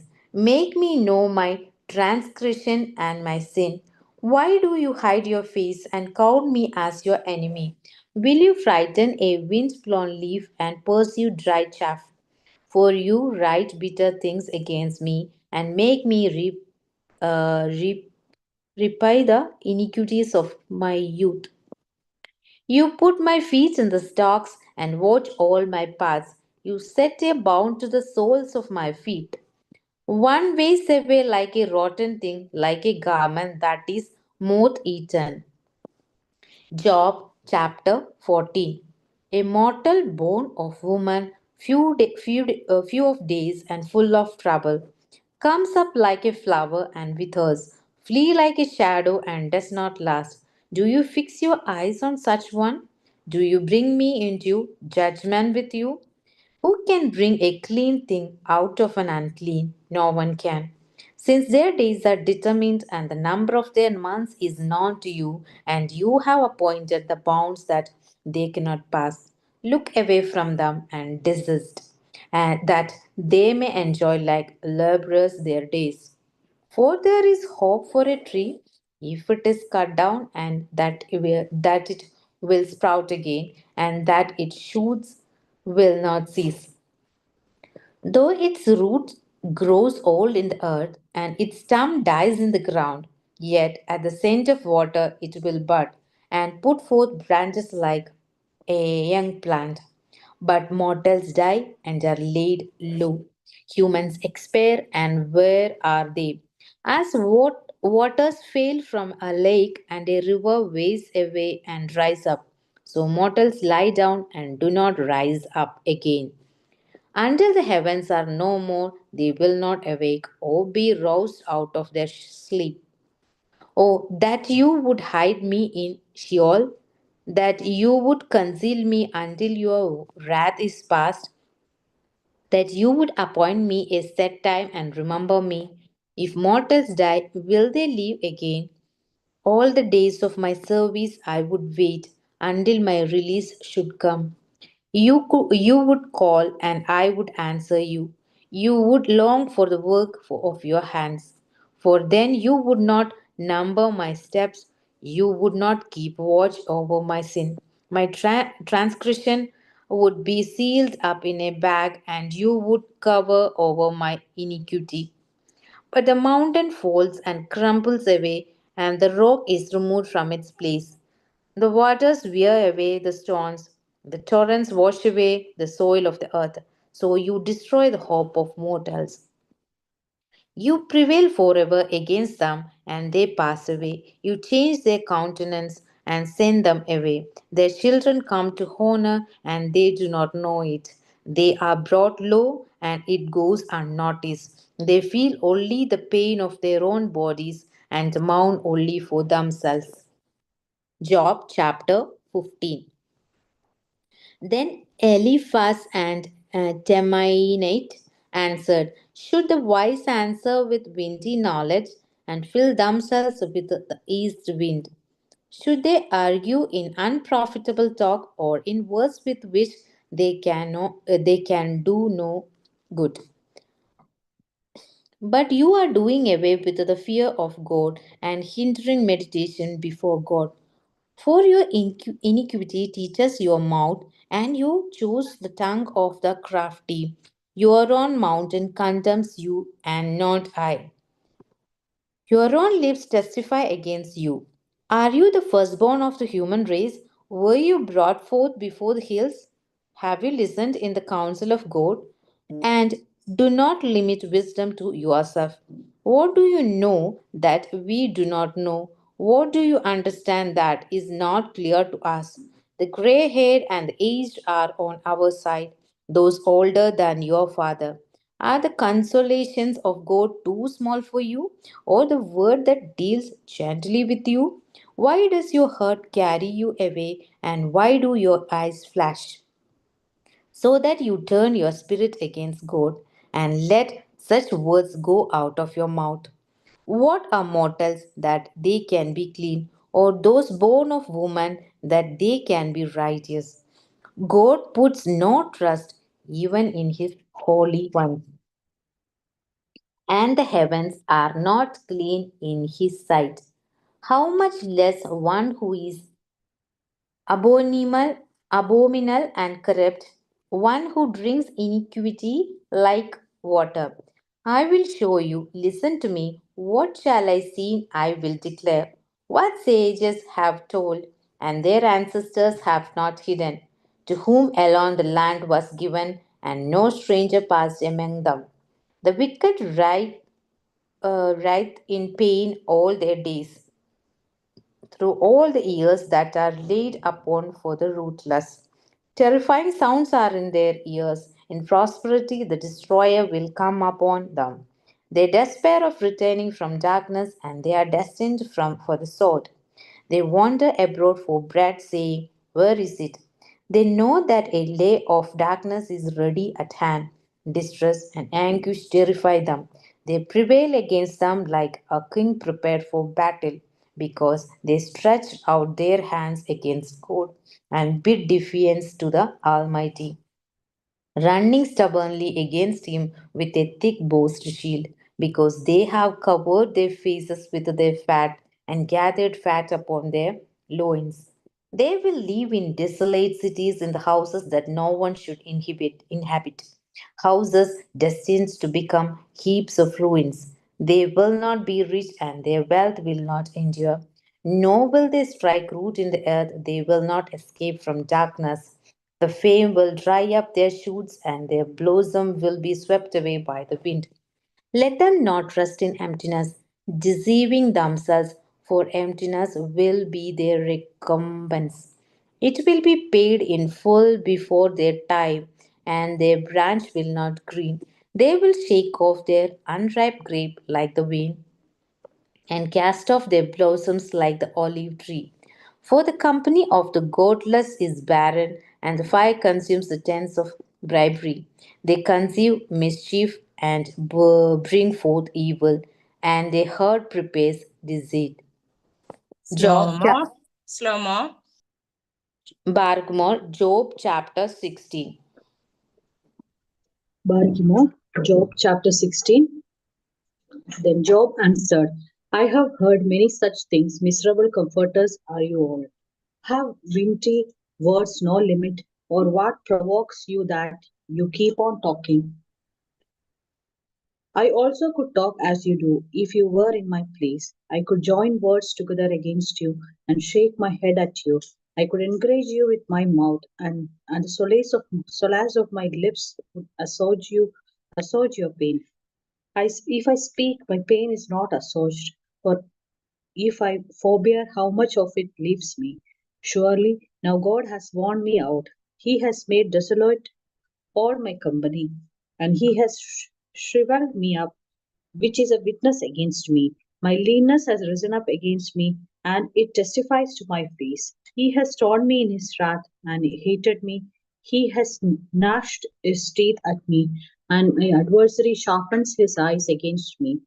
They have gaped at me with their mouth, and they have struck me insolently on the cheek. They mass themselves together against me. God gives me up to the ungodly and casts me into the hands of the wicked. I was at ease, and he broke me in two. He seized me by the neck and dashed me to pieces. He set me up as his target. His archers surround me.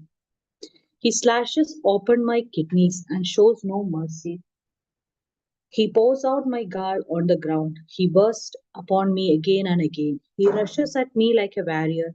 I have sewed sackcloth upon my skin and have laid my strength in the dust. My face is red with weeping, and deep darkness is on my eyelids. Though there is no violence in my hands, and my prayer is pure. O earth, do not cover my blood. Let let my outcry find no resting place. Even now, in fact, my witness is in heaven, and he that watches for me is on high. My friends scorn me. My eyes pour out tears to God, that he would maintain the right of a mortal with God, as one does for a neighbor. For when a few years have come, I shall go the way from which I shall not return. Job chapter 17. My spirit is broken, my days are extinct, the grave is ready for me. Surely there are mockers around me, and my eye dwells on their provocation. Lay down a pledge for me with yourself. Who is there that will give surety for me? Since you have closed their minds to understanding, therefore you will not let them triumph. Those who denounced friends for reward, the eyes of the children will fail. He has made me a byword of the peoples, and I am one before whom people spit. My eye has grown dim from grief, and all my members are like a shadow. The upright are appalled at this, and the innocent stir themselves up against the godless.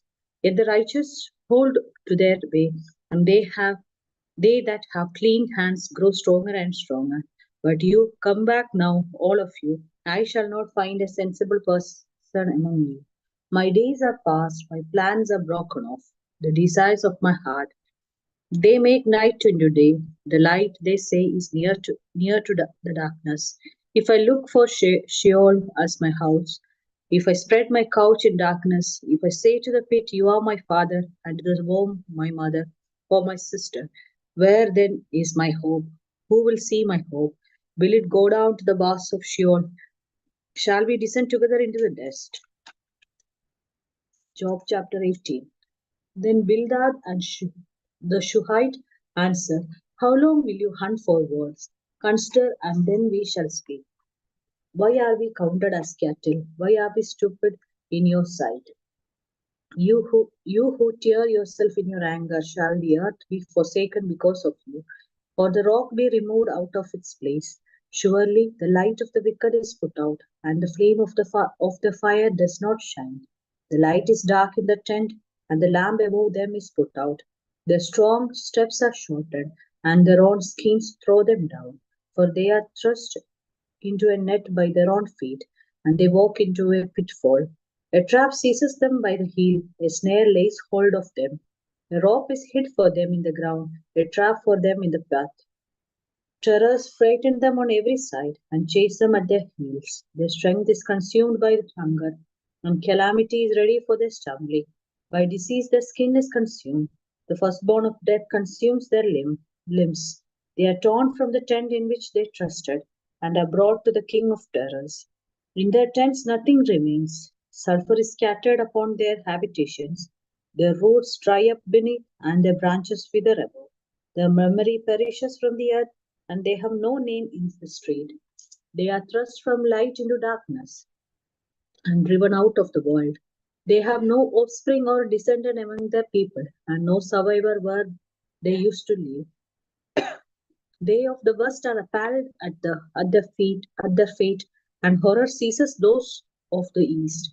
Surely such are the dwellings of the ungodly, such is the place of those who do not know God.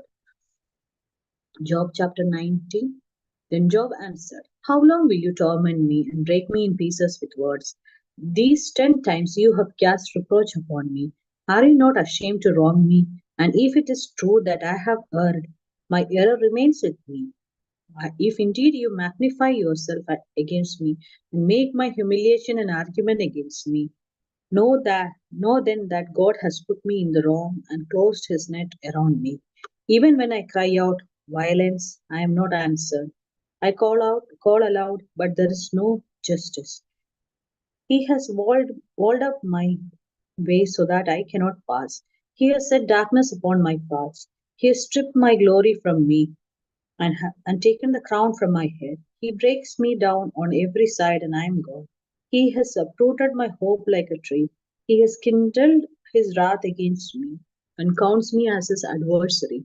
His troops come on together. They have thrown up siege works against me and encamp around my tent. He has put my family far from me, and my acquaintances are wholly estranged from me. My relatives and my close friends have failed me. The guests in my house have forgotten me. My serving girls count me as a stranger. I have become an alien in their eyes. I call to my servant, but he gives me no answer. I must, I must myself plead with him. My breath is repulsive to my wife. I am loathsome to my own family. Even young children despise me. When I rise, they talk against me. All my intimate friends abhor me, and those whom I loved have turned against me. My bones cling to my skin and to my flesh, and I have escaped by the skin of my teeth. Have pity on me, O you my friends, for the hands of God has touched me. Why do you, like God, pursue me, never satisfied with my flesh? Oh, that my words were written down. Oh, that they were inscribed in a book. Oh, that with an iron pen and with lead they were engraved on a rock forever. For I know that my Redeemer lives, and that at the last he will stand upon the earth. And after my skin has been thus destroyed, and in my flesh I shall see God, whom I shall see on my side, and my eyes shall behold and not another. My heart faints within me. If you say, how we will persecute him, and the root of the matter is found in him.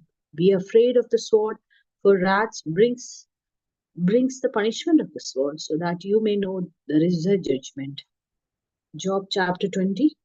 Then Zophar and the Naamathite answered, pay attention, my thoughts urge me to answer. Because of the agitation within me, I hear censure that insults me, and a spirit beyond my understanding answers me. Do you not know this from of old, ever since mortals were placed on earth, that the exulting of the wicked is short, and the joy of the godless is but for a moment? Even though they mount up high as the heavens, and their head reaches to the clouds, they will perish forever like their own dung. Those who have seen them will say, where are they? They will fly away like a dream and not be found. They will be chased away like a vision of the night. The eye that saw them will see them no more, nor will their place behold them any longer.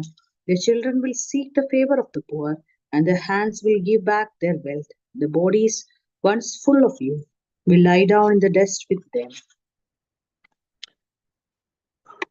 Though wickedness is sweet in their mouth, though they hide it under their tongues, though they are loath to let it go and hold it in their mouths, yet the food is turned in their stomach. It is the venom of apes within them. They swallow down riches and vomit them up again. God casts them out of their bellies. They will suck the poison of apes. The tongue of the viper will kill them. They will not look on the rivers, the streams flowing with honey and curds. They will give back the fruit of their toil and will not swallow it down. From the profit of their trading, they will get no enjoyment, for they have crushed and abandoned the poor. They have seized a house that they did not build. They knew no quiet in their bellies. In their greed, they let nothing escape. There was nothing left after they had eaten. Therefore, their prosperity will not endure.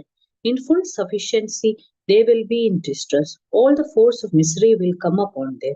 To fill their belly God, to the full, God will send His fierce anger into them and rain it upon them as their food. They will flee from an iron weapon. A bronze arrow will strike them through. It is drawn forth and comes out of their body, and the glittering point comes out of their guard. Terrors come upon them. Utter darkness is laid up for their treasures. A fire fanned by no one will devour them. What is left in the tent will be consumed. The heavens will reveal their iniquity, and the earth will rise up against them. The possessions of the house will be carried away, dragged off in the day of God's wrath. This is a portion of the wicked from God, the heritage decreed for them by God. Job chapter 21. Then Job answered, Listen carefully to my words, and let this be your consolation. Bear with me, and I will speak. That then, after I have spoken, mock on. As for me, is my complaint addressed to mortals? Why should I not be impatient? Look at me and be appalled, and lay your hand upon your mouth. When I think of it, I am dismayed, and shuddering seizes my flesh. Why do the wicked live on, reach old age, and grow mighty in power? Their children are established in the presence, and their offspring before their eyes. Their houses are safe from fear, and no road of God is upon them. Their bull breeds without fail, their cow calves and never miscarries. They send out their little ones like a flock, and the children dance around. They sing to the tambourine and the lyre, and rejoice to the sound of the pipe. They spend their days in prosperity, and in peace they go down in Sheol. They say to God, Leave us alone. We do not desire to know your ways. What is the Almighty that we should serve him? And what profit do we get if we pray to him? Is not their prosperity indeed their own achievement? The plans of the wicked are repugnant to him. How often is the lamp of the wicked put out? How often does calamity come upon them? How often does God distribute pains in his anger? How often are they like straw before the wind, and like chaff before, that the storm carries away? You say, God stores up their iniquity for their children. Let it be paid back to them, so that they may know. Let their own eyes see their destruction, and let them drink of the wrath of the Almighty. For what do they care for their household after them, when the number of their months is cut off? Will any teach God knowledge, seeing that he judges those that are on high? One dies in full prosperity, being wholly at ease and secure is his loins full of milk, and the marrow of bones moist. Another dies in bitterness of soul, never having tasted of good. They lie down alike in the dust, and the worms cover them. Oh, I know your thoughts, and your schemes to wrong me. For you say, Where is the house of the prince? Where is the tent in which wicked lived? Have you not asked those who travel the roads, and do you not accept their testimony, that the wicked are spared in the day of calamity, and are rescued in the day of wrath? Who declares their way to their face, who repays them for what they have done? When they are carried to the grave, a watch is kept over their tomb. The clouds of the valley are sweet to them. Everyone will follow after, and those who went before are innumerable. How then will you comfort me with empty nothings? There is nothing left of your answers but falsehood. Job chapter 22. Then Eliphaz the Temanite answered, Can a mortal be of use to God? Can even the wisest be of service to him? Is it any pleasure to the Almighty if you are righteous? Or is it gain to him if you make your ways blameless? Is it for your piety that he reproves you and enters into judgment with you?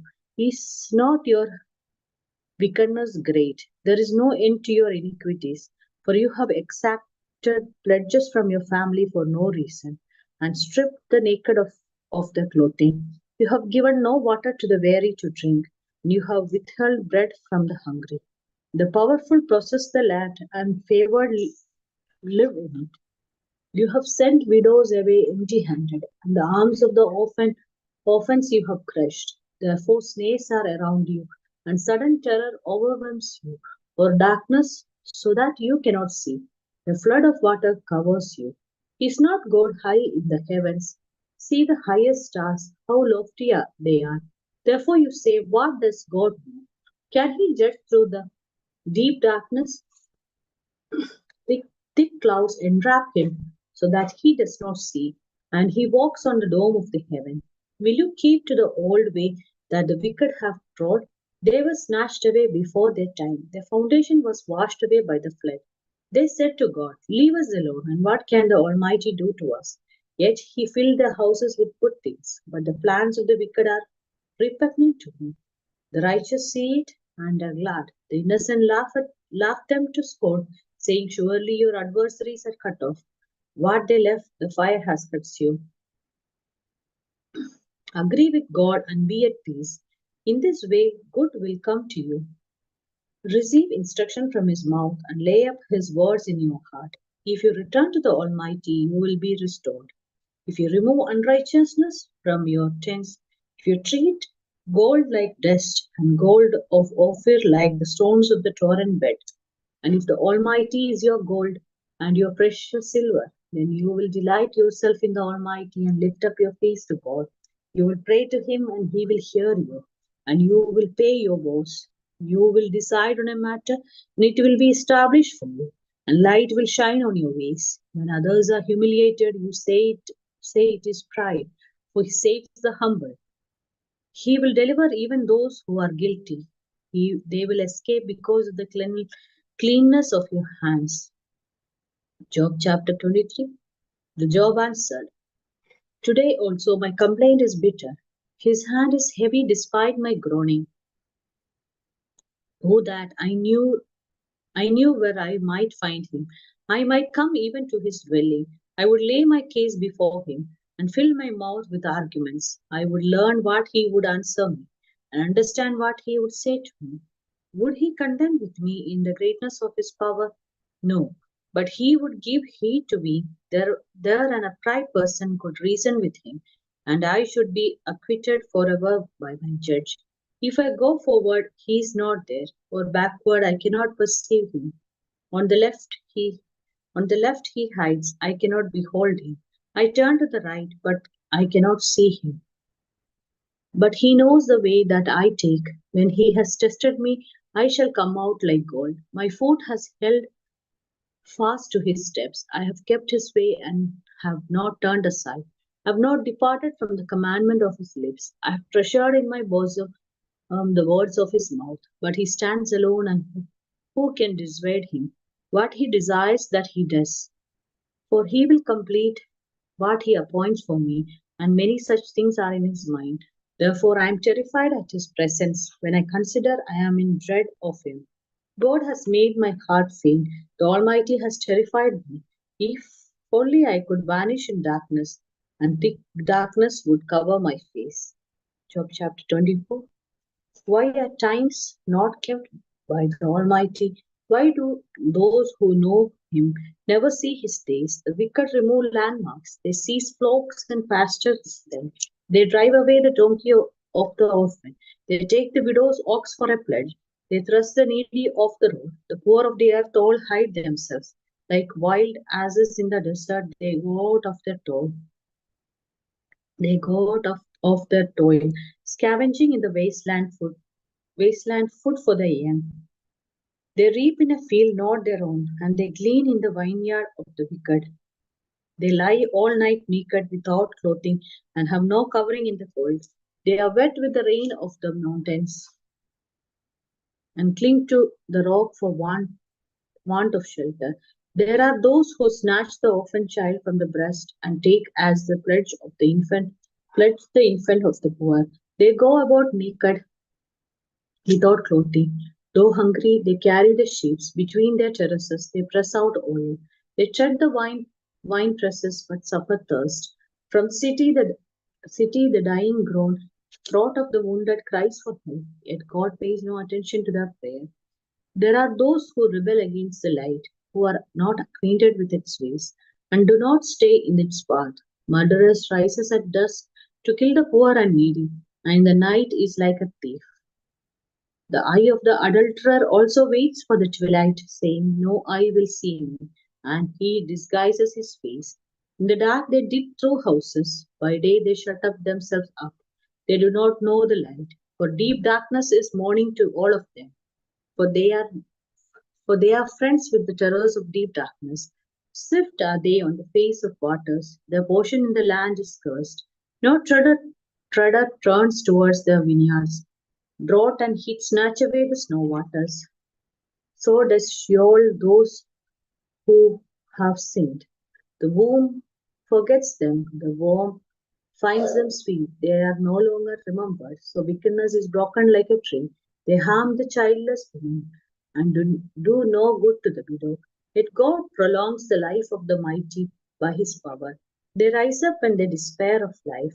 He gives them security and they are supported. His eyes are opened their ways. They are exalted a little while and then are gone. They wither and fade like the mallow. They are cut off like the heads of grain. If it is not so, who will prove me a liar and show that there is nothing in what I say? Chapter 25. Then Bildad the Shuhite answered, dominion and fear are with God. He makes peace in his high heaven. Is there any number to his armies? Upon whom does his light not arise? How then can a mortal be righteous before God? How can one born of woman be pure? If even the moon is not bright and the stars are not pure in his sight, how much less a mortal who is a maggot and a human being who is a worm? Chapter 26. Then Job answered, how you have helped one who has no power, how you have assisted the arm that has no strength, how you have counseled one who has no wisdom, and given much good advice. With whose help have you uttered words, and whose spirit has come forth from you? The shades below tremble, the waters and the inhabitants. Sheol is naked before God, and Abaddon has no covering. He stretches out saffron over the void and hangs the earth upon nothing. He binds up the waters in his thick clouds, and the cloud is not torn open by them. He covers the face of the full moon and spreads over it in his cloud. He has described a circle on the face of the waters between light and darkness. The pillars of heaven tremble and are astounded at his rebuke. By his power he stilled the sea. By his understanding he struck down Rahab. By his wind the heavens are made fair. His hand pierced a fleeing serpent. These are indeed but the outskirts of his ways, and how small a whisper do we hear of him. But the thunder of his power, who can understand? Chapter 27. Job again took up his discourse and said, as God lives, who has taken away my right, and the Almighty who has made my soul bitter, as long as my breath is in me, and the Spirit of God is in my nostrils, my lips will not speak falsehood, and my tongue will not utter deceit. Far be it from me to say that you are right. Until I die, I will not put away my integrity from me. I hold fast my righteousness and will not let it go. My heart does not reproach me for any of my days. May my enemy be like the wicked, and may my opponent be like the unrighteous. For what is the hope of the godless when God cuts them off?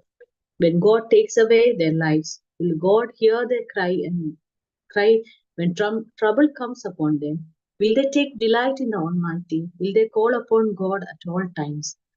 I will teach you concerning the hand of God, that which is with the Almighty.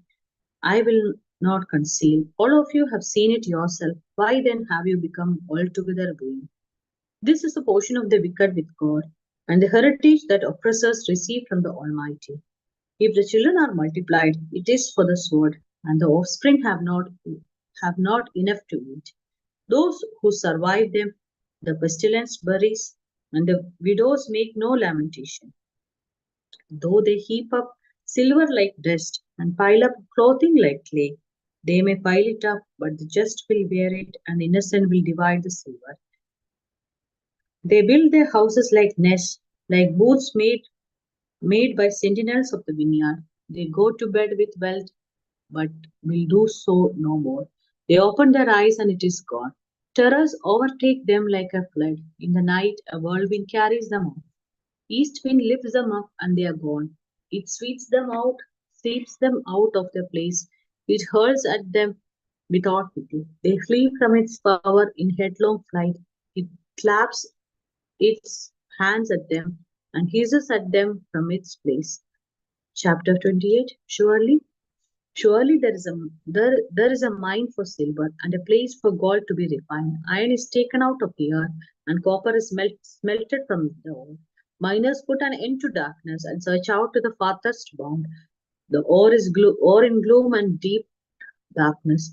They open shafts in a valley away from human habitation. They are forgotten by travelers. They stay suspended, remote from people. As for the earth, out of it comes bread, but underneath it is turned up as by fire. Its stones are the place of sapphires, and its dust contain gold. The, that path no bird of prey knows, and the falcon's eye has not seen it. The proud wild animals have not trodden it, the lion has not passed over it. They put their hand to the flinty rock and overturn mountains by the roads. They cut out channels in the rocks, and their eyes see every precious thing. The sources of the river they probe, hidden things they bring to light. But where shall wisdom be found? And where is the place of understanding? Mortals do not know the way of it, and it is not found in the land of the living. Deep says, it is not in me, and the sea says, it is not with me. It cannot be gotten for gold, and silver cannot be weighed out as its price. It cannot be valued in the gold of Ophir, in precious onyx or sapphire. Gold and glass cannot equal it, nor can it be exchanged for jewels of fine gold. No mention shall be made of coral and of or of crystal. The price of wisdom is above pearls. The chrysolite of Ethiopia and cannot compare with it, nor can it be valued in pure gold. Where then does wisdom come from, and where is the place of understanding? It is hidden from the eyes of all living, and concealed from the birds of the air. Abaddon and Death say, we have heard a rumor of it with our eyes. God understands the way to it, and He knows its place, for He looks to the ends of the earth and sees everything under the heavens. When He gave to the wind its weight, and apportioned out the waters by measure, when He made a decree for the rain, a way for the thunderbolt, then He saw it and declared it. He established it and searched it out. And He said to the humankind, truly, the fear of the Lord, that is wisdom, and to depart from evil is understanding. Chapter 29. Job again took up his discourse and said, oh, that I were as in the months of old, as in the days when God watched over me, when His lamp shone over my head, and by His light I walked through darkness, when I was in my prime, when the friendship of God was upon my tent, when the Almighty was still with me, when my children were around me, when my steps were washed with milk, and the rock poured out for me streams of oil, when I went out to the gate of the city, when I took my seat in the square. The young men saw me and withdrew, and the aged rose up and stood. The nobles refrained from talking, and laid their hands on their mouth. The voices of princes were hushed, and the tongue stuck to the roof of their mouth. When the ear heard, it commended me. When the eye saw, it approved. Because I delivered the poor who cried, and the orphan who had no helper. The blessing of the wretched came upon me, and I caused the widow's heart to sing for joy. I put on righteousness, and it clothed me. My justice was like a robe and a turban. I was eyes to the blind and feet to the lame. I was a father to the needy, and I championed the cause of the stranger. I broke the fangs of the unrighteous, and made them drop their prey from their teeth. Then I thought, I shall die in my nest, and I shall multiply my days like the phoenix. My roots spread out to the waters, with the dew all night on my branches. My glory was fresh with me, and my bow ever new in my hand. They listened to me and waited, and kept silence for my counsel. After I spoke, they did not speak again, and my word dropped upon them like dew. They waited for me as for the rain. They opened their mouths as for the spring rain. I smiled on them when they had no confidence. The light of my countenance They did not extinguish. I chose their way and sat as chief, and I lived like a king among his troops, like one who comforts mourners. Chapter 30. But now they make sport of me, those who are younger than I, whose fathers I would have disdained to set with the dogs of my flock. What could I gain from the strength of their hands? All their vigor is gone. Through want and hard hunger they gnaw the dry and desolate ground. They pick mallow and the leaves of bushes, and to warm themselves the roots of broom. They are driven out from society. The people shout after them as after a thief. In the gullies of wadis they must live, the, in holes in the ground and in the rocks. Among the bushes they bray, under the nettles they huddle together. A senseless, disreputable brood, they have been whipped out of the land. And now they mock me in song. I am a byword to them. They abhor me, they keep aloof from me. They do not hesitate to spit at the sight of me, because God has loosed my bowstring and humbled me. They have cast off restraint in my presence. Oh, on my right hand the rabble rise up. They send me sprawling and build roads for my ruin. They break up my path, they promote my calamity. No one restrains them. As through a wide breach they come, amid the crash they roll on. Terrors are turned upon me, my honor is pursued as by the wind, and my prosperity has passed away like a cloud. And now my soul is poured out within me. Days of affliction have taken hold of me. The night racks my bones, and the pain that knows me takes no rest. With violence he seizes my garment. He grabs me by the collar of my tunic. He has cast me into the mire, and I have become like dust and ashes. I cry to you, and you do not answer me. I stand, and you merely look at me. You have turned cruel to me. With the might of your hand, persecute me. You lift me up on the wind. You make me ride on it, and you toss me about in the roar of the storm. I know that you will bring me to death, and to the house appointed for all living. Surely one does not turn against the needy when in disaster they cry for help. Did I not weep for those whose day was hard? Was not my soul grieved for the poor? But when I looked for good, evil came, and when I waited for light, darkness came. My inward parts are in turmoil and are never still. Days of affliction come to meet me. I go about in sunless gloom. I stand up in the assembly and cry for help. I am a brother of jackals and a companion of ostriches. My skin turns black and falls from me, and my bones burn with heat. My lyre is turned to mourning, and my pipe to the voice of those who weep. Chapter 31. I have made a covenant with my eyes. How then could I look upon a virgin? What would be my portion from God above, and my heritage from the Almighty on high? Does not calamity befall the unrighteous, and disaster the workers of iniquity? Does he not see my ways and number all my steps? If I have walked with falsehood, and my foot has hurried to deceit, let me be weighed in a just balance. Let God know my integrity. If my step has turned aside from the way, my heart has followed my eyes, and if any spot has clung to my hands, then let me sow and another eat. Let what grows for me be rooted out.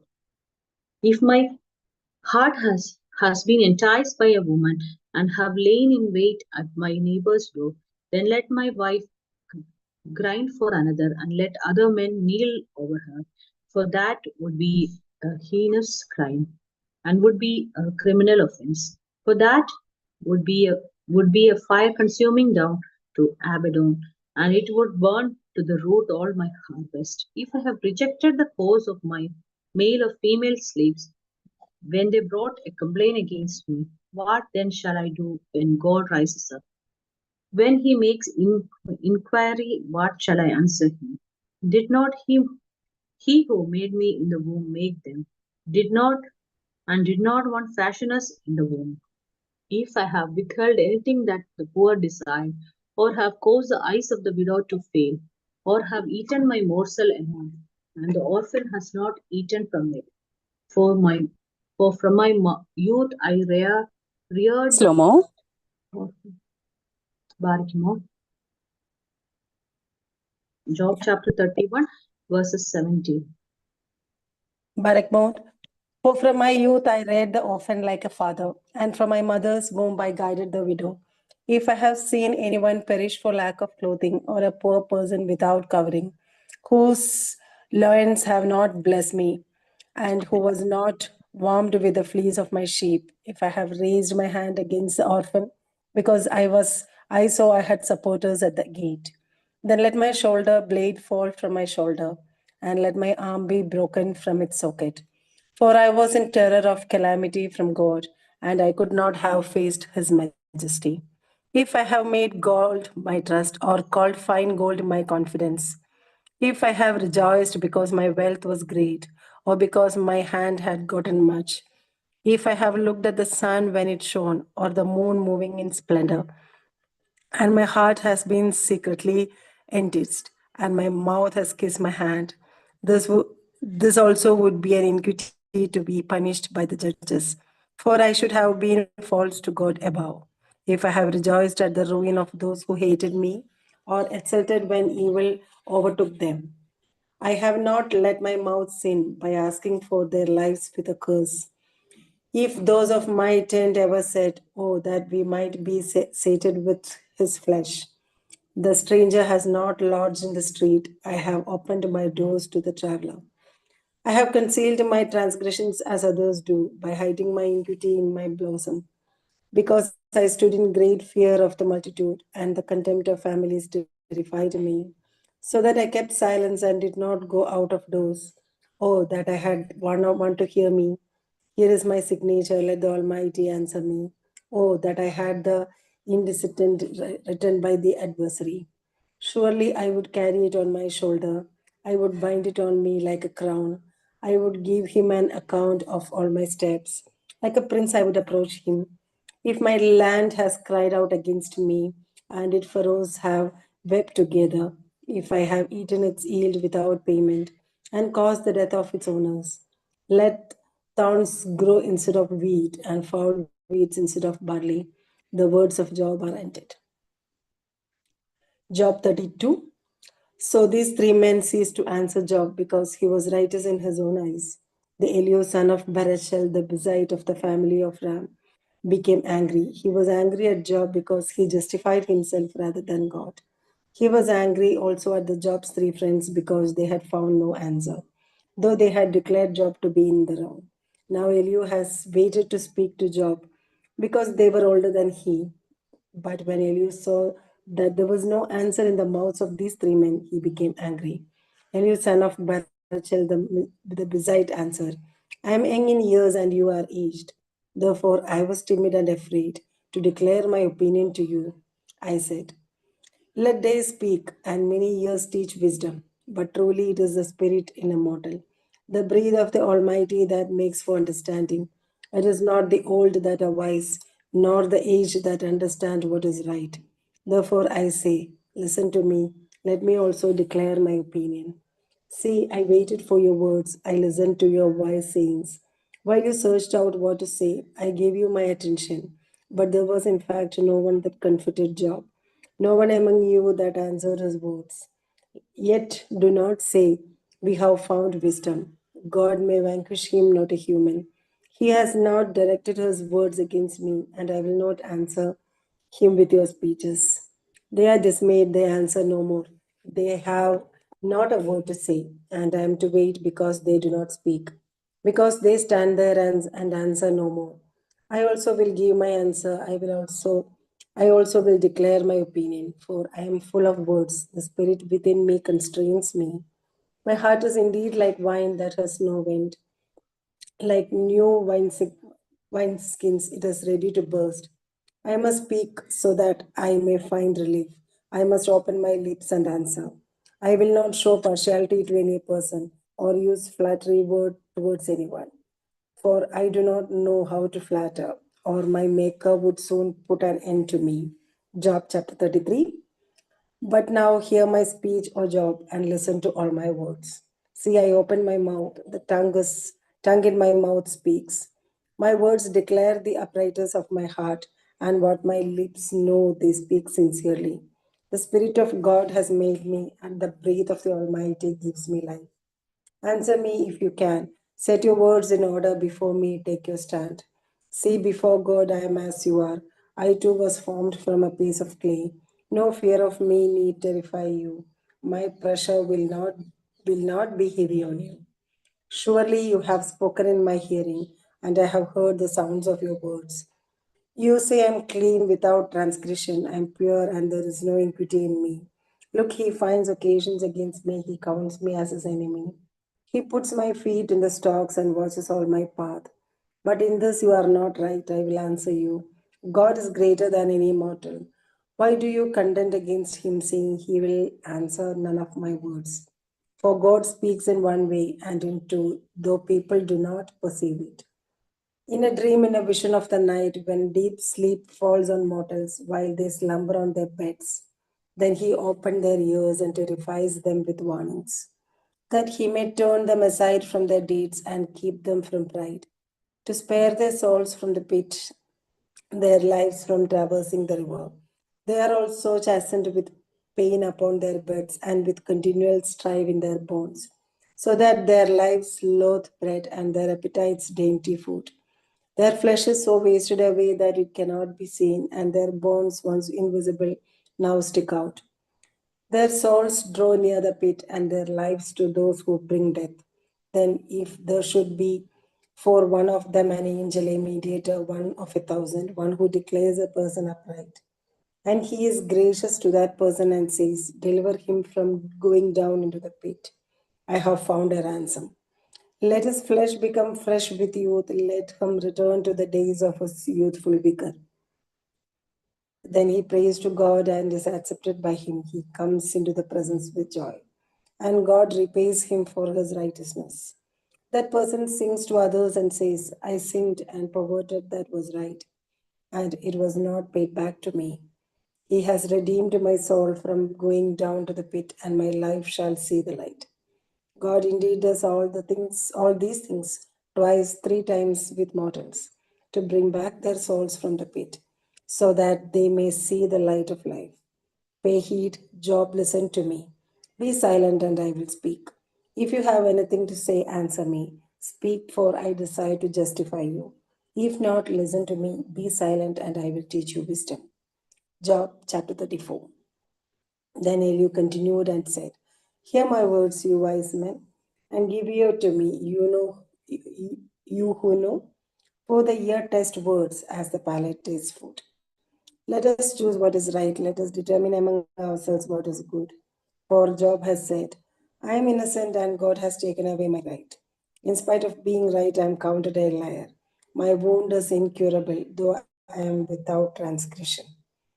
Who is there like Job, who drinks up scoffing like water, who goes in company with evildoers and walks with the wicked? For he has said, it profits one nothing to take delight in God. Therefore, hear me, you who have sense, far be it from God that he should do wickedness, and from the Almighty that he should do wrong. For according to their deeds he will repay them, and according to their ways he will make it befall them. Of a truth, God will not do wickedly, and the Almighty will not pervert justice, who gave him charge over the earth, and who laid on him the whole world. If he should take back his spirit to himself and gather to himself his breath, all flesh would perish together, and all mortals return to dust. If you have understanding, hear this. Listen to what I say. Shall one who hates justice govern? Will you condemn one who is righteous and mighty? Who says to a king, you scoundrel, and to a princess, you wicked man? Who shows no partiality to nobles, nor regards the rich more than the poor, for they are all the work of his hands. In a moment they die. At midnight the people are shaken and pass away, and the mighty are taken away by no human hand. For his eyes are upon the ways of mortals, and he sees all their steps. There is no gloom or deep darkness where evildoers may hide themselves.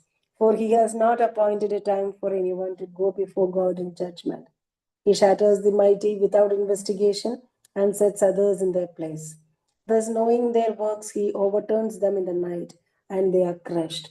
He strikes them for their wickedness, while others look on, because they turned aside from following him, and he had no regard for any of his ways. So that they caused the cry of the poor to come to him, and he heard the cry of the affiliated when he is quiet, who can condemn? When he hides his face, who can behold him? Whether it be a nation or an individual, so that the godless should not reign, or those who ensnare the people. For has anyone said to God, I have endured punishment, I will not offend any more.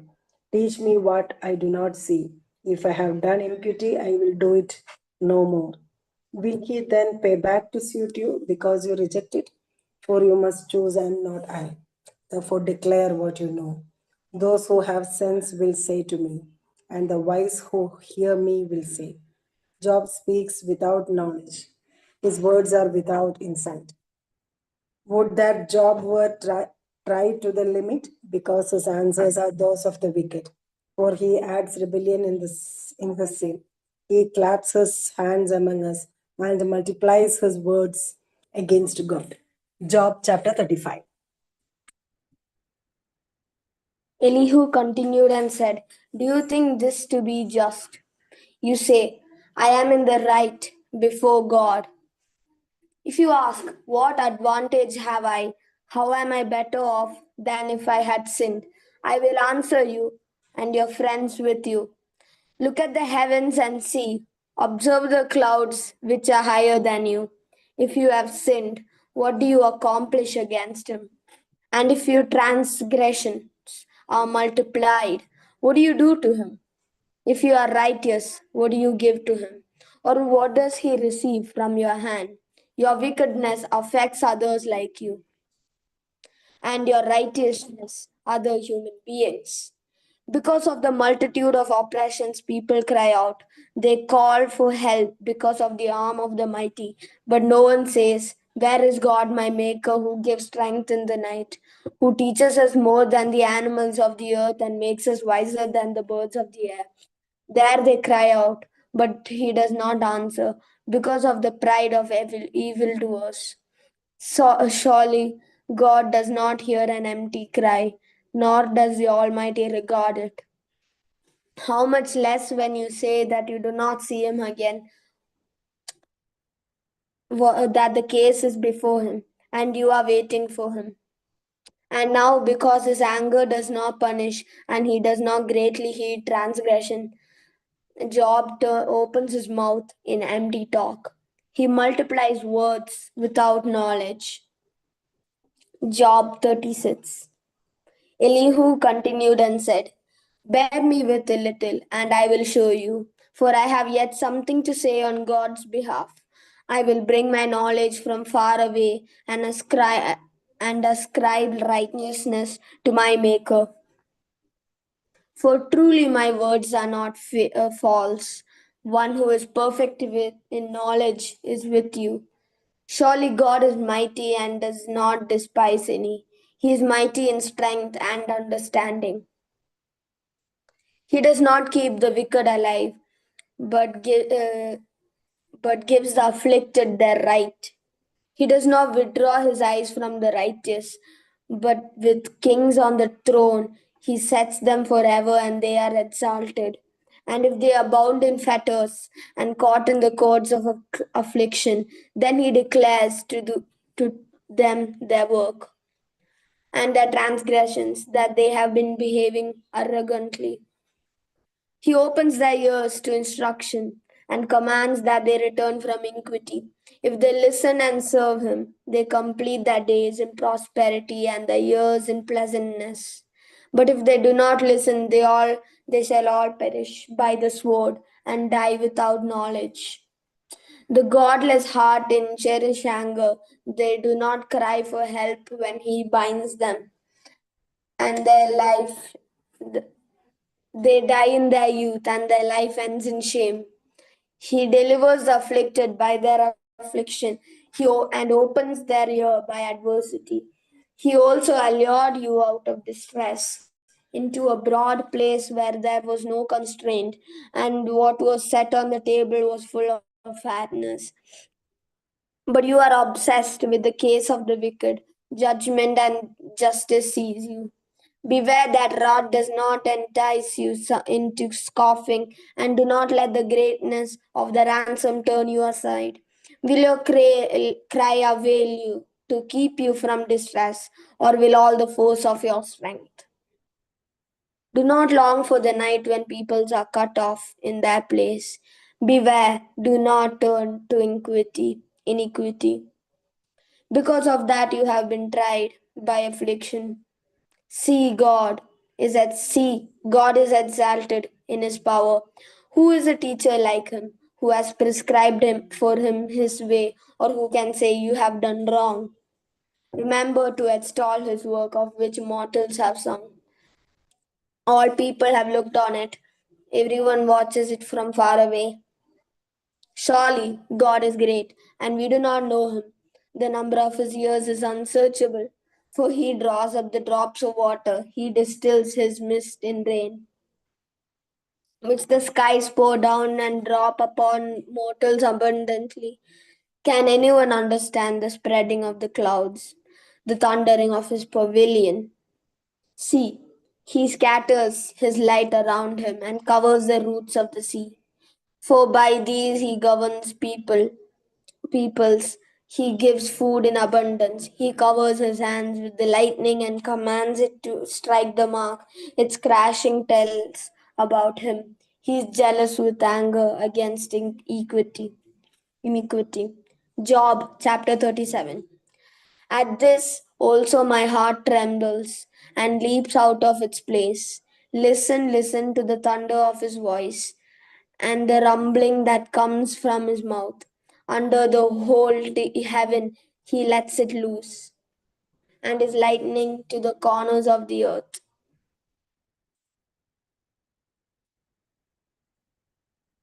After it, his voice rose.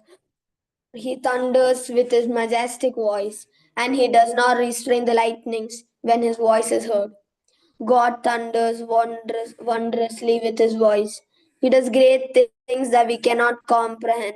For to the snow he says, fall on the earth, and the shower of rain, his heavy shower of rain, serves as a sign on everyone's hand, so that all whom he has made may know it.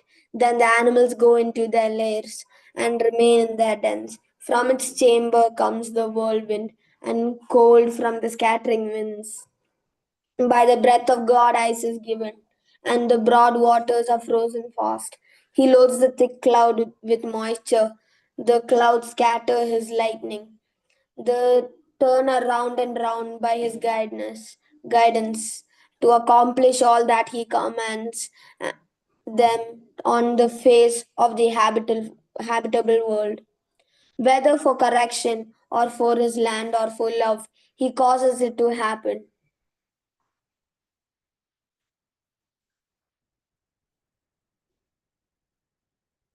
Whether for correction or for his land or for love, he causes it to happen. Hear this, O Job.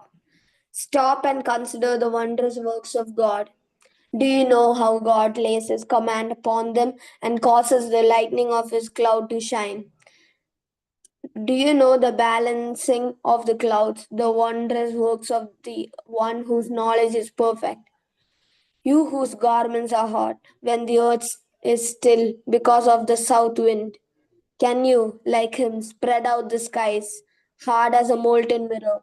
Teach us what we shall say to him. We cannot draw up to our case because of darkness. Teach us what we shall say to him. We cannot draw up our case because of darkness. Should he be told that I want to speak? Did anyone ever wish to be swallowed up? Now no one can look on the light when it is bright on the skies. When the wind has passed and cleared them, out of the north comes golden splendor. Around God is awesome majesty. The Almighty, we cannot find him. He is great in power and justice and abundant righteousness. He will not violate. Therefore, mortals fear him. He does not regard any who are wise in their own conceit. Job chapter 38. God speaks from the whirlwind. Then the Lord answered Job out of the whirlwind.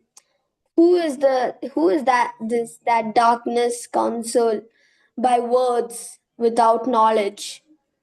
Gird up your loins like a man, I will question you, and you shall declare to me. Where were you when I laid the foundation of the earth? Tell me if you have understanding. Who determined its measurements? Surely you know. Or who stretched the line upon it? On what were its bases sunk? Or who laid its cornerstone? When the morning stars sang together and all the heavenly beings shouted for joy? Or who shut in the sea with doors when it burst out from the womb? When I made the clouds its a garment, and thick darkness its swaddling band, and prescribed bounds for it, and set bars and doors, and said, Thus for shall you come, and no farther, and here shall your proud waves be stopped. Have you commanded the morning since your days began, and caused the dawn to know its place, so that it might take a hold of the skirts of the earth, and the wicked be shaken out of it? It is changed like clay under the seal, and it is dyed like a garment. Light is withheld from the wicked, and their uplifted arm is broken. Have you entered into the springs of the sea, or walked into the recesses of the deep? Have the gates of death been revealed to you? Or have you seen the gates of deep darkness? Have you comprehended the expanse of the earth? Declare if you know all this. Where is the way to the dwelling of light, and where is a place of darkness, that you may take it to its territory, and that you may discern the paths to its home? Surely you know, for you were born then, and the number of your days is great. Have you entered the storehouses of the snow, or have you seen the storehouses of the hail, which I have reserved for the time of trouble, for the day of battle and war? What is the way to the place where the light is distributed, or where the east wind is scattered upon the earth? Who has cut a channel for the torrents of rain, and a way for the thunderbolt, to bring rain on a land where no one lives, on the desert, which is empty of human life? To satisfy the waste and desolate land, and to make the ground put forth grass? Has the rain a father, or who has begotten the drops of dew? From whose womb did the ice come forth, and who has given birth to the hoarfrost of heaven? The waters become hard like stone, and the face of the deep is frozen. Can you bind the chains of the Pleiades, or loose the cords of Orion? Can you lead forth the Mazareth in the season, in their season, or can you guide the bear with its children? Do you know the ordinances of the heavens? Can you establish their rule on the earth? Can you lift up your voice to the clouds, so that a flood of waters may cover you? Can you send forth lightning, so that there they may go and say to you, Here we are? Who has put wisdom in the inward parts, or given understanding to the mind? Who has the wisdom to number the clouds, or who can till the water skins of the heavens? When the dust runs into a mass, and the clouds cling together, can you hunt the prey for the lion, or satisfy the appetite of the young lions when they crouch in their dens, or lie in their covert? Who provides for the raven its prey, when its young ones cry to God, and wander about for lack of food? Job chapter 38 completed. Barakmore. പ്രാർത്ഥിക്കാം.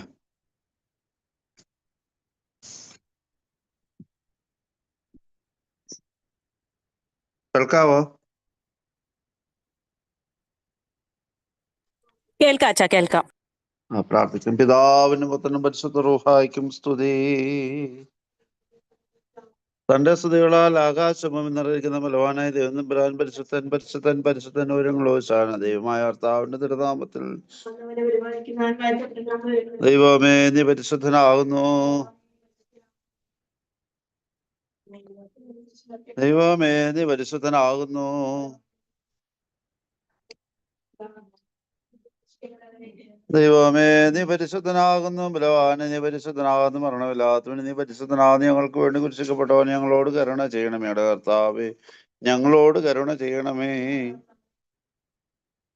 ഞങ്ങളുടെ കർത്താവയുടെ ശുശ്രൂഷ നമസ്കാരം കൈക്കൊണ്ട് ഞങ്ങളോട് കരുണ ചെയ്യണമേ. ദൈവമേ നിനക്ക് സ്തുതി. സൃഷ്ടാവേ നിനക്ക് സ്തുതി. ഭാവികളാനിടയാ ബാറക്മോശങ്ങളിലിരിക്കുന്ന ഞങ്ങളുടെ ബാവ നിന്റെ തിരുനാമം പരിശുദ്ധമേ. നിന്റെ രാജ്യം വരണമേ. എന്റെ തിരുവിക്ഷ സഹോദരെ പോലെ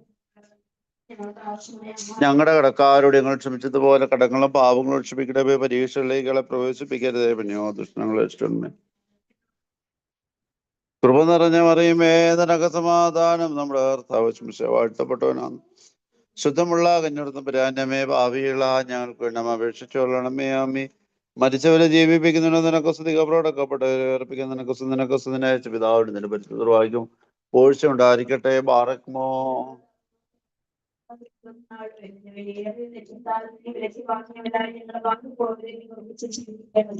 മറിയോറാഹിമിനു ആധാര അനുഗ്രഹങ്ങൾ നിറഞ്ഞിരിക്കുന്നവന് ഏർപ്പ ദിവസം നിന്റെ സൃഷ്ടിയെ നീ പുതുതാക്കണമേ.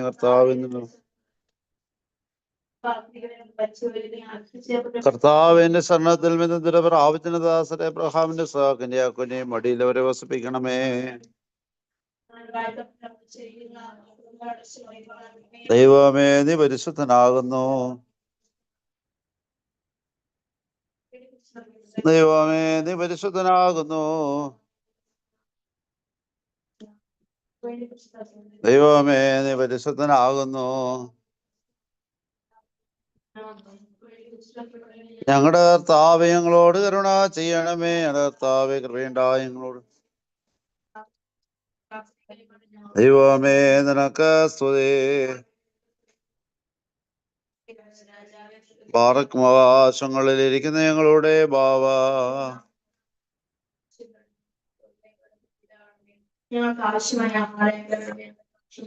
ഞങ്ങളുടെ കടങ്ങളും പാപങ്ങളും ക്ഷമിക്കുന്ന പരീക്ഷകളെ പ്രവേശിപ്പിക്കരുതേ. പിന്നെയോ ദുഷ്ടങ്ങളെ ഇഷ്ടമേന്നിടുന്ന രാജ്യവും ശക്തിയും ദൈവമേ നീ പരിശുദ്ധനാകുന്നു. ബലവാനെ നീ പരിശുദ്ധനാകുന്നു. മരണമില്ലാത്തവന് നീ പരിശുദ്ധനാകുന്നു. ഞങ്ങൾക്ക് വേണ്ടി കുരിശിക്കപ്പെട്ടു. ദൈവമേ നീ പരിശുദ്ധനാകുന്നു.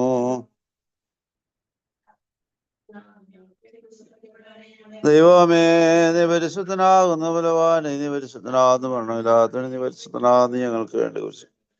ഞങ്ങളുടെ കർത്താവേ ഞങ്ങളോട് കരുണ ചെയ്യണമേ.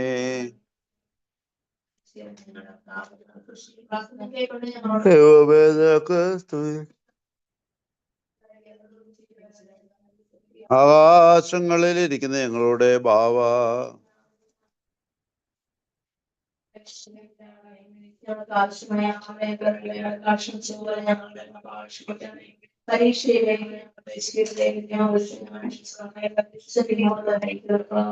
കുറേലായ കർത്താവേ നിന്നെ ഞാൻ വിളിച്ചോല്ലനോട് ത്രമളിച്ചവന്റെ വചനങ്ങളെ സൂക്ഷിച്ചിട്ട് കൈക്കൊള്ളുകയും ചെയ്യണമേ.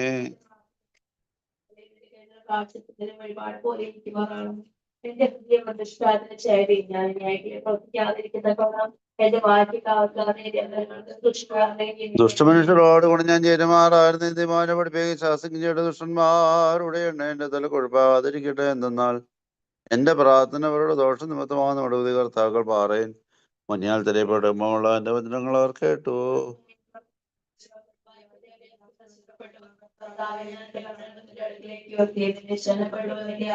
എനിക്ക് ആയിക്കണികൾ മറിച്ച് വെച്ചിട്ടുള്ള പ്രശംസക്കാരുടെ കൈകളിൽ നിന്ന് നീ കാത്തുടമേ കടന്നു വന്ന് തന്നെ തങ്ങൾ ഒരുമിച്ച് വീഴട്ടെ.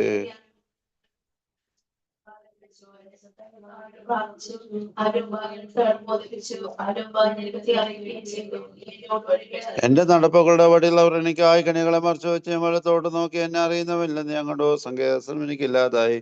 എന്റെ ദേഹിക്ക് വേണ്ടി പകരം ചോദിക്കുന്നില്ല. കർത്താവ് ഞാൻ നിന്റെ അടുക്കൽ നിലവിളിച്ചു.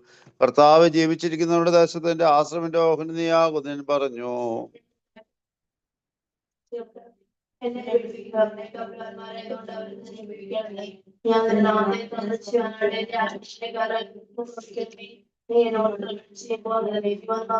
നിന്റെ വചനം എന്റെ കാലുകൾക്ക് വിളക്കും എന്റെ ഓടുകൾക്ക് പ്രകാശമാകുന്ന നീതികളെ വിധികളാതിരിപ്പാനായിട്ട് ഞാൻ ആണയിട്ട് നിശ്ചയിച്ചു.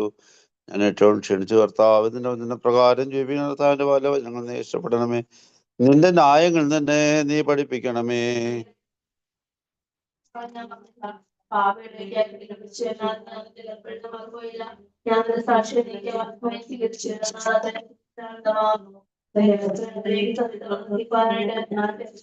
സകല ജാതികളുമേ കർത്താവിന് സ്തുതിപ്പേൻ, സകല ജനങ്ങളെ സ്തുതിപ്പേൻ. എന്നാൽ അവന്റെ കൃപ നമ്മുടെ മേൽ ബലപ്പെട്ടു മരിക്കുന്നു. സത്യമായിട്ട് നീ കർത്താവാൻ ദൈവമേ സുതനിക്ക് യോഗ്യമാകുന്ന പാറയ്ക്കുമോ കർത്താവേ. കരുണയോടെ നിന്റെ ചെവിയാചണ പ്രാർത്ഥനയായിട്ട് ഞങ്ങളോട് ഉത്തരമല്ല ചെയ്യണമേ. ശുശ്രൂഷയും പ്രാർത്ഥനകൾ ദൈവം കൈക്കൊള്ളും. നിനക്ക് ഇഷ്ടമുണ്ടാവും ജനമേ സ്തോമൻ കാല സ്കുറിയലായി സോ.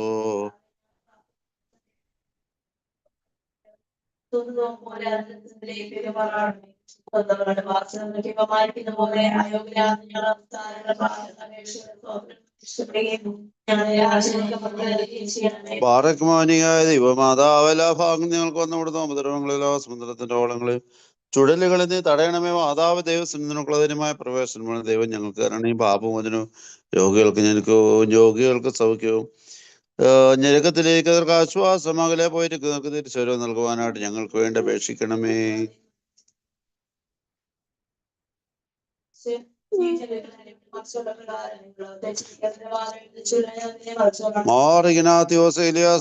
പരിശുദ്ധ ബാവാടെ ശോഭമേനുള്ള പരിശുദ്ധ ബാവാടെ ശ്രേഷ്ഠമായ നാമം താഴെയുള്ളവരുടെ ഇടയിൽ പൊഴുത്തപ്പെടുന്നു.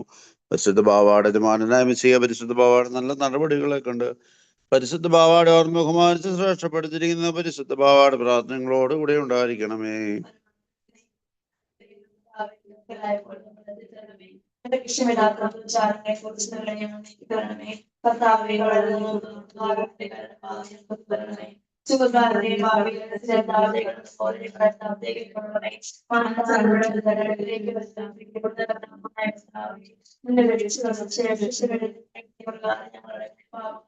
കർത്താവേ, അന്ത്യമായ വിസ്താരത്തിൽ മുഖമക്ഷമില്ലാത്തതിനോർത്ത് കുറ്റക്കാരങ്ങൾ ഏറ്റവും ദുഃഖിക്കുന്ന ഭയങ്കരമായ കണക്കുപുസ്തകം തുറക്കപ്പെട്ട് നമ്മുടെ കുറ്റങ്ങൾ വായിക്കപ്പെടുന്നതായ സമയത്ത് നിന്റെ കൃപ പ്രബലപ്പെടുന്നതിനെ സഹായിക്കണമേ. കുറ്റക്കാരെ ഞങ്ങൾക്ക് മോചനിപ്പിക്കുകയും ചെയ്യുമാറണമേ. കർത്താവേ, ഞങ്ങൾ പാപം ചെയ്തു പോയി സമയതയോട് ഞങ്ങളോട് കരുണ ചെയ്യണമേ.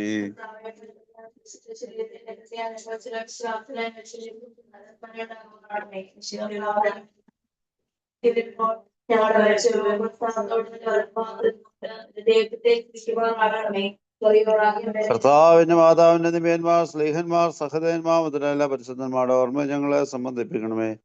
ഇവരുടെ പ്രാർത്ഥനകളാ ജീവനോട് നിൽക്കാത്തുള്ള വിശ്വാസം വാങ്ങിപ്പോരെ. നിന്റെ കരുണയാൽ പുണ്യപ്പെടുത്തുകയും ചെയ്യണമേ. ദൈവമാതാവായ സുതന്യമറിയമേ, നിന്റെ പോഴ്ചകളെ വിവരിപ്പാൻ ഞങ്ങൾക്ക് പ്രാപ്തിയില്ല.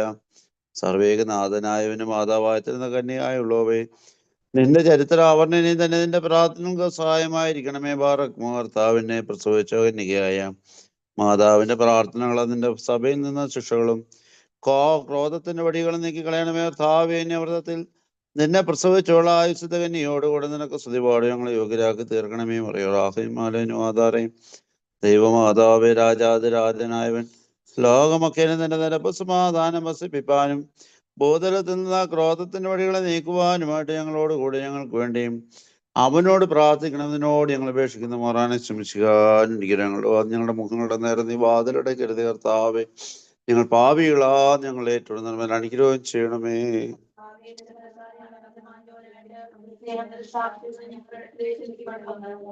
ദൈവമേ, നീ പരിശുദ്ധനാകുന്നു. ദൈവമേ, നീ പരിശുദ്ധനാകുന്നു. ദൈവമേ, നീ പരിശുദ്ധനാകുന്നു.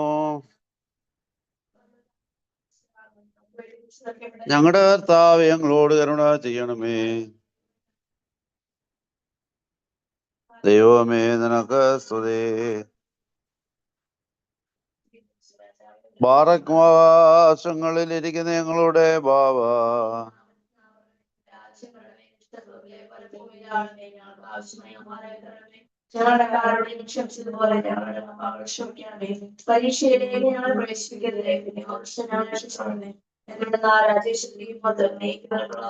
ദൈവമേ, നീ പരിശുദ്ധരാകുന്നു. ദൈവമേ, നീ പരിശുദ്ധനാകുന്നു. ദൈവമേ നീ പരിശുദ്ധനാകുന്നു, ബലവാന് നീ പരിശുദ്ധനാകുന്നു, വണ്ണമില്ലാത്തവന് നീ പരിശുദ്ധനാകുന്നു. ഞങ്ങളുടെ കർത്താവേ ഞങ്ങളോട് കരുണ ചെയ്യണമേ. ദൈവമേ നിനക്ക് സ്തുതി. പാറക്മാശങ്ങളിലിരിക്കുന്ന ഞങ്ങളുടെ ഭാവ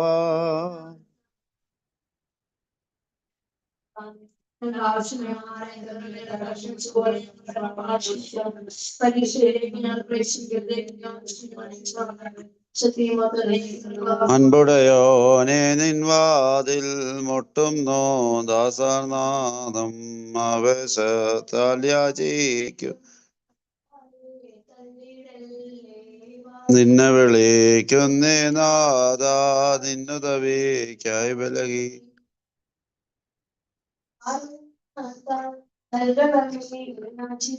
മുറിയോറാഹിമാലേനുഹദാരനാഥ, പാപവിമോചകനെ പ്രാർത്ഥന കേട്ടി ടെൻപിഴ പാപങ്ങൾ നീക്കി അഖിലേശ കൃപ ചെയ്യന്നിൽ. കുറിയലായിസോം പാറക്കുമോ.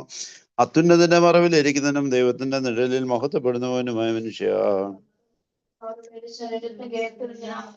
എന്തെന്നാൽ അവൻ വിരുദ്ധത്തിന്റെ കെണിയിൽ നിന്ന് ഭർത്ത സംസാരത്തിൽ നിന്നും നിന്നെ രക്ഷിക്കും. നീരാത്തിലെ ഭയത്തിൽ നിന്ന് പകൽ പിറക്കുന്ന സ്ഥലത്തു നിന്നിട്ട് സഞ്ചരിക്കുന്ന വചനത്തിൽ നിന്ന് ചെല്ലുന്ന കാറ്റിൽ നിന്ന് ഭയപ്പെടുകയുമില്ല. അവർ നിങ്കിലേക്ക് അടുക്കയില്ല. എന്നാലോ നീ നിന്റെ കണ്ണുകൾ കൊണ്ട് തന്നെ കാണും. ദുഷ്ടമക്കള പ്രതിവാരത്തെ നീ കാണും. ദോഷം നിന്നോട് അടുക്കയില്ല, ശിക്ഷ നിന്റെ കൂടാരത്തിന് സമീപിക്കുകയുമില്ല. നിന്റെ കാലിൽ നിനക്ക് രക്ഷുണ്ടാകാതിരിപ്പാനാണ് തങ്ങളുടെ ഭുജങ്ങളിൽ നിന്നെ വഹിക്കോ. എന്തെന്നാൽ അവനെ അന്വേഷിച്ച് ഞാനും രക്ഷിച്ച് ബലപ്പെടുന്നവരുടെ നാമം അറിഞ്ഞുകൊണ്ട് എന്നെ വിളിക്കും. ദീർഘായുസോടെ ഞാൻ അവനെ തൃപ്തിപ്പെടുത്തുന്നവന്റെ രക്ഷനെ കാണിക്കുകയും ചെയ്യും. എന്റെ സഹായം ആകാശവും ഭൂമിയും സൃഷ്ടിച്ച കർത്താവിന്റെ സന്നിധിയിൽ നിന്നാകുന്നു. എന്തെന്നാൽ ഇസ്രായേലിന്റെ കാവൽക്കാരൻ തൂങ്ങുന്നുമില്ല, ഉറങ്ങുന്നുമില്ല. പകൽ സൂര്യനെങ്കിൽ രാത്രി ചന്ദ്രനെങ്കിലും നിന്നെ ഉപദ്രവിക്കുകയുമില്ല. കർത്താവ് ചില ദോഷങ്ങളിൽ നിന്നെ കാത്തോളും. കർത്താവിന്റെ ആത്മാവിനെ കാത്തോളും. മഹോന്നതന്റെ മറവിലിരിക്കുന്നവനായ കർത്താവിന്റെ അനുഗ്രഹത്തിന്റെ എത്രയുള്ള നിഴലും കീഴ് ഞങ്ങളെ മർത്യങ്ങളോട് കരുണ ചെയ്യണമേ. മഹത്വമുള്ള രാജാവ് ഞങ്ങളുടെ രക്ഷകനുമായ മിശിഹ, നിരപ്പ് നിറഞ്ഞിരിക്കുന്നതായ സന്ധ്യ പുണ്യമുള്ള രാവ് ഞങ്ങൾക്ക് നീ തരയണമേ. കർത്താവേ എന്റെ കരുണ ഞങ്ങളെ മർച്ചന്റെ കൃപ ഞങ്ങളുടെ മുൻപിൽ നിൽക്കണമേ. നിന്റെ സ്ലീബാ ദുഷ്ടന്റെ സൈന്യങ്ങളിൽ നിന്ന് കാത്തുകൊള്ളണമേ. എന്റെ സമാധാനം ഞങ്ങളുടെ ഇടയിൽ വാഴുമാറാണ് അപേക്ഷിക്കുന്ന ആത്മക ശരണം രക്ഷ ഉണ്ടാക്കണമേ. കർത്താവിന്റെ ബഹുമാനം തന്റെ സ്ഥാനത്ത് നീക്കി വാഴ്ത്തപ്പെട്ടതാകുന്നു. കർത്താവിന്റെ ബഹുമാനത്തിന്റെ സ്ഥാനം നീക്കി വാഴ്ത്തപ്പെട്ടതാകുന്നു. കർത്താവിന്റെ ബഹുമാനത്തിന്റെ സ്ഥാനം നിന്ന് നീക്കും വാഴ്ത്തപ്പെട്ടതാകുന്നു. നീ എന്നേക്കും സ്തുതി മഹത്വമുള്ളവനുമാകുന്നു. ഞങ്ങളുടെ കർത്താവേ നിനക്ക് സ്തുതി. ബാറക്മാശങ്ങളിലിരിക്കുന്ന ഞങ്ങളുടെ ബാവ,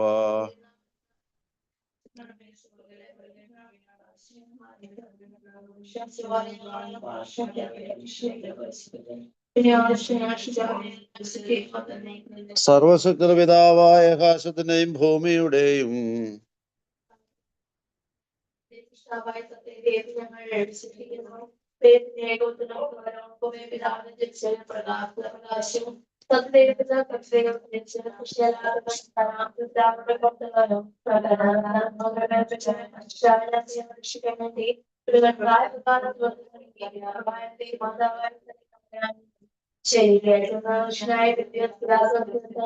ഞങ്ങൾക്ക് വേണ്ടി കുരിശിലക്കപ്പെട്ട കഷ്ടത അനുഭവിച്ച്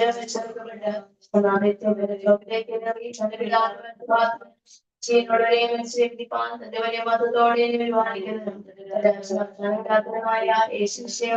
ഞങ്ങൾ വിശ്വസിക്കുന്നു. സ്ഥലത്തെ ചിരിപ്പിക്കുന്ന നാമം പിതാവോടൊപ്പപ്പെട്ട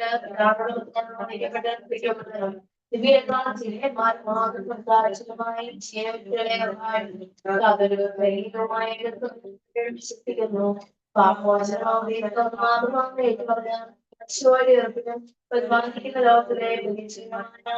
ആമേൻ. ഭാഗ്യവാസവൻ കാലത്ത് മുറിയലായിസോ മുറിയലായിസോ മുറിയലായിസോ. ഞങ്ങളുടെ കർത്താവ് ഞങ്ങളോട് കരുണ ചെയ്യണവരുടെ കർത്താവ് കൃപയുണ്ടായി ഞങ്ങളുടെ കർത്താവ് ഉത്തരം വിളിച്ച് ഞങ്ങളോട് കരുണ ചെയ്യണവരുടെ കർത്താവ് നിനക്ക് സ്തുതി. ക്ഷണമ നിനക്ക് സ്തുതി. ബാറക്മാവ ചുങ്ങളിൽ ഇരിക്കുന്ന ഞങ്ങളുടെ ഭാവ.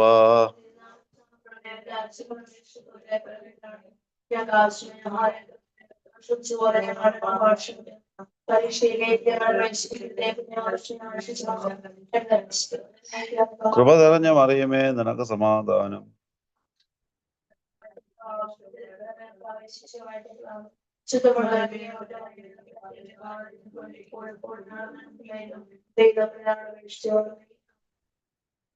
പ്രാർത്ഥനകൾ കണ്ടിന്യൂ ചെയ്തു.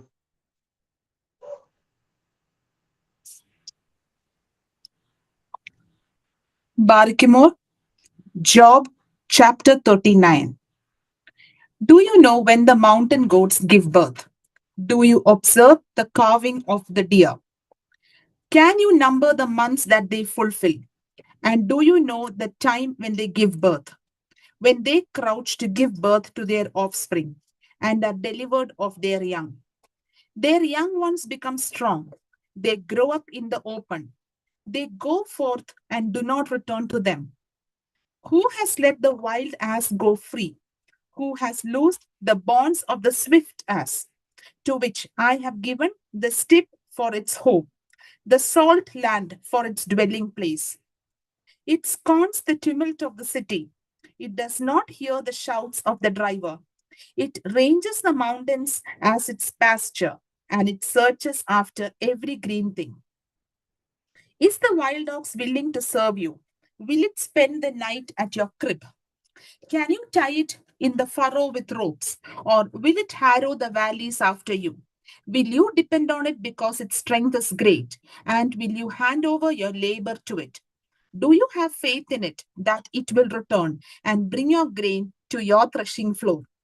The ostrich's wings flap wildly, though its pinions lack plumage, for it leaves its eggs to the earth and lets them be warmed on the ground, forgetting that a foot may crush them and that a wild animal may trample them. It deals cruelly with its own, as if they were not its own, though its labor should be in vain, yet it has no fear, because God has made it forget wisdom and give it no share in understanding. When it spreads its plumes aloft, it laughs at the horse and its rider. Do you give the horse its might? Do you clothe its neck with mane? Do you make it leap like a locust? Its majestic snorting is terrible. It paws violently, exults mightily. It goes out to meet the weapons. It laughs at fear and is not dismayed. It does not turn back from the sword. Upon it rattle the quiver, the flashing spear, and the javelin. With fierceness and rage, it swallows the ground. It cannot stand still at the sound of the trumpet. When the trumpet sound, it says, Aha. From a distance, it smells the battle and the thunder of the captains and the shouting. Is it by your wisdom that the hawk soars and spreads its wings towards the south? Is it at your command that the eagle mounts up and makes its nest on high? It lives on the rock and makes its home in the fastness of the rocky crag. From there it spies the prey. Its eyes see it from far away. Its young ones suck up blood, and where the slain are, there it is. Job chapter 40.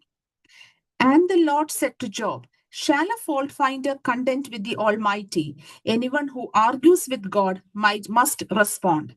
Then Job answered the Lord, See, I am of small account. What shall I answer you? I lay my hand on my mouth. I have spoken once, and I will not answer twice, but will proceed no further. Then the Lord answered Job out of the whirlwind. Gird up your loins like a man. I will question you, and you declare to me. Will you even put me in the wrong? Will you condemn me that you may be justified? Have you an arm like God, and can you thunder with a voice like his? Deck yourself with majesty and dignity. Clothe yourself with glory and splendor. Pour out the overflowings of your anger, and look on all who are proud and abase them. Look on all who are proud and bring them low. Tread down the wicked where they stand. Hide them all in the dust together. Bind in their faces in the world below. Then I will also acknowledge to you that your own right hand can give you victory. Look at Behemoth, which made just as I made you. It eats grass like an ox. It's like an ox. Its strength is in its loins, and its power is in the muscles of its belly. It makes its tail stiff like a cedar. The sinews of its thighs are knit together. Its bones are tubes of bronze, its limbs like bars of iron. It is the first of the great acts of God. Only its maker can approach it with the sword. For the mountains yield food for it, where all the wild animals play. Under the lotus plants it lies, in the covert of the reeds and in the marsh. The lotus trees cover it for shade. The willows of the valley surround it. Even if the river is turbulent, it is not frightened. It is confident though Jordan rushes against its mouth. Can one take it with hooks or pierce its nose with a snare? Job chapter 41. Can you draw out Leviathan with a fish hook or press down its tongue with a cord? Can you put a rope in its nose or pierce its jaw with a hook? Will it make many supplications to you? Will it speak soft words to you? Will it make a covenant with you to be taken as your servant forever? Will you play with it as with a bird? Or will you put it on leash for your girls? Will traders bargain over it? Will they divide it up among the merchants? Can you fill its skin with harpoons or its head with fishing spears? Lay hands on it. Think of the battle. You will not do it again. Any hope of capturing it will be disappointed. Were not even the gods overwhelmed at the sight of it? No one is so fierce as to dare to stir it up. Who can stand before it? Who can confront it and be safe under the whole heaven? Who? I will not keep silence concerning its limbs, or its mighty strength, or its splendid frame. Who can strip off its outer garment? Who can penetrate its double coat of mail? Who can open the doors of its face? There is terror all around its teeth. Its back is made of shields in rows, shut up closely as with a seal. One is so near to another that no air can come between them. They are joined one to another. They clasp each other and cannot be separated. Its sneezes flash forth light, and its eyes are like the eyelids of the dawn. From its mouth go flaming torches. Sparks of fire leap out. Out of its nostrils comes smoke, as from a boiling pot, and burning rushes. Its breath kindles coals, and a flame comes out of its mouth. In, in its neck abides strength, and terror dances before it. The folds of its flesh cling together. It is firmly cast and immovable. Its heart is as hard as stone, as hard as the lower millstone. When it raises itself up, the gods are afraid. At the crashing, they are beside themselves. Though the sword reaches it, it does not avail, nor does the spear, the dart, or the javelin. It counts iron as straw and bronze as rotten wood. The arrow cannot make it flee. Sling stones for it are turned to chaff. Clubs are counted as chaff. It laughs at the rattle of javelins. Its underparts are like sharp potsherds. It spreads itself like a threshing sledge on the mire. It makes the deep boil like a pot. It makes the sea like a pot of ointment. It leaves a shining wake behind it. One would think the deep to be white-haired. On earth, it has no equal, a creature without fear. It surveys everything that is lofty. It is king over all that are proud. Job chapter 42. Then Job answered the Lord, I know that you can do all things, and that no purpose of yours can be thwarted. Who is this that hides counsel without knowledge? Therefore, I have uttered what I did not understand, things too wonderful for me, which I did not know. Hear, and I will speak. I will question you, and you declare to me, I had heard of you by the hearing of the ear, but now my eye sees you. Therefore, I despise myself and repent in dust and ashes. After the Lord had spoken these words to Job, the Lord said to Eliphaz the Temanite, my wrath is kindled against you and against your two friends, for you have not spoken of me what is right, as my servant Job has. Now, therefore, take 7 bulls and 7 rams, and go to my servant Job, and offer up for yourselves a burnt offering. And my servant Job shall pray for you, for I will accept his prayer, not to deal with you according to your folly, for you have not spoken of me what is right, as my servant Job has done. So Eliphaz the Temanite, and Bildad and Shuhite, and Zophar the Namathite went and did what the Lord had told them, and the Lord accepted Job's prayer. And the Lord restored the fortunes of Job, which he had prayed for his friend when he had prayed for his friends, and the Lord gave Job twice as much as he had before. Then there came to him all his brothers and sisters, and all who had known him before, and they ate bread with him in his house. They showed him sympathy and comforted him for all the evil that the Lord had brought upon him, and each of them gave him a piece of money and a gold ring. The Lord blessed the latter days of Job more than his beginning, and he had 14,000 sheep, 6,000 camels, 1,000 yoke of oxen, and 1,000 donkeys. He also had 7 sons and 3 daughters. He named the first Jemimah, the second Kesia, and the third Keren Hapuch. In all the land, there were no women so beautiful as Job's daughters, and their father gave them an inheritance along with their brothers. After this, Job lived 140 years and saw his children and his children's children, 4 generations, and Job died old and full of days. The book of Psalms. Psalms chapter 1. Happy are those who do not follow the advice of the wicked, or take the path that sinners tread, or sit in the seat of scoffers. For their delight is in the law of the Lord, and on his law they meditate day and night. They are like trees planted by streams of water, which yield their fruit in its season, and their leaves do not wither. In all that they do, they prosper. The wicked are not so, but are like chaff that the wind drives away. Therefore, the wicked will not stand in the judgment, nor the sinners in the congregation of the righteous. For the Lord watches over the way of the righteous, but the way of the wicked will perish.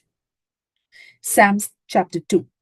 Why do the nations conspire and the peoples plot in vain? The kings of the earth set themselves, and the rulers take counsel together against the Lord and his anointed, saying, let us burst their bonds asunder and cast their cords from us.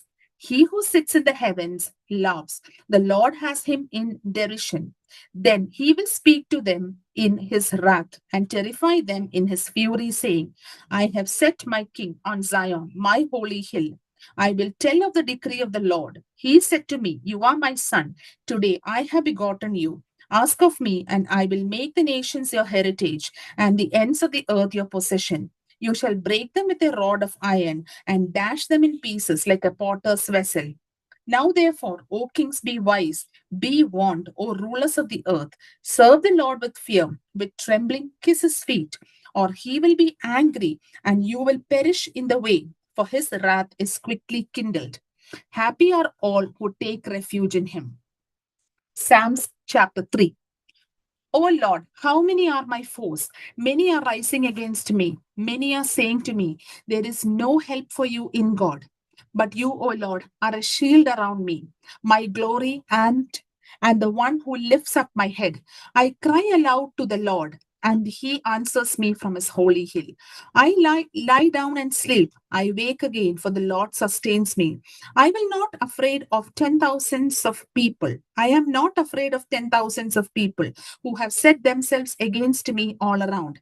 Rise up, O Lord, deliver me, O my God, for you strike all my enemies on the cheek. You break the teeth of the wicked. Deliverance belongs to the Lord. May your blessing be on your people. Psalms chapter 4. Answer me when I call, O God, of my right. You gave me room when I was in distress. Be gracious to me and hear my prayer. How long, you people, shall my honor suffer shame? How long will you love vain words and seek after lies? But know that the Lord has set apart the faithful for himself. The Lord hears when I call to him. When you are disturbed, do not sin. Ponder it on your beds and be silent. Offer right sacrifices and put your trust in the Lord. There are many who say, oh, that we might see some good.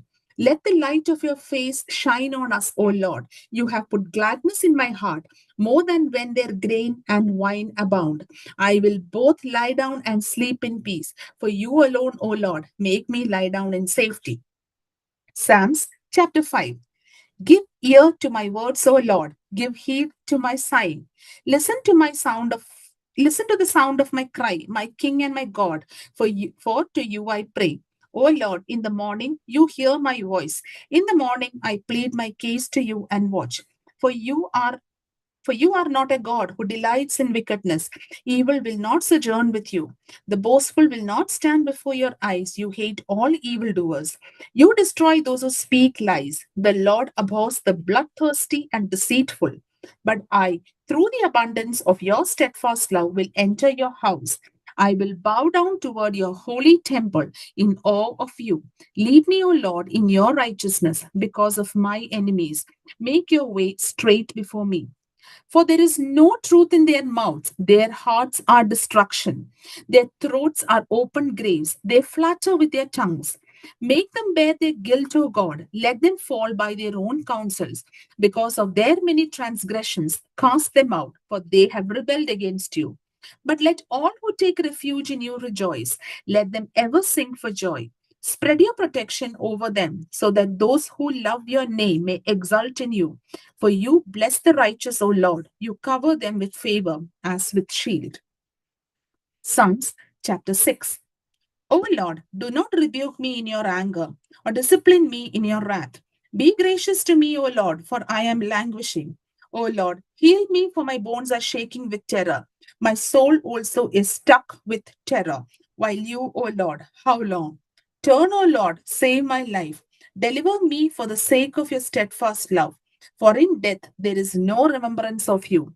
In Sheol, who can give you praise? I am weary with my mournings. Every night I flood my bed with tears. I drench my couch with my weeping. My eyes waste away because of grief. They grow weak because of all my foes. Depart from me, all you workers of evil, for the Lord has heard the sound of my weeping. The Lord has heard my supplication. The Lord accepts my prayer. All my enemies shall be ashamed and struck with terror. They shall turn back and in a moment be put to shame. Psalms chapter 7. O Lord my God, in you I take refuge. Save me from all my pursuers and deliver me, or like a lion, they will tear me apart. They will drag me away with no one to rescue. O Lord my God, if I have done this, if there is wrong in my hands, if I have repaid my ally with harm, or plundered my foe without cause, then let the enemy pursue and overtake me. Trample my life to the ground and lay my soul in the dust. Rise up, O Lord, in your anger. Lift yourself up against the fury of my enemies. Awake, O my God, you have appointed a judgment. Let the assembly of the peoples be gathered around you, and over it take your seat on high. The Lord judges the peoples. Judge me, O Lord, according to my righteousness and according to the integrity that is in me. Oh, let the evil of the wicked come to an end, but establish the righteous. You who test the minds and hearts. O righteous God, God is my shield. He saves the upright in heart. God is a righteous judge and a God who has indignation every day. If one does not repent, if one does not repent, God will whet his sword. He has bent and strung his bow. He has prepared his deadly weapons, making his arrow fiery shafts. See how they conceive evil. They are pregnant with mischief and bring forth lies. They make a pit, digging it out, and fall into the hole that they have made. Their mischief returns upon their own heads, and on their own heads their violence descends. I will give to the Lord the thanks due to his righteousness and sing praise to the name of the Lord the Most High. Psalms chapter 8. O Lord, our sovereign, how majestic is your name in all the earth. You have set your glory above the heavens. Out of the mouths of babes and infants, you have founded a bulwark because of your foes, to silence the enemy and the avenger. When I look at your heavens, the work of your fingers, the moon and the stars that you have established, what are human beings that you are mindful of them, mortals that you care for them? Yet you have made them a little lower than God and crowned them with glory and honor. You have given them dominion over the works of your hands. You have put all things under their feet, all sheep and oxen, and also the beasts of the field, the birds of the air, and the fish of the sea, whatever passes along the paths of the seas. O Lord, our sovereign, how majestic is your name in all the earth. Psalms chapter 9. I will give thanks to the Lord with all my heart. I will tell of all your wonderful deeds. I will be glad and exult in you. I will sing praise to your name, O Most High. When my enemies turned back, they stumbled and perished before you. For you have maintained my just cause. You have sat on the throne and giving righteous judgment. You have rebuked the nations. You have destroyed the wicked. You have blotted out their name forever and ever. The enemies have vanished in everlasting ruins. Their cities you have rooted out. The very memory of them has perished. But the Lord sits enthroned forever. He has established his throne for judgment. He judges the world with righteousness. He judges the peoples with equity. The Lord is a stronghold for the oppressed, a stronghold in times of trouble. And those who know your name put their trust in you. For you, O Lord, have not forsaken those who seek you. Sing praises to the Lord who dwells in Zion. Declare his deeds among the peoples. For he who avenges blood is mindful of them. He does not forget the cry of the afflicted. Be gracious to me, O Lord. See what I suffer from those who hate me. You are the one who lifts me up from the gates of death, so that I may recount all your praises, and in the gates of daughter Zion rejoice in your deliverance. The nations have sunk in the pit that they have made. In the net that they hid has their own foot being caught. The Lord has made himself known. He has executed judgment. The wicked are snared in the work of their own hands. The wicked shall depart to Sheol, all the nations that forget God. For the needy shall not always be forgotten, nor the hope of the poor perish forever. Rise up, O Lord, do not let mortals prevail. Let the nations be judged before you. Put them in fear, O Lord. Let the nations know that they are only human. Psalms chapter 10. Why, O Lord, do you stand far off? Why do you hide yourself in times of trouble? In arrogance, the wicked persecute the poor. Let them be caught in the schemes they have devised. For the wicked boast of the desires of their heart. Those greedy for gain curse and renounce the Lord. In the pride of their countenance, the wicked say, God will not seek it out. All their thoughts are, there is no God. Their ways prosper at all times. Your judgments are on high out of their sight. As for their foes, they scoff at them. They think in their heart, we shall not be moved. Throughout all generations, we shall not meet adversity. Their mouths are filled with cursing and deceit and oppression. Under their tongues are mischief and iniquity. They sit in ambush in the villages. In hiding places, they murder the innocent. Their eyes stealthily watch for the helpless. They lurk in secret like a lion in its covert. They lurk that they may seize the poor. They seize the poor and drag them off their net. They stoop, they crouch, and the helpless fall by their might. They think in their heart, God has forgotten. He has hidden his face. He will never see it. Rise up, O Lord. O God, lift up your hand. Do not forget the oppressed. Why do the wicked renounce God and say in their hearts, you will not call us to account? But do you see? Indeed, you note trouble and grief, that you may take it to your hands. The helpless commit themselves to you. You have been the helper of the orphan. Break the arm of the wicked and evildoers. Seek out their wickedness until you find none. The Lord is king forever and ever. The nations shall perish from his land. O Lord, you will hear the desire of the meek. You will strengthen their heart. You will incline your ear to do justice for the orphan and the oppressed, so that those from earth may strike terror no more. Chapter 11. In the Lord I take refuge. How can you say to me, flee like a bird to the mountains? For look, the wicked bend the bow. They have fitted their arrow to the string to shoot in the dark and the upright in heart. If the foundations are destroyed, what can the righteous do? The Lord is in his holy temple. The Lord's throne is in heaven. His eyes behold, his gaze examines humankind. The Lord tests the righteous and the wicked, and his soul hates the lover of violence. On the wicked he will rain coals of fire and sulfur. A scorching wind shall be portion of their cup. For the Lord is righteous. He loves righteous deeds. The upright shall behold his face. Psalms chapter 12. Help, O Lord, for there is no longer anyone who is godly. The faithful have disappeared from humankind. They utter lies to each other with flattering lips, and a double heart they speak. May the Lord cut off all flattering lips, the tongue that makes great boast.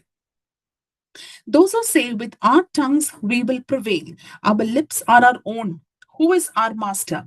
Because the poor are despoiled, because the needy groan, I will now rise up, says the Lord. I will place them in the safety for which they long. The promises of the Lord are promises that are pure. Silver refined in a furnace on the ground, purified 7 times. You, O Lord, will protect us. You will guard us from this generation forever.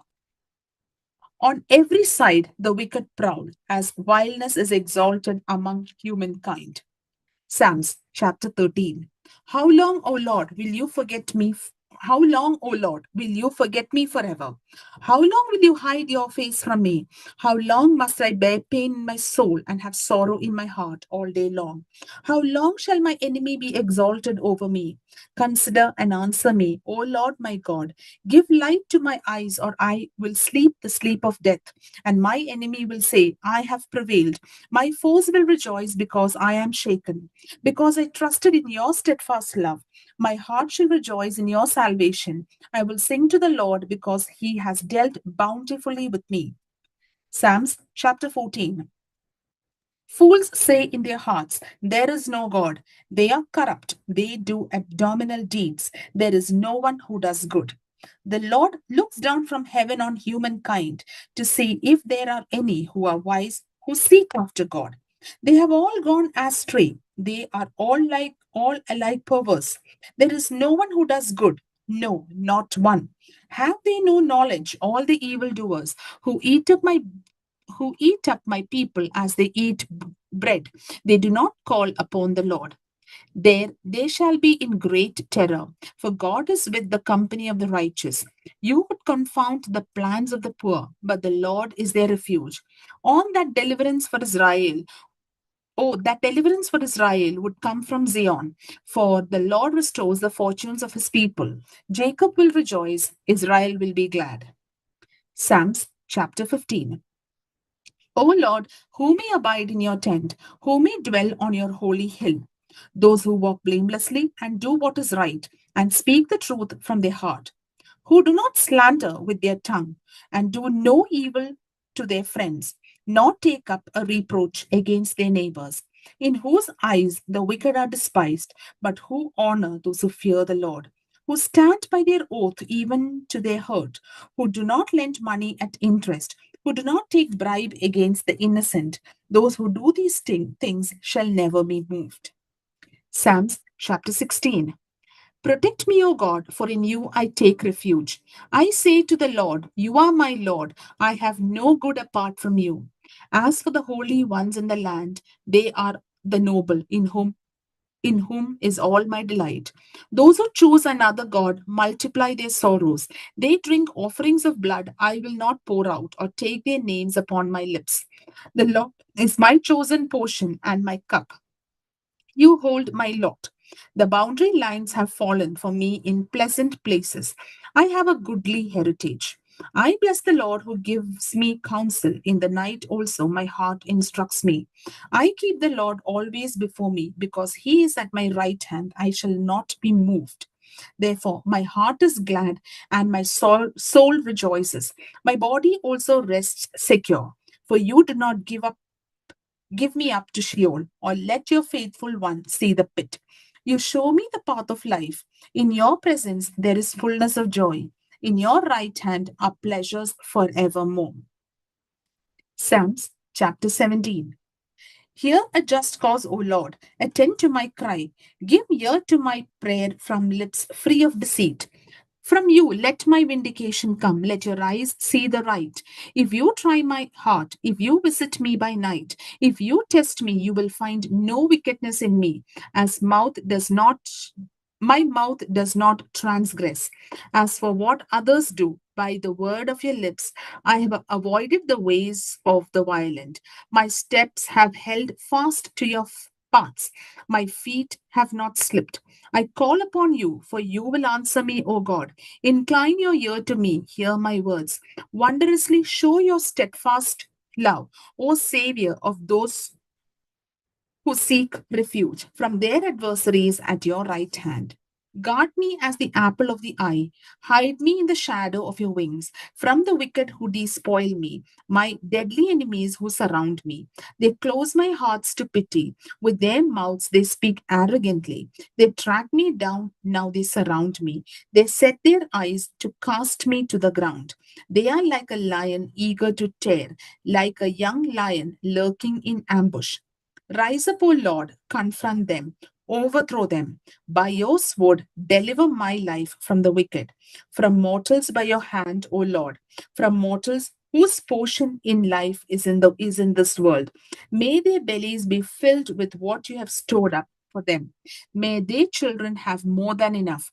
May they leave something over to their little ones. As for me, I shall behold your face in righteousness. When I awake, I shall be satisfied beholding your likeness. Psalms chapter 18.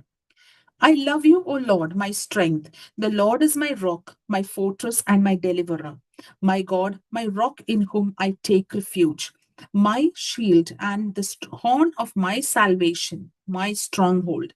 I call upon the Lord who is worthy to be praised, so I shall be saved from my enemies. The cords of death encompassed me, the torrents of perdition assailed me, the cords of Sheol entangled me, the snares of death confronted me. In my distress, I called upon the Lord. To my God, I cried for help. From his temple, he heard my voice, and my cry to him reached his ears. Then the earth reeled and rocked. The foundations also of the mountains trembled and quaked because he was angry. Smoke went up from his nostrils and devouring fire from his mouth. Glowing coals flamed forth from him. He bowed the heavens and came down. Thick darkness was under his feet. He rode on a cherub and flew. He came swiftly upon the wings of the wind. He made darkness his covering around him, his canopy thick clouds, dark with water. Out of the brightness before him, there broke through the clouds hailstones and coals of fire. The Lord also thundered in his heavens, and the Most High uttered his voice, and he sent out his arrows and scattered them. He flashed forth lightnings and routed them. Then the channels of the sea were seen, and the foundations of the world were laid bare at your rebuke, O Lord, at the blast of the breath of your nostrils. He reached down from on high. He took me. He drew me out of mighty waters. He delivered me from my strong enemy and from those who hated me, for they were too mighty for me. They confronted me in the day of my calamity, but the Lord was my support. He brought me out into a broad place. He delivered me because he delighted in me. The Lord rewarded me according to my righteousness, according to the cleanness of my hands, he recompensed me. For I have kept the ways of the Lord and have not wickedly departed from my God. For all his ordinances were before me, and his statutes I did not put away from me. I was blameless before him, and I kept myself from guilt. Therefore, the Lord has recompensed me according to my righteousness, according to the cleanness of my hands in his sight. With the loyal, you show yourself loyal. With the blameless, you show yourself blameless. With the pure, you show yourself pure. And with the crooked, you show yourself perverse. For you deliver a humble people, but the haughty eyes you bring down. It is you who light my lamp. The Lord, my God, lights up my darkness. But you, I can crush a troop, and by my God, I can leap over a wall. This God, his way is perfect. The promise of the Lord proves true. He is a shield for all who take refuge in him. For who is God except the Lord? And who is a rock besides our God? The God who girded me with strength and made my way safe. He made my feet like the feet of a deer. He set me secure on the heights. He trains my hands for war so that my arms can bend a bow of bronze. You have given me the shield of your salvation, and your right hand has supported me. Your help has made me great. You gave me a wide place for my steps under me, and my feet did not slip. I pursued my enemies and overtook them, and did not turn back until they were consumed. I struck them down so that they were not able to rise. They fell under my feet. For you girded me with strength for the battle.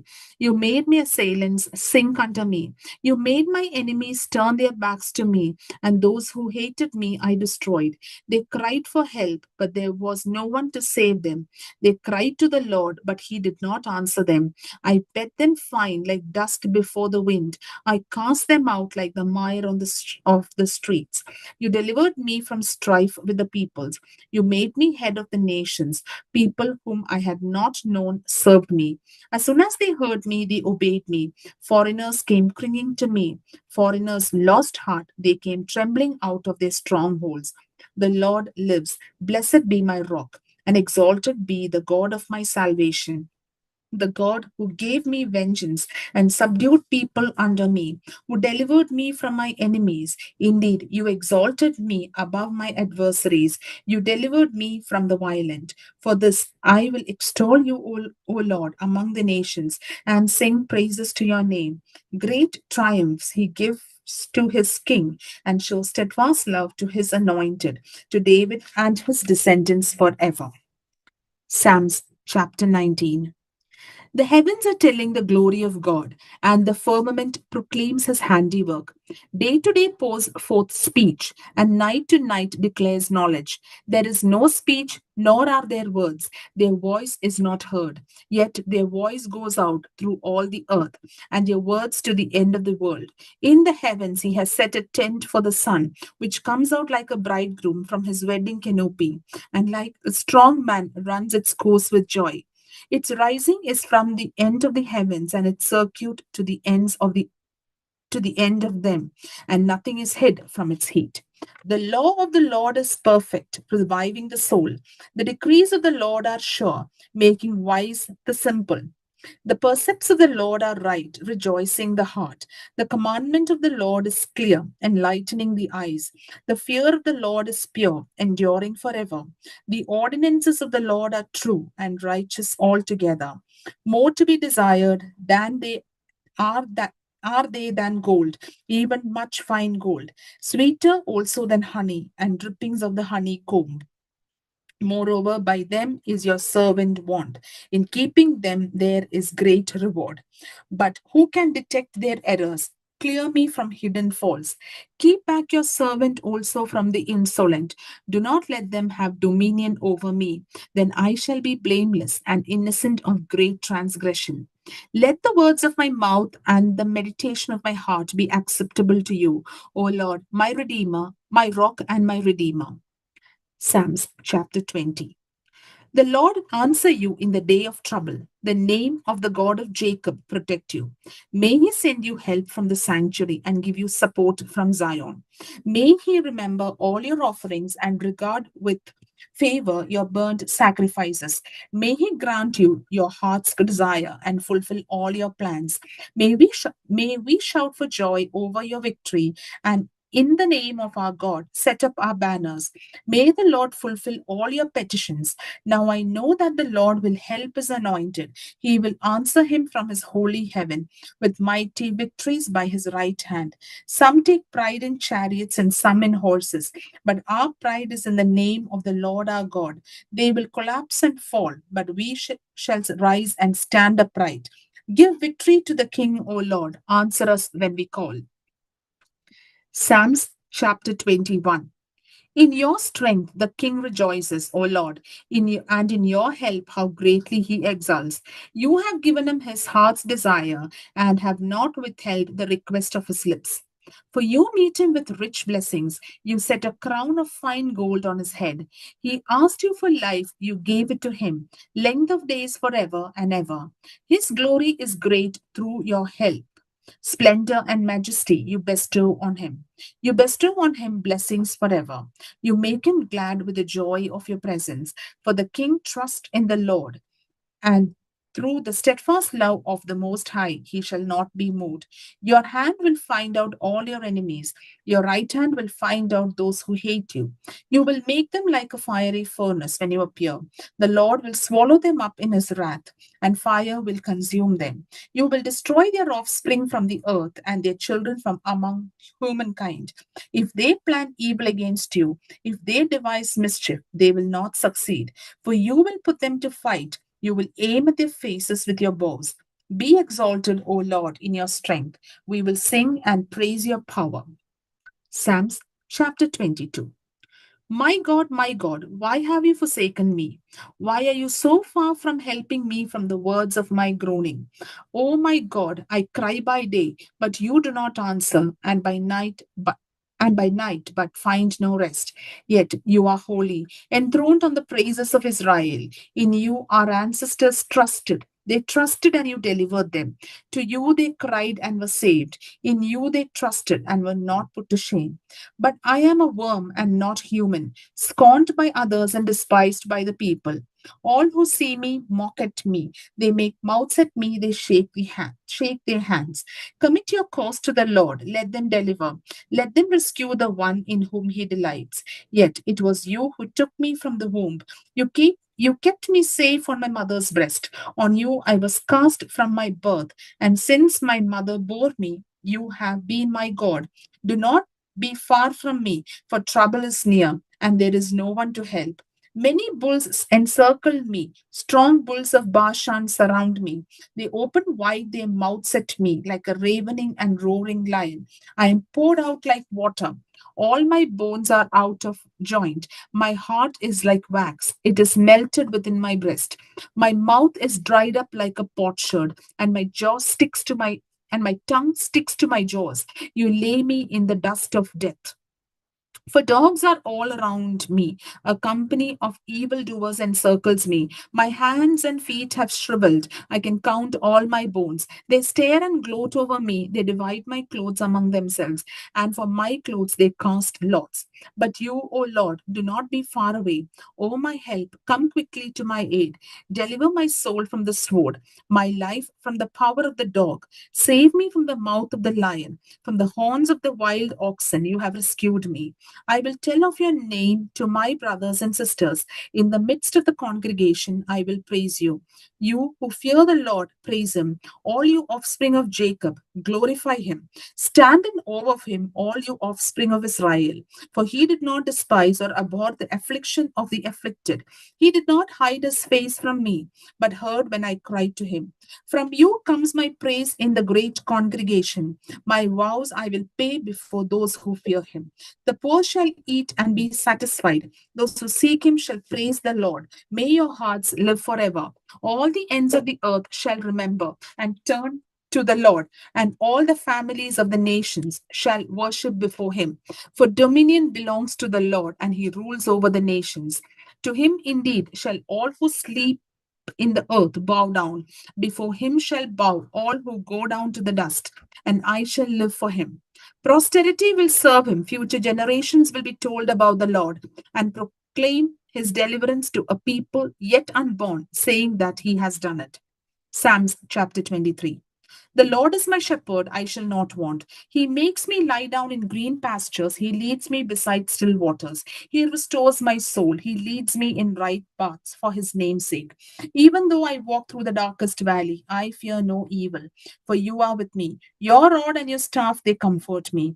You prepare a table before me in the presence of my enemies. You anoint my head with oil, my cup overflows. Surely goodness and mercy shall follow me all the days of my life, and I shall dwell in the house of the Lord my whole life long. Psalms chapter 24. The earth is the Lord's and all that is in it, the world's, and those who live in it. For he has founded it on the seas and established it on the rivers.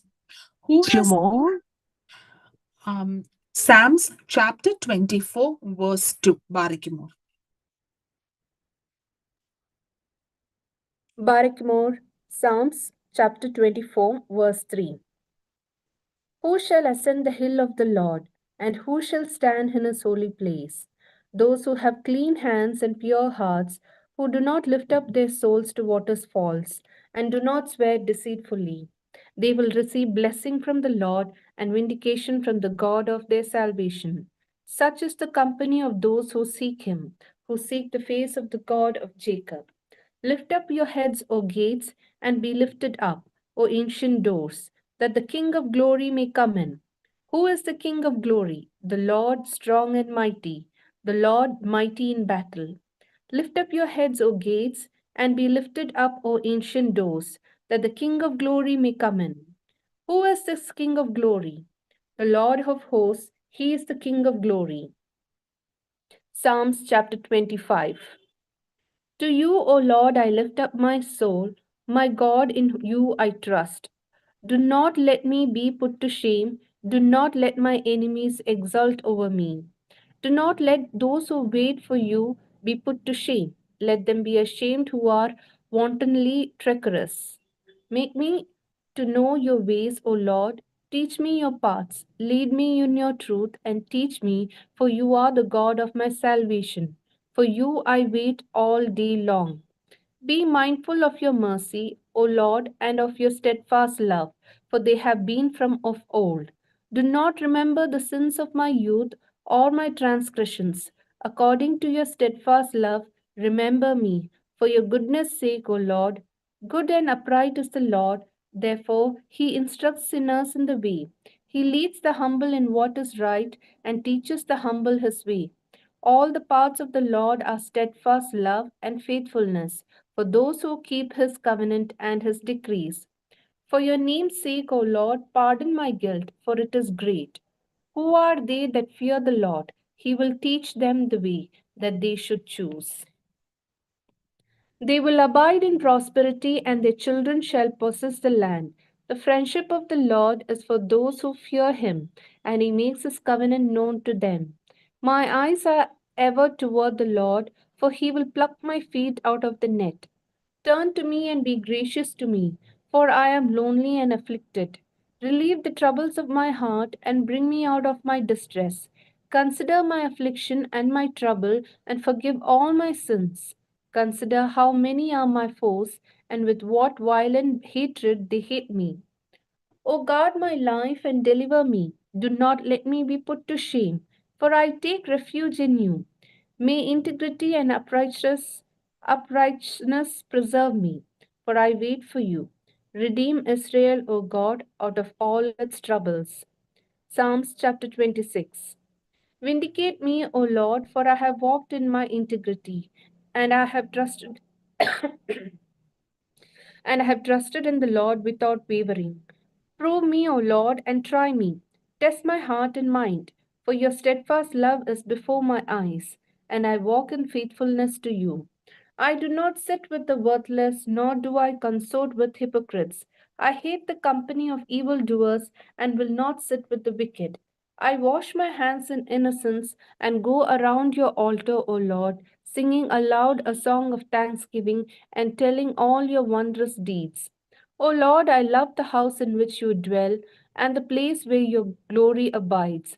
Do not sweep me away with sinners, nor my life with the bloodthirsty, those in whose hands are evil devices, and whose right hands are full of bribes. But as for me, I walk in my integrity. Redeem me and be gracious to me. My foot stands on level ground. In the great congregation, I will bless the Lord. Psalms chapter 27. The Lord is my light and my salvation. Whom shall I fear? The Lord is the stronghold of my life. Of whom shall I be afraid? When evildoers assail me to devour my flesh, and my adversaries and foes, they shall stumble and fall. Though an army encamp against me, my heart shall not fear. Though war rise up against me, yet I will be confident. One thing I asked of the Lord, that will I seek after, to live in the house of the Lord all the days of my life, to behold the beauty of the Lord, and to inquire in his temple. For he will hide me in a shelter in the day of trouble. He will conceal me under the cover of his tent. He will set me high on a rock. Now my head is lifted up above my enemies all around me, and I will offer in his tent sacrifices with shouts of joy. I will sing and make melody to the Lord. Hear, O God, O Lord, when I cry aloud. Be gracious to me and answer me. Come, my heart says, seek his face. Your face, Lord, do I seek. Do not hide your face from me. Do not turn your servant away in anger.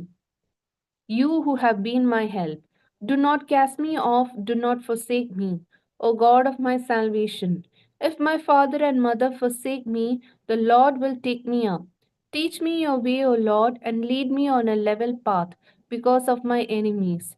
Do not give me up to the will of my adversaries, for false witnesses have arisen against me, and they are breathing out violence. I believe that I shall see the goodness of the Lord in the land of the living.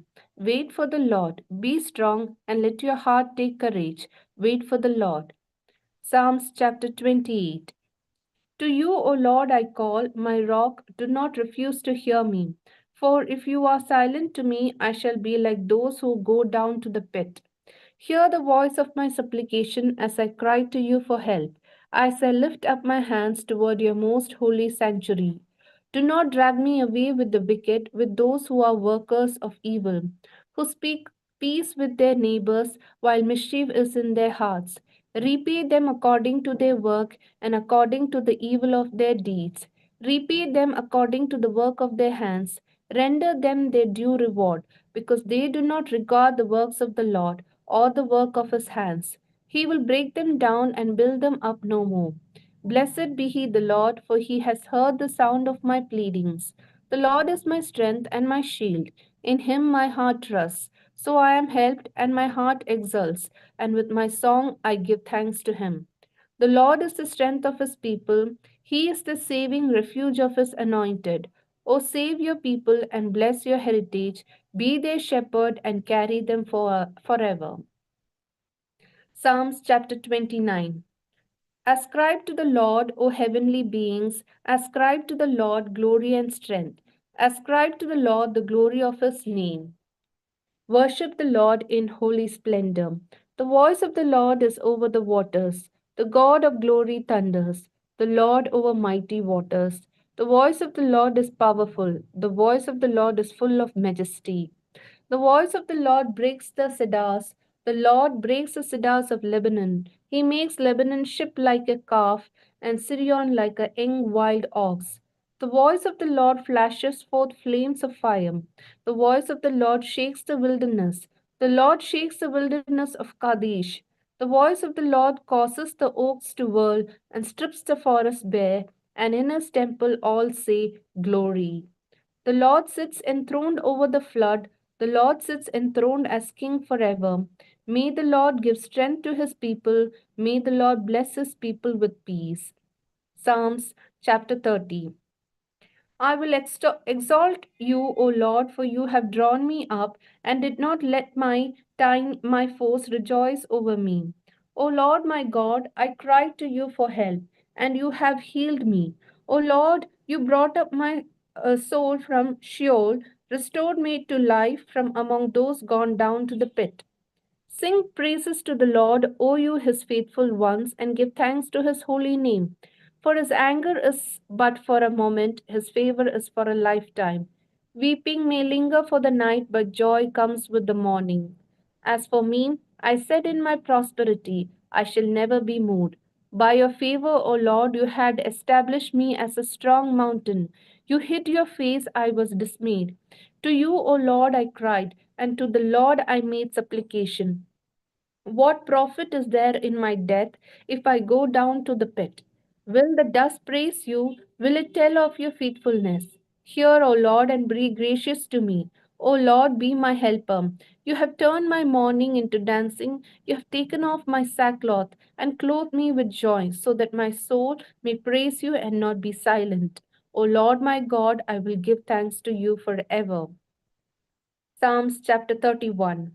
In you, O Lord, I seek refuge. Do not let me ever be put to shame. In your righteousness, deliver me. Incline your ear to me, rescue me speedily. Be a rock of refuge for me, a strong fortress to save me. You are indeed my rock and my fortress.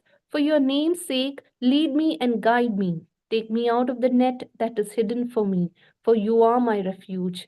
Into your hand I commit my spirit. You have redeemed me, O Lord, faithful God.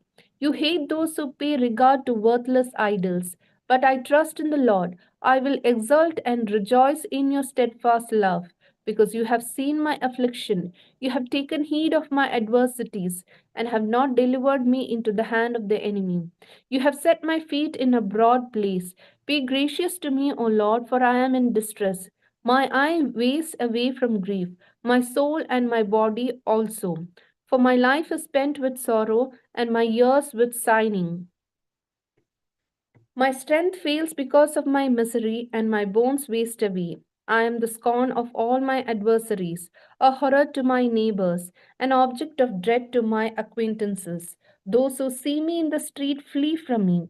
I have passed out of mind like one who is dead. I have become like a broken vessel.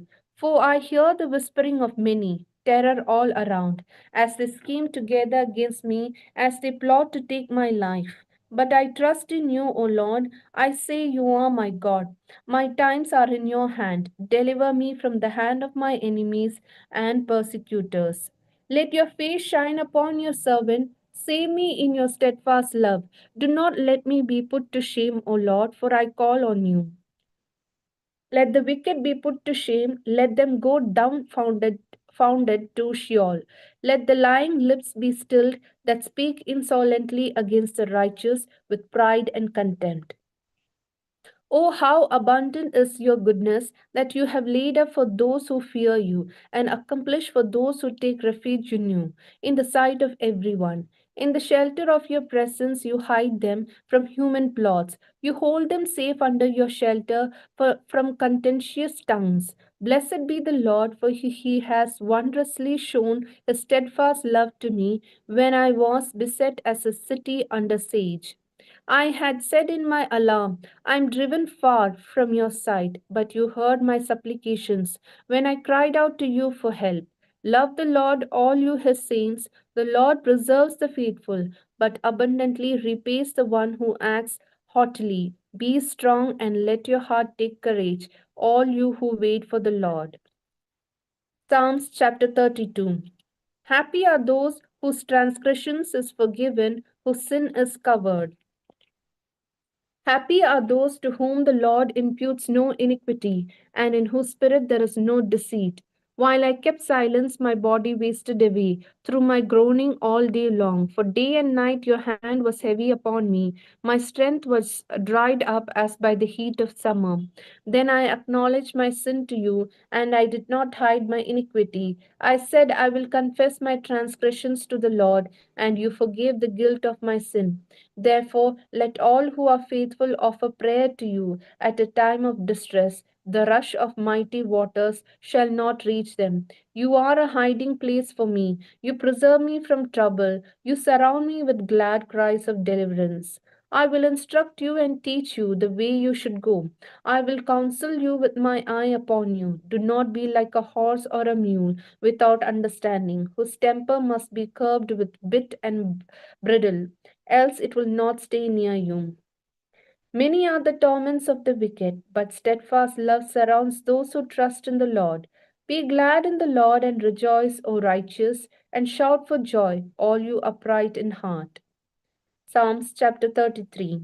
Rejoice in the Lord, O you righteous. Praise befits the upright. Praise the Lord with the lyre. Make melody to him with the harp of 10 strings. Sing to him a new song. Play skillfully on the strings with loud shouts. For the word of the Lord is upright, and all his work is done in faithfulness. He loves righteousness and justice. The earth is full of the steadfast love of the Lord. By the word of the Lord the heavens were made, and all their host by the breath of his mouth. He gathered the waters of the sea as in a bottle. He put the deeps in storehouses. Let all the earth fear the Lord. Let all the inhabitants of the world stand in awe of him. For he spoke, and it came to be. He commanded, and it stood firm.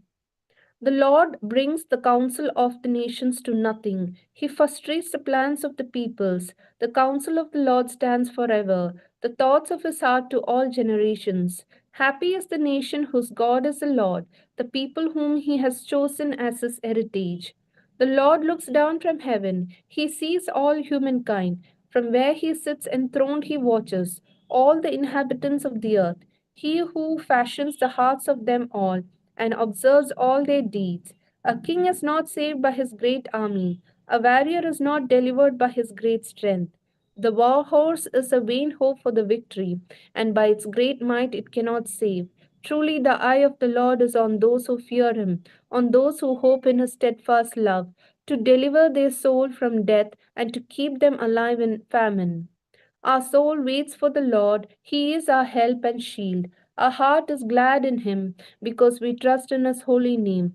Let your steadfast love, O Lord, be upon us, even as we hope in you. Psalms chapter 34. I will bless the Lord at all times. His praise shall continually be in my mouth. My soul makes its boast in the Lord. Let the humble hear and be glad. O magnifying the Lord with me, O magnify the Lord with me, and let us exalt his name together. I sought the Lord, and he answered me, and delivered me from all my fears. Look to him and be radiant, so your faces shall never be ashamed. This poor soul cried and was heard by the Lord and was saved from every trouble. The angel of the Lord encamps around those who fear him and delivers them. O taste and see that the Lord is good. Happy are those who take refuge in him. O fear the Lord, you his holy ones, for those who fear him have no want. The young lions suffer want and hunger, but those who seek the Lord lack no good thing. Come, O children, listen to me. I will teach you the fear of the Lord. Which of you desires life and covets many days to enjoy good? Keep your tongue from evil and your lips from speaking deceit. Depart from evil and do good. Seek peace and pursue it. The eyes of the Lord are on the righteous, and his ears are upon to their cry. And his ears are open to their cry. The face of the Lord is against evildoers, to cut off the remembrance of them from the earth. When the righteous cry for help, the Lord hears and rescues them from all their troubles. The Lord is near to the brokenhearted and saves the crushed in spirit. Many are the afflictions of the righteous, but the Lord rescues them from them all. He keeps all their bones, not one of them will be broken. Evil brings death to the wicked, and those who hate the righteous will be condemned. The Lord redeems the life of his servants. None of those who take refuge in him will be condemned. Psalms chapter 35. Content, O Lord, with those who contend with me. Fight against those who fight against me. Take hold of shield and buckler and rise up to help me. Draw the spear and javelin against my pursuers. Say to my soul, I am your salvation. Let them be put to shame and dishonor who seek after my life. Let them be turned back and confounded who devise evil against me. Let them be like chaff before the wind, with the angel of the Lord driving them on. Let their way be dark and slippery, with the angel of the Lord pursuing them. For without cause they hid their net for me. Without cause they dug a pit for my life. Let ruin come on them unawareness, and let the net that they hid ensnare them. Let them fall in it to their ruin. Then my soul shall rejoice in the Lord, exulting in his deliverance. All my bones shall say, O Lord, who is like you? You deliver the weak from those too strong for them, the weak and needy from those who despoil them.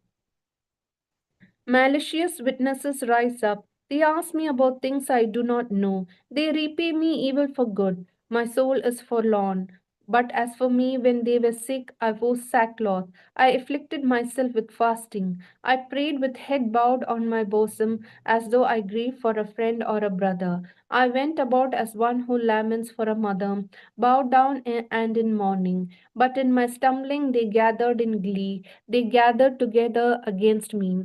Ruffians whom I did not know tore at me without ceasing. They impiously mocked more and more, gnashing at me with their teeth. How long, O Lord, will you look on me? Rescue me from their ravages, my life from the lions. Then I will thank you in the great congregation. In the mighty throng I will praise you. Do not let my treacherous enemies rejoice over me, or those who hate me without cause wink the eye. For they do not speak peace, but they conceive deceitful words against those who are quiet in the land. They open wide their mouths against me, and they say, Ha ha, our eyes have seen it. You have seen, O Lord, do not be silent. O Lord, do not be far from me. Wake up, bestir yourself for my defense, for my cause, my God and my Lord. Vindicate me, O Lord my God, according to your righteousness, and do not let them rejoice over me. Do not let them say to themselves, Ha, we have our heart's desire. Do not let them say, We have swallowed you up. Let all those who rejoice at my calamity be put to shame and confusion. Let those who exalt themselves against me be clothed with shame and dishonor. Let those who desire my vindication shout for joy and be glad, and say evermore, Great is the Lord who delights in the welfare of his servant. Then my tongue shall tell of your righteousness and of your praise all day long. Psalms chapter 36. Transgression speaks to the wicked deep in their hearts. There is no fear of God before their eyes. For they flatter themselves in their own eyes that their iniquity cannot be found out and hated. The words of their mouths are mischief, and deceit. They have ceased to act wisely and do good. They plot mischief while on their beds. They are set on a way that is not good. They do not reject evil. Your steadfast love, O Lord, extends to the heavens, your faithfulness to the clouds. Your righteousness is like the mighty mountains. Your judgments are like the great deep. You save humans and animals alike, O Lord. How precious is your steadfast love, O God. All people may take refuge in the shadow of your wings. They feast on the abundance of your house, and you give them drink from the river of your delights. For with you is the fountain of life. In your light we see light. O continue your steadfast love to those who know you, and your salvation to the upright of heart. Do not let the foot of the arrogant tread on me, or the hand of the wicked drive me away. There the evildoers lie prostrate, and they are thrust down, unable to rise. Psalms chapter 37. Do not fret because of the wicked. Do not be envious of wrongdoers, for they will soon fade like the grass and wither like the green herb. Trust in the Lord and do good, so you will live in the land and enjoy security. Take delight in the Lord, and he will give you the desires of your heart. Commit your way to the Lord, trust in him, and he will act. He will make your vindication shine like the light, and the justice of your cause like the noonday. Be still before the Lord and wait patiently for him. Do not fret over those who prosper in their way, over those who carry out evil devices. Refrain from anger and forsake wrath. Do not fret, it leads only to evil. For the wicked shall be cut off, but those who wait for the Lord shall inherit the land.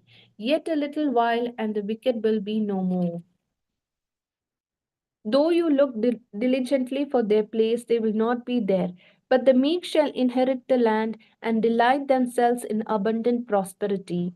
The wicked plot against the righteous and gnash their teeth at them. But the Lord laughs at the wicked, for he sees that their day is coming.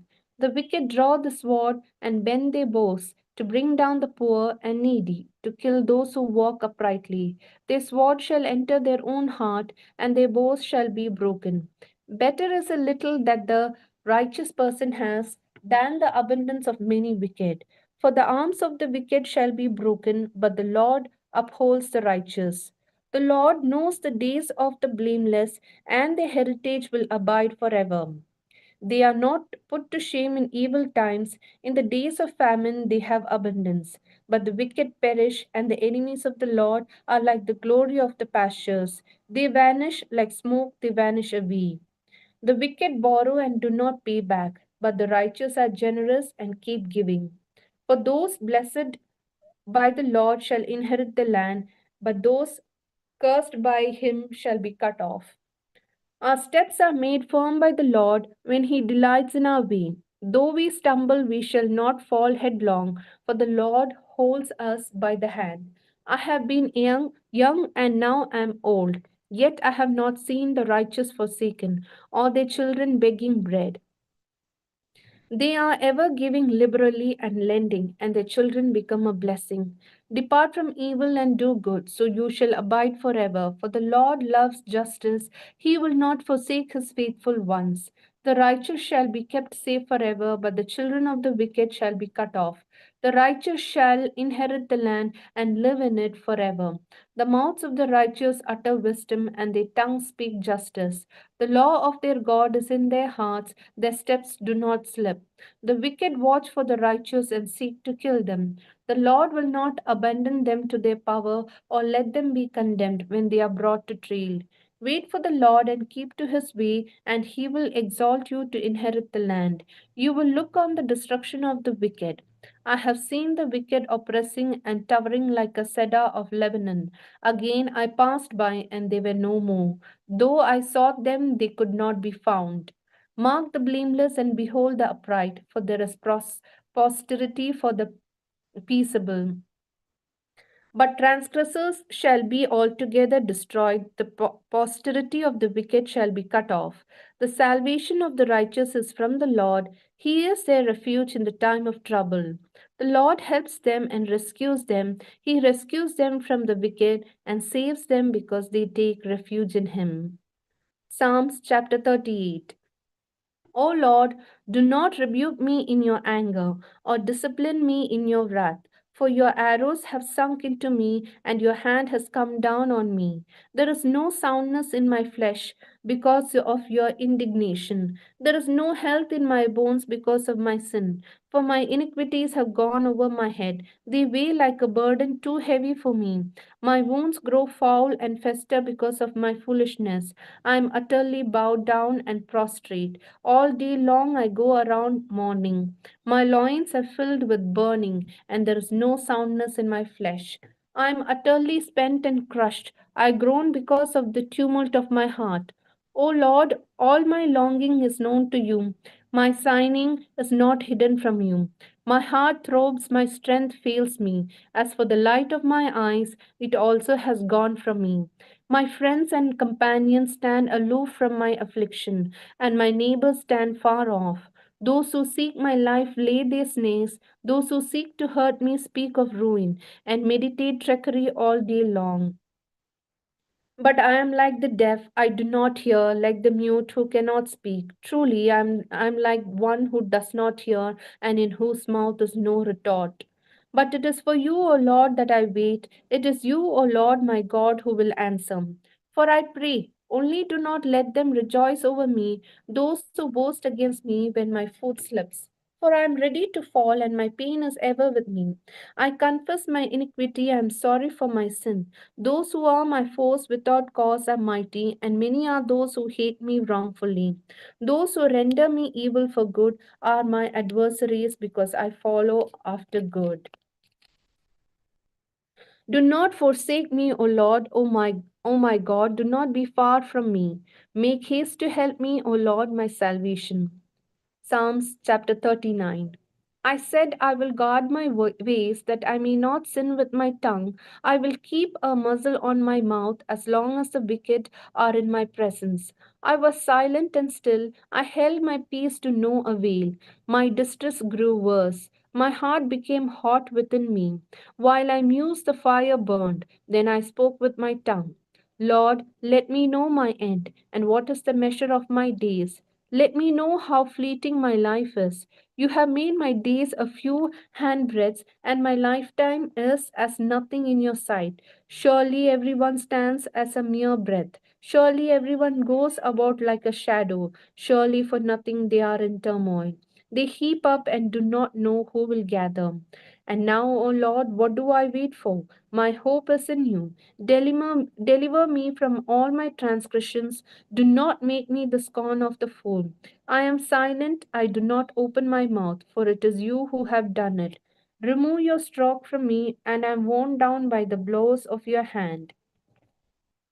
Consuming like a moth what is dear to them. Surely everyone is a mere breath. Hear my prayer, O Lord. Slow-mo timer. Barakmore, Psalms chapter 39, verse 11.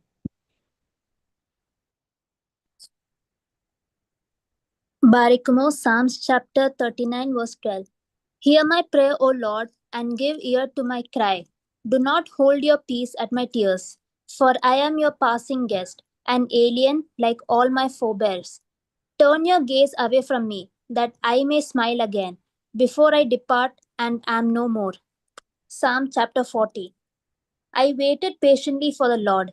He inclined to me and heard my cry. He drew me up from the desolate pit, out of the mighty bog, and set my feet upon a rock, making my steps secure. He put a new song in my mouth, a song of praise to our God. Many will see and fear, and put their trust in the Lord. Happy are those who make the Lord their trust, who do not turn to the proud, to those who go astray after false gods. You have multiplied, O Lord, my God, your wondrous deeds and your thoughts toward us. None can compare with you. Were I to proclaim and tell of them, they would be more than can be counted. Sacrifice and offering you do not desire, but you have given me an open ear. Burnt offering and sin offering you have not required. Then I said, here I am. In the scroll of the book it is written of me. I delight to do your will, O my God. Your law is within my heart. I have told the glad news of deliverance in the great congregation. See, I have not restrained my lips, as you know, O Lord. I have not hidden your saving help within my heart. I have spoken of your faithfulness and your salvation. I have not concealed your steadfast love and your faithfulness from the great congregation. Do not, O Lord, withhold your mercy from me. Let your steadfast love and your faithfulness keep me safe forever. For evils have encompassed me without number. My iniquities have overtaken me until I cannot see. They are more than the hairs of my head, and my heart fails me. Be pleased, O Lord, to deliver me. O Lord, make haste to help me. Let all those be put to shame and confusion who seek to snatch away my life. Let those be turned back and brought to disorder who desire my heart. Let those be appalled because of their shame who say to me, Ahaha. But may all who seek you rejoice and be glad in you. May those who love your salvation say continually, great is the Lord. As for me, I am poor and needy, but the Lord takes thought for me. You are my help and my deliverer. Do not delay, O my God. Psalms chapter 41. Happy are those who consider the poor. The Lord delivers them in the day of trouble. The Lord protects them and keeps them alive. They are called happy in the land. You do not give them up to the will of the enemies. The Lord sustains them on their sickbed. In their illness, you heal all their infirmities. As for me, I said, O Lord, be gracious to me. Heal me, for I have sinned against you. My enemies wonder in malice when I will die, and my name perish. And when they come to see me, they utter empty words, while their hearts gather mischief. When they go out, they tell it abroad. All who hate me whisper together about me. They imagine the worst for me. They think that a deadly thing has fastened on me, that I will not rise again from where I lie. Even my bosom friend in whom I trusted, who ate of my bread, has lifted the heel against me. But you, O Lord, be gracious to me, and rise me up, that I may repay them. By this I know that you are pleased with me, because my enemy has not triumphed over me. But you have upheld me because of my integrity, and set me in your presence forever.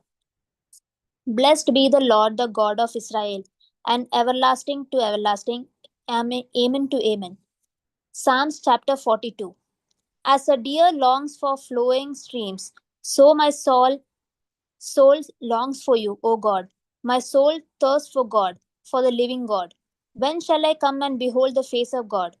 My tears have been my food day and night, while people say to me continually, where is your God? These things I remember as I pour out my soul, how I went with the throng and led them in procession to the house of God, with glad shouts and songs of thanksgiving, a multitude keeping festival. Why are you cast down, O my soul? And why are you disquieted within me? Hope in God, for I shall again praise him, my help and my God. My soul is cast down within me. Therefore I remember you from the land of Jordan and of Hermon, from Mount Mizar. Deep calls to deep, at the thunder of your cataracts. All your waves and your billows have gone over me.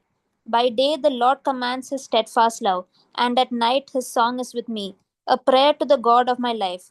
I say to God, my rock, why have you forgotten me? Why must I walk about mournfully, because the enemy oppresses me? As with a deadly wound in my body, my adversaries taunt me, while they say to me continually, where is your God? Why are you cast down, O my soul, and why are you disquieted within me? Hope in God, for I shall again praise him, my help and my God. Psalms chapter 43. Vindicate me, O God, and defend my cause against an ungodly people. From those who are deceitful and unjust, deliver me. For you are the God in whom I take refuge. Why have you cast me off? Why must I walk about mournfully because of the oppression of the enemy? O send out your light and your truth. Let them lead me. Let them bring me to your holy hill and to your dwelling. Then I will go to the altar of God, to God my exceeding joy, and I will praise you with the harp. O God, my God, why are you cast down, O my soul, and why are you disquieted within me? Hope in God, for I shall again praise him, my help and my God. Psalms chapter 44. We have heard with our ears, O God. Our ancestors have told us what deeds you performed in their days, in the days of old. You with your own hand drove out the nations, but them you planted. You afflicted the peoples, but them you set free. For not by their own sword did they win the land, nor did their own arm give them victory, but your right hand and your arm, and the light of your countenance, for you delighted in them. You are my king and my God. You command victories for Jacob. Through you we push down our foes. Through your name we tread down our assailants. For not in my bow do I trust, nor can my sword save me. But you have saved us from our foes, and have put to confusion those who hate us. In God we have boasted continually, and we will give thanks to your name forever. Yet you have rejected us and abased us, and have not gone out with our armies. You made us turn back from the foe, and our enemies have gotten spoil. You have made us like sheep for slaughter, and have scattered us among the nations. You have sold your people for a trifle, demanding no high price for them. You have made us the taunt of our neighbors, the derision and scorn of those around us. You have made us a byword among the nations, a laughing stock among the peoples. All day long my disgrace is before me, and shame has covered my face. At the words of the taunters and revilers, at the sight of the enemy and the avenger. All this has come upon us, yet we have not forgotten you, or been false to your covenant. Our heart has not turned back, nor have our steps departed from your way. Yet you have broken us in the haunt of jackals, and covered us with deep darkness. If we had forgotten the name of our God or spread out our hands to a strange God, would not God discover this? For he knows the secrets of the heart. Because of you, we are being killed all day long and accounted as sheep for the slaughter. Rouse yourself. Why do you sleep, O Lord? Awake, do not cast us off forever. Why do you hide your face? Why do you forget our affliction and oppression? For we sink down to the dust. Our bodies cling to the ground. Rise up, come to our help. Redeem us for the sake of your steadfast love. Psalms chapter 45. My heart overflows with a goodly theme. I address my verses to the king. My tongue is like the pen of a ready scribe. You are the most handsome of men. Grace is poured upon your lips. Therefore, God has blessed you forever. Gird your sword on your thigh, O mighty one, in your glory and majesty. In your majesty, ride on victoriously, for the cause of truth and to defend the right. Let your right hand teach you dread deeds. Your arrows are sharp in the heart of the king's enemies. The peoples fall under you. Your throne, O God, endures forever and ever. Your royal scepter is a scepter of equity. You love righteousness and hate wickedness. Therefore, God your God has anointed you with the oil of gladness beyond your companions. Your robes are all fragrant with myrrh and aloes and cassia. From ivory palaces, stringed instruments make you glad. Daughters of kings are among your ladies of honor. At your right hand stands the queen in gold, Ophir. Hear, O daughter, consider and incline your ear.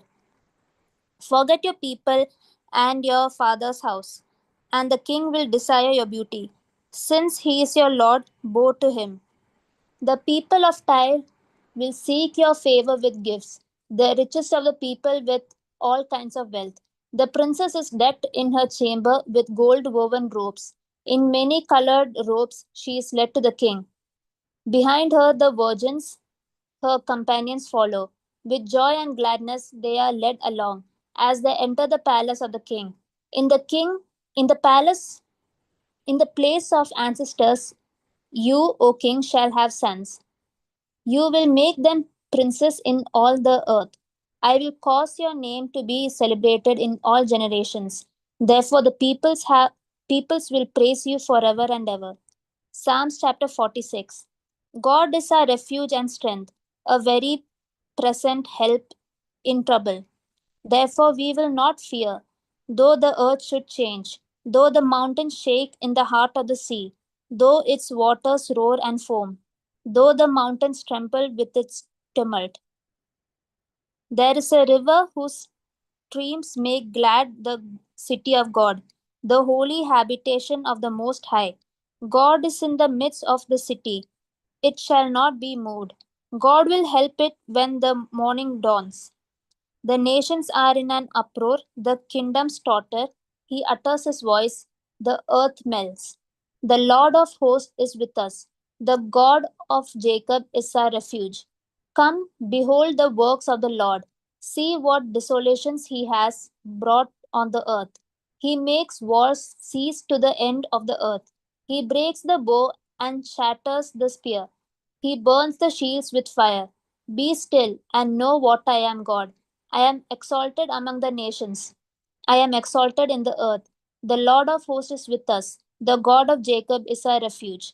Psalms chapter 47. Clap your hands, all you peoples. Shout to God with loud songs of joy. For the Lord the Most High is awesome, a great king over all the earth. He subdued peoples under us and nations under our feet. He chose our heritage for us, the pride of Jacob whom he loves. God has gone up with a shout, the Lord with the sound of a trumpet. Sing praises to God, sing praises to a king, sing praises. For God is the king of all the earth. Sing praises with a psalm. God is king over the nations. God sits on his holy throne. The princes of the peoples gather as the people of the God of Abraham, for the shields of the earth belong to God. He is highly exalted. Psalms chapter 48. Great is the Lord and greatly to be praised, in the city of our God. His holy mountain, beautiful in elevation, is the joy of all the earth. Mount Zion in the far north, the city of the great King. Within its citadels, God has shown himself a sure defense. Then the kings assembled. They came on together. As soon as they saw it, they were astounded. They were in panic. They took, out, they took to flight. Trembling took hold of them there. Pains as of a woman in labor, as when an east wind shatters the ships of Tarshish. As we have heard, so have we seen in the city of the Lord of hosts, in the city of our God, which God establishes forever. We ponder your steadfast love, O God, in the midst of your temple. Your name, O God, like your praise, reaches to the ends of the earth. Your right hand is filled with victory.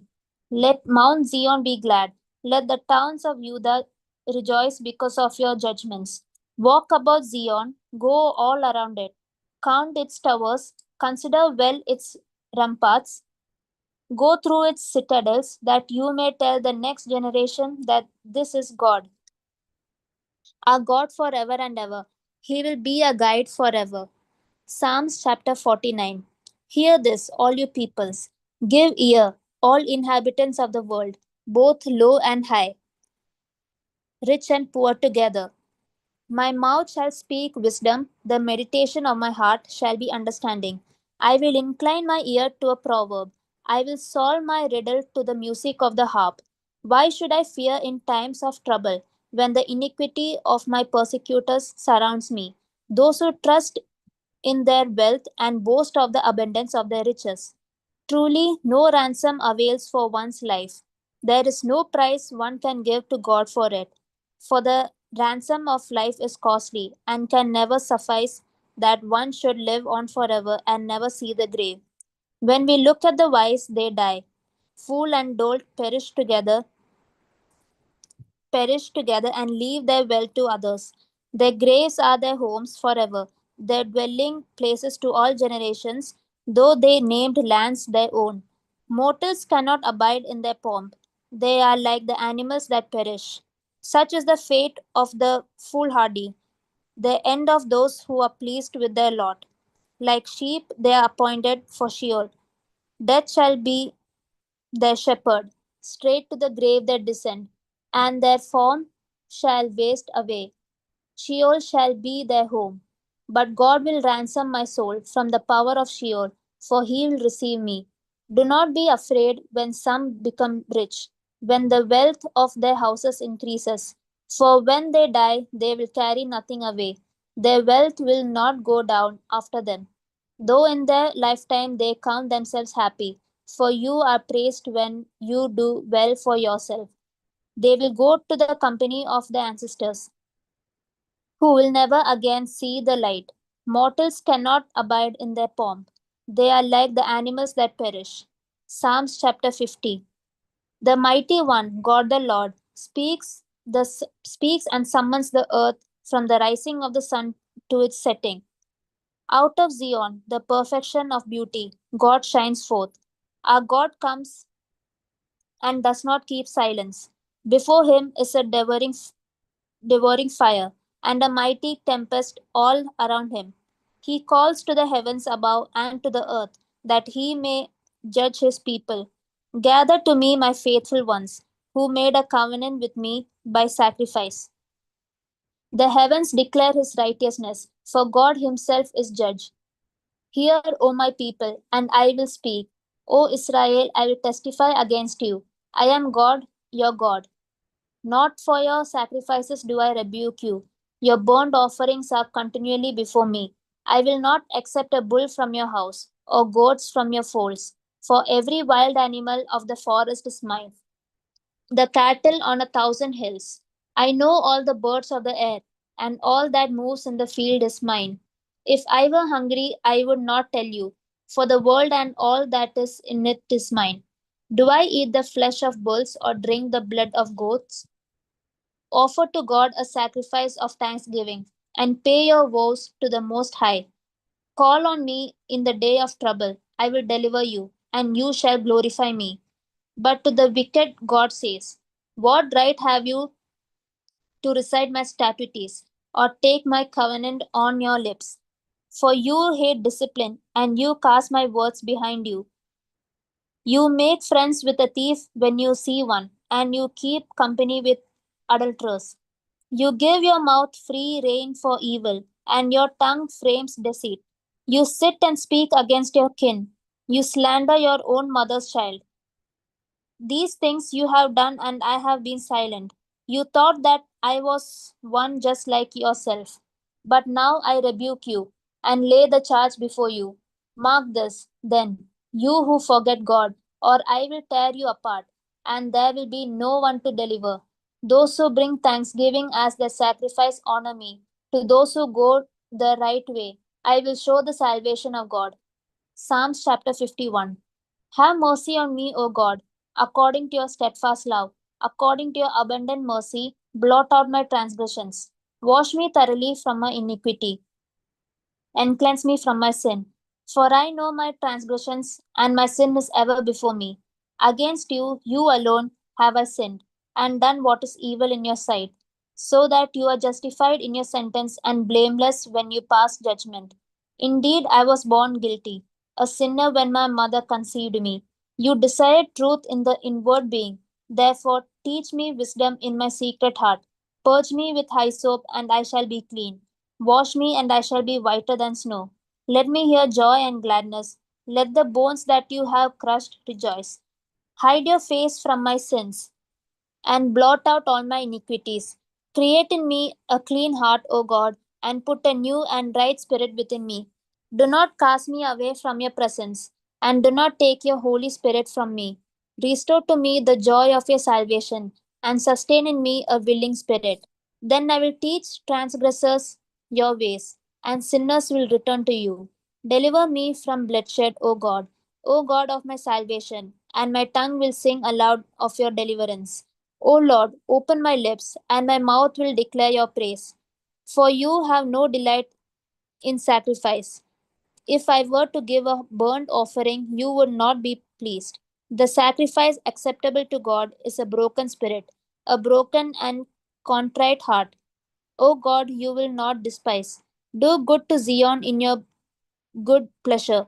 Rebuild the walls of Jerusalem. Then you will delight in, in right sacrifices, in burnt offerings and whole burnt offerings. Then bulls will be offered on your altar. Psalms chapter 52. Why do you boast, O mighty one, of mischief done against the godly? All day long you are plotting destruction. Your tongue is like a sharp razor, you worker of treachery. You love evil more than good, and lying more than speaking the truth. You love all the words that devour, O deceitful tongue. But God will break you down forever. He will snatch and tear you from your tent. He will uproot you from the land of the living. The righteous will see and fear and will laugh at the evildoer, saying, see the one who would not take refuge in God, but trusted in abundant riches, and sought refuge in wealth. But I am like a green olive tree in the house of God. I trust in the steadfast love of God forever and ever. I will thank you forever because of what you have done. In the presence of the faithful, I will proclaim your name, for it is good. Psalms chapter 53. Fools say in their heart, there is no God. They are corrupt. They commit abominable abominable acts. There is no one who does good. God looks down from heaven on humankind to see if there are any who are wise, who seek after God. They have all fallen away. They are all alike perverse. There is no one who does good. No, not one. Have they have they no knowledge, those evildoers, who eat up my people as they eat bread, and do not call upon God? There they shall be in great terror, in terror such as has not been. For God will scatter the bones of the ungodly. They will be put to shame, for God has rejected them. Oh, that deliverance for Israel would come from Zion. When God restores the fortunes of his people, Jacob will, Jacob will rejoice, Israel will be glad. Psalms chapter 54. Save me, O God, by your name, and vindicate me by your might. Hear my prayer, O God. Give ear to the words of my mouth. For the insolent have risen against me. The ruthless seek my life. They do not set God before them. But surely God is my helper. The Lord is the upholder of my life. He will repay my enemies for the evil. In your faithfulness, put an end to them. With a free will offering, I will sacrifice to you. I will give thanks to your name, O Lord, for it is good. For he has delivered me from every trouble, and my eye has looked in triumph on my enemies. Psalms chapter 55. Give ear to my prayer, O God. Do not hide yourself from my supplication. Attend to me and answer me. I am troubled in my complaint. I am distraught by the noise of the enemy, because of the clamor of the wicked. For they bring trouble upon me, and in anger they cherish enmity against me. My heart is in anguish within me. The terrors of death have fallen upon me. Fear and trembling come upon me, and horror overwhelms me. And I say, oh, that I had wings like a dove. I would fly away and be at rest. Truly, I would flee far away. I would lodge in the wilderness. I would hurry to find a shelter for myself from the raging wind and tempest. Confuse, O Lord, confound their speech. For I see violence and strife in the city. Day and night they go around it on its walls, and iniquity and troubles are within it. Ruin is in its midst, oppression and fraud. Do not depart from its marketplace. It is not enemies who taunt me. I could bear that. It is not adversaries who deal insolently with me. I could hide from them. But it is you, my equal, my companion, my familiar friend, with whom I kept pleasant company. We walked in the house of God with the throng. Let death come upon them. Let them go down alive to Sheol, for evil is in their homes and in their hearts. But I call upon God, and the Lord will save me, evening and morning, and at noon. I utter my complaint and moan, and he will hear my voice. He will redeem me unharmed from the battle that I wage. For many are arrayed against me. God, who is enthroned from of old, will hear and will humble them, because they do not change and do not fear God. My companion laid hands on a friend and violated a covenant with me, with speech smoother than butter, but with a heart set on war, with words that were softer than oil.